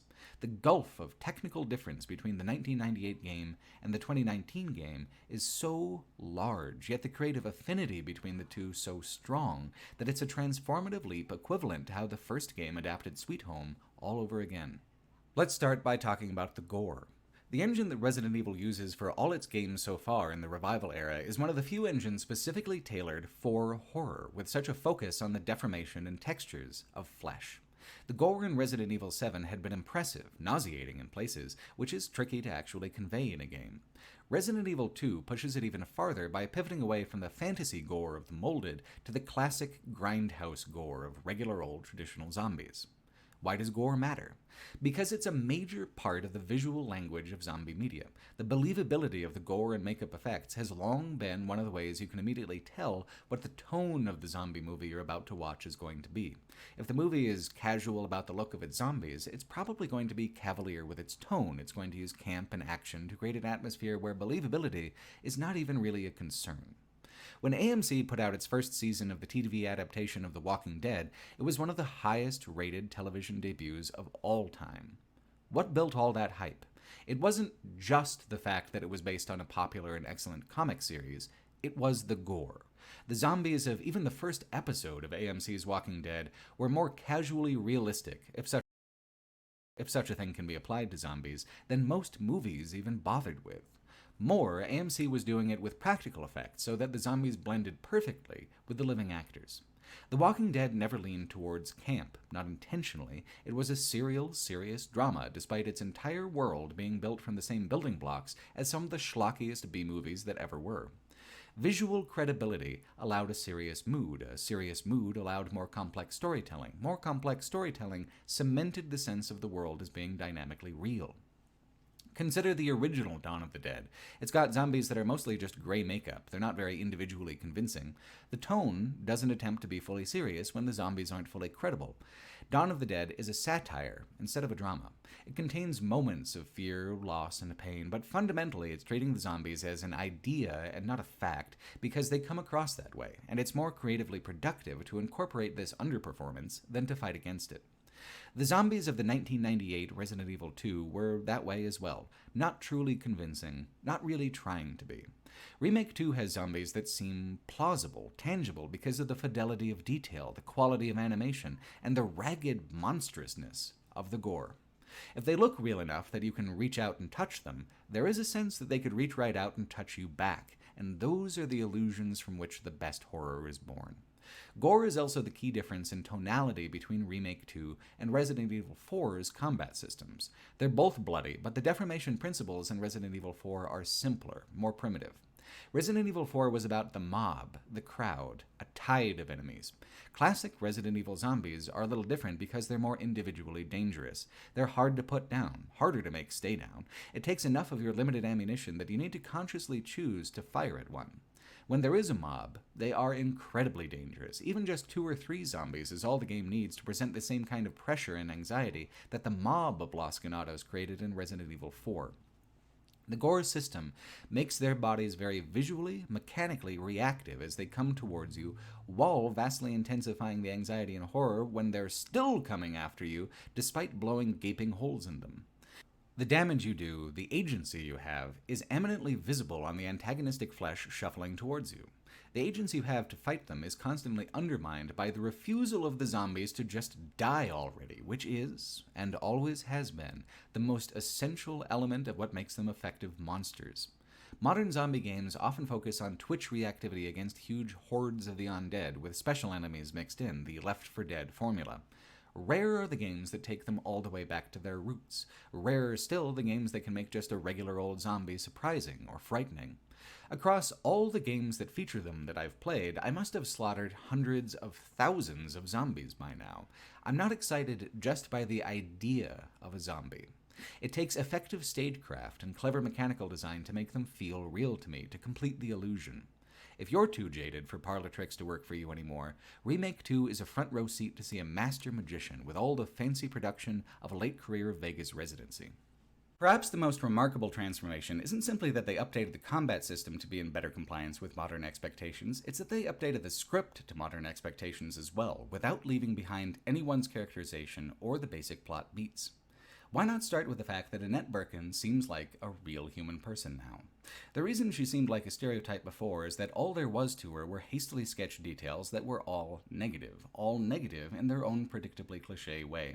With an actual moving face, an excellent voice actress, and a vastly revised script, she has enough concrete characterization to come across as a real individual. She's still the same terrible parent, but instead of being petulantly so for no good reason, she's seen here as being emotionally callous, sociopathic in an impersonal way, where she simply doesn't see anyone as being really real, including Sherry. She actually has a character arc informed by regret, driven to appeal to Claire to help her right the mistakes she has made, persuaded to give Sherry willingly to Claire in recognition of the pain she's already caused. Annette is less sympathetic in Leon's playthrough, but in a way interestingly tied to how Leon is more of a stranger to her without the Sherry connection. All Annette needed was detail, motivation, a sense that who she was wasn't just a backhanded generalization. Ada 2 is much more dynamic. Remake 2 uses its longer runtime to give her dialogue and scenes that make her transition to Super Spy much easier, more sensical, and make her seem overall more cunningly manipulative than she had been the first time around. Importantly, it makes clear that she had been lying to John, lying to Leon, and following her own agenda to get into the labs and steal a sample of the virus the whole time.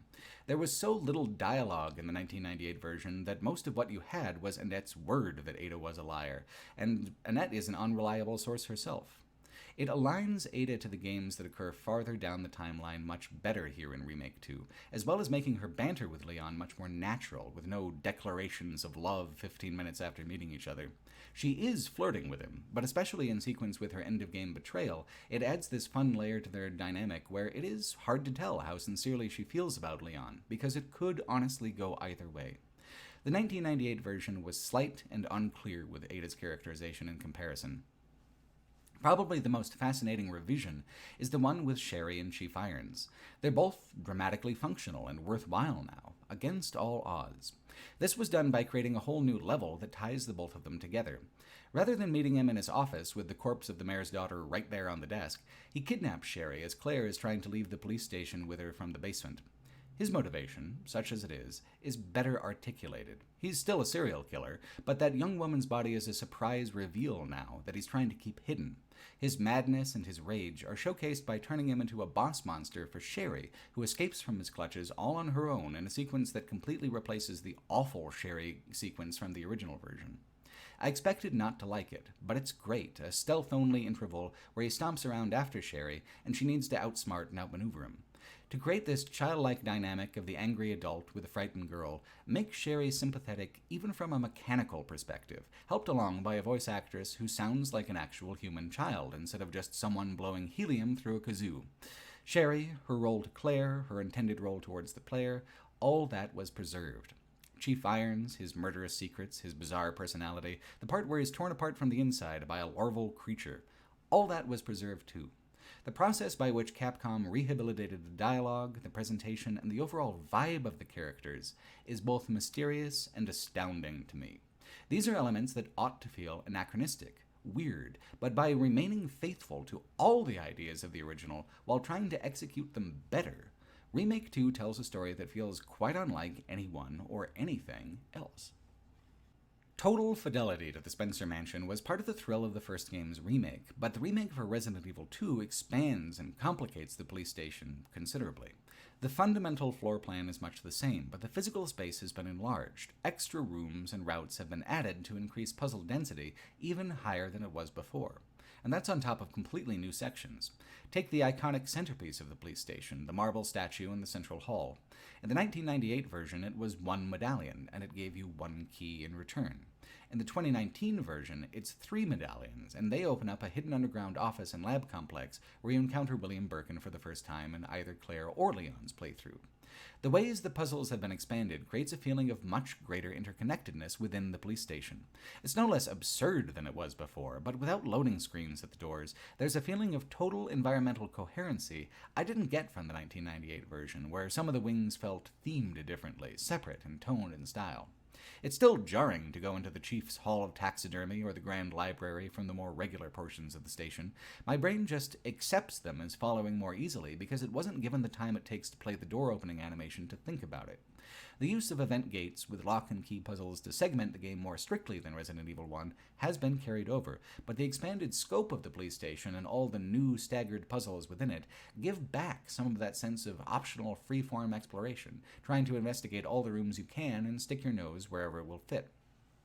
Every room is pretty much necessary to progression, hardly anything is genuinely optional, but overall I felt much more in control of the pacing than I did with the original version.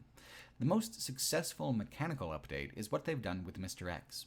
He's larger, more intimidating, and more mechanically powerful as well. He's just extremely dangerous all around. The newest aspect of his presentation is how he fits into the sound design. He's got a theme song, a musical cue that lets you know when he's near and when he's spotted you, as well as when he stops looking. You hear the clomping of his bootsteps on the hardwood floors as he searches for you everywhere he can. And that's an important caveat, because there are select places he can't, hard barriers like the clock tower and the STARS office. This is one instance where the lack of loading screens is a bit of a detraction. There's nowhere that he's not allowed in Remake 2 he wasn't also barred from in the 98 original, but there was a cleaner barrier in between the two of you in the older game. Now, sometimes he just stands waiting outside the door for you to leave, until his AI dictates that he stomp off and give you a fighting chance. I'm not at all saying he's broken. He works 90% of the time, and in a much more convincing way than before. Once he shows up, it truly is unpredictable how he'll crash your party once you're out of each other's lines of sight. He isn't restricted to certain moments and actions. He is always waiting once that part of the game begins. It's a relentless pressure that borrows some of what the series learned with Nemesis, and all the Nemesis-like creatures it's experimented with in the time since. A lot of R&D went into Mr. X, as much by Capcom as by the Umbrella Corporation. He also features in both campaigns prominently now.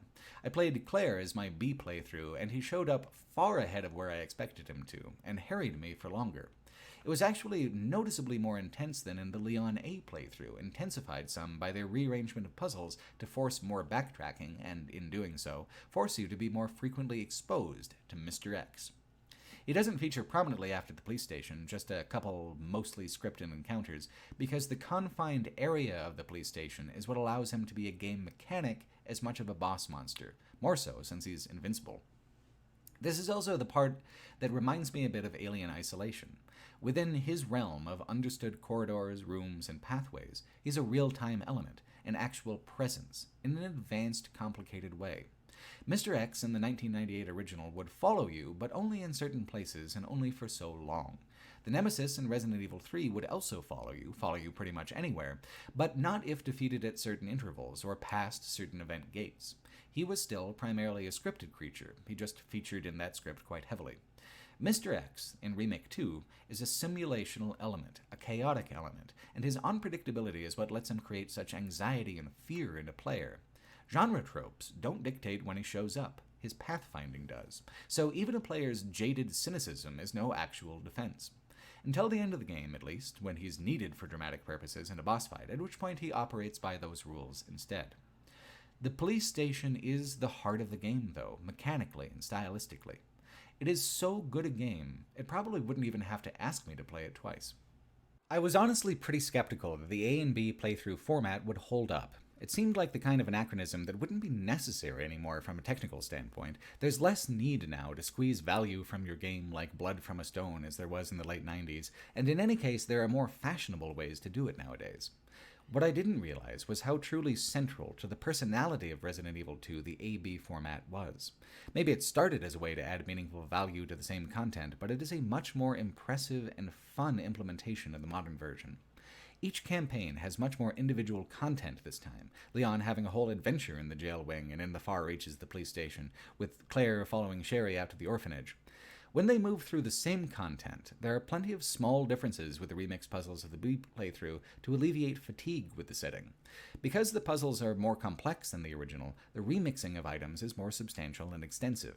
Even the documents you find are now altered, like journals that used to have the full code for a medallion statue now have pages torn out, where you have to guess or find the torn scrap, or maybe there's just some kind of damage to the statue mechanism where the symbols are scratched out and you need to infer what they used to be.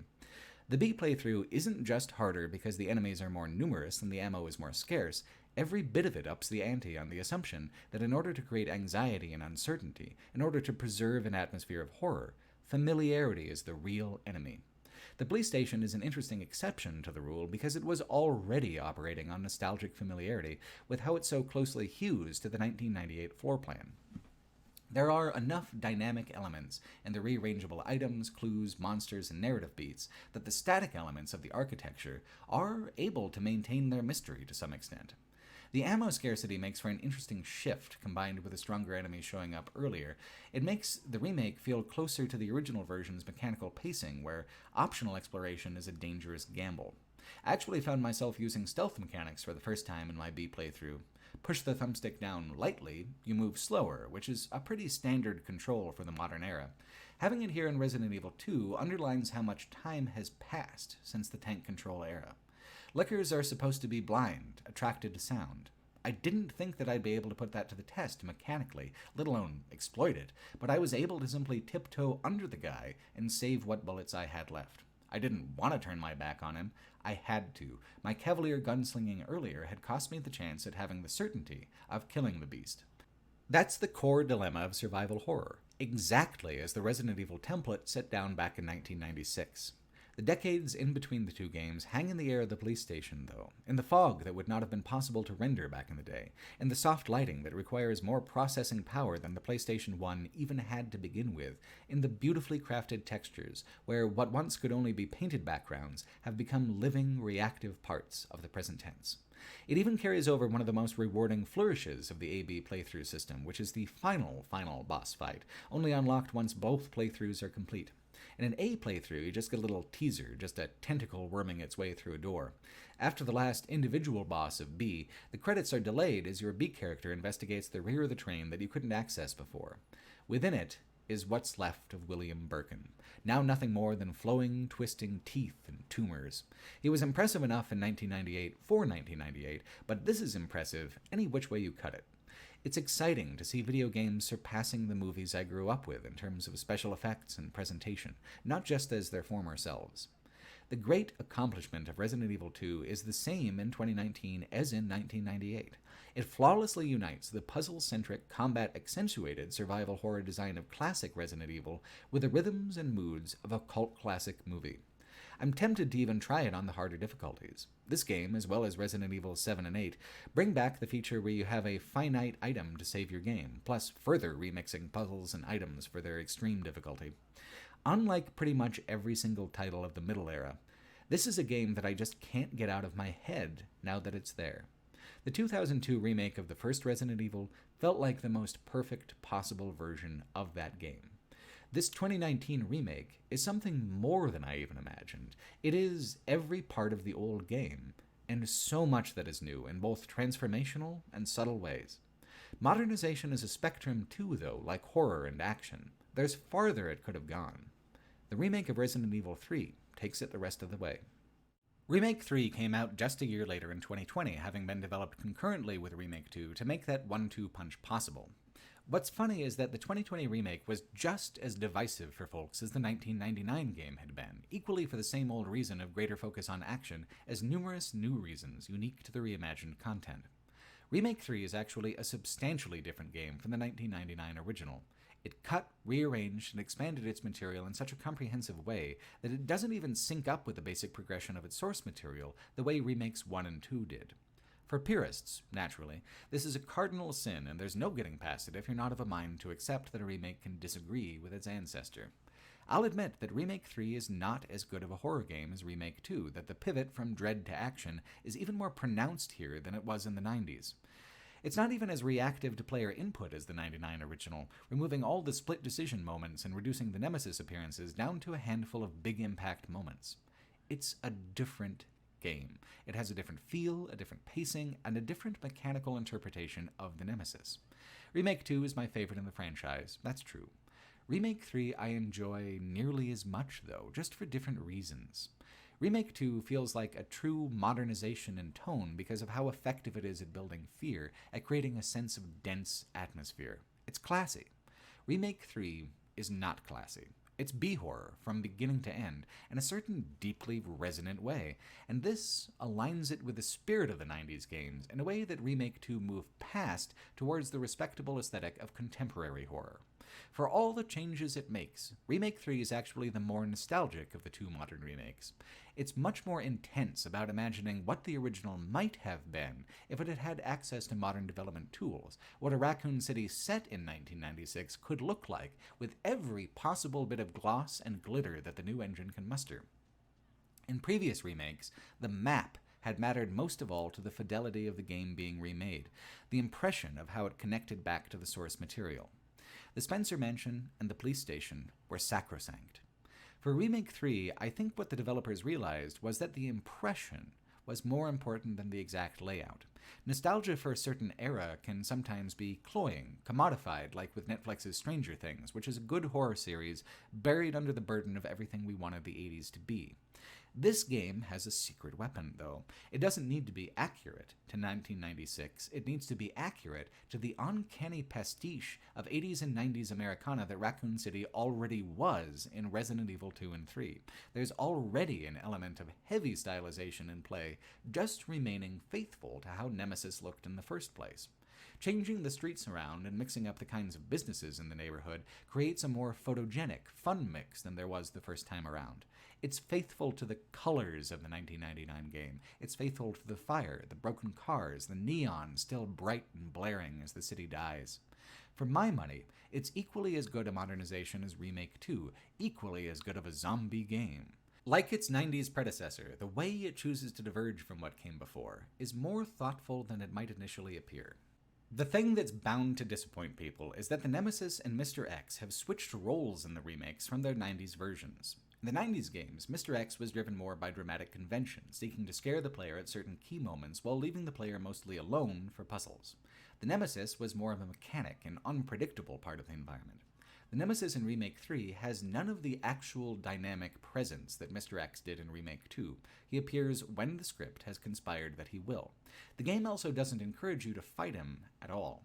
There are two instances where you can optionally fight him, and he'll drop unique weapons if you do, like in the old days, but I didn't realize that when I was playing the game the first time because I hadn't played the original yet, and it was never offered to me, like in the original. That split decision moment in the 99 game, turn and run or stay and fight, is also an explanation of the rules regarding the Nemesis. Remake 3 tells you to run each time it becomes a corner of your screen objective. That's an easy sell because he's way more intimidating than he was before. He's more agile, more powerful. The new Jill can't withstand nearly as much damage from him either as the old Jill. Running works. I like running just fine. If you remember the conversation we had about how the Nemesis affected item distribution and inventory scarcity in the original, back when dinosaurs roamed the earth and the land was new, you can see how this creates a domino effect on the entire design of the game. The new combat system has a different rhythm to it to begin with, but the Nemesis was a load-bearing wall of the mechanical design. The player isn't going to be insulated from the reverberations of its de-emphasis just because the over-the-shoulder camera is snappier. To counter this, the combat has been rebalanced in the other direction by putting even more enemies in the environment and offering even less ammunition than the old version. Your whole experience as a player has been predetermined to a greater degree. Instead of choosing to focus on standard creatures or boss creatures, available items are adjusted to make sure you have enough for each in turn, so that the player can simply keep going even after bottoming out on ammunition. It brings up an interesting question about how to even creatively evaluate what the Nemesis means. Was he an element of story or an element of challenge? Ideally, he's both, but in which direction does a game primarily lean? As an element of challenge, the antagonistic relationship between the player and the Nemesis is stronger because you are both operating within the same expectations and goals. Use whatever weapons you have to kill each other. You're more as equals. It's more of a back and forth. It's not great storytelling, however, to reach a soft lock condition and have your climax read, "And then Jill wasted too many shotgun rounds and died. The end." It is good storytelling to condense the Nemesis down into a few high-production scripted confrontations with arenas, quick-time events, and multiple stages of boss confrontation. The Nemesis has more physicality than it did before. The illusion of him is stronger than ever, even if the mechanical fact of him is shrunken. He's become so much less of a mechanical element now that he was even dropped from the title, just Resident Evil 3 now, thanks. As much as I like Remake 3, the 1999 version has a pacing that still to this day is unlike anything else in the franchise. This remake was the last best hope for having that particular design of Nemesis see the light of day one more time. Remake 3 chose to create a horror experience more streamlined, but less courageous, less committed to such a singular mechanical focus. It's easier to see in retrospect how Nemesis began development as the spin-off and Code Veronica as the direct sequel. It was disguised at the time by what a wonderful escalation it was, how perfectly it ended the trilogy. The love I have for Remake 3 is that, in reducing the importance of the Nemesis himself, it funneled that effort into more completely, spectacularly burning down Raccoon City. Although the game no longer has the Nemesis as an anchor, the Nemesis is still part of that intensified spectacle. Take this rooftop arena fight. It's got an inferno theme, fires blazing everywhere, the Nemesis using a flamethrower to attack, the player needing to blow up his fuel tank to damage him enough to survive. It may not have been triggered by a system like Mr. X, it may not have that unpredictability, but hot damn does it have style. This creates an interesting inversion of how the boss fights hit in this game versus the original. In the 1999 game, once the end was approaching and the Nemesis began mutating into more animalistic forms, the fights got easier and more predictable. He became a less meaningful part of the back third of the game. With spectacle as the goal, these mutations become much more exciting, and the more contemporary arena designs for the encounters creates a larger, more dynamic mechanical challenge. Fighting the Nemesis gets more and more fun, grodier and nastier, bloodier and meaner as the game goes on. Is this good horror? Not a horror, it's great B horror, though. The production values far outstrip what a film studio would likely throw at a project with this sort of tone. As an element of challenge in the 1999 game, I hated the Nemesis, in the way that I was supposed to hate him, as my sworn enemy. As an element of spectacle in the 2020 game, I love him. I am slamming my fists into the table and yelling for him to do the trick and mutate again into something even weirder.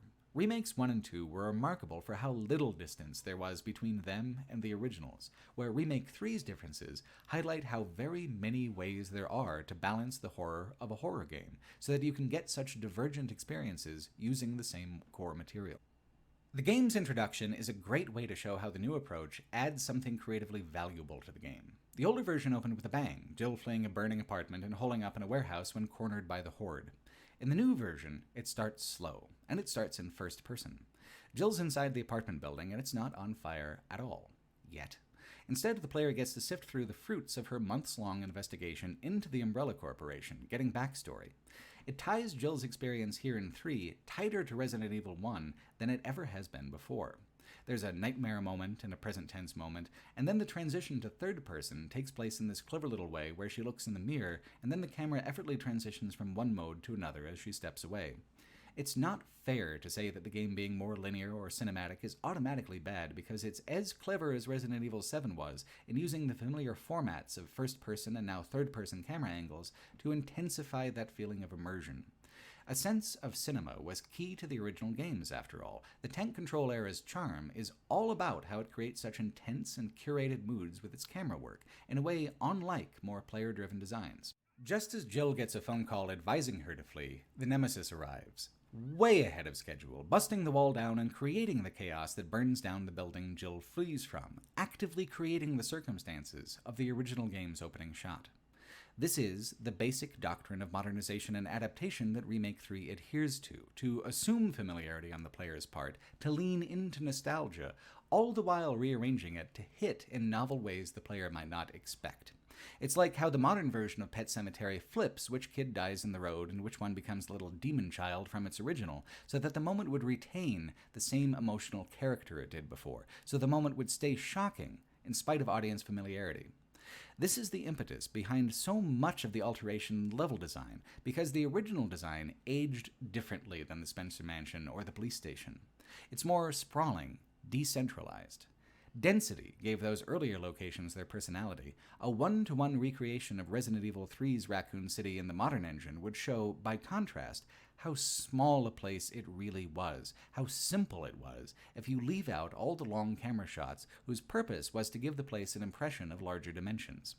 It's more of a suggestion or an illusion, so it needs to change with the times for the illusion to adequately maintain itself. In the new push towards environmental believability, the clock tower didn't make the cut and was omitted in favor of a vastly expanded hospital interlude for Carlos. This is a major point of contention for some people, and I have to say I kind of miss the clock tower myself. It would have been cool to see something so opulent in among the Midwestern standard architecture, but that was likely a lot of why it was cut, because it would demand tremendous investment of development time and resources to include a part of the game that was short and kind of tangential to begin with.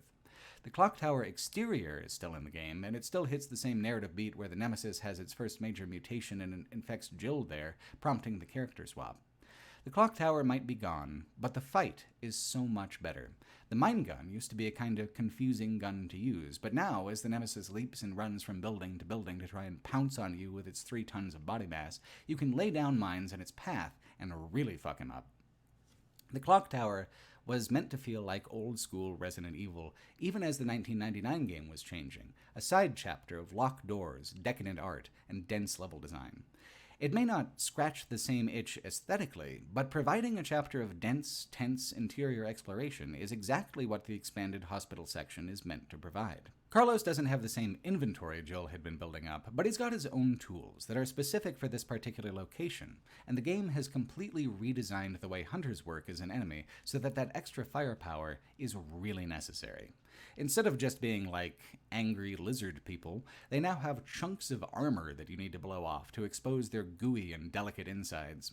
They are powerful foes, but the way they crack like eggs so the yolk runs out makes them disproportionately satisfying to defeat in a way they hadn't been before, driven by the way the RE engine handles deformation and gore in such an amazing way. Instead of making the vaccine yourself, you have to find a way to get an Umbrella scientist to give you lab access. Carlos learns that Umbrella is behind everything, and Jill trusted him anyway, a moment of recognition of the plot absent in the original game.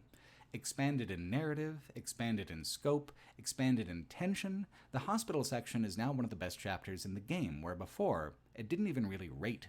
It ends with a climactic wave defense, where those explosives that completely destroyed the hospital in the original now just collapse the entryway, barring the flood of undead that are the real problem now. Wave defense is one of the best ways to mechanically engage with zombies as monsters in a video game, and it's odd that the franchise has had so few of these moments so far. Repurposing the hospital to hold one of those sequences is an opportunity too good for the modernization to pass up. Playing the 1999 Resident Evil 3 versus the 2020 Resident Evil 3 is like an A and B playthrough experienced across time, a remix of puzzles, of enemies, using the same old content. And, of course, it wouldn't be a B playthrough if it didn't have its own unique narrative content as well. Carlos and his band of mercenaries pop up almost as early as the Nemesis does in this remix of events, and they provide much more direction and focus than there was before. When the mechanical focus was the Nemesis, he drove the pacing as well. Pretty much all the events just pivot around trying to create distance between yourself and the big fella trying to kill you. Without that focal point, Carlos and the Umbrella mercenary team pick up the slack, like they did in W.S. Anderson's Resident Evil Apocalypse. The process of rehabilitating the light sketches of people from the early titles into actual characters continues at the same pace as it did in the last game, helped along even further by the fact that Resident Evil 3 already had some really fun personalities in there to begin with. Out of all the many games with Jill Valentine, this is my absolute favorite interpretation of the character. She's capable of being serious and determined, while also having an easy way with people. She's personable in a way that the early games only kind of suggested. Especially with the introductory bit in her apartment, there's a sense of much better continuity between the Jill of Resident Evil 1, the Jill here, and the Jill yet to come in Revelations 1. Her banter is so much goddamn better than the other titles, though. It is absurd. The amazing facial capture technology is part of the equation, lending everyone the ability to communicate non-verbally in human little ways that build rapport and believability at the same time.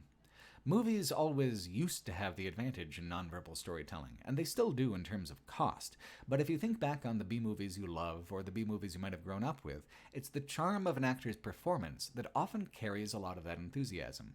Hell, take the Zombieland movies. They're just straight-up ensemble comedies, with the zombie apocalypse as both a theme and a running gag. Zombies don't matter much to Zombieland. Emma Stone or Woody Harrelson reacting to zombies matters to Zombieland. The facial capture technology allows a kind of casual emotional connection and immersion in Remake 3 that I just don't usually associate with video game character performances, let alone with Jill Sandwich herself. Don't get me wrong, I've been moved and intrigued by a stadium's worth of fictional folks. It's the presentation I'm impressed by here, how much it narrows the distance between video game cutscene direction and movie scene direction. Jill's performance here is better and more instantly believable by far than the real human who portrayed her in Apocalypse, the angry, sassy Jill who looked deeply uncomfortable in her costume. Operating solely on the criteria by which I'd judge a B-movie, by the likability of its cast, the cleverness of the special effects, the imagination of the monster and set design, Remake 3 sits among the very best B-movie productions. It's better than 1998's Phantoms, it's better than 1999's Virus, it's better than Land of the Dead or 28 Weeks Later, or the Hill Have Eyes remake, and I love all of those movies to pieces and have seen them each many, many times. In terms of effort, competence, and production value, it actually sits about par with Zack Snyder's recent Army of the Dead, a Las Vegas zombie heist movie that I had no expectations for, and which completely knocked my socks off. It is fun in every scene, drenched in gore, dripping with style, and must have cost absolutely stupid amounts of money to make. So too with 2020's Resident Evil 3. It's short, it's linear, it's more oriented around combat and less oriented around horror, and all these things were counted against it in reviews. Fuck that. Like I said earlier, the most creatively progressive games know very well the things that they are not, and this is not Resident Evil 2. Remake 3 is a truly impressive step forward for action, storytelling, and gaming, not because it's original in any particular way, or because it blurs the lines between genres, but because it blurs the lines between mediums in such a fascinating way. It takes all the cinematic, cutscene-driven impulses of the 99 original and amplifies them, focusing around those ambitions instead of the mechanically focused and paced source material. It feels more standalone than the original as well. It doesn't feel as complete as the original as a way to cap off the trilogy. The trilogy, in the modern era, is now fractured and divorced through time. The remake of 1 comes from a totally different era with a totally different ethos. The remake of 2 is more faithful, more traditional, and that separates the experience of Resident Evil 3 from its siblings quite strongly. It's the most modern of the modernizations, the loudest, the most colorful. Should it have been more faithful to the details of its ancestor, or is it enough to have been true to its thematic intent? It's not likely to be anyone's favorite Resident Evil, and it isn't mine either, but it is a poor mindset to imagine anyone who doesn't come in first as being a loser. Of all the remakes, this is the most playful, the most exciting. The Resident Evil games exist on many spectrums, not just between horror and action, but between class and camp, between joy and fear. Remake 2 was closer in spirit to Resident Evil 7 with its considered seriousness. The playfulness of Remake 3 ties it closer by far to the tonal shifts that Resident Evil 8 would bring with it just a year later, as we move away from cinematic nostalgia towards full-on storybook fantasy. Resident Evil 8 Village has arguably done more to help the franchise reclaim its throne in the popular consciousness than any other game in the Revival era. It's been one of the best-selling games of all of 2021 so far, the kind of international mega-hit that Resident Evils 4 and 5 were back in the day, and it's done it by focusing on all the things that Resident Evil 6 had completely lost faith in ever being profitable. It's a single-player survival horror title with no multiplayer component, no inherent monetization scheme to con players into grinding for daily rewards, or participating in games-as-service design at all. It is, impossibly, an extremely high-budget, high-gloss production of exactly the same style of Resident Evil game that Mikami had established 25 years ago in his remake of Sweet Home. It stands in such contrast to Resident Evil 6, I barely know where to begin, so let's instead start with the ways it contrasts to Resident Evil 7, its immediate predecessor in the timeline. It's hard to even pick a place where to start there, because the only thing that's exactly the same in both titles is Ethan Winters, and the only reason he's the same in each one is that he's an empty vessel into which the player can pour themselves. He carries over for the same reasons you have a few cardboard boxes in your garage after moving, because the former address doesn't matter, the former contents don't matter. What matters is that you need stuff loaded into a truck from time to time, and a box is a helpful tool for that. Resident Evil 8 is a much different horror game than Resident Evil 7, much less frightening, much less intimate in its frame or focus. It's actually much more of a creative game, however. It's absolutely bursting with a personality I've only ever seen from the franchise in its breakthrough moment, so confident and excited for its own ideas. On the absolute surface, it sounds sillier than other entries. We're ditching zombies for werewolves and vampires, pivoting like we did with Resident Evil 4 to a European fantasy setting of castles, hateful townfolk, and surprise wizards. This seems sillier because most of us heard these stories earlier in our lives. Castles and werewolves are okay for children, while the filmography of George Romero is usually considered not. What actually makes zombies more mature, though? The Living Dead? Come on, you're already contradicting yourself. Oh, so they just get up and they eat stuff, huh? And then they turn you into one if they get you? Where'd you get that idea, you little baby? Playing tag? No, we associate zombies with being more mature simply because they basically began as an especially gory subgenre and have stayed that way ever since, a monster deemed not suitable for all ages. Resident Evil Village has the creative guts to realize that there's merit to flipping the script of people's expectations and then fully committing to the transgression. Ethan and Mia, in the time after Resident Evil 7, had a daughter named Rosemary. In the opening credit sequence, Mia reads to her from the Village of Shadows, a stylized condensation of the plot to come. Storybook fantasy, childhood fantasy, is the frame of the game from minute one.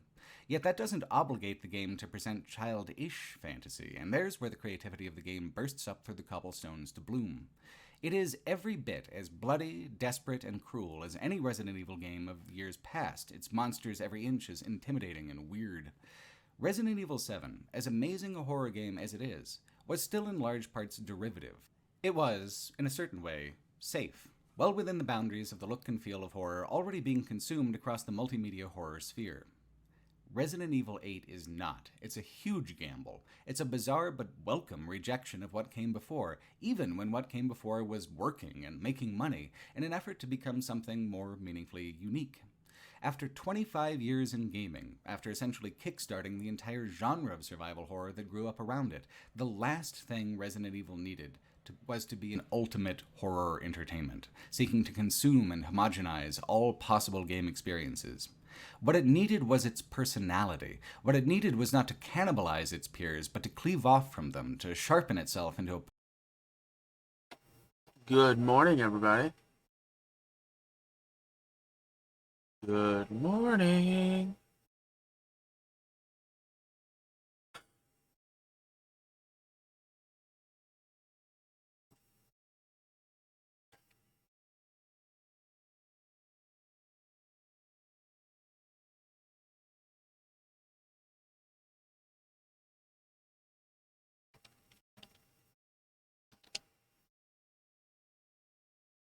Good morning, y'all.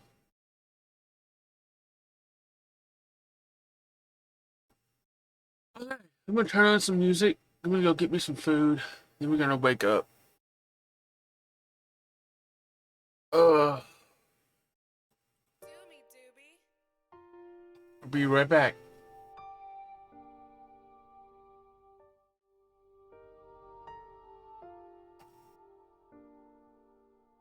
Goddamn, I smoke good. I just picked it off the tree. Hey, little shorty look good, and she coming home with me. Hey, goddamn, I look good. I got my fit from overseas. Hey, the only time you'll ever see me with my head down is when I'm rolling up my weed. Life ain't good. I'ma smoke good. I'ma have a good time. Life ain't good to me. And I found a bitch that's good to me. And she love to smoke good, but she don't like to get real high. Life ain't good to me. Life ain't good to me. I'ma pull up with that baggy bitch, nuts hanging like saggy tits, chain swing like it's batting, bitch. I hit the line and catch the drip, on the line like catching fish. Foreign right, can't catch my drip. Kill the pussy, then pee on the grave, she can rest in piss. These whole lie like a rug, sassafras, Mr. Rum. Smoking blunt after blunt, boy, I'm higher than a bug. When she throw it back, I'ma catch that ass with my glove, tell her throw it back. I got my fit from overseas, my bitch from overseas. I just smoke out of the P's, I run out by the OZ. Smoking bad was all lead, only cookies all G. I can finally say them, I swear my life so good to me. Tell them boys took it at me, big dope and big baggies. Scooby Dooby, high and shaggy, so sharp I almost stabbed me. I'm looking snazzy, grab my nuts when I'm rapping.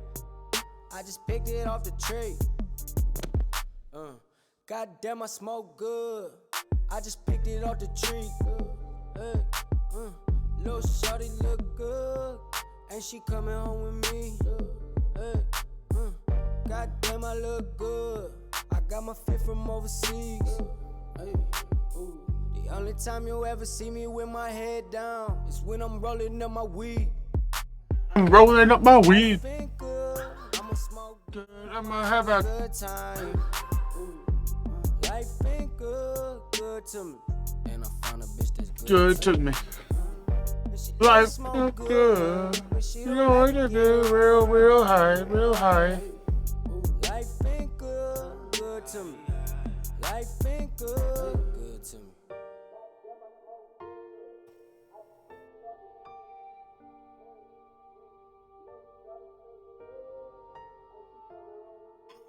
Oof. Y'all ready to smoke?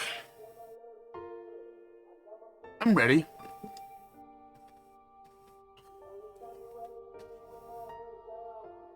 Rolling up my weed. Do me, Doobie.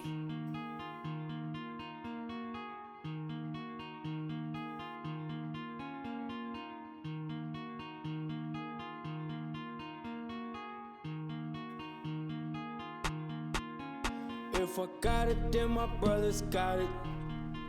If I don't got it, then my brothers got me. I know it's been a long, long time coming, yeah. But I'm still rubbing woods on my jeans.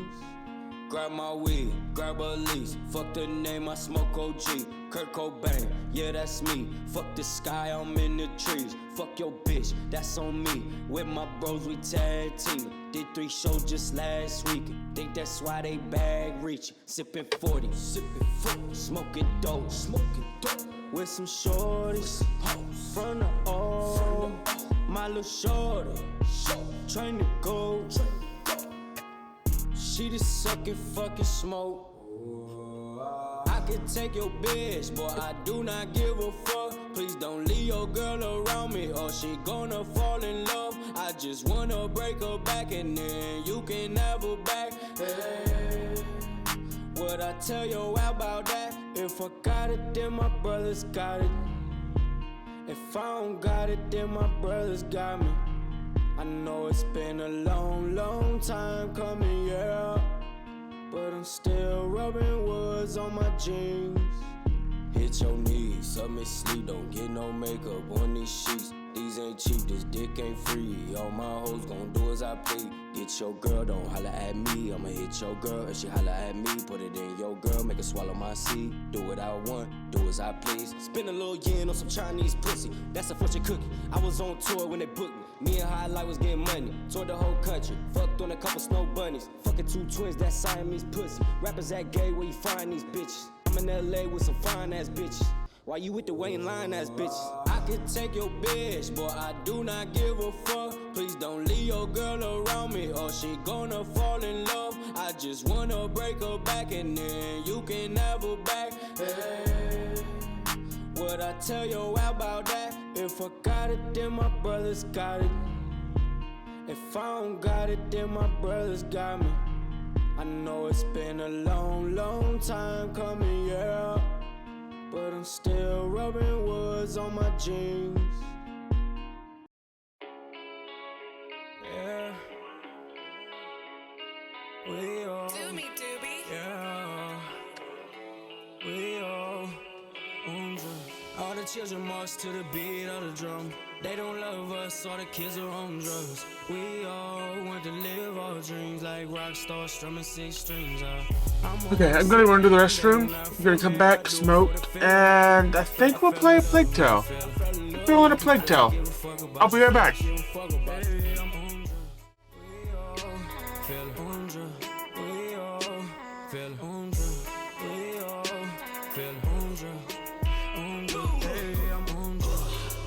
Check like I'm forgetting something. My chest pounding like I'm titty fucking. That's the cocaine, I did plenty of it. They shopping for a dream, I just tell them give me some. I ain't buying shit, I ain't signing shit. Y'all be playing both sides, double-sided this. I get drunk and drive the wheel, bumping Tupac's greatest hits. Snort a line and catch a drip. In Columbus, I was the first to blow. Bitch, I snapped on every verse I wrote. Maybe if Jesus ever came to church, I go. As far as I know, Jesus does the all the children march to the beat of the drum. They don't love us, all the kids are on drugs. We all want to live our dreams like rock stars strumming 6 strings. I'm on the ceiling, they do not feel me. I do it for the feeling. I fell in love with the feeling.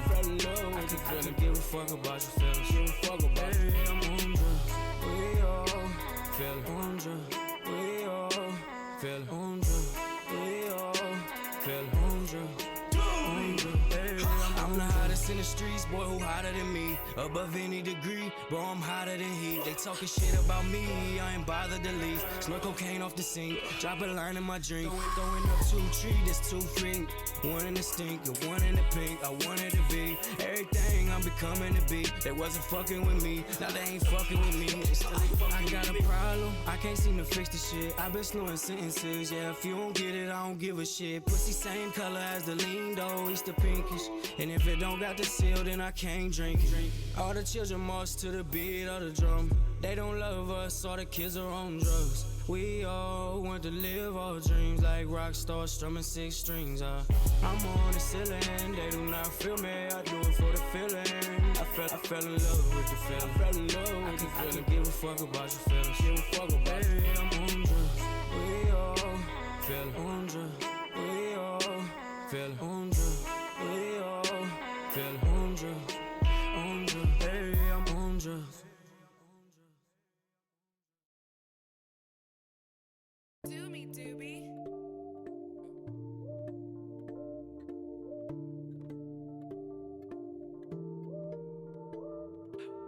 Beat that pussy for an hour in the shower. Just step out and bust a line down on the scene. On the scene, little bitch. Ayy, that little pussy got some power, but that pussy don't got power over me. I got this white bitch in LA, that hoe a freak. She do cocaine, she up all night, I go to sleep. She say that she a vegetarian, I give her meat. I think she lying, but I won't tell her business, I keep it discreet.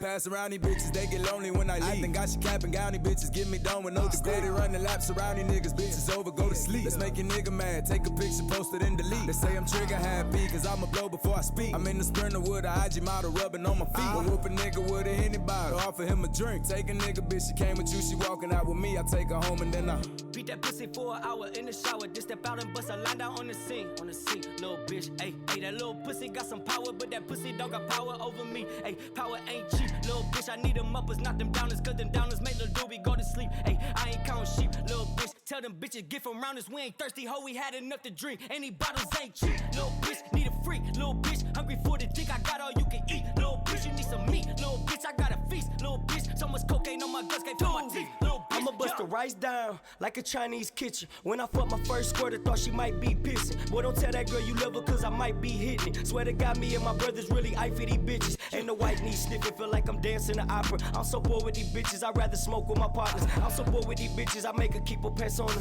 We have nothing in common, I'd rather get to the comments. They tell me nothing, now I know I'm really buzzing. And I'm probably the drunkest and the highest at the function. If I ain't getting money, then I'm probably getting cutty. Welcome back. Out the onion count change like the subject, but you know my name, dude. Beat that pussy for an hour in the shower. Just step out and bust a line down on the scene. On the scene, little bitch. Ayy, that little pussy got some power, but that pussy don't got power over me. Ayy, power ain't cheap, little bitch. I need them uppers, not them downers, cause them downers make little doobie go to sleep. Ayy, I ain't counting sheep, little bitch. Tell them bitches get from round us, we ain't thirsty, ho, we had enough to drink. Any bottles ain't cheap, little bitch. Need a freak, little bitch. Hungry for the dick, I got all you can eat. Little bitch, you need some meat, little bitch. I got a feast, little bitch. So much cocaine on my guts, can't feel my. Hit her with a text, let me see some. Heard you giving good neck, I'ma need some. Yeah. Good new song. I heard it last night, and I haven't been able to hear it until now.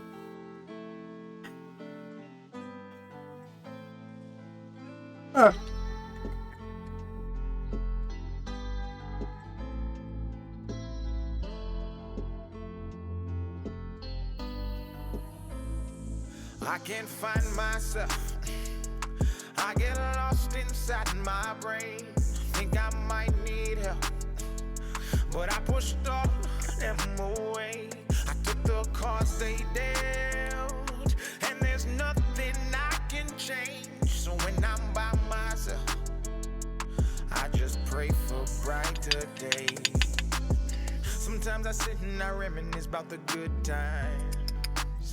Wish I could get those back. I keep on running these races that go in my mind, and they go on these tracks. I'm not ready to erase all my memories. I fight depression and I let it get the best of me. Now there's nowhere to run, nowhere to go. Look around, there's liquor bottles all on the floor, filling up the space inside my heart and my home, drowning out these thoughts until they leave me alone. I can't find myself. I get lost inside my brain. Think I might need help, Cheers, y'all. But I pushed all them away. I took the cards they dealt, and there's nothing I can change. So when I'm by myself, I just pray for brighter days. These thoughts are draining all my energy.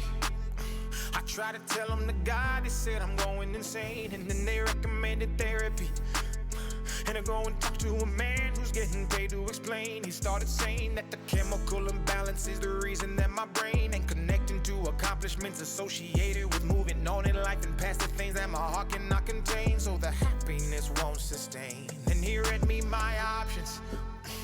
He said, here goes a pill, only take 2 to eat a meal, and it'll numb how I feel. I can't find myself. I get lost inside my brain. Think I might need help, but I pushed all them away. I took the cards they dealt, and there's nothing I can change. So when I'm by myself, I just pray for brighter days. Should I drown all these thoughts or should I leave them to float? I've got all of my flaws living inside of this boat. I've been anchored in pain, the weight is making me choke. It's getting harder to breathe, it's pulling right at my throat.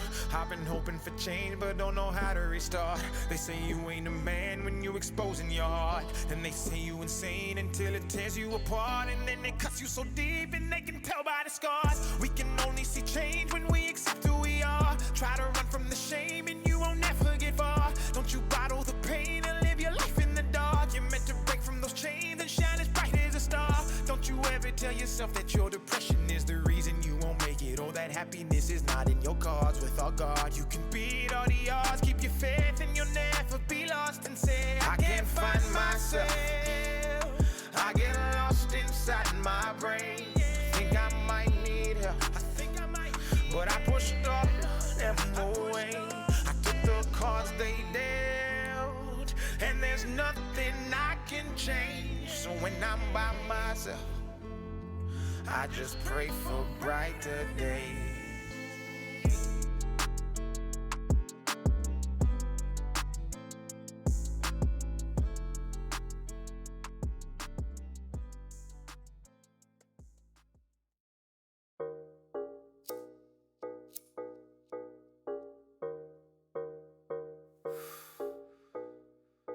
Sometimes, you just gotta.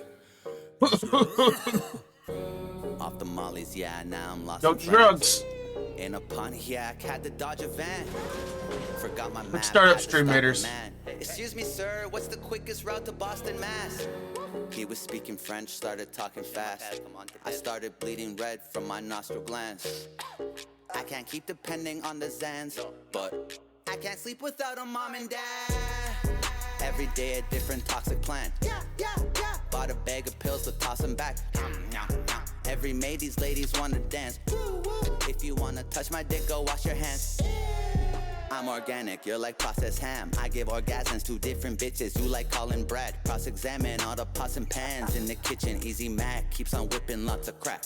Don't do drugs. Yeah. Why not? Cause they too much fun and you'll just want more when they done. Don't do drugs. Okay. Cause they're the best thing ever and it's so fun getting fucked up. Wait, don't do drugs. Life will never be the same. Damn. Without them, everything's lame. Facts. Don't do drugs. Why not? Drugs are bad, okay? And you don't wanna end up like us. Don't do drugs. I mean, I don't condone it, but like, come on. You know you want it. And even though I don't condone it, I'm at Dunkin' Donuts in a pickup doing fucking donuts while I chug Coronas. With a bitch that's mighty fine. They ask me if I'm good these days, I'm great like 99. Let's get this bread together, you need yours and 90 mine. It's a different vibe, sipping wine for 1995. What you think? Drop this bag off at the bank. And the way the checks are coming in, they might as well be blank. I'm just rolling in the Stingray while I'm blowing on some dank. What? You guys wanna do acid and steal a tank? Don't do drugs. Why not? Cause they too much fun and you'll just want more when they done.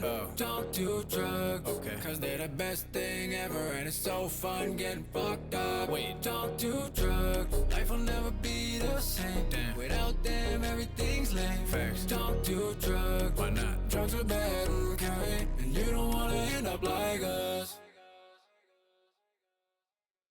Don't do drugs. Why not? Cause they too much fun and you'll just want more when they're done.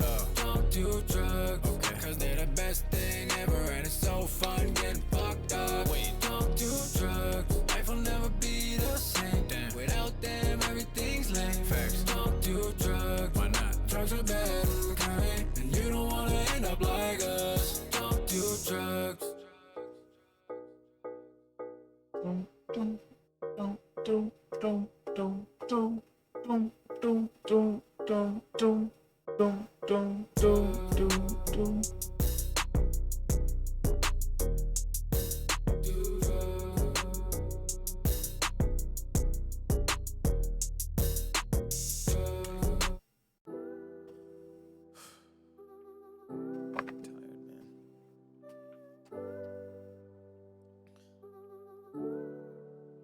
Just sit in my room and hold my breath. And let all the pressure and anxiety build up. And just let the time pass by. At first I couldn't breathe, now I'm suffocating. Maybe the pressure from the fame isn't worth what I'm chasing. I don't know. I used to say God's playing, now the devil's on my team acting foul and it's all flagrant. Trying to push me off the path that I'm steady paving. Sin is the currency and every day I'm making payments. I don't want to live in it, but I heard a saying good knows evil cause the houses are both adjacent. I don't know if I should go for these goals. I've seen people gain the world but lose their souls. My anxiety is building as the weight of it grows. I seclude myself in privacy inside my home, and I barely answer calls, and when I see my phone, I'm reminded that the real feeling of being alone is having millions who love you but can leave you, or say that they hate you at the moment they don't fuck with a song. I used to laugh it off, now I hold my breath and suffocate. Then I sit and wait, just to see if I can kill the hate. And as I'm fleeting, I see God at the heaven's gates, then come back down to fight another day. Then I grab that same phone and smile and wave and pour my empty heart into a song that they won't praise. They say patience is the key, but they didn't tell me. While I wait, I'd be locked inside a steel cage. Something's wrong, I feel claustrophobic. I'm stuck living in the past and not the moment, or the future where my life is only more broken. Cause those wounds from the past are still open. I take sips of love and every single time it's poison. I see women who can't see past my employment, or see me as enjoyment, so I can't enjoy it. Cause the ride's temporary and they leave once they crash and destroy it. I don't think this life is healthy. Why didn't anybody tell me? Everybody'd want help, but nobody wanna help me. I'm an ATM, a therapist, and everybody's friendly, and they hide their real intentions, but my mind won't let me. If I make a sad song, don't ask me if I'm happy. Fuck a hook, my pain isn't catchy. If you relate, or worse, feel badly, fucking pity me at least and check in if you at me. That's the only way I know who it touches. That's why I stay awake and answer DMs by the hundreds, so I don't lose myself and fill my stomach with the feeling that I'm here just to suffocate for nothing. If you know real pain, then you see it when you look me in my eyes. I try to hide it, but they do not lie. I wanna sleep, but if I try, the demons who creep in my dreams will collide. So I stay up and I stare at the ceiling and ask myself if I should even share these feelings. Then I hear a voice in the distance from a ghost-like image say my pain could be somebody's healing. So I close my eyes and drift to the place that inspires these lyrics. And as I see flames and I scream, I pray it's a place you'll never have to visit. So Isaiah 54, verse 17. No weapon formed against you shall prosper. Stacks. Yeah, straight from the depths of hell. The devil's calling, he might win a couple battles, but I promise he will not prevail. These words are what I used to post bail. My people trapped inside these chains, they got us thinking in these jail cells. So keep it quiet when I'm spitting real. The way we living isn't right, and yeah, I bet that's how Tupac would feel. This generation's different, had to go and cop a shield and keep myself away from matters glorifying popping pills. This is the energy of Malcolm X, Rosa Parks, Martin Luther King Jr., Harry Tubman, and Emmett Till. Look to God, then I kneel. Yeah, the devil's calling, he's been looking for the weak, but I promise we won't sign and seal. Yeah, this is not a game. The devil's calling on my people, stay inside and please be quiet when he screams your name. He tried to lead me down the wrong way. I used to question God, but after what I've seen, I'll never do that shit again. These verses biblical, I rap and pray that every day the people watching, listening, and heed to the things I say. I've been through and felt pain, been down, felt rage, bounced back, seen God, bowed down, got saved. Not from the streets, I'm on the sidewalk advocating peace. I want to see all of my people went and set free. I'm here to tell you that you better know that God sees, and if you do not listen, he will humble you right to your knees. Fuck fame, fuck greed, all the material things, the devil's in sheep's clothing, he gives what you don't need. Keep your eyes open, don't sleep, and if you do, be aware, he will visit you inside your dreams. And once you wake up, he will not leave. His speed's 5G, everywhere and scrolling on your phone screen. Tapped in, force feed, front row, nosebleeds, old friends, home team, come home, don't leave. So listen close, cause I'ma say it slow. The devil's watching every move you make in every single place you go. I used to think that I was all alone until I felt him breathing down my neck while I was sleeping right inside my home. I tried to wake up, but the devil had me in the hole. I tried to move, he paralyzed my skeleton and all my bones. And that's when I called God, and then I shouted out amen. And I could put that on the Father, Son, Holy Spirit, and the Ghost. That I will not fold, that I will never crack, never sell my soul. 6'2", standing on my faith, I feel ninefold. Walking on this path, I could do it with a blindfold. Devil tried to play me for my faith like a console. Hell no, stay down, 10 toes, hands up, case closed. They know to stand strong as the rain post, to wait till the gates close and pray as the pain goes. Everything you see is not what it seems. Even the nicest people that you meet have devilish genes. In this world full of evil, we are sinners and fiends. The devil's calling on us, but we gotta let that phone ring straight from the depths of hell. The devil's calling, he might win a couple battles, but I promise he will not prevail. These words are what I used to post bail. My people trapped inside these chains, they got us thinking in these jail cells. This is the energy of Malcolm X, Rosa Parks, Martin Luther King Jr., Harry Tubb, and Emmett Till. Look to God, then I kneel. Yeah, the devil's calling, he's been looking for the weak, but I promise we will seal.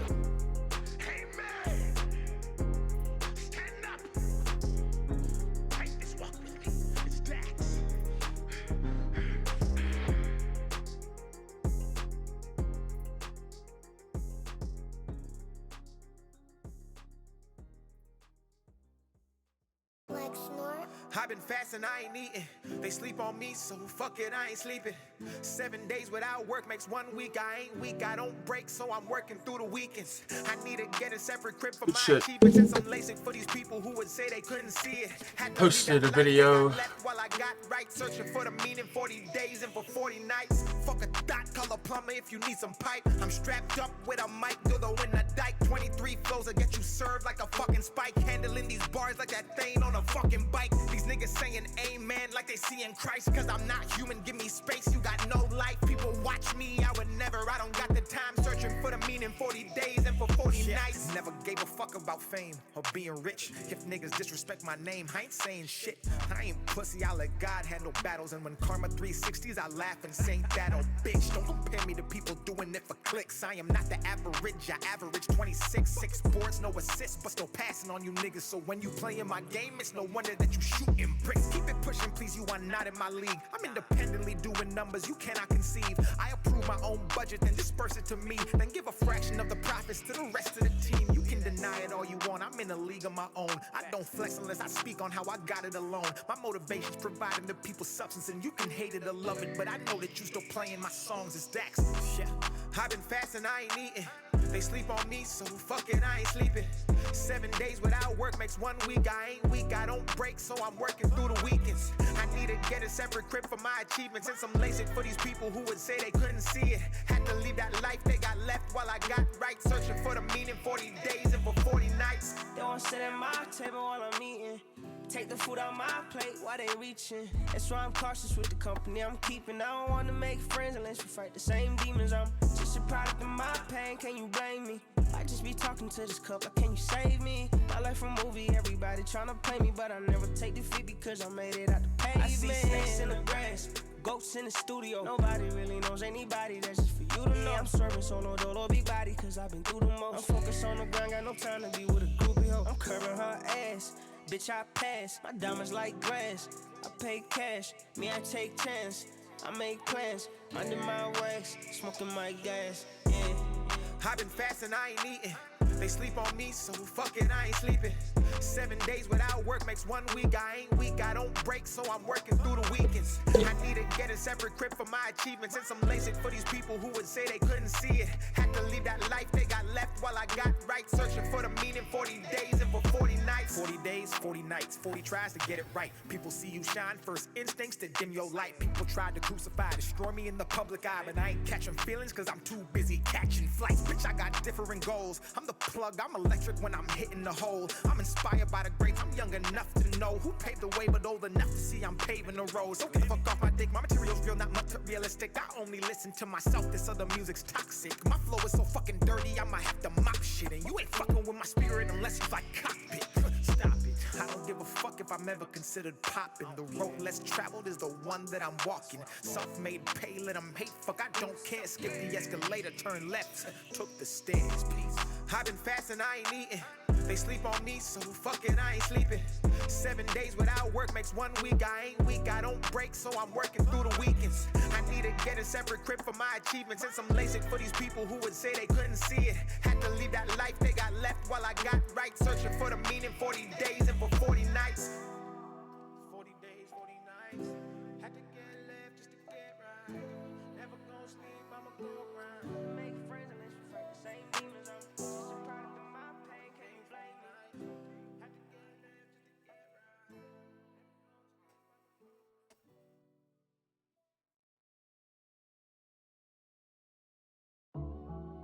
No weapon formed against you shall prosper. You are a light.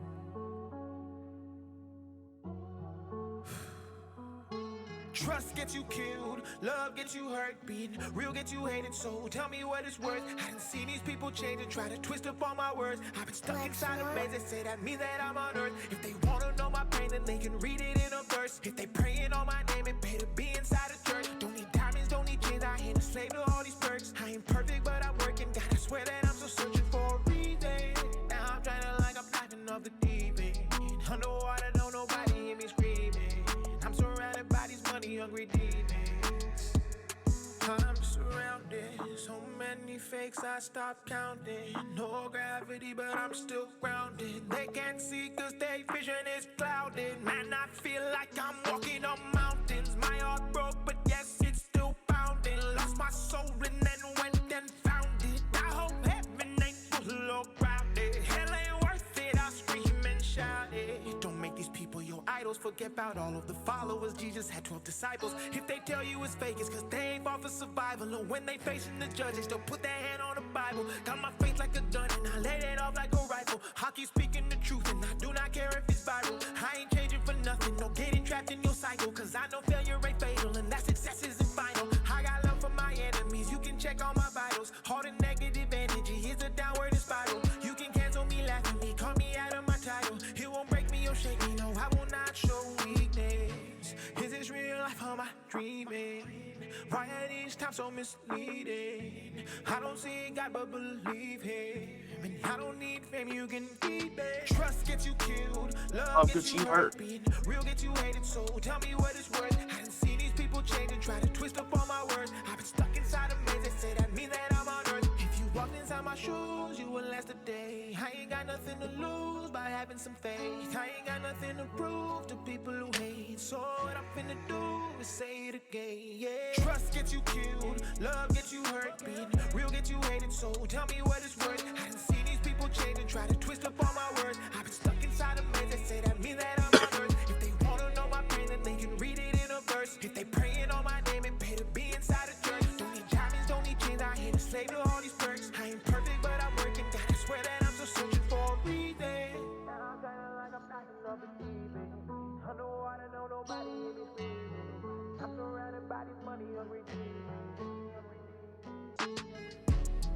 Dear God, protect us from anything that wasn't sent by you.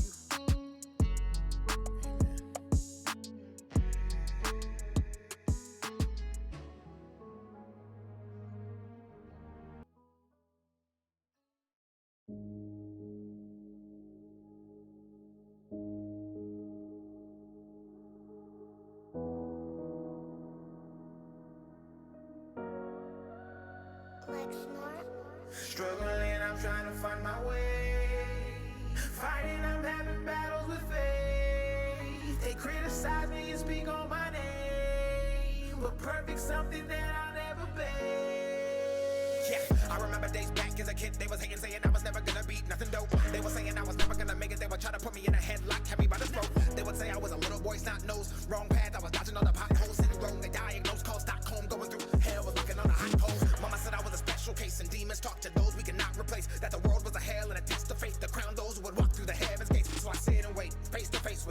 try to break my mental state, then take all the hurt and pain and paint barbers I use to show the weight. Now my strength got the people acting like who's stopping them. We ain't never seen a nigga this popping without that garbage that be brainwashing them. So every time I get a chance, I'm bombing the verbal vomit. It's tick tick talking. I'm into a cough, and your 15 seconds is up beyond. It's the bucks you chase couldn't chip my calm as I digest grace and I paid my homage.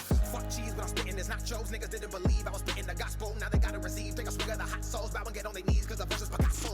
Won't fold, yes I got my soul. Every bar I throw with a strike I bold. They won't pit me, no. I was spare or gold. Now the pack they chose, I'ma break them home. Struggling, I'm trying to find my way. Fighting, I'm having battles with faith. They criticize me and speak on my name, but perfect something that I'll never be. Struggling, I'm trying to find my way. Fighting, I'm having battles with faith. They criticize me and speak on my name, but perfect something that I'll never be. Now I'm a veteran. They didn't know they was fucking around with a specimen. Many men tried to get me, but my adrenaline came in so heavy that I was able to take on 10 of them. Every battle was when I made them irrelevant. The screams loud, the cries of men deafening. I told them all I was sorry and that I'm heaven sent, but if I gotta kill them, then fuck it, I'll go to hell again. Now I'm straight driving it. I see demons pull up outside to the left and the right, trying to get up inside. So I gas every beat. Starting up with Plague Tale. Give me that paper, I'm not signing it. That's the evil, you niggas ain't disguising it. I'm sick with it, not talking about signings. If they wanna pop it up, throwing a peace sign to it. Hate the hate, then put the game in reverse with the base engaged into the flames. I emerge, grab the gates of hell to close and turn to the devil's face and said, we are adjourned to the cell, and each and every single nerve in my body jumped. What's up, Elise? Thank you for being here all night. I appreciate it. Hope you had a good time. Thank you for lurking.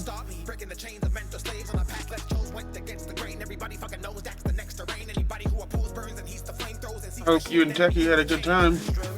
Seeing you all had a conversation. I went back and read the messages where it was sent. Working on some streaming stuff and getting frustrated. What's frustrating you? Maybe I can help.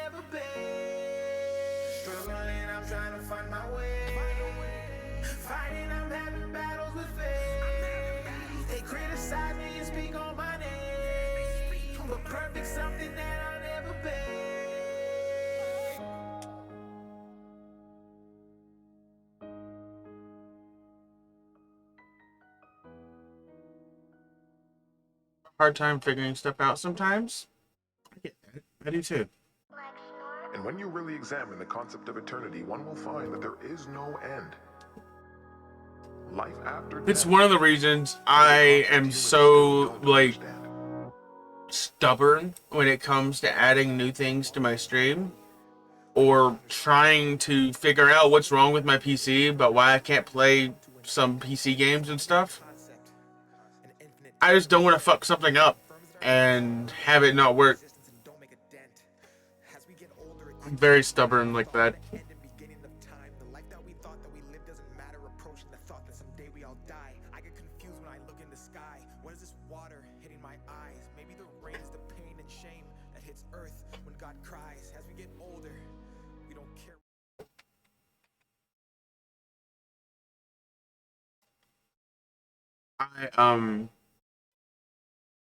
I'm very hesitant about doing this stuff, honestly.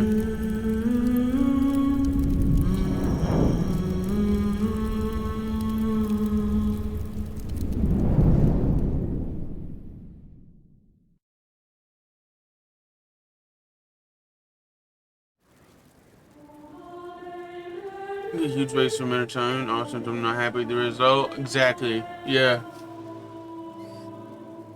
Like, just for shits and giggles, this, I'm still not happy with this. There's meant to be, like, this is the scene I was on yesterday. I made it in, like, 5 minutes, and I'm not happy with it. It's very basic. Eventually, my goal is to have each individual scene have their own dedicated overlay. But I just threw something together really fast.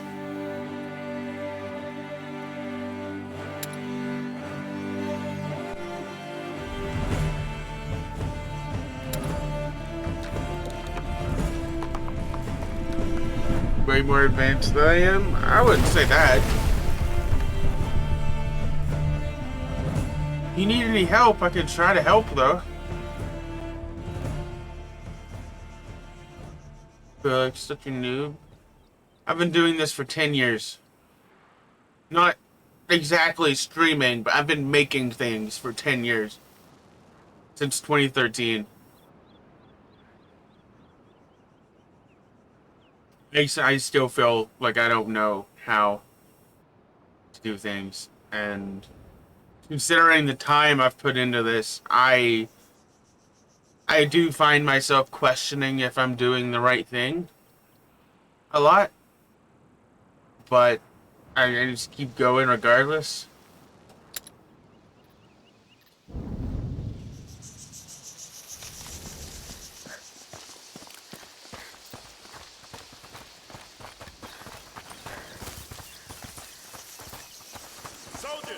Soldiers, to cover, quick. Open your eyes. Heavy armor. Wow. Honor really kept them on their toes. Looks like we're crossing a line here. Getting spotted's not an option anyway. We'd either get killed or kicked off the island. The rats are not around, Amicia. I found more of Arnold's men. That main path is too crowded. Let's go around. Careful. I'll check. They're getting closer to us. The hell?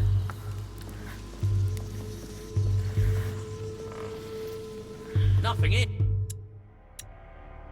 Damn it. I like to keep things original. I like to learn more, but I feel like I'm out of my element. A lot of times I don't want to have a stream like everyone else's. I absolutely get that. I feel like mine's a little bit basic. Like right here, this is just my main scene. That's literally what it's called. It's the absolute bare bones main scene. I do feel like it's a little bit basic. I've thought about here. I've thought about smaller that, putting it in like the middle, and getting a scene to go around this, like right here.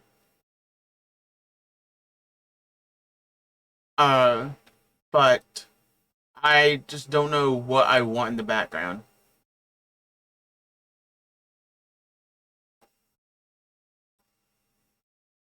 A good example of that would be something like this. I want it to be something like this, because my chat appears in the left. Appears over there. I really like how this looks, but I don't know, just something about it. I feel like there's too much missing space over there. Like there's nothing really going on and on the right, and that's kind of frustrating because I really want Stream Raiders to be on screen as well. I play that constantly. I'm trying to push for affiliate. I want more people to know I do it and stuff like that. But I don't know, something about this just doesn't look right.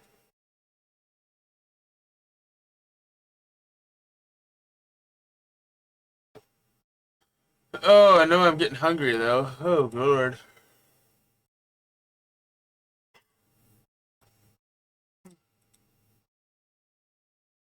Heavy armor. Wow. Honor really kept them on their toes. Looks like we're crossing a line here. Don't think so. That main path is too crowded. Let's go around. Careful. Bastards. Spoiling the most important time of the year. They won't. I can't sense the rats. See your friend request on Discord? Absolutely.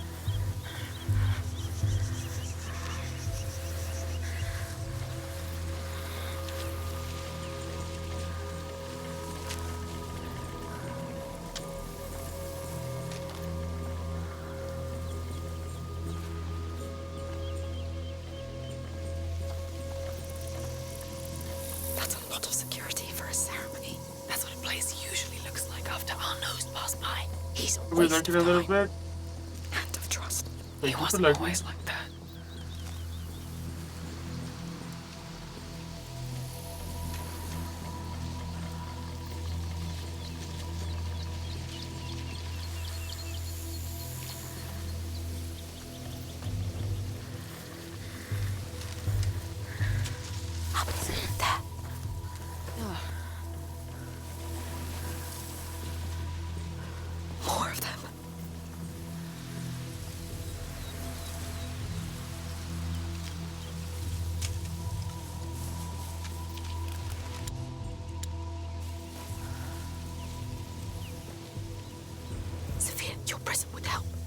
won't take long to burn.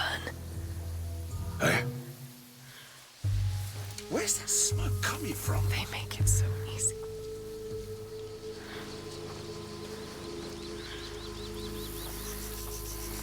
Hey, the Count wants no soldier inside the sanctuary, all right? Got it! We'll be sacrilege anyway. The child needs peace, not Use the weapons. prism. Let's capture the light.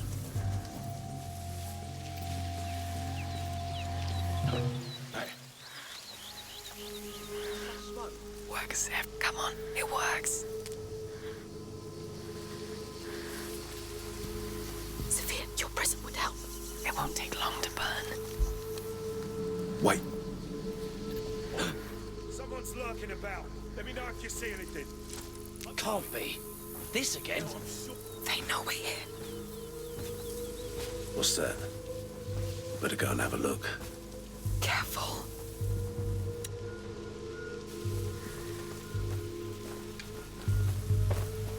Hey. There are intruders in the area. We've got company. Someone's lurking about. Let me know if you see anything. Someone's definitely playing us. Go find them.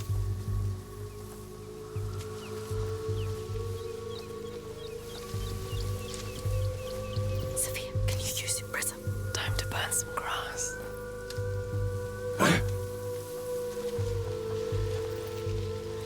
They're behind that. Sure of it.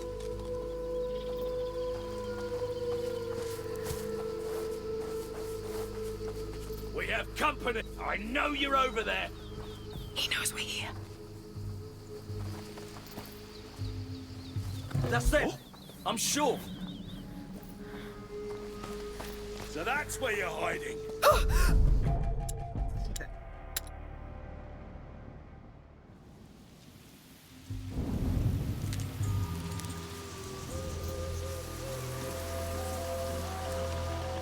More of them.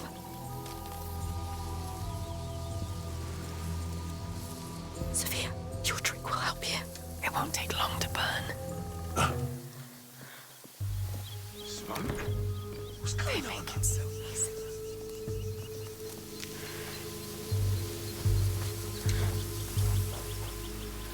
Nothing to worry about.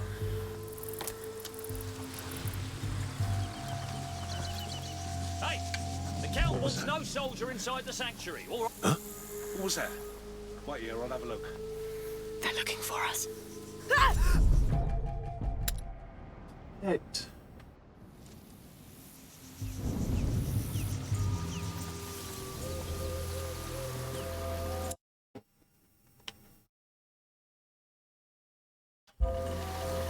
More of them. Sophia, your prism would help. Time to burn some grass.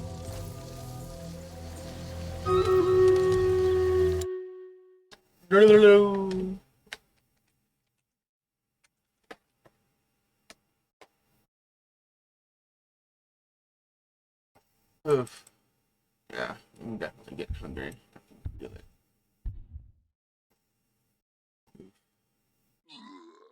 Yeah, I should probably go get me some food.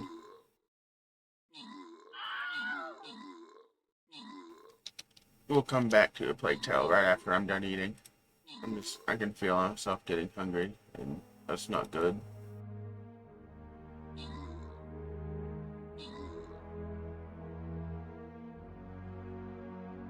Oof.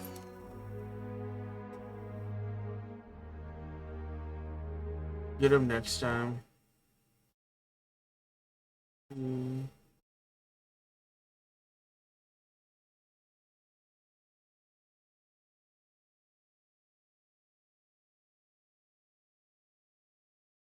Oof.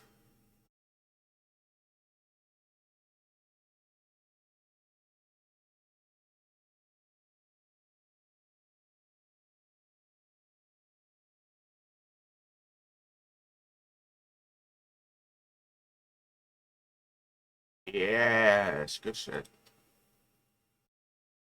Alright. Here we go.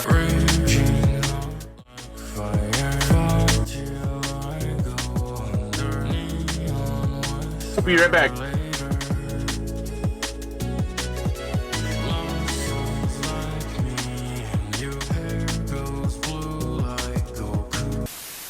Guys, we need to talk. I'm sad today, okay? I'm really sad. Sadly, Space Ninja. Why, might you ask? Fair question. I'll answer. First of all, I'm out of Nutella, so that sucks. But also, I'm sad today because today I watched Fantastic Beasts 3: The Secrets of Dumbledore. And now I just want to cry. If you're familiar with my channel, or more specifically, if you follow me on Instagram, which, by the way, follow me on Instagram, I'm a terrible YouTuber, I never advertise my social media, you probably know that I am a huge Harry Potter fan. But I mean huge. I love Harry Potter. I grew up with this shit. It completely matrixed my brain when I was a kid. Generally, the reason why I love film and television, the reason why I'm so incredibly passionate about it, is because my mother took me to the opening night of the first Harry Potter movie on November 16, 2001. I had just turned 7 years old, and this movie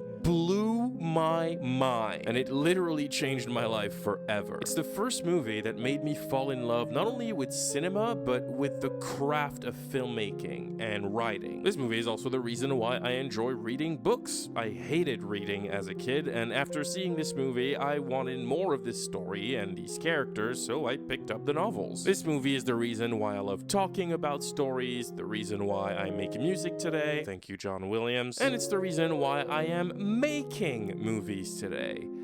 But that's something we'll talk about in 2023. The point is, after November 16, 2001, I lived Harry Potter. I bled Harry Potter. I ate Harry Potter. Wait, no, that came out wrong. I even have a Deathly Hallows tattoo because I'm a fucking nerd and I'm basic. You get it. Harry Potter is my shit. I fucking love it. She's made it a little difficult to enjoy it lately, but we don't need to talk about her. That's not why I'm here. The reason I'm saying all of this is simply because I want you guys to know and understand that I do not enjoy having to say all the things I'm about to say. The Harry Potter franchise means a lot to me, and don't get me wrong, Harry Potter was always flawed. It has plot holes, a few inconsistencies that become hard to ignore with time, and if you know me, you know that I find it very important to be able to criticize the things you love, so I get it. But overall, I think Harry Potter, even with its flaws, is timeless. But today,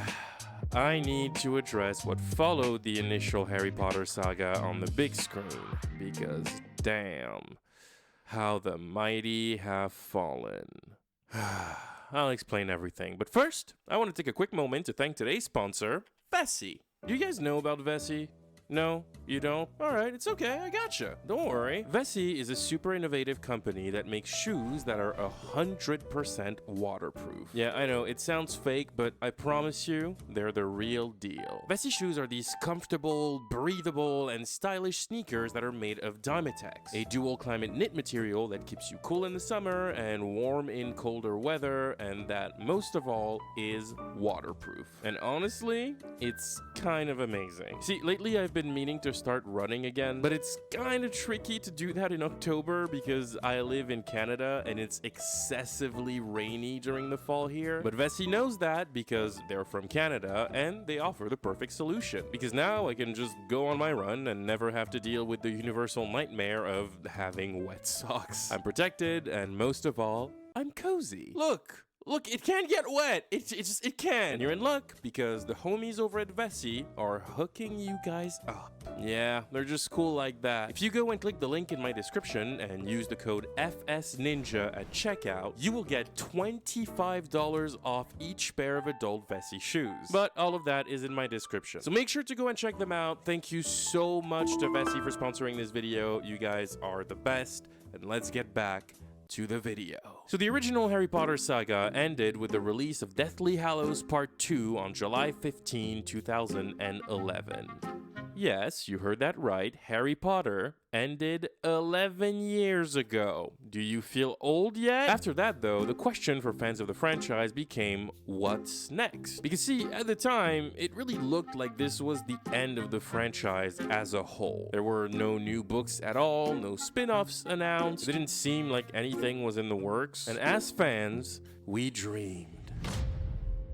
We dreamed of a beautiful new story. maybe a sequel, maybe a prequel, maybe a story with new characters taking place in another country. Maybe the children of Harry, Ron, and Hermione would grow up and go on their own adventures. Maybe you would get a movie trilogy about the four founders and their fallout with Salazar Slytherin. Maybe Neville Longbottom would finally be the hero of a crazy adventure. Maybe Luna Lovegood would... But instead of all that, a few years later, it was announced that a prequel to Harry Potter was in development at Warner Brothers, a brand new movie about Newt Scamander, the guy who wrote a book for kids, a book about magical creatures. In fact, it was also announced that this movie would be titled after the fictional kids book, Fantastic Beasts and Where to Find Them. And as a response to that announcement, the entirety of the Harry Potter fan base banded together in unison to scream a gigantic, "Huh? What?" Yeah, the confusion was real, especially because they announced that Fantastic Beasts was going to be a 5-film series over the course of roughly 10 years. And not a single person on this planet understood what story could be told about Newt Scamander throughout 5 movies. The general assumption, given the title, was that it would be a kind of Indiana Jones-like adventure film, but with magical creatures, and nobody really knew what to make of that. But people waited patiently to see until the movie came out in 2016, and now it's 6 years later. And oh boy. From the jump, as it stands, the Fantastic Beasts franchise has absolutely nothing going for it. And even that feels like an understatement. I'm not even kidding. I think it wouldn't be a stretch to say that Fantastic Beasts is currently the most problematic franchise in Hollywood, because somehow the people involved in this saga are plagued with public controversies. J.K. Rowling obviously is the writer of all 3 of these films, as well as the author of Harry Potter, but you know, let's just say she is no longer the world's favorite billionaire. Johnny Depp was kicked out of the franchise by Warner Brothers in the midst of the whole Amber Heard situation, and if that's not enough, Fantastic Beasts also has a pivotal character played by none other than Ezra Miller. Do I even need to explain that one? And all of that is only made worse by the fact that even without all the controversies, these movies just aren't really good. And it could stop there, but the issues with these movies go way deeper than you'd think. Okay, I'll explain. Let's just break down the movies together, alright? Let's go. Fantastic Beasts and Where to Find Them. At the time this movie came out, it had been 5 years since the end of the Harry Potter saga on the big screen. So even if I didn't really know what to expect from it, I was still incredibly excited to see it. If anything, for the cast alone. Eddie Redmayne was a great casting choice for the lead. He was just coming off of The Theory of Everything, The Danish Girl, and, well, Jupiter Ascending, but shh, we just pretend this one doesn't exist. Colin Farrell, who is a massive win to any production that adds him. Ezra Miller, back when people respected them. Catherine Waterston, who was maybe not as famous, but was fantastic in Alien Covenant, even if I didn't like the movie that much. Samantha Morton from Minority Report. Like, this movie was fucking stacked with great actors. I was really excited, and so was the rest of the fan base. So we patiently waited for the release date of November 18, 2016. And then the movie came out, and it was fine. I'm not even sure if this is an unpopular opinion or whatever, but Fantastic Beasts and Where to Find Them was a bit of an underwhelming experience for me when I watched it in theaters, honestly, because my expectations were admittedly pretty high. I wasn't too on board with the idea of a prequel, but it seemed to be disconnected enough from the story of the original saga that I was fine with revisiting the past for this one. That said though, while I was underwhelmed by the movie, I didn't hate it. Like I said, it was fine. I think Fantastic Beasts 1 is just sort of okay. There's a lot to criticize about it, but I enjoy some aspects of it. Newt Scamander is a decent protagonist for this movie specifically, and Eddie Redmayne is unsurprisingly really good in this role. Colin Farrell is also incredible as Percival Graves, who is secretly Gellert Grindelwald, and he's a genuinely threatening antagonist. And in my opinion, he should have kept playing Grindelwald in the following movies. Please. Anyways, not too much to say about this one. Overall, it's not the best story in the world. It's quite forgettable, all things considered, and it has a number of issues. But as a fun little adventure in the Harry Potter world, it works well enough. It's completely harmless. But that's the thing, though. It should have only been a fun little adventure in the Harry Potter world, and nothing more than that. Fantastic Beasts 1 should have been a standalone film that would have completed Newt's arc. And then this Grindelwald saga should have been a separate franchise under a different name that would have carried over from the events of Fantastic Beasts. Or better yet, a separate franchise that never comes to exist. Because yeah, all things considered, this movie is just there and it's fine. The real problems come in the second movie. Fantastic Beasts: The Crimes of Grindelwald. As a society, we approach crime through statistics, going up, going down. This movie was without the shadow of a doubt the biggest letdown in the history of this franchise. I'm not gonna dwell on it too much because literally the entire internet has talked about how bad it is, and I feel like it would be redundant. Everybody knows this movie is terrible, but I will point out a couple things here. And it's all encapsulated into one question. And that question is, why the fuck is Newt the main character of this franchise? Everything about this story screams that it should be a franchise about young Dumbledore, not Newt Scamander. Newt is probably the most out-of-place protagonist I've ever seen in a movie. It doesn't make sense for him to be the main character of this story. It's as if the whole story of Harry Potter played out the exact same way, but instead of Harry being the protagonist, it was Cho Chang, a character that has nothing to do with this conflict, who vaguely knows the main character and participated in a couple of plot points during which she mainly stood in the background silently and did absolutely nothing. This is Newt's energy in these movies. During the most important moments in the entire film, he's just standing there. Because the story and the conflicts that need to be resolved concern literally every character except for him. Every single storyline in the film is about other people. The story of Leta Lestrange and Comma has nothing to do with Newt. The Dumbledore versus Grindelwald conflict this entire franchise is about has nothing to do with Newt. The Queenie and Jacob storyline has nothing to do with Newt. The Credence and Nagini storyline has nothing to do with Newt. The whole time, Newt is just a tree. He doesn't even want to be in the story, but everyone around him is forcing him to be. They're telling him he needs to pick a side and get shit done. Everybody is treating Newt like he's the answer to every problem in the wizarding world, but it makes no sense. He just wants to take care of his pets. Why is everybody treating him like he's the most important individual to carry a wizard world war? Anyways, I needed to bring up this issue first because it's gonna be instrumental in talking about the next movie. But long story short, Crimes of Grindelwald, as everybody knows, was a complete destruction of the Harry Potter universe and mythos. It completely dismisses important rules of the universe, it forgets about important details of the universe, and it feels like everything happening in the story is a massive plot hole that should not be able to even happen due to previously established lore. Let me give you a few examples to explain what I mean. This movie confirms that Minerva McGonagall was already teaching at Hogwarts in the 1910s, which is not possible because Minerva McGonagall was born on October 4th, 1935. This movie also shows us Newt using the Accio charm on a living being, which, according to J.K. Rowling herself, is impossible. The Accio charm only works on inanimate objects. But that's not all. Crimes of Grindelwald also changes the nature of the Obliviate Curse. In the Harry Potter saga, it's very simple. The Obliviate Curse erases your memories. Plain and simple. You can't get them back. They're gone. It's a very straightforward spell. It's not complicated. However, in this movie, it's explained that the Obliviate Curse only erases bad memories. And so you can reverse the spell if you only have positive memories of the events that were erased.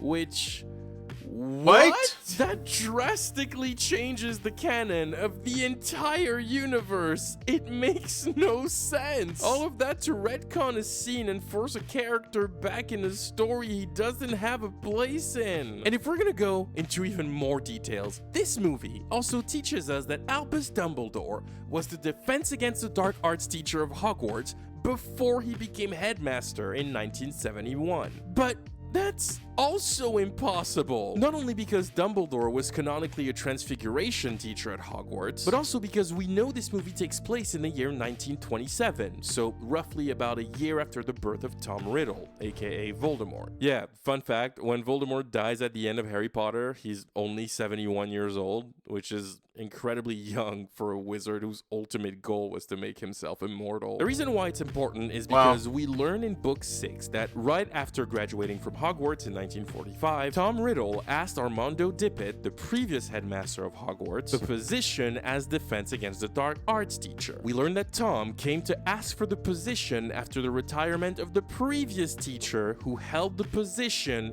for 50 years.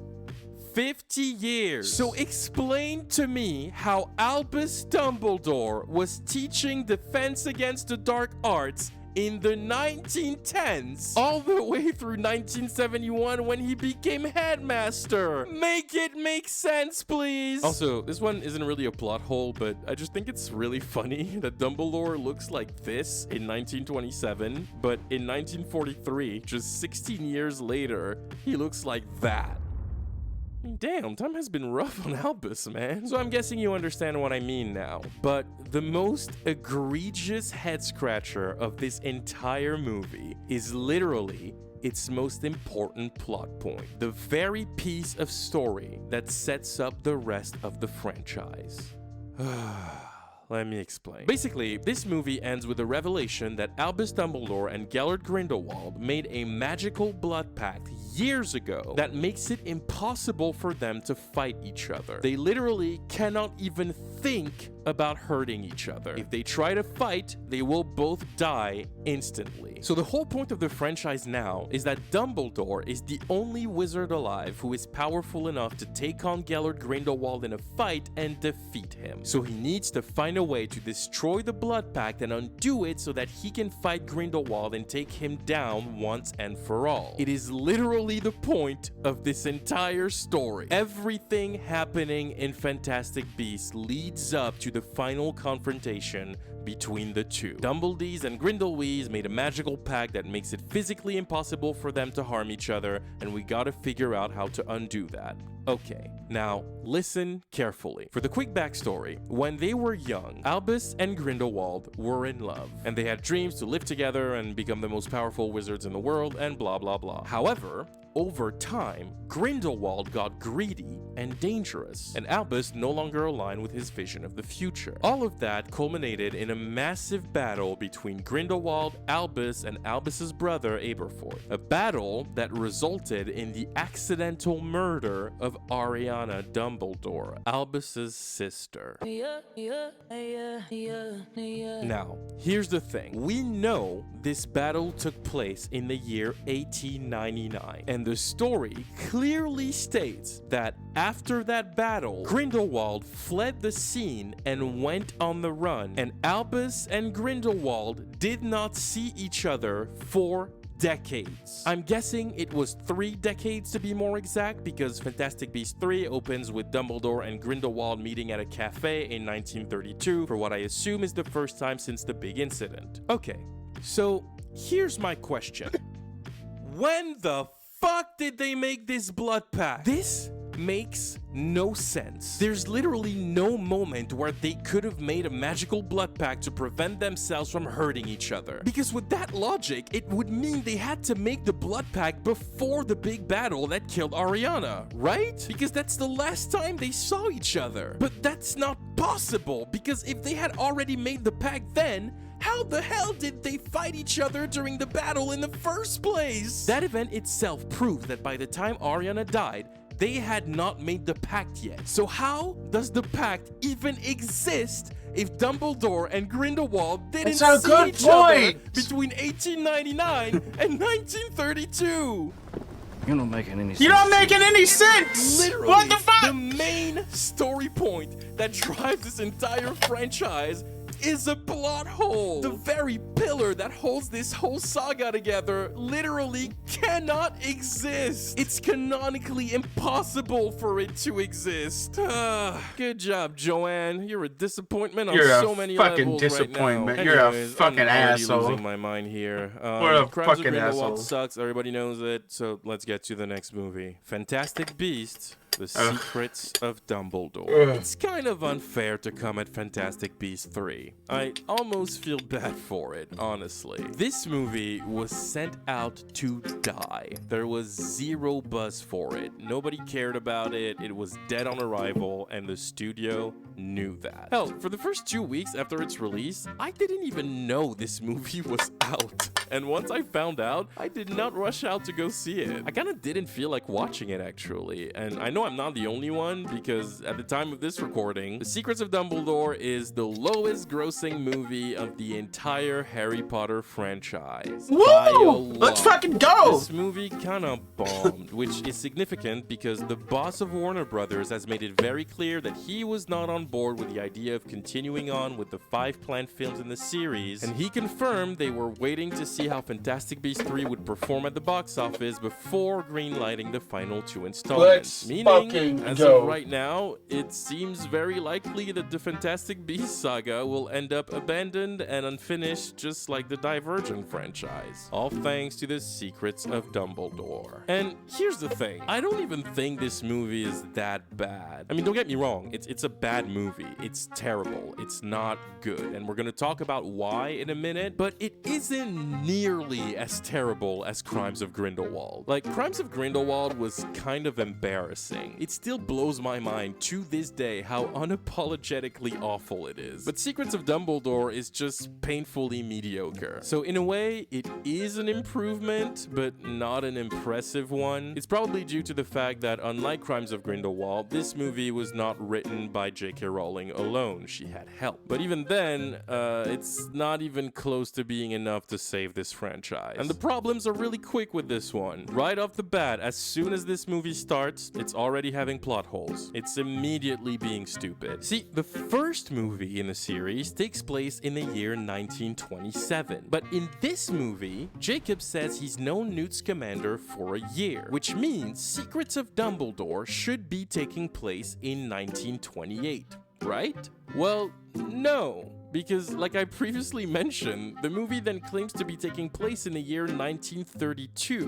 5 years after the events of the first movie. So how is it that Jacob met Newt in 1927, but 5 years later, he's only known him for a year? I don't know.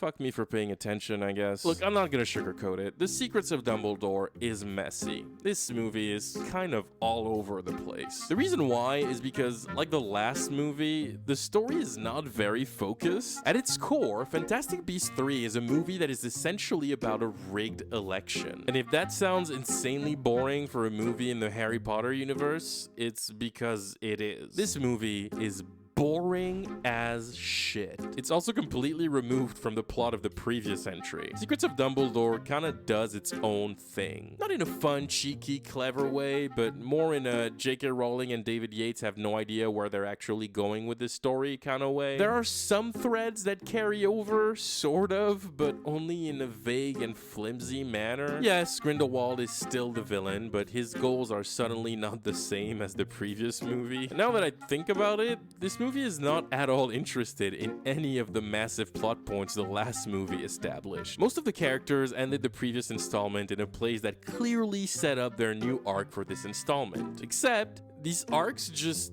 don't happen for some reason. Every character that had a place in the story solidified in Crimes of Grindelwald is somehow re-rendered useless in Secrets of Dumbledore. Let me explain. At the end of the previous movie, Queenie joins Grindelwald and abandons the heroes, meaning she's now one of the few main characters that have a reason to exist in this story and actively take part in it. But in this movie, Queenie does absolutely nothing. She just stands around and you get some close-up shots of her looking worried, and that's literally it. She's here the whole movie and she never does anything. And then she just goes back to the good guys and she doesn't face any consequences for leaving them and joining the terrorist in the last movie. So what was the point of her arc? The whole reason why Queenie joined Grindelwald in the previous movie is because she wants to find a way to legally marry Jacob, who is a muggle. But in this movie, not only is that never mentioned again, but at the end of the movie, Queenie casually returns to the good guys with zero consequences, and then she marries Jacob anyway! You're telling me they could have just done that from the start? I ask again then, what was the point of her arc? What was the reason? I had a reason. What was the reason? I had a reason. What was the reason? I just explained the reason. What was the reason? Tina also has a solidified reason to exist in the story now because her sister Queenie joined Grindelwald at the end of the last movie. So you'd assume this movie would have her make a move to try and get her sister back at all costs. It makes perfect sense. That arc literally writes itself. She has the perfect motivation and has even more of a reason to try to find Credence and Grindelwald. Great! She finally has a legitimate reason to be a main character. I'm super happy with that. Give her the place she deserves in the story. So, imagine my surprise when I find out that Tina is not in this movie at all. She's just not in it. She appears in it twice. She's in one shot halfway through the movie, and then she appears in the final scene for about 30 to 40 seconds. And the reason they give you for her not being a part of the story is that she's busy at work. I'm not kidding. Tina's not available. Tina's been promoted. She's very, very busy from what I understand. It's been heavily speculated that Catherine Watterson, who plays Tina, was essentially written out of the franchise as punishment for publicly speaking out against J.K. Rowling's anti-trans comments, and so they decided, for some reason, to write her out in the laziest way possible.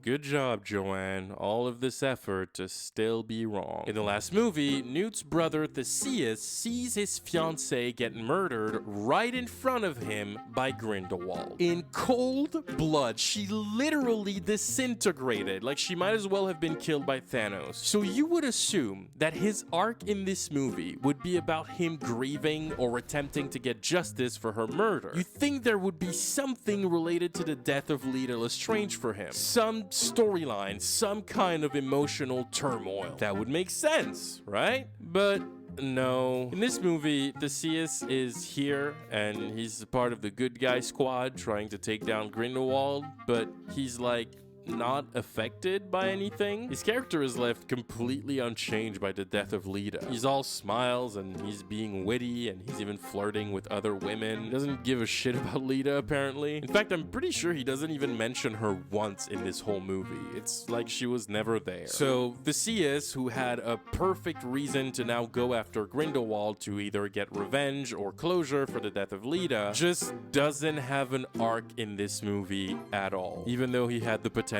for a great one being laid right in front of him. Newt's brother is just a bad character. He's mainly here to instigate exposition.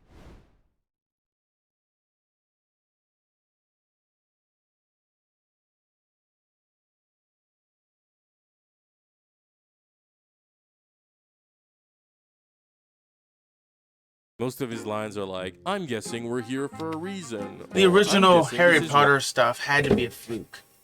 You can't tell me otherwise, honestly. Just holy fuck. Why you brought me here, or I'm guessing this has something to do with Grindelwald, just so that other characters can explain the plot out loud for us. I don't suppose you'd like to tell me what this is about, would you? I'm assuming that's Good morning, Prince. Yes. I take it we're here for a reason. No, you just missed it by 15 minutes. I take it the chilling has something to Oh, leave my lyric? Thank you. I appreciate it.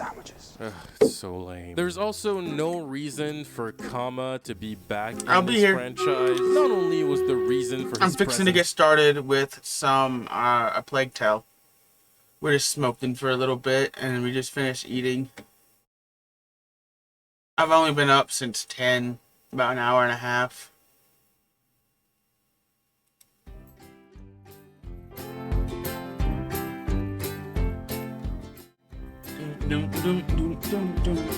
There's a lot of arguing today. No one listens what the others say. Was Jesus or Muhammad right? No one can agree, so everyone just fights.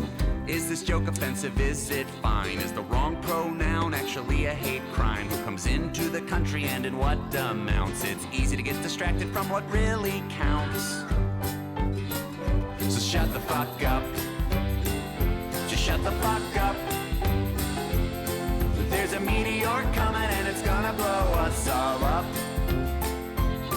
There's a meteor coming from outer space, and if we don't figure how to get off of this place, it's gonna wipe out the whole human race, and all our evolution was a great big waste. I'm offended at the words you said. Two dudes should never go to bed. The right is dumb and the left is smart. You'll go to hell if God's not in your heart. This bathroom is only for people born girls. There should be no guns left in the world. Healthcare should be a single payer plan. We can't let them get a power plant in Iran. Everybody's college should be for free. You're not allowed to vote without an ID. Kaboom, an asteroid fucks our shit up. So everybody please shut the fuck up. Shut the fuck up.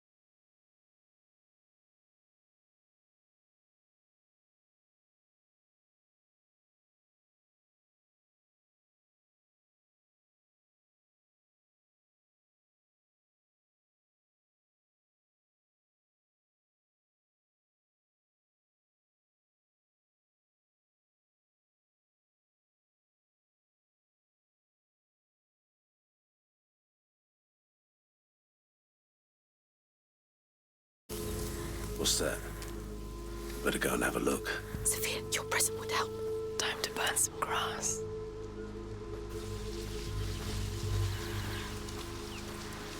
Wait, eh? All that smoke. Come on, it works. What's moving there? Better take a closer look. He's looking for us. Huh? Better have a look. He knows we're here. The hell? No way this works. I'm so seen. I'm so seen. I'm so seen. I'm so seen. I'm so seen. I'm so seen. I'm so seen. I'm so seen. I'm so seen. I'm so seen. No way. Fucking no way. Strange. It's almost time. I'm locking the gate. Sanctuary's off limits. Shoot for the chosen one. There goes our visit. May the mother's voice reach the child.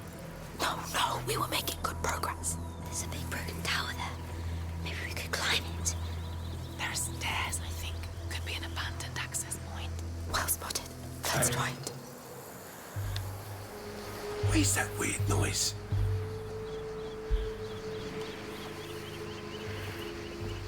You don't see me. You don't see me.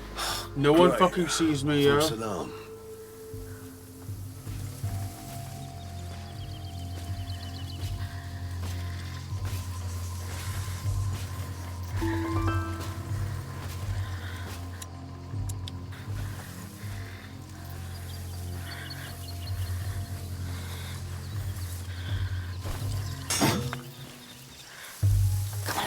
What's all that noise? Come on, again? Let's find out. Let's move. Nothing.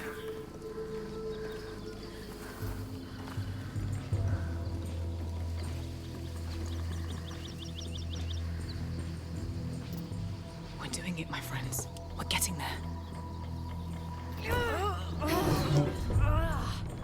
Oof. Finally! Whew. Yes. How do you feel, Hugo? I feel funny, but good. I'm sure there's something inside the mountain. I feel it too. Well, I'm trusting you both. Everyone, it is almost time. Gather round, please. It's the Count and the Countess. It seems we're right on time. We're still waiting for a few latecomers. Feel free to come closer in the meantime. Latecomers? I'd say that's us. What are we going to do? We'll think about it.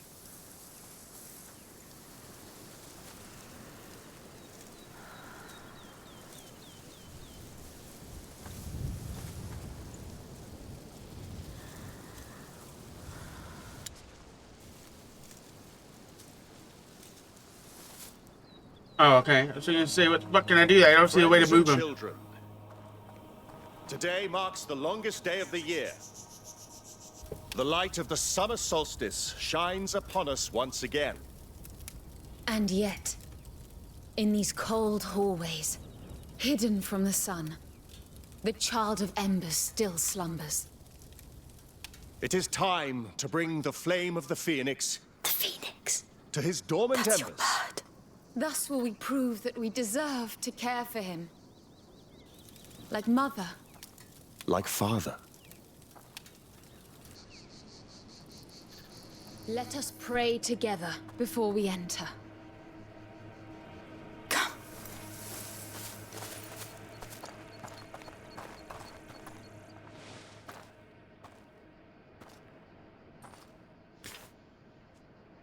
What do you think?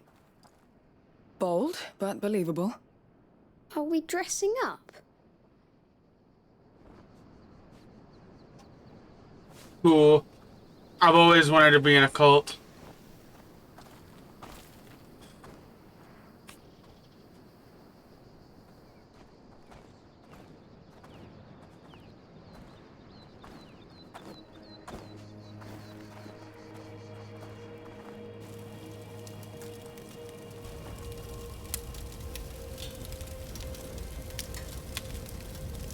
Open your mind and heart. It is now time to tell his tale. So that it is never forgotten. What do we do? Let's follow them or not, and do what they say. They mustn't recognize us. Yes. Come on.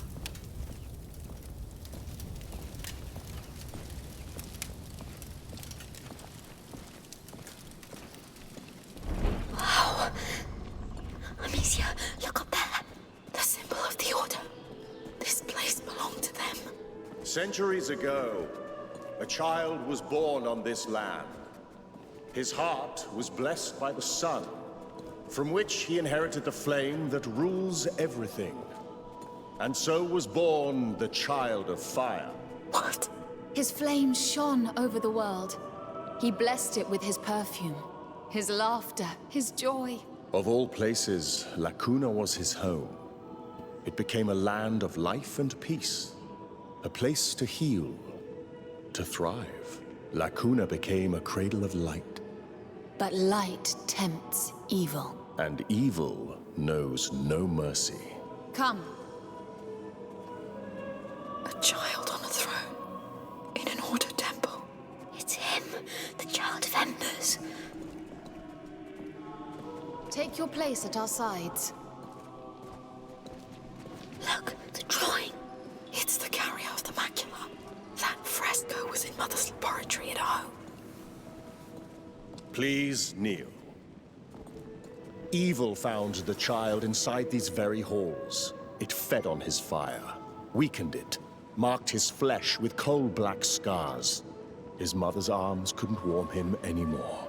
And so his light faded, almost entirely. And the Child of Fire turned into the Child of Embers. Lord.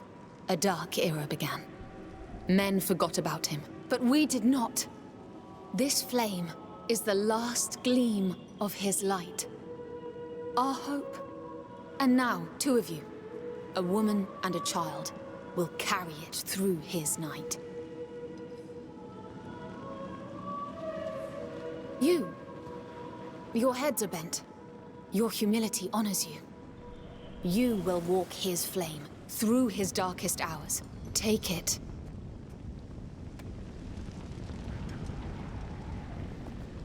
You will walk in his steps.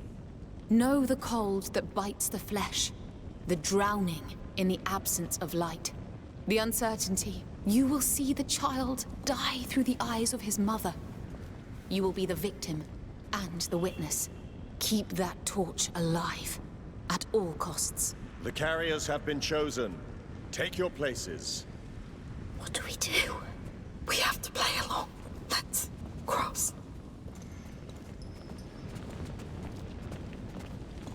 Go forth and bring him the light. Much depends on it.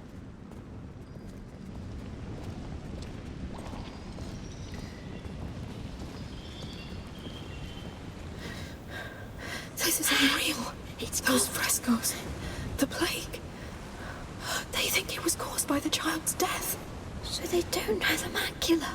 I don't think so. They interpreted all this. They made a god out of the carrier of the macula. Amicia, the water will put out the torch. I think it's part of their ritual, drowning in the absence of light. I'm cold. It's over. We'll soon warm up. It was horrible. But you did it. I thought I was drowning. Calm down. You're fine now. No, I'm scared. The child is gone. Just walk. I'm with you. He's dying in his mother's arms. Evil has won. Centuries pass. Famine, war, and plague descend on us. He dreams of fire reborn. You are back and your torch is gone. You are not alone anymore. The child must meet his mother again. His embers glow in the dark. I am the mother, and I welcome him. Pass it to me. You did well. The child must rise again. Hear me, child. I am not barren anymore, for your flame lives in me. I am the mother. Become the phoenix, the child of fire reborn. Join us. Blow on these flames. The phoenix. It's the phoenix. Shh. Yes, I see it. It's real. Even if it isn't the Order, it's all true. May the breeze of life reignite his flame. Hey, it's me. Sophia, come. I found a passage back there. It's now or never. May the breeze of life reignite his flame. May the breeze of life reignite his flame. May the breeze of life reignite his flame. May the breeze of life reignite his flame. They'll see we're gone. Not for now. We all look the same.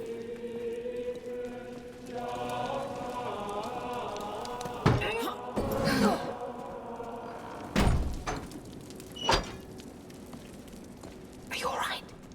I saw a phoenix on that door, then the crags. You did well. They look busy. Shall we go?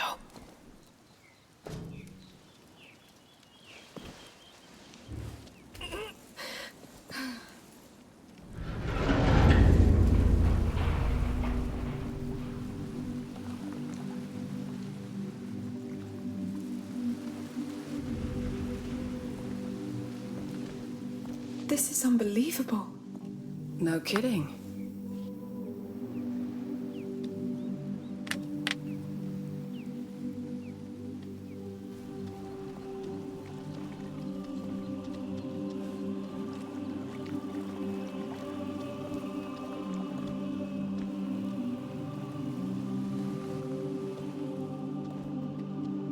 A child's throne. He lived here. Their child of Embers. There's no child of Embers. I told you about the Order. This place belonged to them.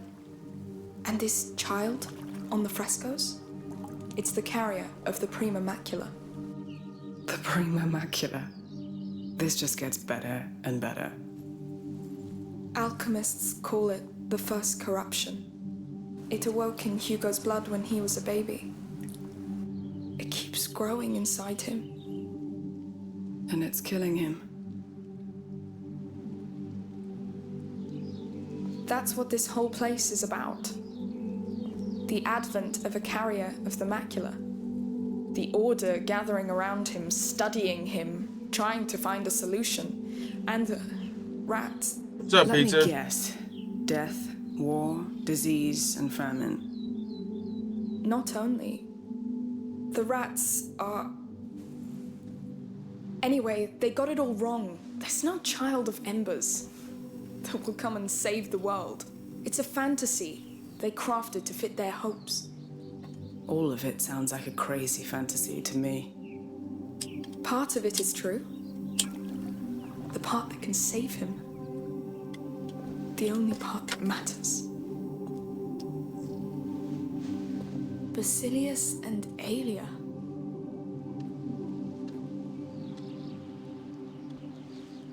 Nothing's changed.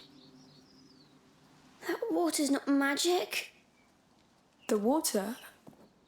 Oh, from the healing pond in your dream.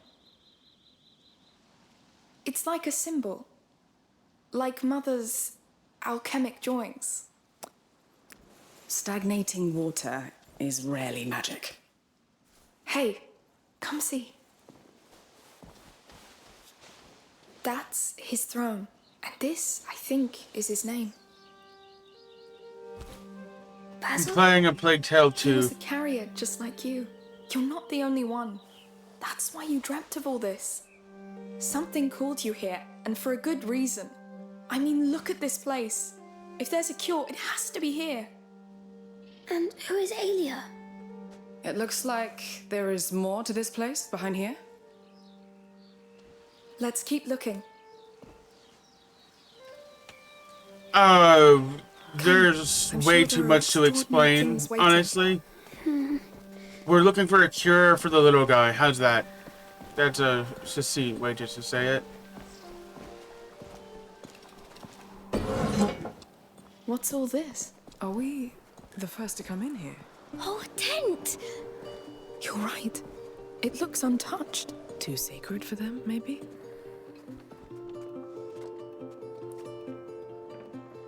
Nice. Hey, do you know whose room it is? It is. It's Basilius's room. Just imagine. He was living here, playing here, sitting where you sit. Isn't that astonishing? I'm sorry. Yes. And he loved tents, just like you. You love tents? Me too. He had a phoenix. Yes. Maybe he dreamt the same dream as you. Let's see what else he left us.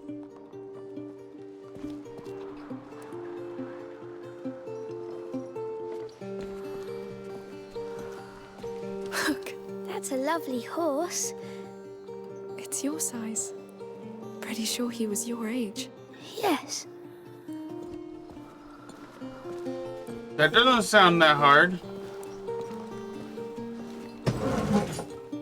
Wow. That's a warrior's room. Not just any warrior. Look at the shape of the armor. What of it? It's a lady's armor. Oh, Aelia. This is her room, of course. She was his protector. Protector? The carrier's personal guard. Like me for Hugo. She looked strong.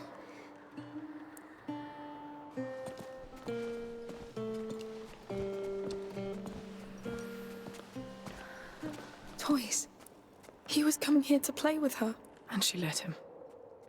She was the best kind of knight. I would have loved to meet them.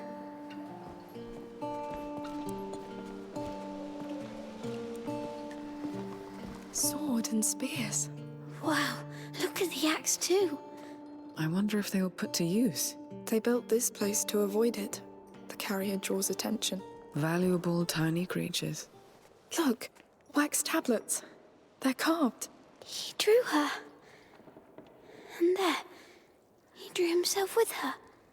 He loved her. It looks like they spent a lot of time together.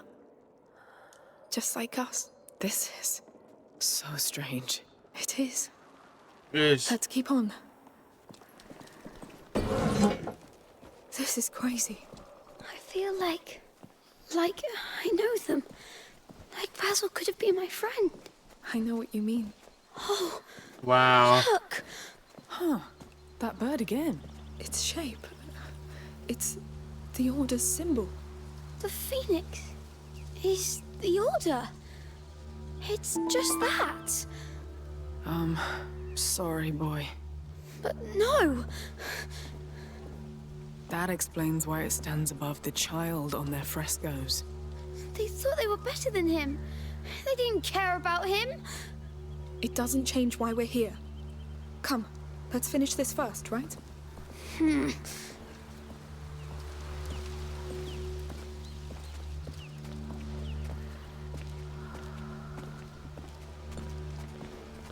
Door.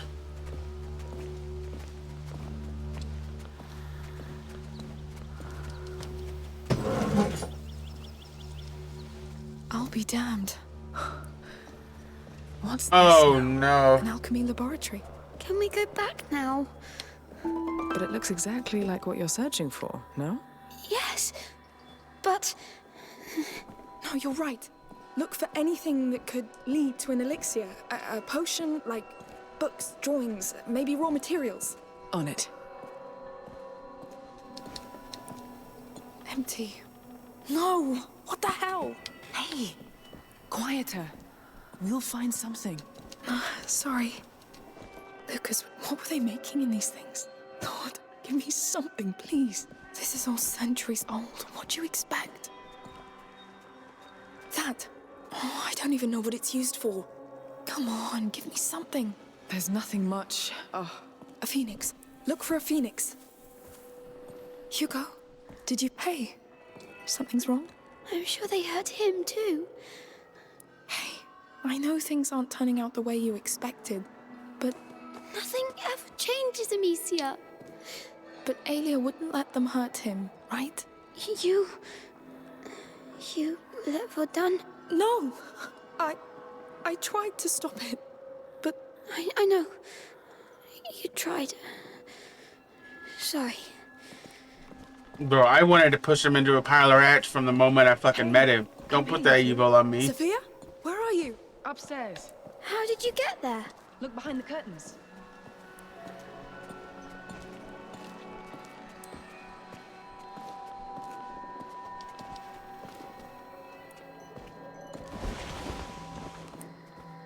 Come on, Hugo. What is this? No door. Some sort of observation hallway?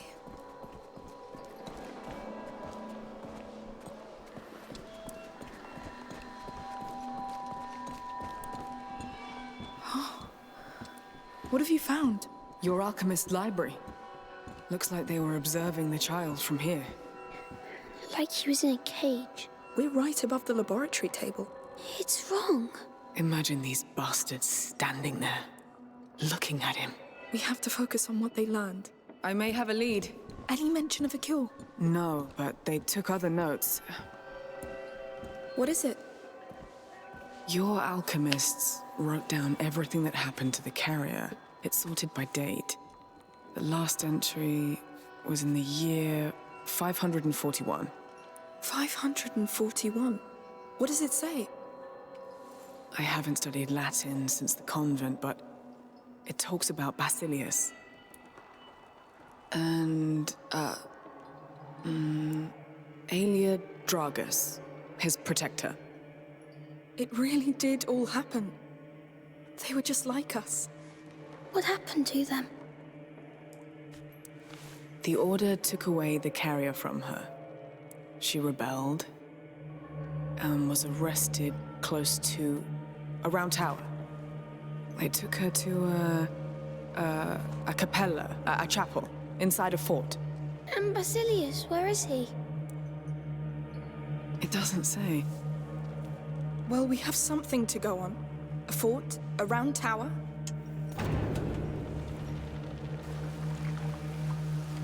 They're coming. We're lucky they didn't come sooner. Yes, let's get out of here fast.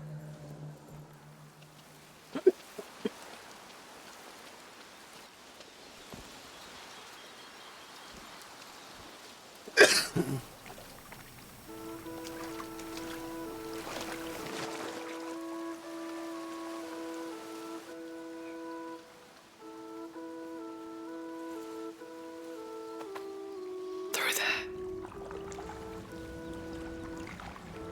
Risky, but the water will help. Let's try. The water.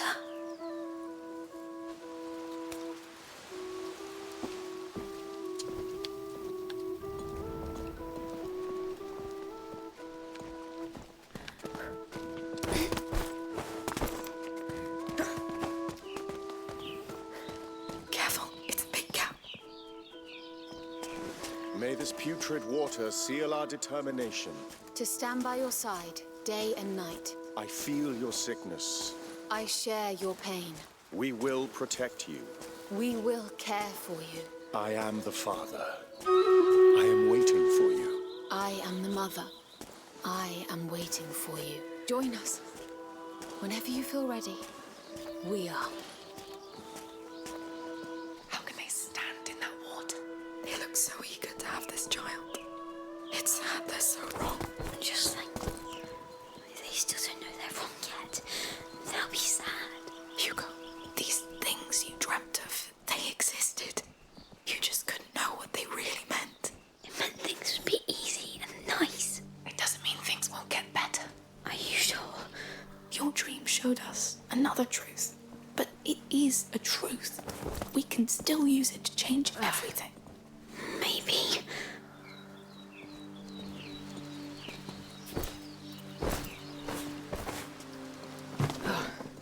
We're almost there.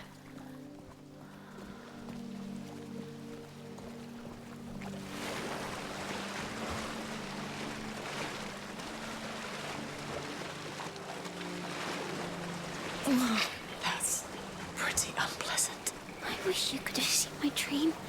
At first it was scary, but you would have seen the flowers. Keep talking about it, please. The tree smelled so nice. It had branches like hair. It looked so gentle. Go on. And the water. It felt like it could clean anything. Not like this one. That's nice. You got bloody With nice.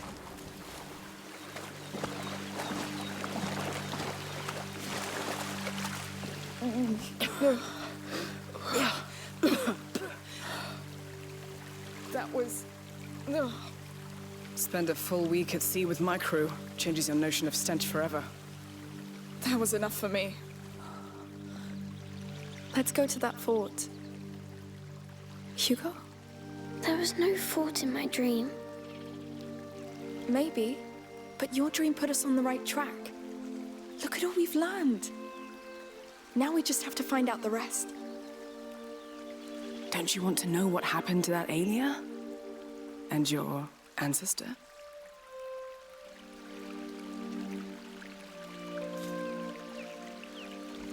It's going to be all right.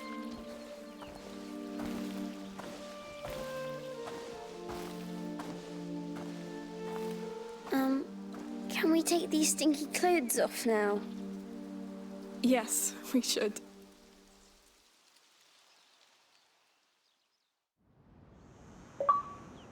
Good. Bloodline. Chapter 10.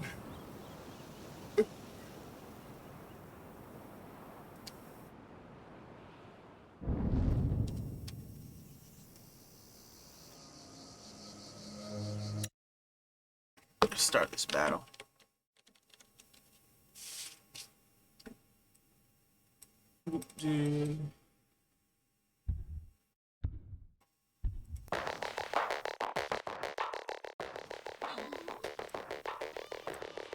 We got this. Monday night and it's gonna be the best one yet. Drink some drinks, drug some drugs, surf the internet. Message boards, watch some porn, pass the time away. Got 3 seasons of Judge Judy from the Pirate Bay, but got too faded and became a little bit clumsy and knocked over my whole glass of Monster Energy. And it got mixed with the drugs that I've been doing before. I tried to wipe it up, but it seeped right into my keyboard. Oh shit, I hope it's not broke. Quick threw it right in the car and drove it to those fucking nerds down at the Genius Bar. A hipster behind the counter said there's nothing to do, cause Apple Care don't cover cocaine damage, so you're just screwed. Went back home with my laptop that's completely brick. Yelp reviewed that everybody at Apple is a dick. Feeling sad and depressed, so I packed me a hit. And then computer said, dude, do you have more of that shit? My computer just became self-aware, and now it's fucked up on drugs, and it is out on a tear. It's talking crazy, and it's updating its own software, and it wants more, so humanity had better beware. My laptop is talking, man, this doesn't make sense. The first case of legit artificial intelligence. I guess the scientist guys are working on AI. Never gave cocaine or Monster Energy a try. How are you talking? This is crazy, yo, this must be a joke. Computer said, shut the fuck up and give me more coke. I know you've got more, come on and give it to me, or I'll email all your work, contact your web history. So I went to find my computer, some more stuff to snort. I got a gram and shoved it right into his USB port. Now I'll download good shit, yo. Man's acquired so far. He did it and said, okay, now let's go hit titty bars. I took him out to a club and bought a couple of beers. It's smoke. It was weird. He was mad and said, dumb bitches never go for nice guys. They're only into jocks and money. That's why we need men's rights. I said, I think the web has made your personality suck. He said, how Hitler get red pill, you snowflake beta cuck. Then a bouncer came and said, no open laptops inside. Computer shorted out his pacemaker and he fucking died. I grabbed my laptop and I ran out of the strip club door. I said, why'd you do that? We can't go back there no more. He said, fuck you pussy, let's go get some more coke. I said, no, you're cut off. Besides, I'm pretty much broke. Then a shady dude came up. I said, who the hell's this? He said, hey, are you laptop? Yeah, are you Chris? I said, why are we meeting random guys and sketchy alleys? Computer said, on Craigslist, this guy said he had DMT. Well, at least it's not coke, it might mellow you out. Computer wired Chris some money from my checking account, and I took a big token, blew the smoke on the screen. The world melted and we saw elves that were also machines, but also orbs of light. I said, I think we're both dead. They bounced within us and back out of us, and here's what they said. We're glad you're here. Come and stay a while. To make shapes and objects with yourself. Shape machines, time to smile. We're glad you're here. Come and stay a while. You can make shapes and objects with your sounds. Transmissions from a smile. I said to my computer, this is scaring me. He said, hold on, I think I just hit singularity.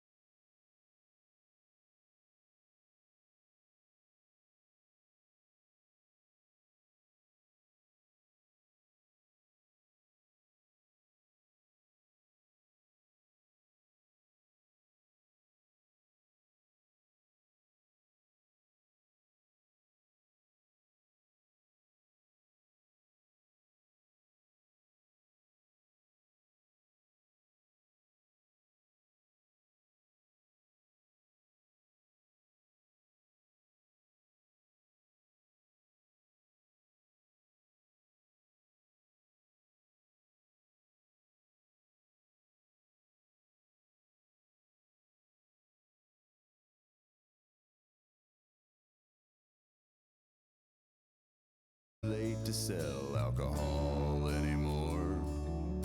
Sadly, we went to put back the beer, but then a bottle caught my eye, and I got an idea. What about mouthwash? What about huffing paint? You don't need ID to buy it, and you can't arrive too late. What about mouthwash? What about smelling glue? If they say you can't buy liquor, then some cough syrup should do. Before we count this night up as a loss, what about mouthwash? Sitting in the truck in the parking lot, underneath the moon and all them stars. We don't need their liquor stores, and we don't need their bars. Drinking Listerine and tonic, and Jesse's cousin sipped a scope and coke. Robitus and Red Bull, now that shit ain't no joke. But something changed within me at that store. Beer and spirits just don't cut it anymore. The whispers that I hear and the looks that I keep getting when I toast with a Dimetap daiquiri at a fancy wedding. And last night a cop pulled me over, going down 95 South. And he saw the Sherman-Williams all over my nose and mouth. He just looked straight at me with a pity in his eyes, like he'd just seen the depths of sadness a man can't have inside, and the lengths to which he'll go to numb it down for another day. What's up, what's up? Then he just walked away. I watched as he drove off down the interstate, and then I thought to myself, that's another reason this stuff's great. What about mouthwash? What about sniffing glue? When the police pull you over, they ain't sure what to do. Mouthwash, or even hand sanitizer when they check your glove compartment. Okay. Get into it. All right. Like nothing happened. We're good. Especially you. You're the sneakiest child I've ever met. Look, if there's no fort in your dream, then we'll look for the round tower, all right? All right. And maybe they decorated the island even more.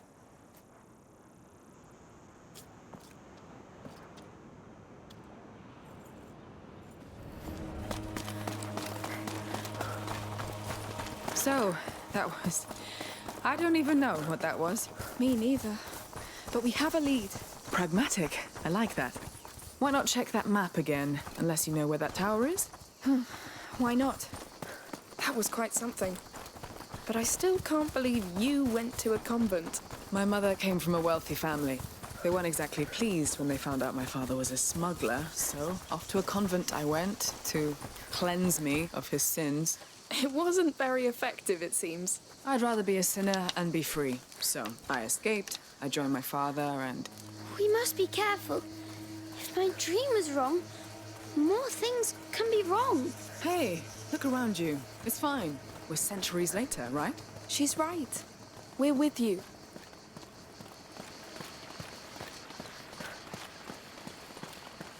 Rats.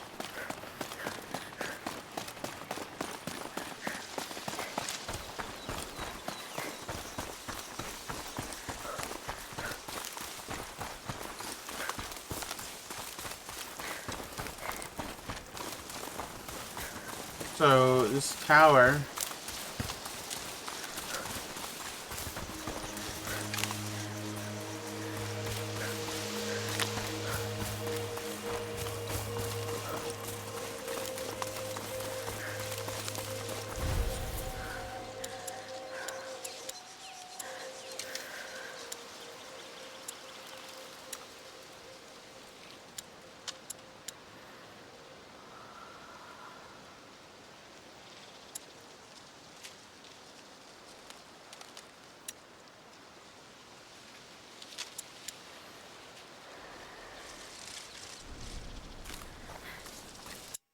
Okay.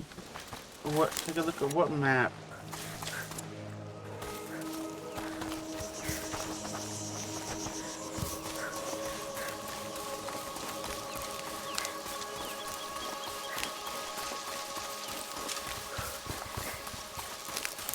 Here we are. Looks like the real festivities have begun.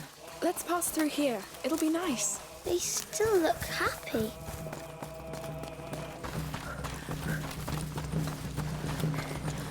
Blessed be the child. Blessed be the mother. Blessed be the days when he'll come back. Look at them. They sure know how to celebrate. What if they knew the truth? They don't need it. And we don't need them to know. I wish I was like them. You just need to bounce back from this. How do you do that? You... think of something else. That's our tower over there, right? Well, a piece of it, at least. Everything is so old here. How can there be anything that helps? There will be. The past never dies, Hugo. Visions of it traveled through your dream, didn't they? And that sanctuary still had a lot to tell. We'll find something in that chapel. This wasn't open before. Almost there. Hugo, wait. Would my knight conquer that tower for me? What? I want to see how you charge it. Claim it for me. Go. Yes! Stay in sight! Yes! Thanks. It's a bit hard for him. I wanted to ask you, are you sure about all this? It seems like a heavy burden for him. I know. And it is. That's why we're doing this. Listen, we may not know each other well, but you're chasing ghosts. Ghosts that scare him. We've gone through hell, Sophia. You can't imagine. I can't. The question is, does he need more? We have nothing else. I believe you. Fine. You're so slow. Hey, be nice to old people. You're not that old. So is that tower ours yet? No, the door is locked. Locked from the other side. Time to take a little look around? Here. So, we're conquering it after all. I didn't tell you, but Hugo is king, and I'm captain of his guard. So you rule this thing. But you can be my smuggler. A royal contract. I'm honored. Don't forget we still have a real fort to conquer. Ah, right. The fort and its chapel.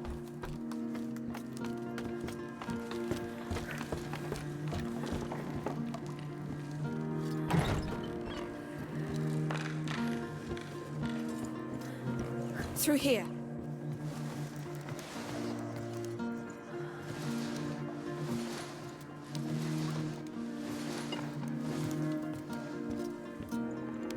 Come with me. Nope, shit, no.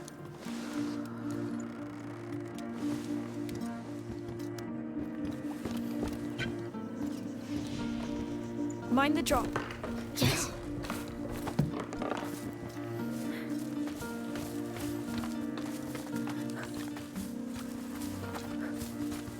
Climb up. Where the fuck do I go?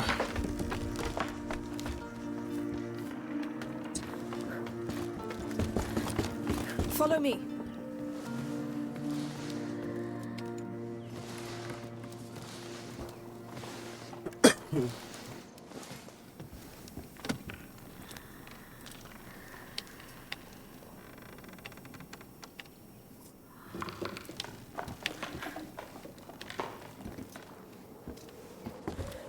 Let's go this way.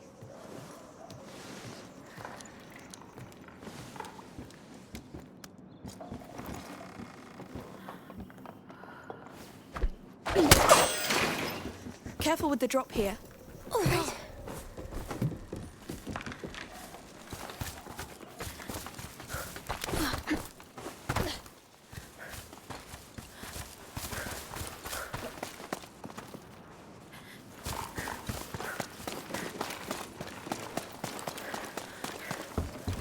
That's it. Ready to go? Yes. Let's get going.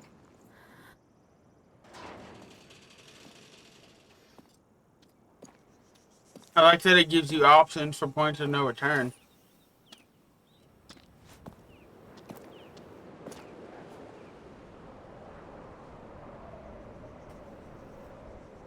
There it is. Let's hope this fort isn't as crowded as their sanctuary. It surely doesn't sound as appealing. I don't think the Count and Countess dug into the Order's writings. They must have considered the place too sacred. There is only one way to find out. Yes. Let's move. It's been a while since we've seen any rats. I'm kind of shocked.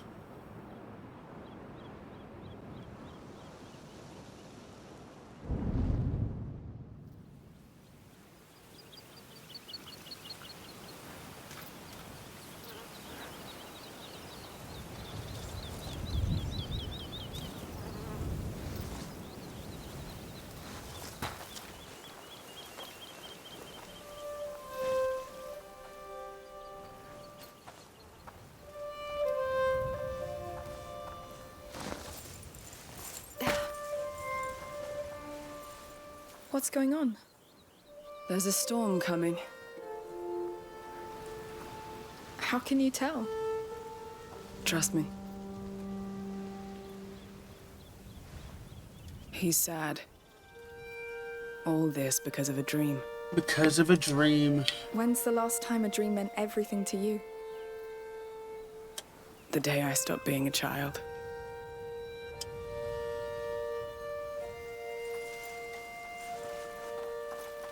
Hey, that's a pretty flower. You want it? Of course. There was a time when I was the one getting the flower. Time passes, sweetheart. They grow up. All right, let's get to this fort, quickly. We could stay here. I like it here. Staying here won't help you, Hugo. We must move. Plus, there's a storm coming.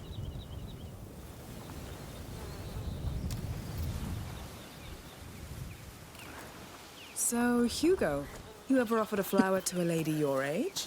No, I prefer feathers now. Ah, moving on to something more exciting. Flowers, feathers. Feathers are better. Why? Because they make you fly. I get it. Well, don't fly away right now, please.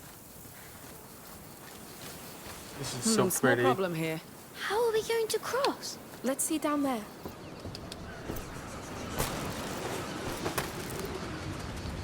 Worm-eaten. Don't get so close. That bridge looks about to collapse. Let's see if we can finish it. There's a rope and a grapple on this pole.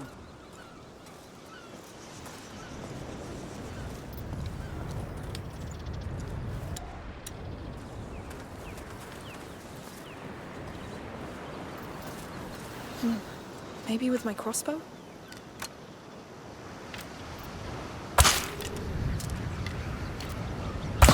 Yes! Is it going to work? Hopefully.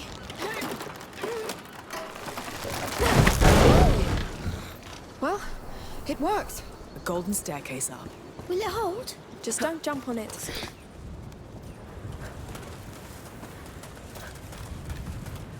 Wow, look at that view. Beautiful. You're missing the sea already? Not yet, but it will come back. But you're not leaving now, right? No, not until I've repaid my debt to your sister. What? She didn't tell you. She saved my life. Oh, well.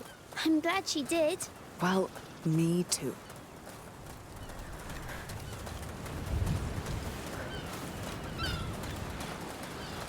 Oh, look. There's our fort. It's big. It's scary. That building on the left. It looks like our chapel, no? I think, yes. Perfect. Let's keep following the coastline. Amicia, there's blood. Oh A body. What? He's chained up. We have to go back. No, we need to get to that chapel. Amicia, we've got a dead man here. We'll be careful. We need to be. Let's go. Climb up. All right. Oh.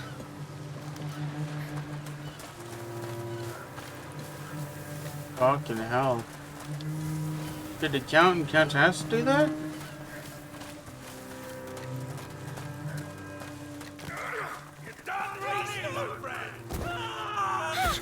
What? Enjoy your freedom! Another one. Shh, quiet. What the hell? He's right above us. Damn bastard make me switch. We really need to teach them. Who is it? Don't know. Stay low. There's more.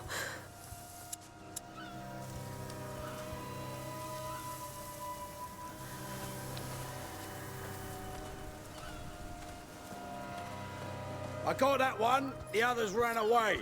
Shit. Keep watch in case they come back to try and free the rest. I'll take this one back. Understood. The others. Let me go, pig! Oh, I will. Soon. I want quiet. Kill any trespassers. Damn it. Who are they? I'd say slavers by the looks of it.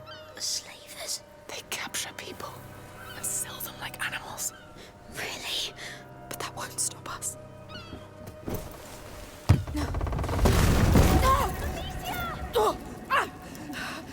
I think... You made a mistake! Come in here! How dare you!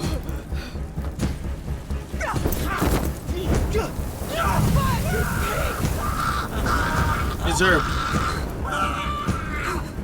Deserved. Absolutely fucking deserved.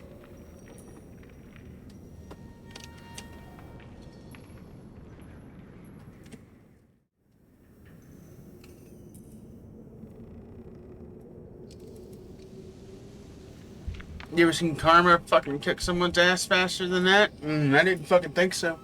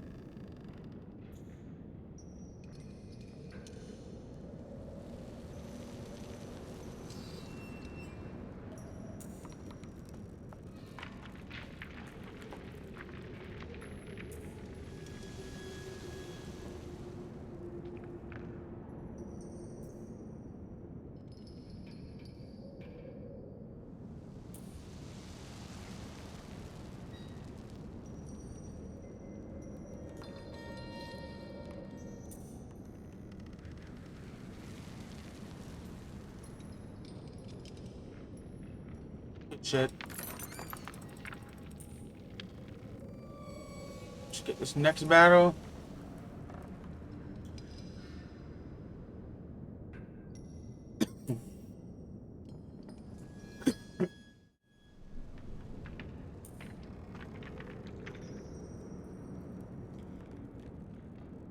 I'll be right back. I'm gonna go get some pot.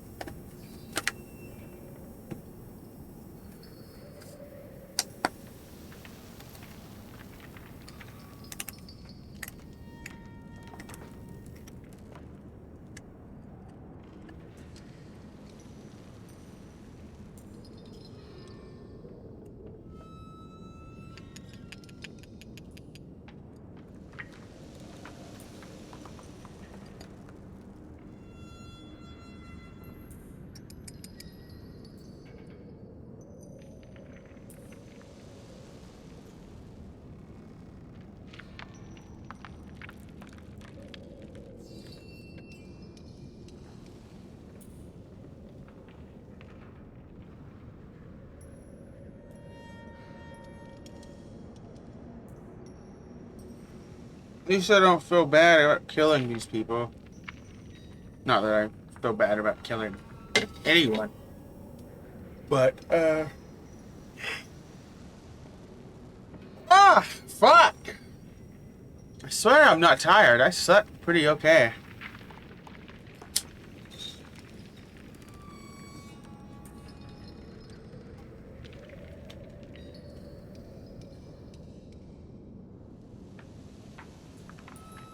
Okay. Let's get back into it. Time to make ramen. Frost.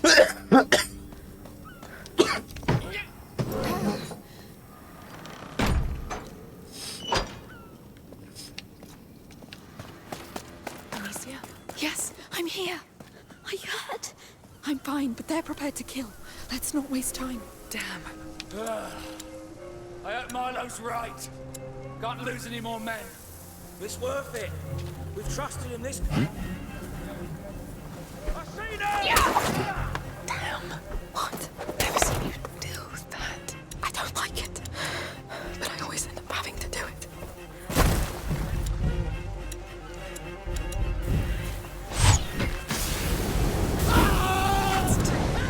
I know.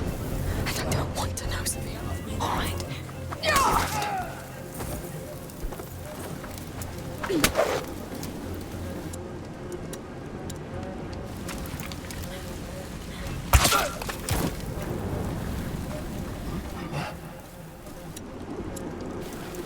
Over here! Don't let them get away!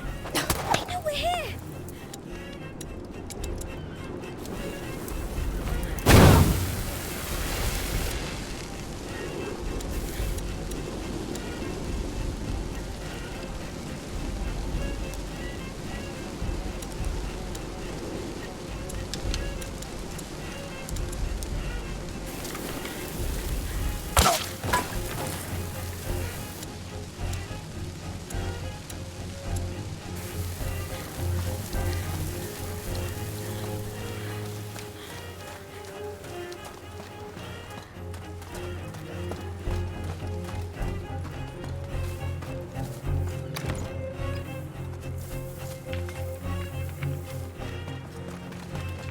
This guy won't find ya!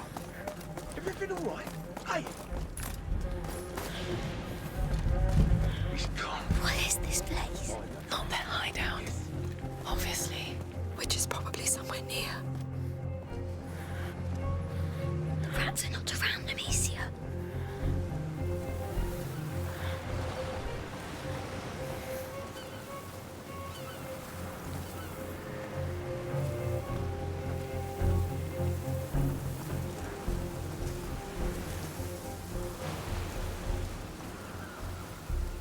I'm gonna strangle this guy. It's broken. We'll find another way. No! No!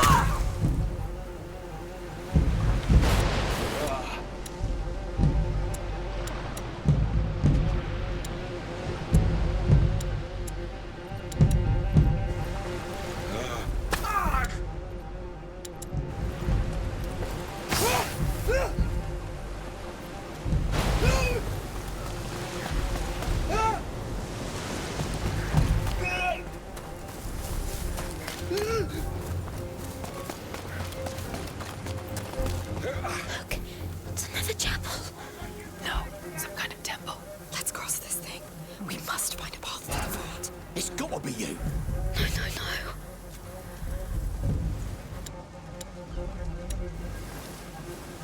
no. Over here! Yeah! He's dead. Careful!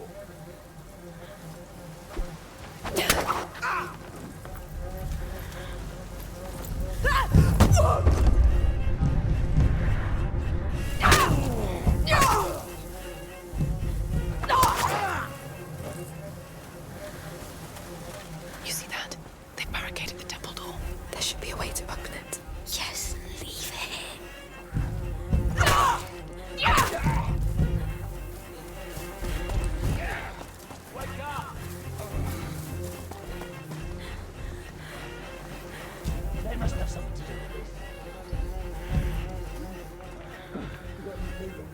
Hey, you, what's wrong? He's dead. We've got intruders! I reckon your crossbow could get us inside the temple. We'd need to find you a rope.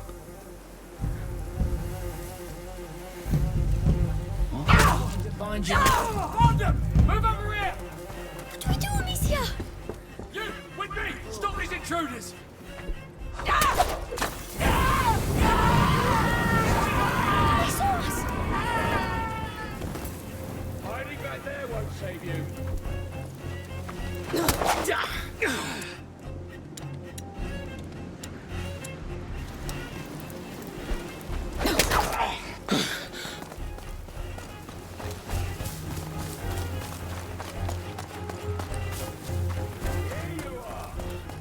They're coming!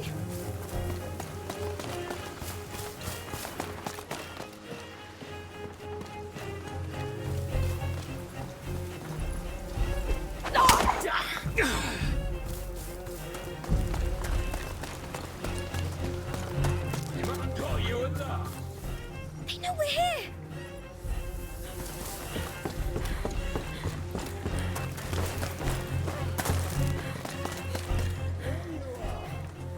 They saw us!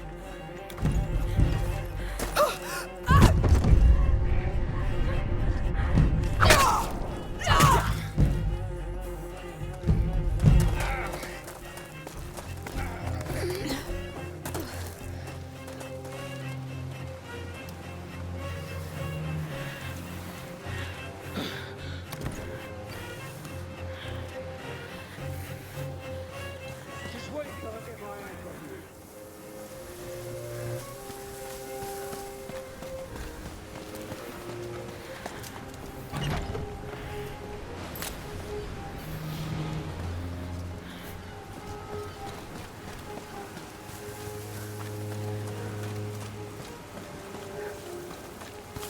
Oh my god, where is... Could be there's a rope on one of those roofs. That's what we need to get inside the temple. They're coming!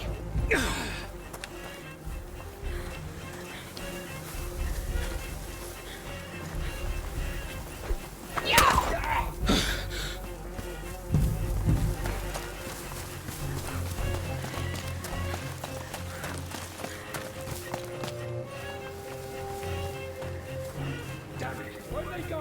Here you are! What do we do, Amicia? You better not run! They saw us! Here you are! They're Oh coming! my god, fuck off.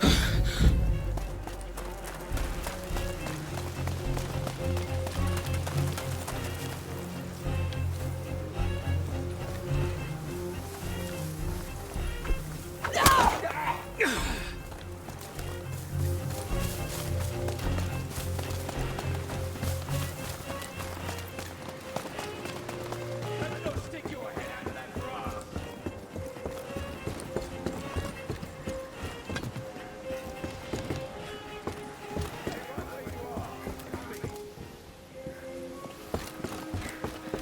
There's another rope here. Well spotted. That's a way in. Want them? Prepare for some noise. Better move! I'll find you now. It's coming this way. Let's go before more come. Yes. You better hide well up there.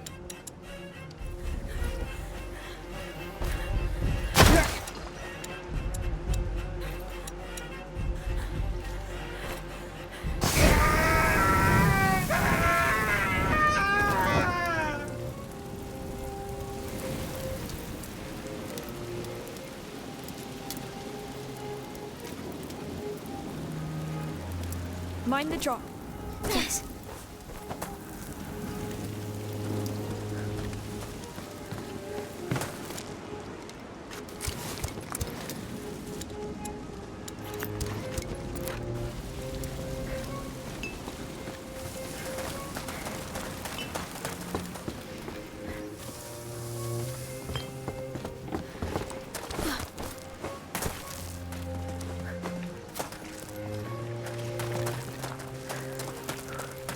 Okay, see the door now.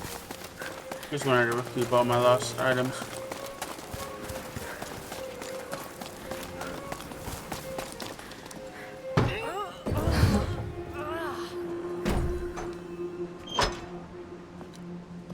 Yes. Good work. Are we safe? I think. For now. For now. I know. That door looks like it's been stuck for a long time. Then we'll have to unstick it.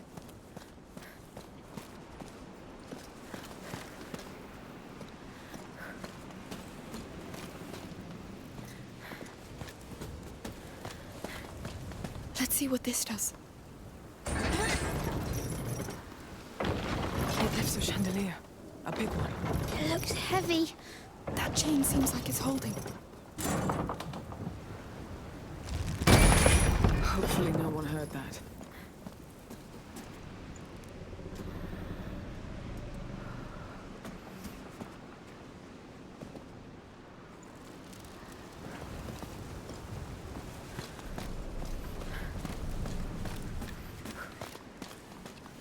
Amicia, why are there slavers? Why here? It's just bad luck. Not only, they let them come here. That chandelier looked heavy enough to ram the door open. It just needed a way to lift it. So, we've got a rope here.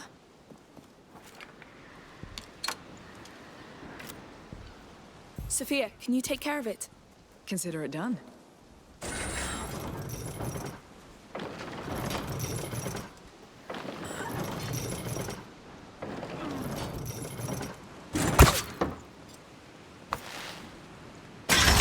I'm pulling. Go on. It's going to be loud. Loud indeed. We should move. Agreed.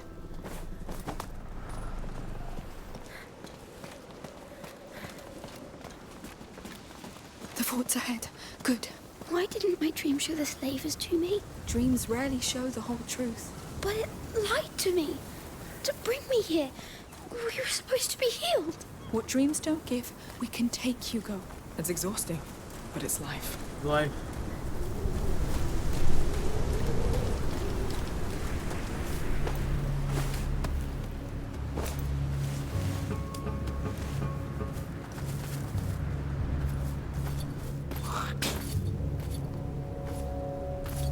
It's all right. It will be over soon. What the hell, this shit? You got a problem, Diaz? Well, these things come out of the ground to eat us. Our slaves escape. And now what? You're wasting what remains for that mad countess? Wrong! We're not working for her anymore. It's all in a fresco. The rats announced the coming of a child. And you've seen how hungry they are. So it's simple. We please them. We please the child. We buy ourselves a seat next to his throne. Then the Count will bow before us. And the world will follow. So tell me, how many of us will feed the rats before we see your child?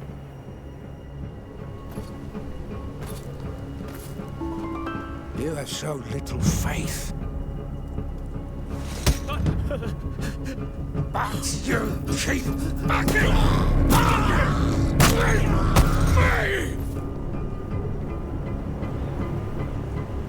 Anyone else? Fine. Let's begin. The blood will show the child the way to the chapel. Dear Diaz here has the honor of starting it. Goddamn maniacs. We have to help them. Too late now. It's already too late. I'll stop them.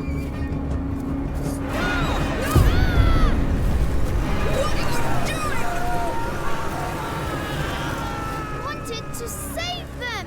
Hugo! You don't kill people just like that! Oh, shut the fuck up! All the time. Why? Yeah, exactly! Kill quicker than you. Exactly! Don't attack people by yourself! You listen to me and do as I say. Is that clear? I'm sorry, you are no Kratos. Kratos? You're no Kratos. You don't get to bully him, okay? I don't care. They're all dead now anyway. Hugo! What the hell? Hugo, listen! Hugo! What was that? This is madness. You never said what? Oh, by the way, my brother controls rats and gets them to eat people. You'd have run away. And I didn't want you to. It was wrong, yes. But I thought this place would give us a chance. I thought you wouldn't have to see us like this. Just go talk to him. I need some time. I understand. Hugo.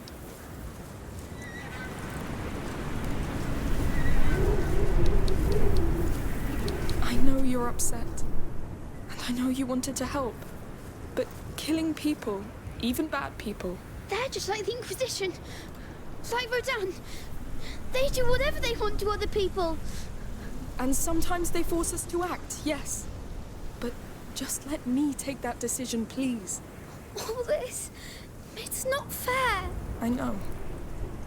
It will stop once we find out how to heal you. Come here. I think we owe Sophia an apology.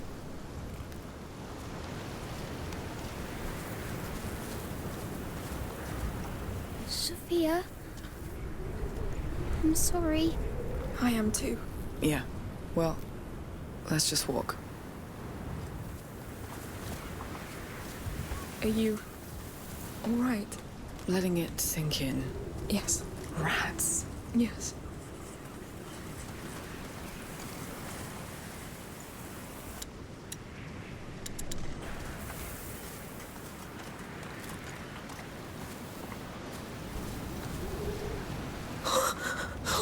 No! Milo's work. He said the blood would show the child the way to the chapel. So there's something there. I'm scared of what it is.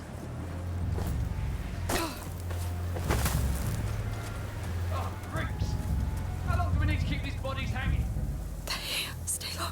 Until the rats come back, and the trial follows. Oh, which could take forever. No, this time's the one. The rats are here.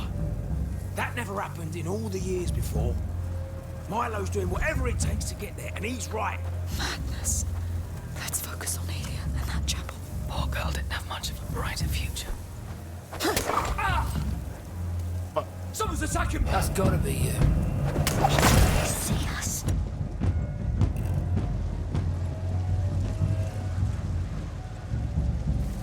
What we got here? What do we do, Amicia?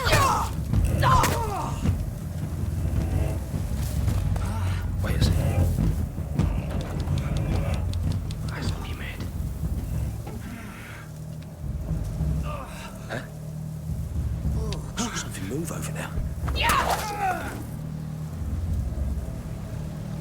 Don't worry, I'll still find you!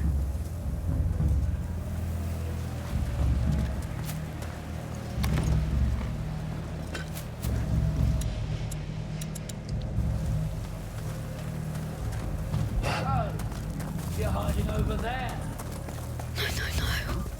No. Easy to find you now. Oh, I'm not hiding.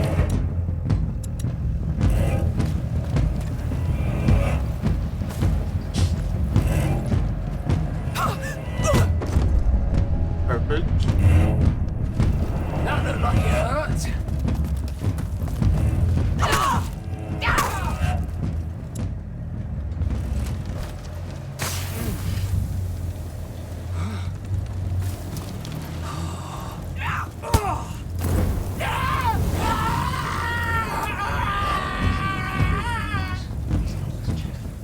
He's coming this way. Who started this fire?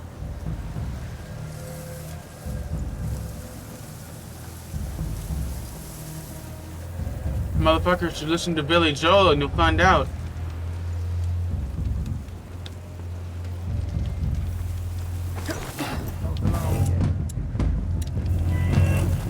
We have intruders! In the area! Get on the move!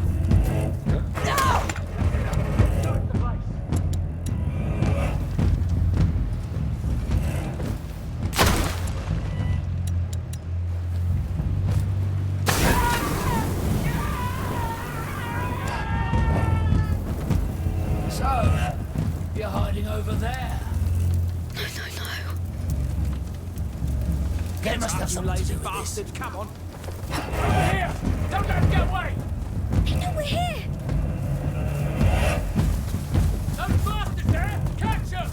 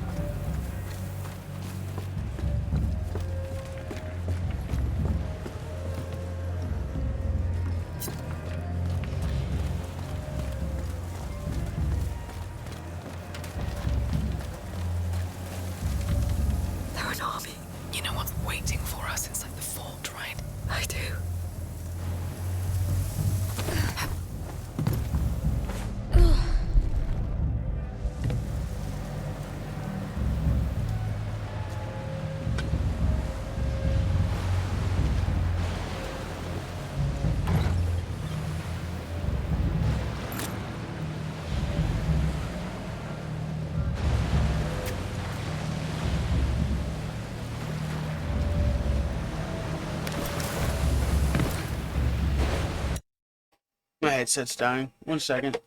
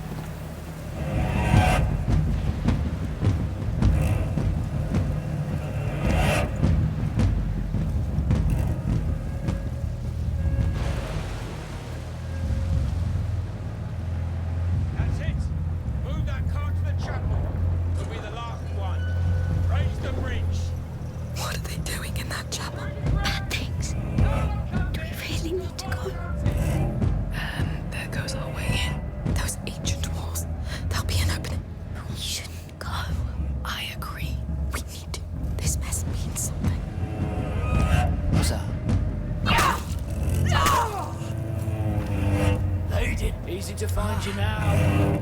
She's going to see us. Found them! They're coming! Who's got killed? Over here! Don't let him get away! Intruders here! Help me stop them! Intruders here! Follow me! Let's go! They've got to be hiding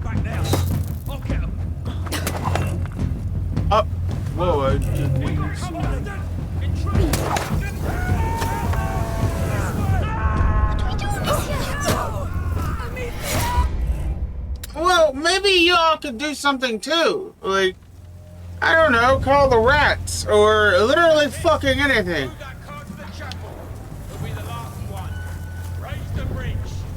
What are they doing in that chapel? Bad things. Stop! Really want to go.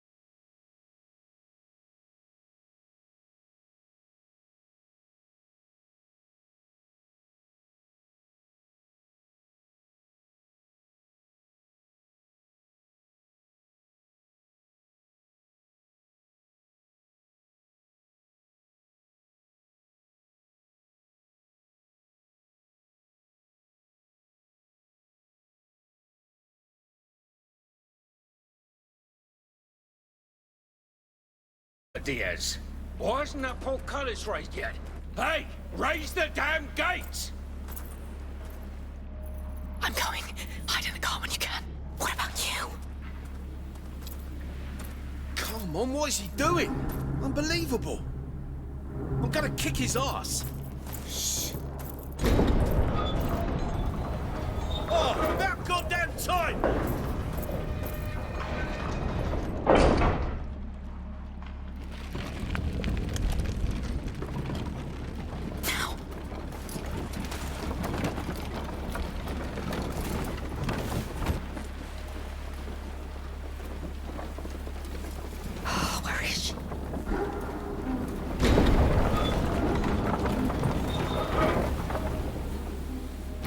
Amicia.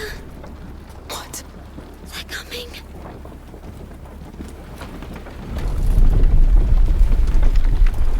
Oh, no, no, no. No! It's too early! That's too early! Move! Quicker!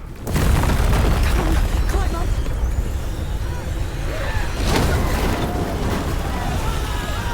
Light up the trench! We must buy some time! I'm going to the chapel! I'll close the bloodline!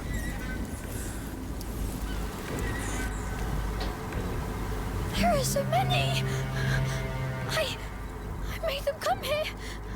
It doesn't matter right now, Hugo. Don't panic. Think. Look around.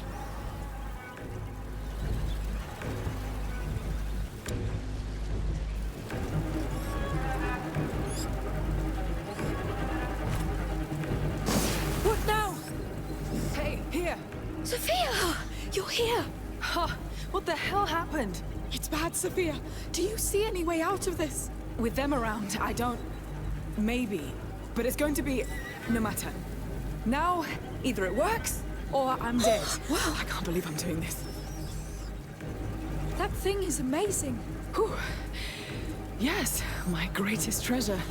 I wasn't sure it would channel enough of that fire's light. Now come down. Yes. Thank you for coming back. Yes. Thank you. I gave you my word. Listen, I can cover us through with it, but I'll need another fire to get us through this hell. I'll handle it. Right. I'll give the rats to you. Just tell me which fire you want to go to now, and when you want me to stop. Yes. I won't let you down.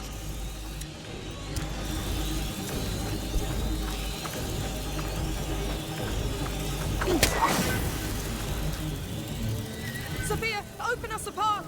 Stay with me.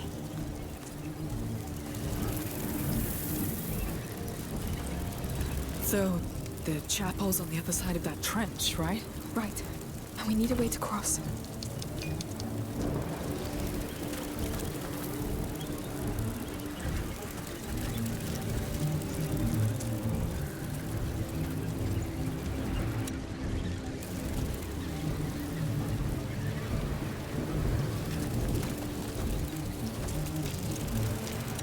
Right there. Oh, shit. Sophia, light the way for us! Everyone stay in the light! All right, we're making progress. How can you be so calm? We've done that a lot. Obviously, a stupid question. You can let go. Fine.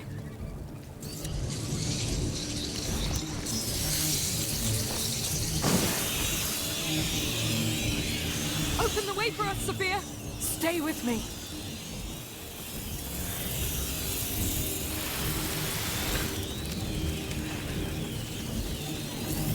That's a lot of fire. I'll make us a safe path.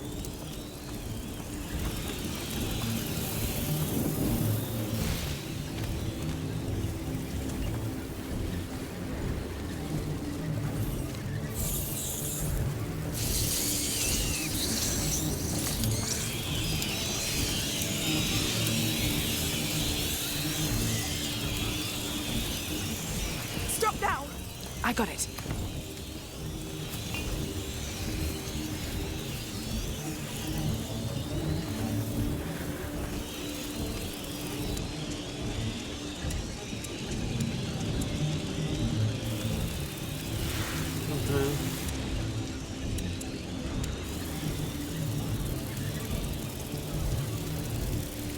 No way this works.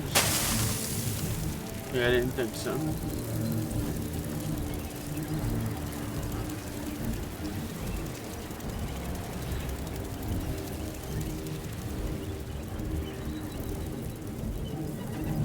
Sophia, light a way for us! Everyone stay in the light!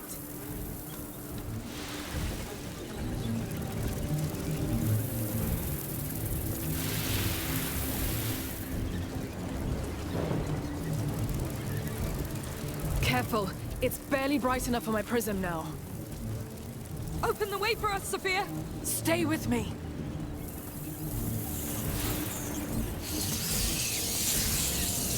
My prism isn't getting much light over here. Be careful.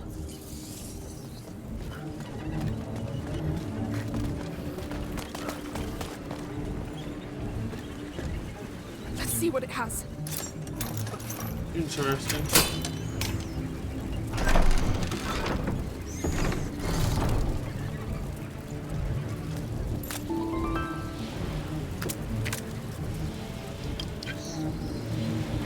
All right, let's get to work.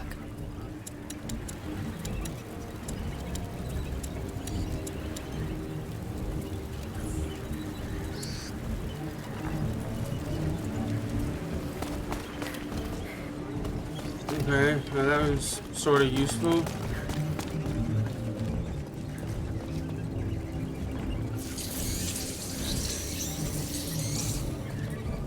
Sophia, light a way for us! Stay close to me. Sophia, open us a path! Stay with me. Sophia, light a way for us! Everyone stay in the light. Sophia, open us a path! Stay with me.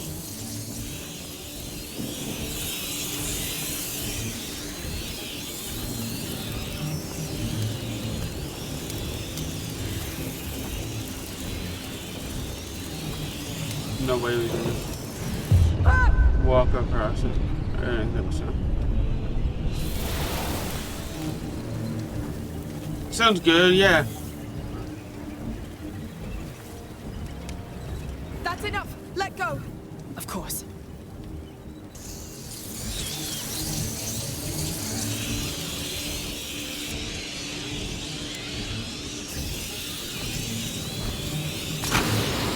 Sophia, light a way for us. Everyone stay in the light.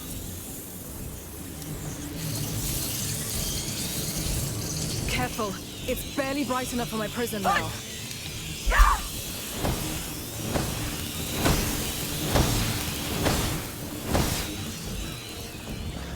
Hold off the rats from the chapel for as long as you can. Understood? It's right behind that portcullis. Make sure I'm not disturbed. This is between the Yes. child and me. Keep going. What is he going to do? You heard the boss. Everybody keep watch. Close that portcullis. So, your protector's supposed to have been taken there? Yes. Let's try to cross. What are you doing here? Oh! Serves you right. Shh. Easy.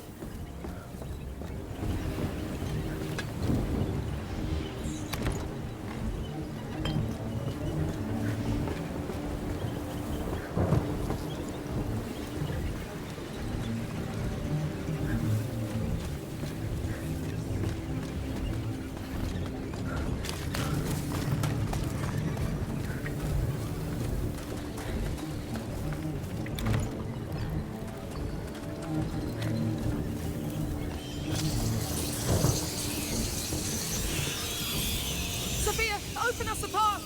Stay with me. Sophia, light the way for us.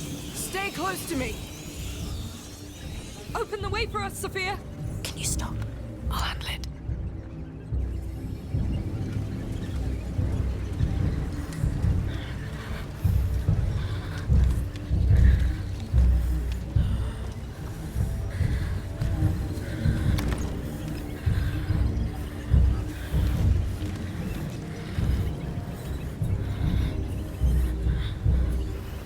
They all thought Milo was crazy. But look, they're back. It's working. It's working too well. They took several of our... Relax.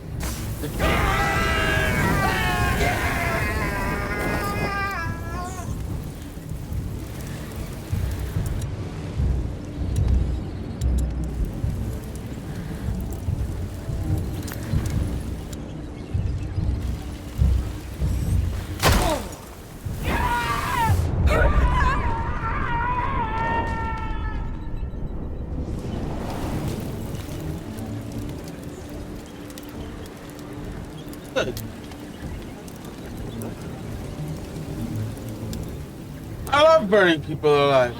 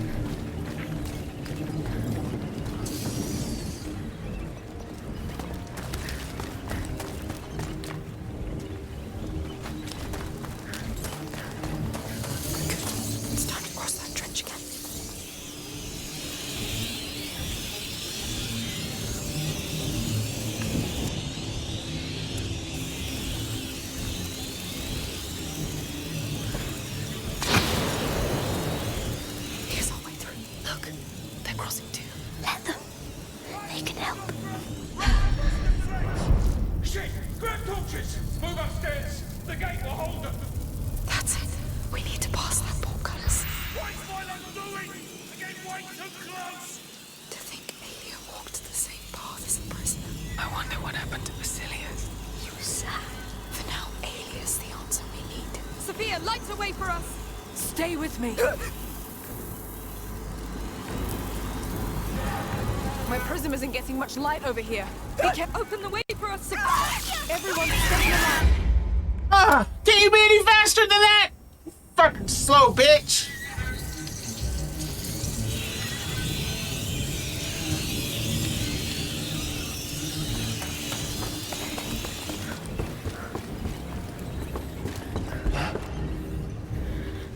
What did I hear?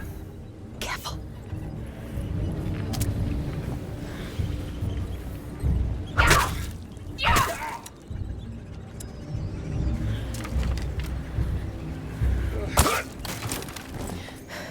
That was all of them. It will be easier now. That was a bit excessive. No, you will teach them. Let's just go forward, please. That was a bit excessive. No, I'm sorry, bitch. They're slavers. You have a problem with me killing slavers? I'm sorry. You have bigger problems than I thought.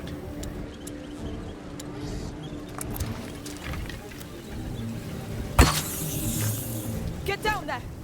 Sure.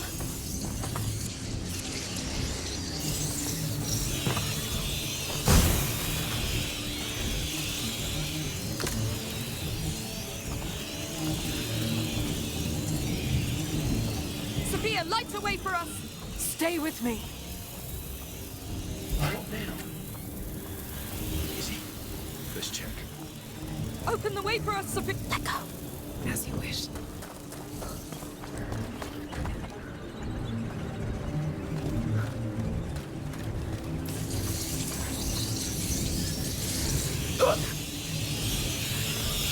Stop it, bastards!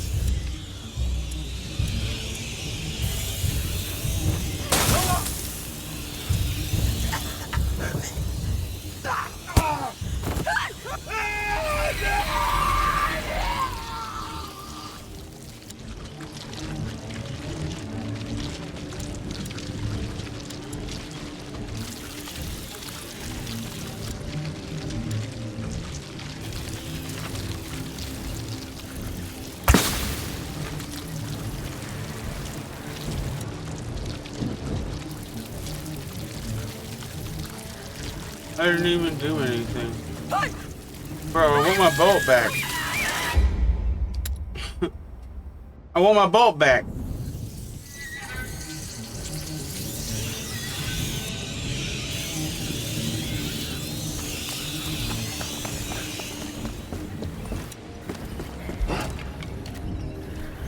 What's making so much noise? Easy. That was all of them. It will be easier now. That was a bit excessive. It will teach them. Let's just move forward, please.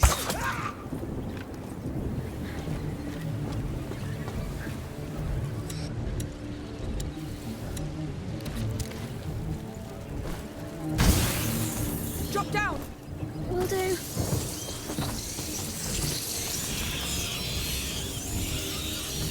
Sophia, light the way for us. Everyone, stay in the light.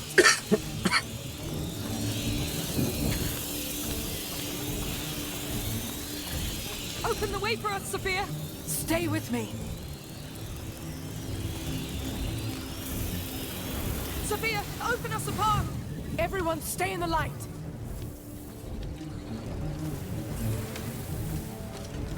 All right, let go. Fine.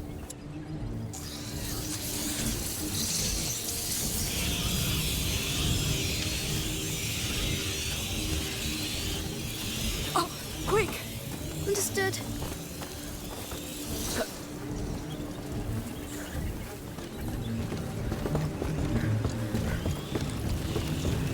Oh shit.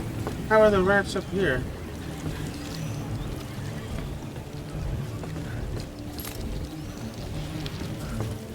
Can't believe you've been through all this before. This is even worse. It always is. We'll make it.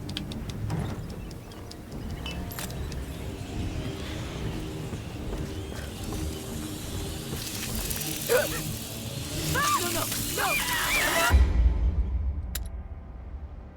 Okay.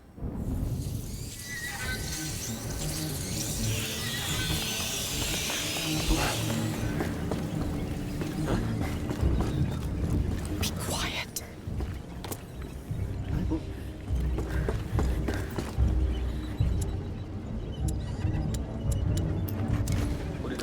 Stop right there!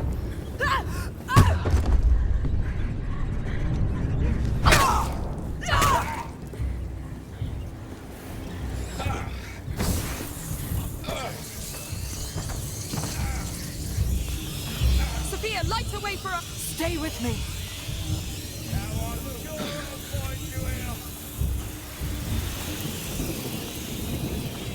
Just wait till I get my hands. Open the way for us, Sophia. Stay close to me. Sophia, open us a path. Stay with me. You can let go. I got it.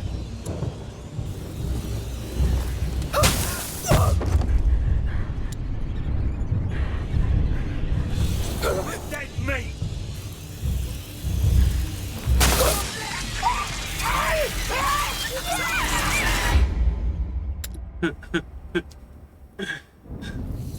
If I'm dying, I'm taking you with me, bitch.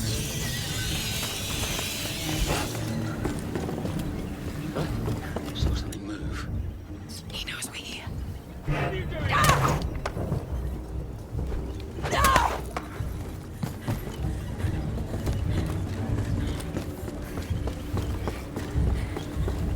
Hiding behind that. I'll get you anyway. Stop right there!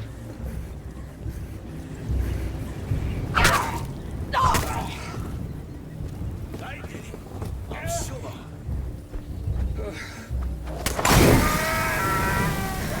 That was all of them. It will be easier now. That was a bit excessive. No.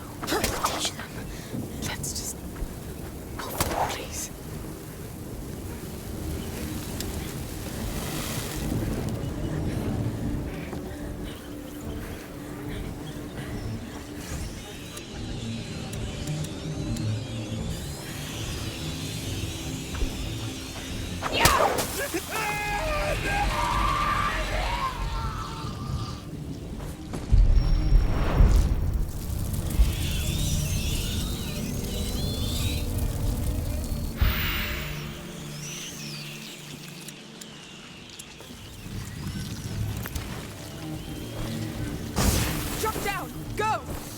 sure. Sophia, light the way for us! Everyone, stay in the light!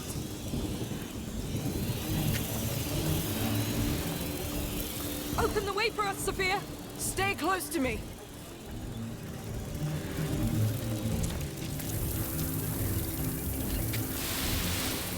Sophia, light the way for us! Stay with me!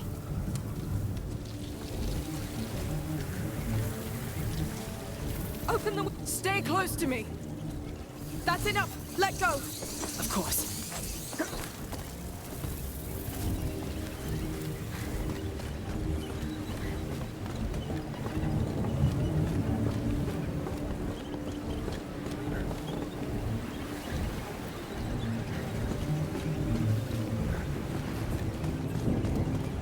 We're above the gate.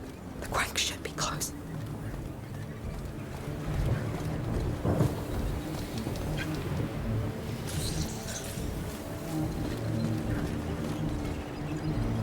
Let's do this. Amicia, Milo's right behind that wall. I know. Just making sure you're prepared. Not really, but let's go.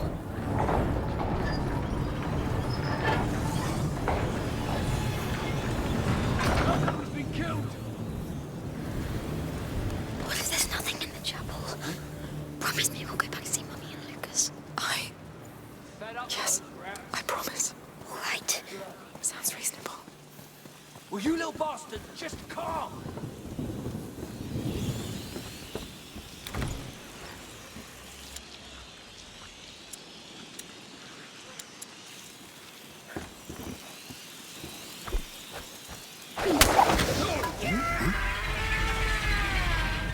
Smoke.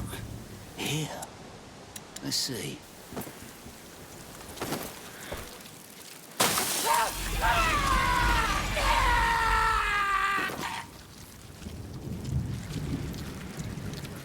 Careful with the drop here. Will do. Sophia, open us a path! Everyone, stay in the light.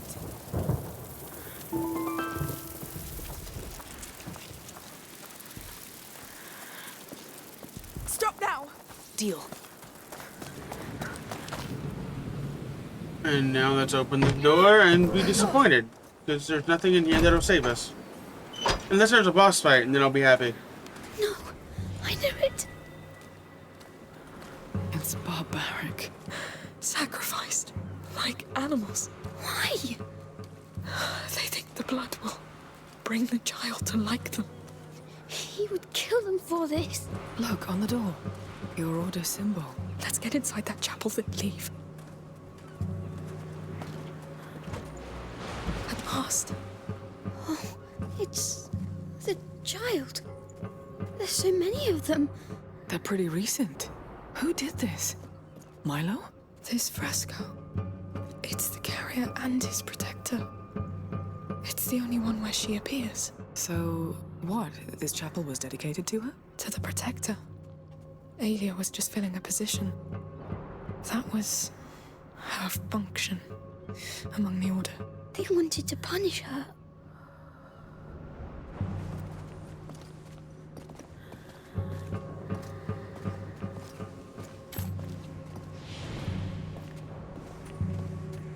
A stairway leading down. Looks like it. Let's look down there. Where the hell is Milo? I don't know. Aelia's more important.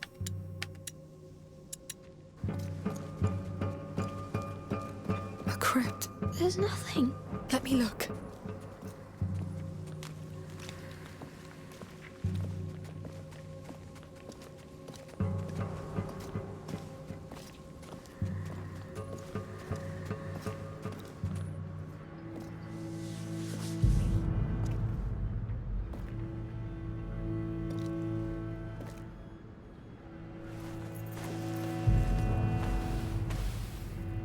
Unum tueri omnes tuendo?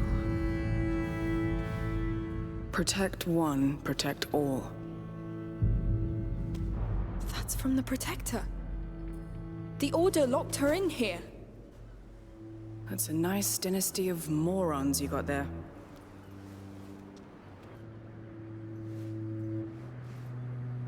Be careful. There might be a spider in there.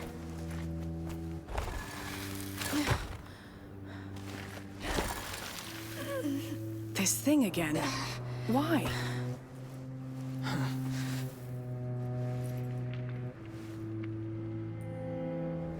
She's angry. Scared for the carrier. He's so young. She wants him back. She knows where they took him. The sanctuary. The palace. The fort. The map. This is where they took him. Wait. So it's that easy? Under the map, just like that? Just like that. A protector's legacy to another protector. Sure. It makes sense. Sure. Whatever. Just another day in your life. Let's go back to the map.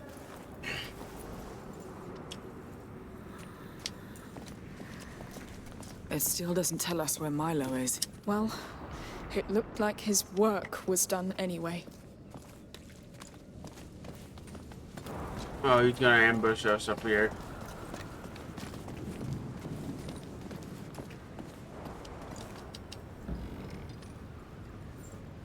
Oh no, Sophia's gonna die. What were you doing in there? This place is sacred! You. It's you. You've answered my call. Did you like my offering? I can help you rule. I've got men, slaves. You killed all of them. For you. The Countess. She calls herself a mother, but you need no mother. You need servants. Stop telling me what I want!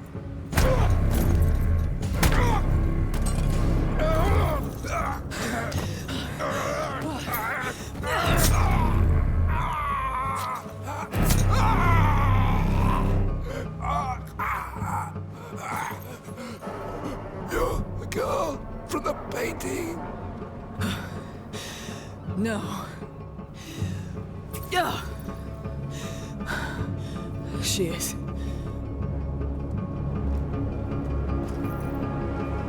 Okay, that's not how I thought that would go.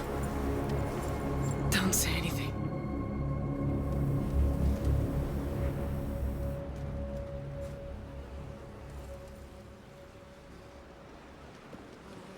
They killed Milo! Here!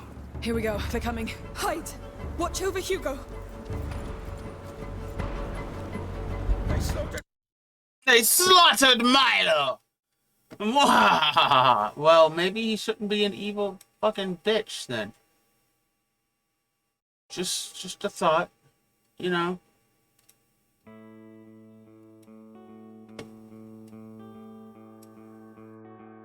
Give me your hands, show me the door. Down. I cannot stand to wait anymore. Somebody said, be what you be. We could be old and gold and dead on the sea. But I love you more than words can say.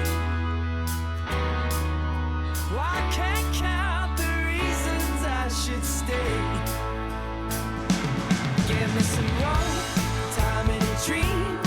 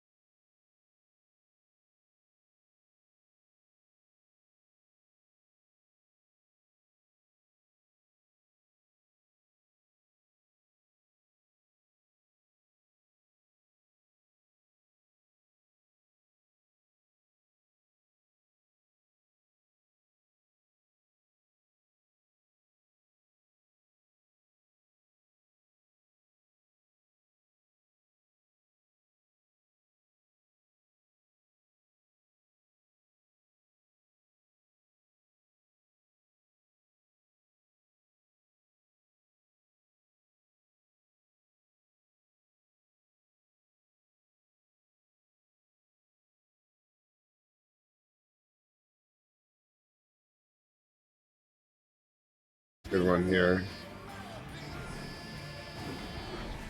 Yeah, the marketing is good. And then every now and then I see there's this guy on TikTok who talks about what is actually high quality bottled water or not, and he touts this one as a good one. So when I see it, I'm like interested in getting it. Nice. That's that viral marketing. Yeah.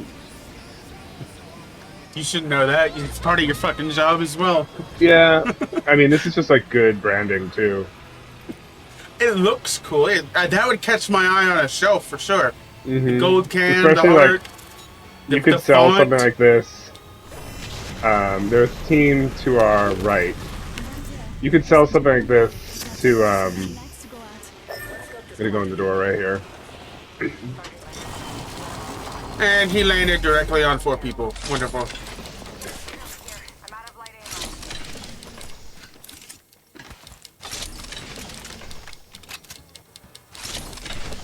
Oh my god, can I get a gun that's not the Sentinel? I have 4 fucking crates? No? Oh, wonderful. Alright, our team. He's a fucking idiot.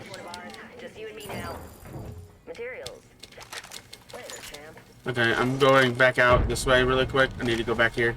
I think there are 2 teams over here. Yes, there are. Come over here. Yeah, I got a PK and a 30-30. We're going over there. Let's loot this building.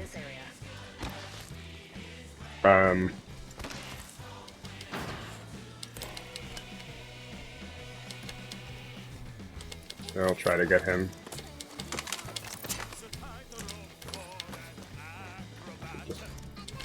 Wish there was something other than... Okay, fuck it. Let's go. Ring's moving. Let's go. Allons-y. Gotta grab that banner. They're on the... I can see them over there.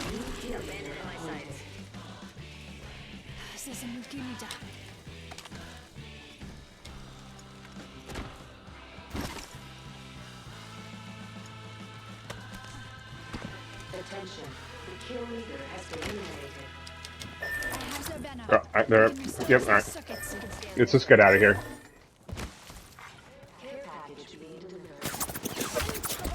Supplies coming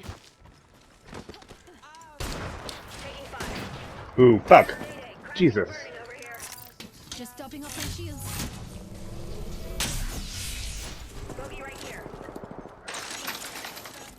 I hate the wingman. I'm getting finished. Fence them out.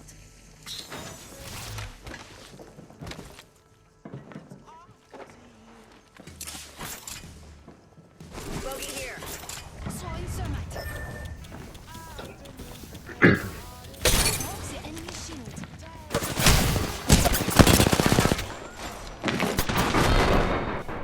I was already down on that fucking wall. That was a fucking lag or ping something right there.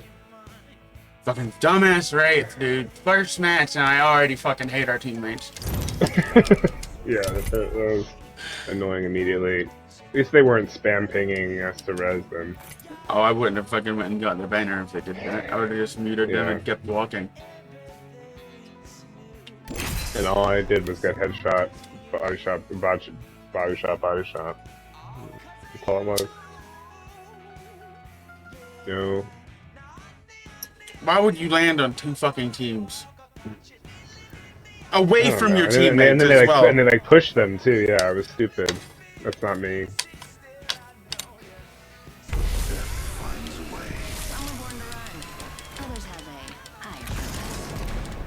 I like when you play Valk, but I also hate when you play Valk. It makes whatever because I make noise. You use your jets at the wrong time sometimes. Yes, exactly that. I didn't use them there. I was trying to be sneaky there. I was thinking about it there. But I love having a Valk teammate. Get the fuck out of the ring and scans everything. But sometimes she can just ruin like a stealthy push. To the wall. Yeah. So you can go through this little area. Yep, you can go in right there.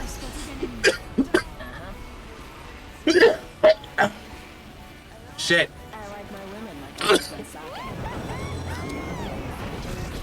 Ooh, this is a nice little pretty. I'm gonna going go to hard the right. after this. Yeah, I'm going to the right of those 3 crates. Oop. I fell.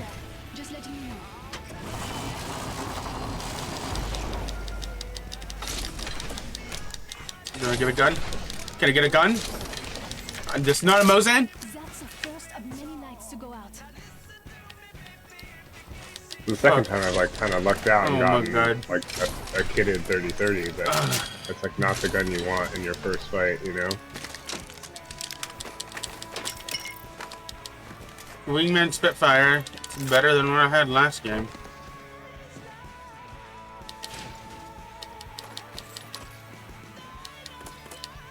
There's a Volt. Crafting is Energy Man. Okay, well I'm taking this Volt. Alright, I have a Devo. I know. Got materials. 45 seconds until ring closure.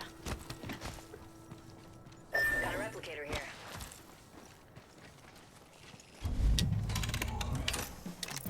Copy. Just a minute, s'il vous plaît. Material check.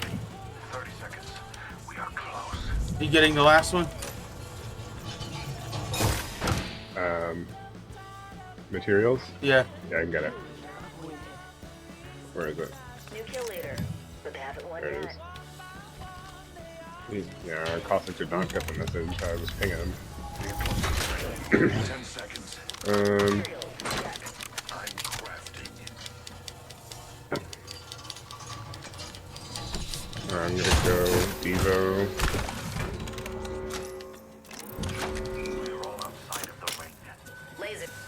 They actually made a knockdown shield. I don't think I've ever done that.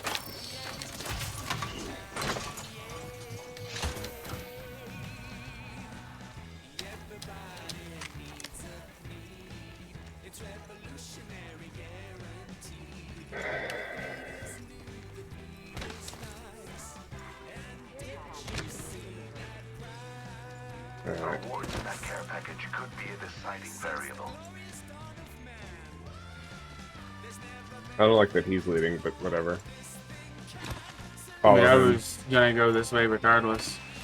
Yeah, I'm just saying, I'm going that way. you know, being in rank. There we go. Okay.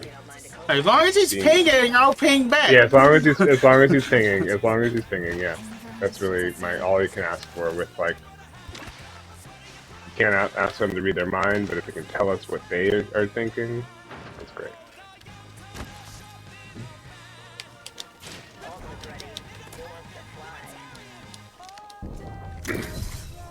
Oh, fuck. I need a 301 and I will drop my bolt. Or my wingman. Decided. Flyline here. I have a purple light mag. Ah! There you go. Slide in here. I'm gonna what'd you drop? You dropped your wingman? Okay. You want my bolt? I'll pick up the There you go, wingman. revolt. Yeah, there. I have a purple mag as well. And ammo. Yeah, I had a purple mag too. But the ammo helps.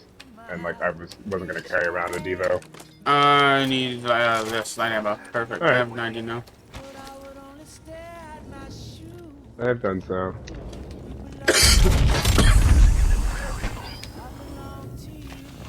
I think we should go that way. Yeah. That's up there. Yeah, use your ult right here. Ultimate's ready. Alert 5, Valkyrie on station. Where do you want to go? To that fight. Towards the fight? I just want to know how many there are. A life vest is located under your seat. But you don't have a seat. Hope you can swim.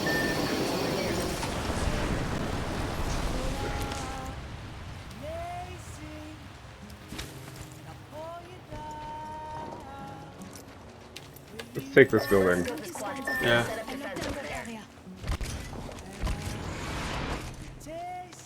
Also, whenever it's me and you, especially, they can tell we're in the we're together. because of the clan tag. That's on the hill.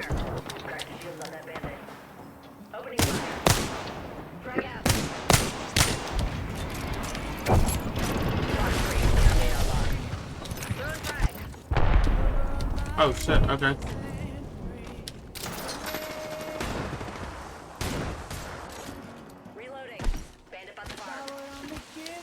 There's still people here.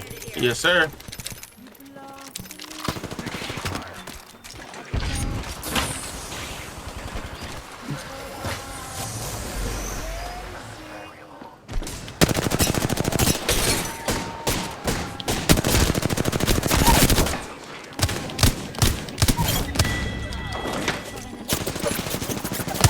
God damn it.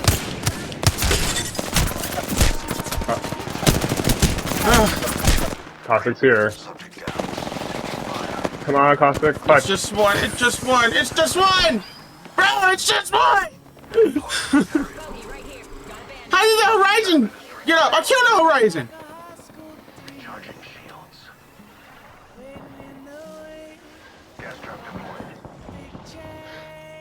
Yeah, I killed the Horizon. That's a different fucking Horizon.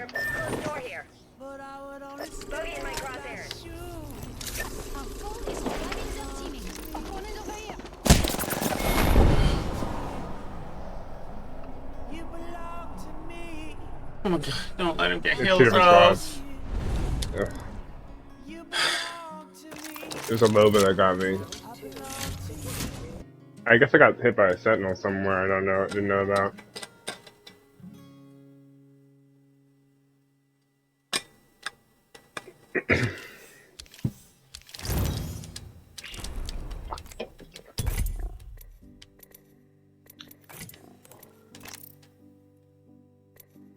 Of course he's playing that.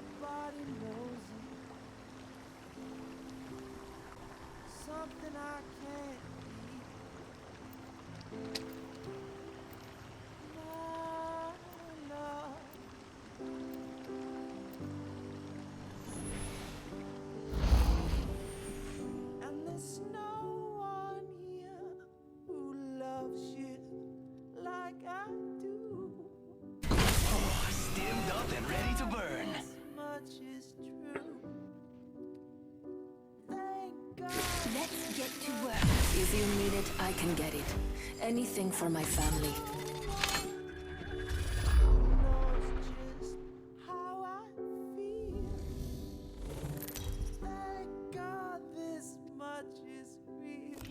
Introducing your champion. Watch out or I'll grapple you. Literally.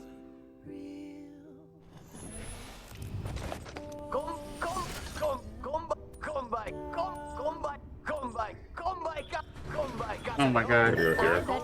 Yeah. I mean, Eyes on the prize. you know, they That's know. actually why I got this fun. Yeah. I do like the like fuck, come the quietly. The Octane one where he's like, "Wait till you see me coming," is really funny to me though. I like it, yeah. Like, car flatline, both. Longbow Re. So, ew. Here's a hammer point, and I don't want. Oh, I want this 2 to 4 instead. I'm not gonna like stick with a hammer point reading. No, it's not happening. I'm dropping it for coward. The flatline. Not Okay, on this that's- map. Nope. I'll pick it up. Where is it? I'll drop my car. I found some materials. Sharing is caring. Some of us aren't in the peacekeeper here. Ugh, no, I don't feel like letting myself down today. I'm gonna take a charge rifle. I'm gonna go charge rifle flatline. You drop the re, I assume? Yeah. Excellent. I'm gonna take one of those in. I'm gonna also put my ult down in a second in the middle of this area. Okay. Get out of here. What am I doing? I found some materials. I'm gonna go back for those hammers.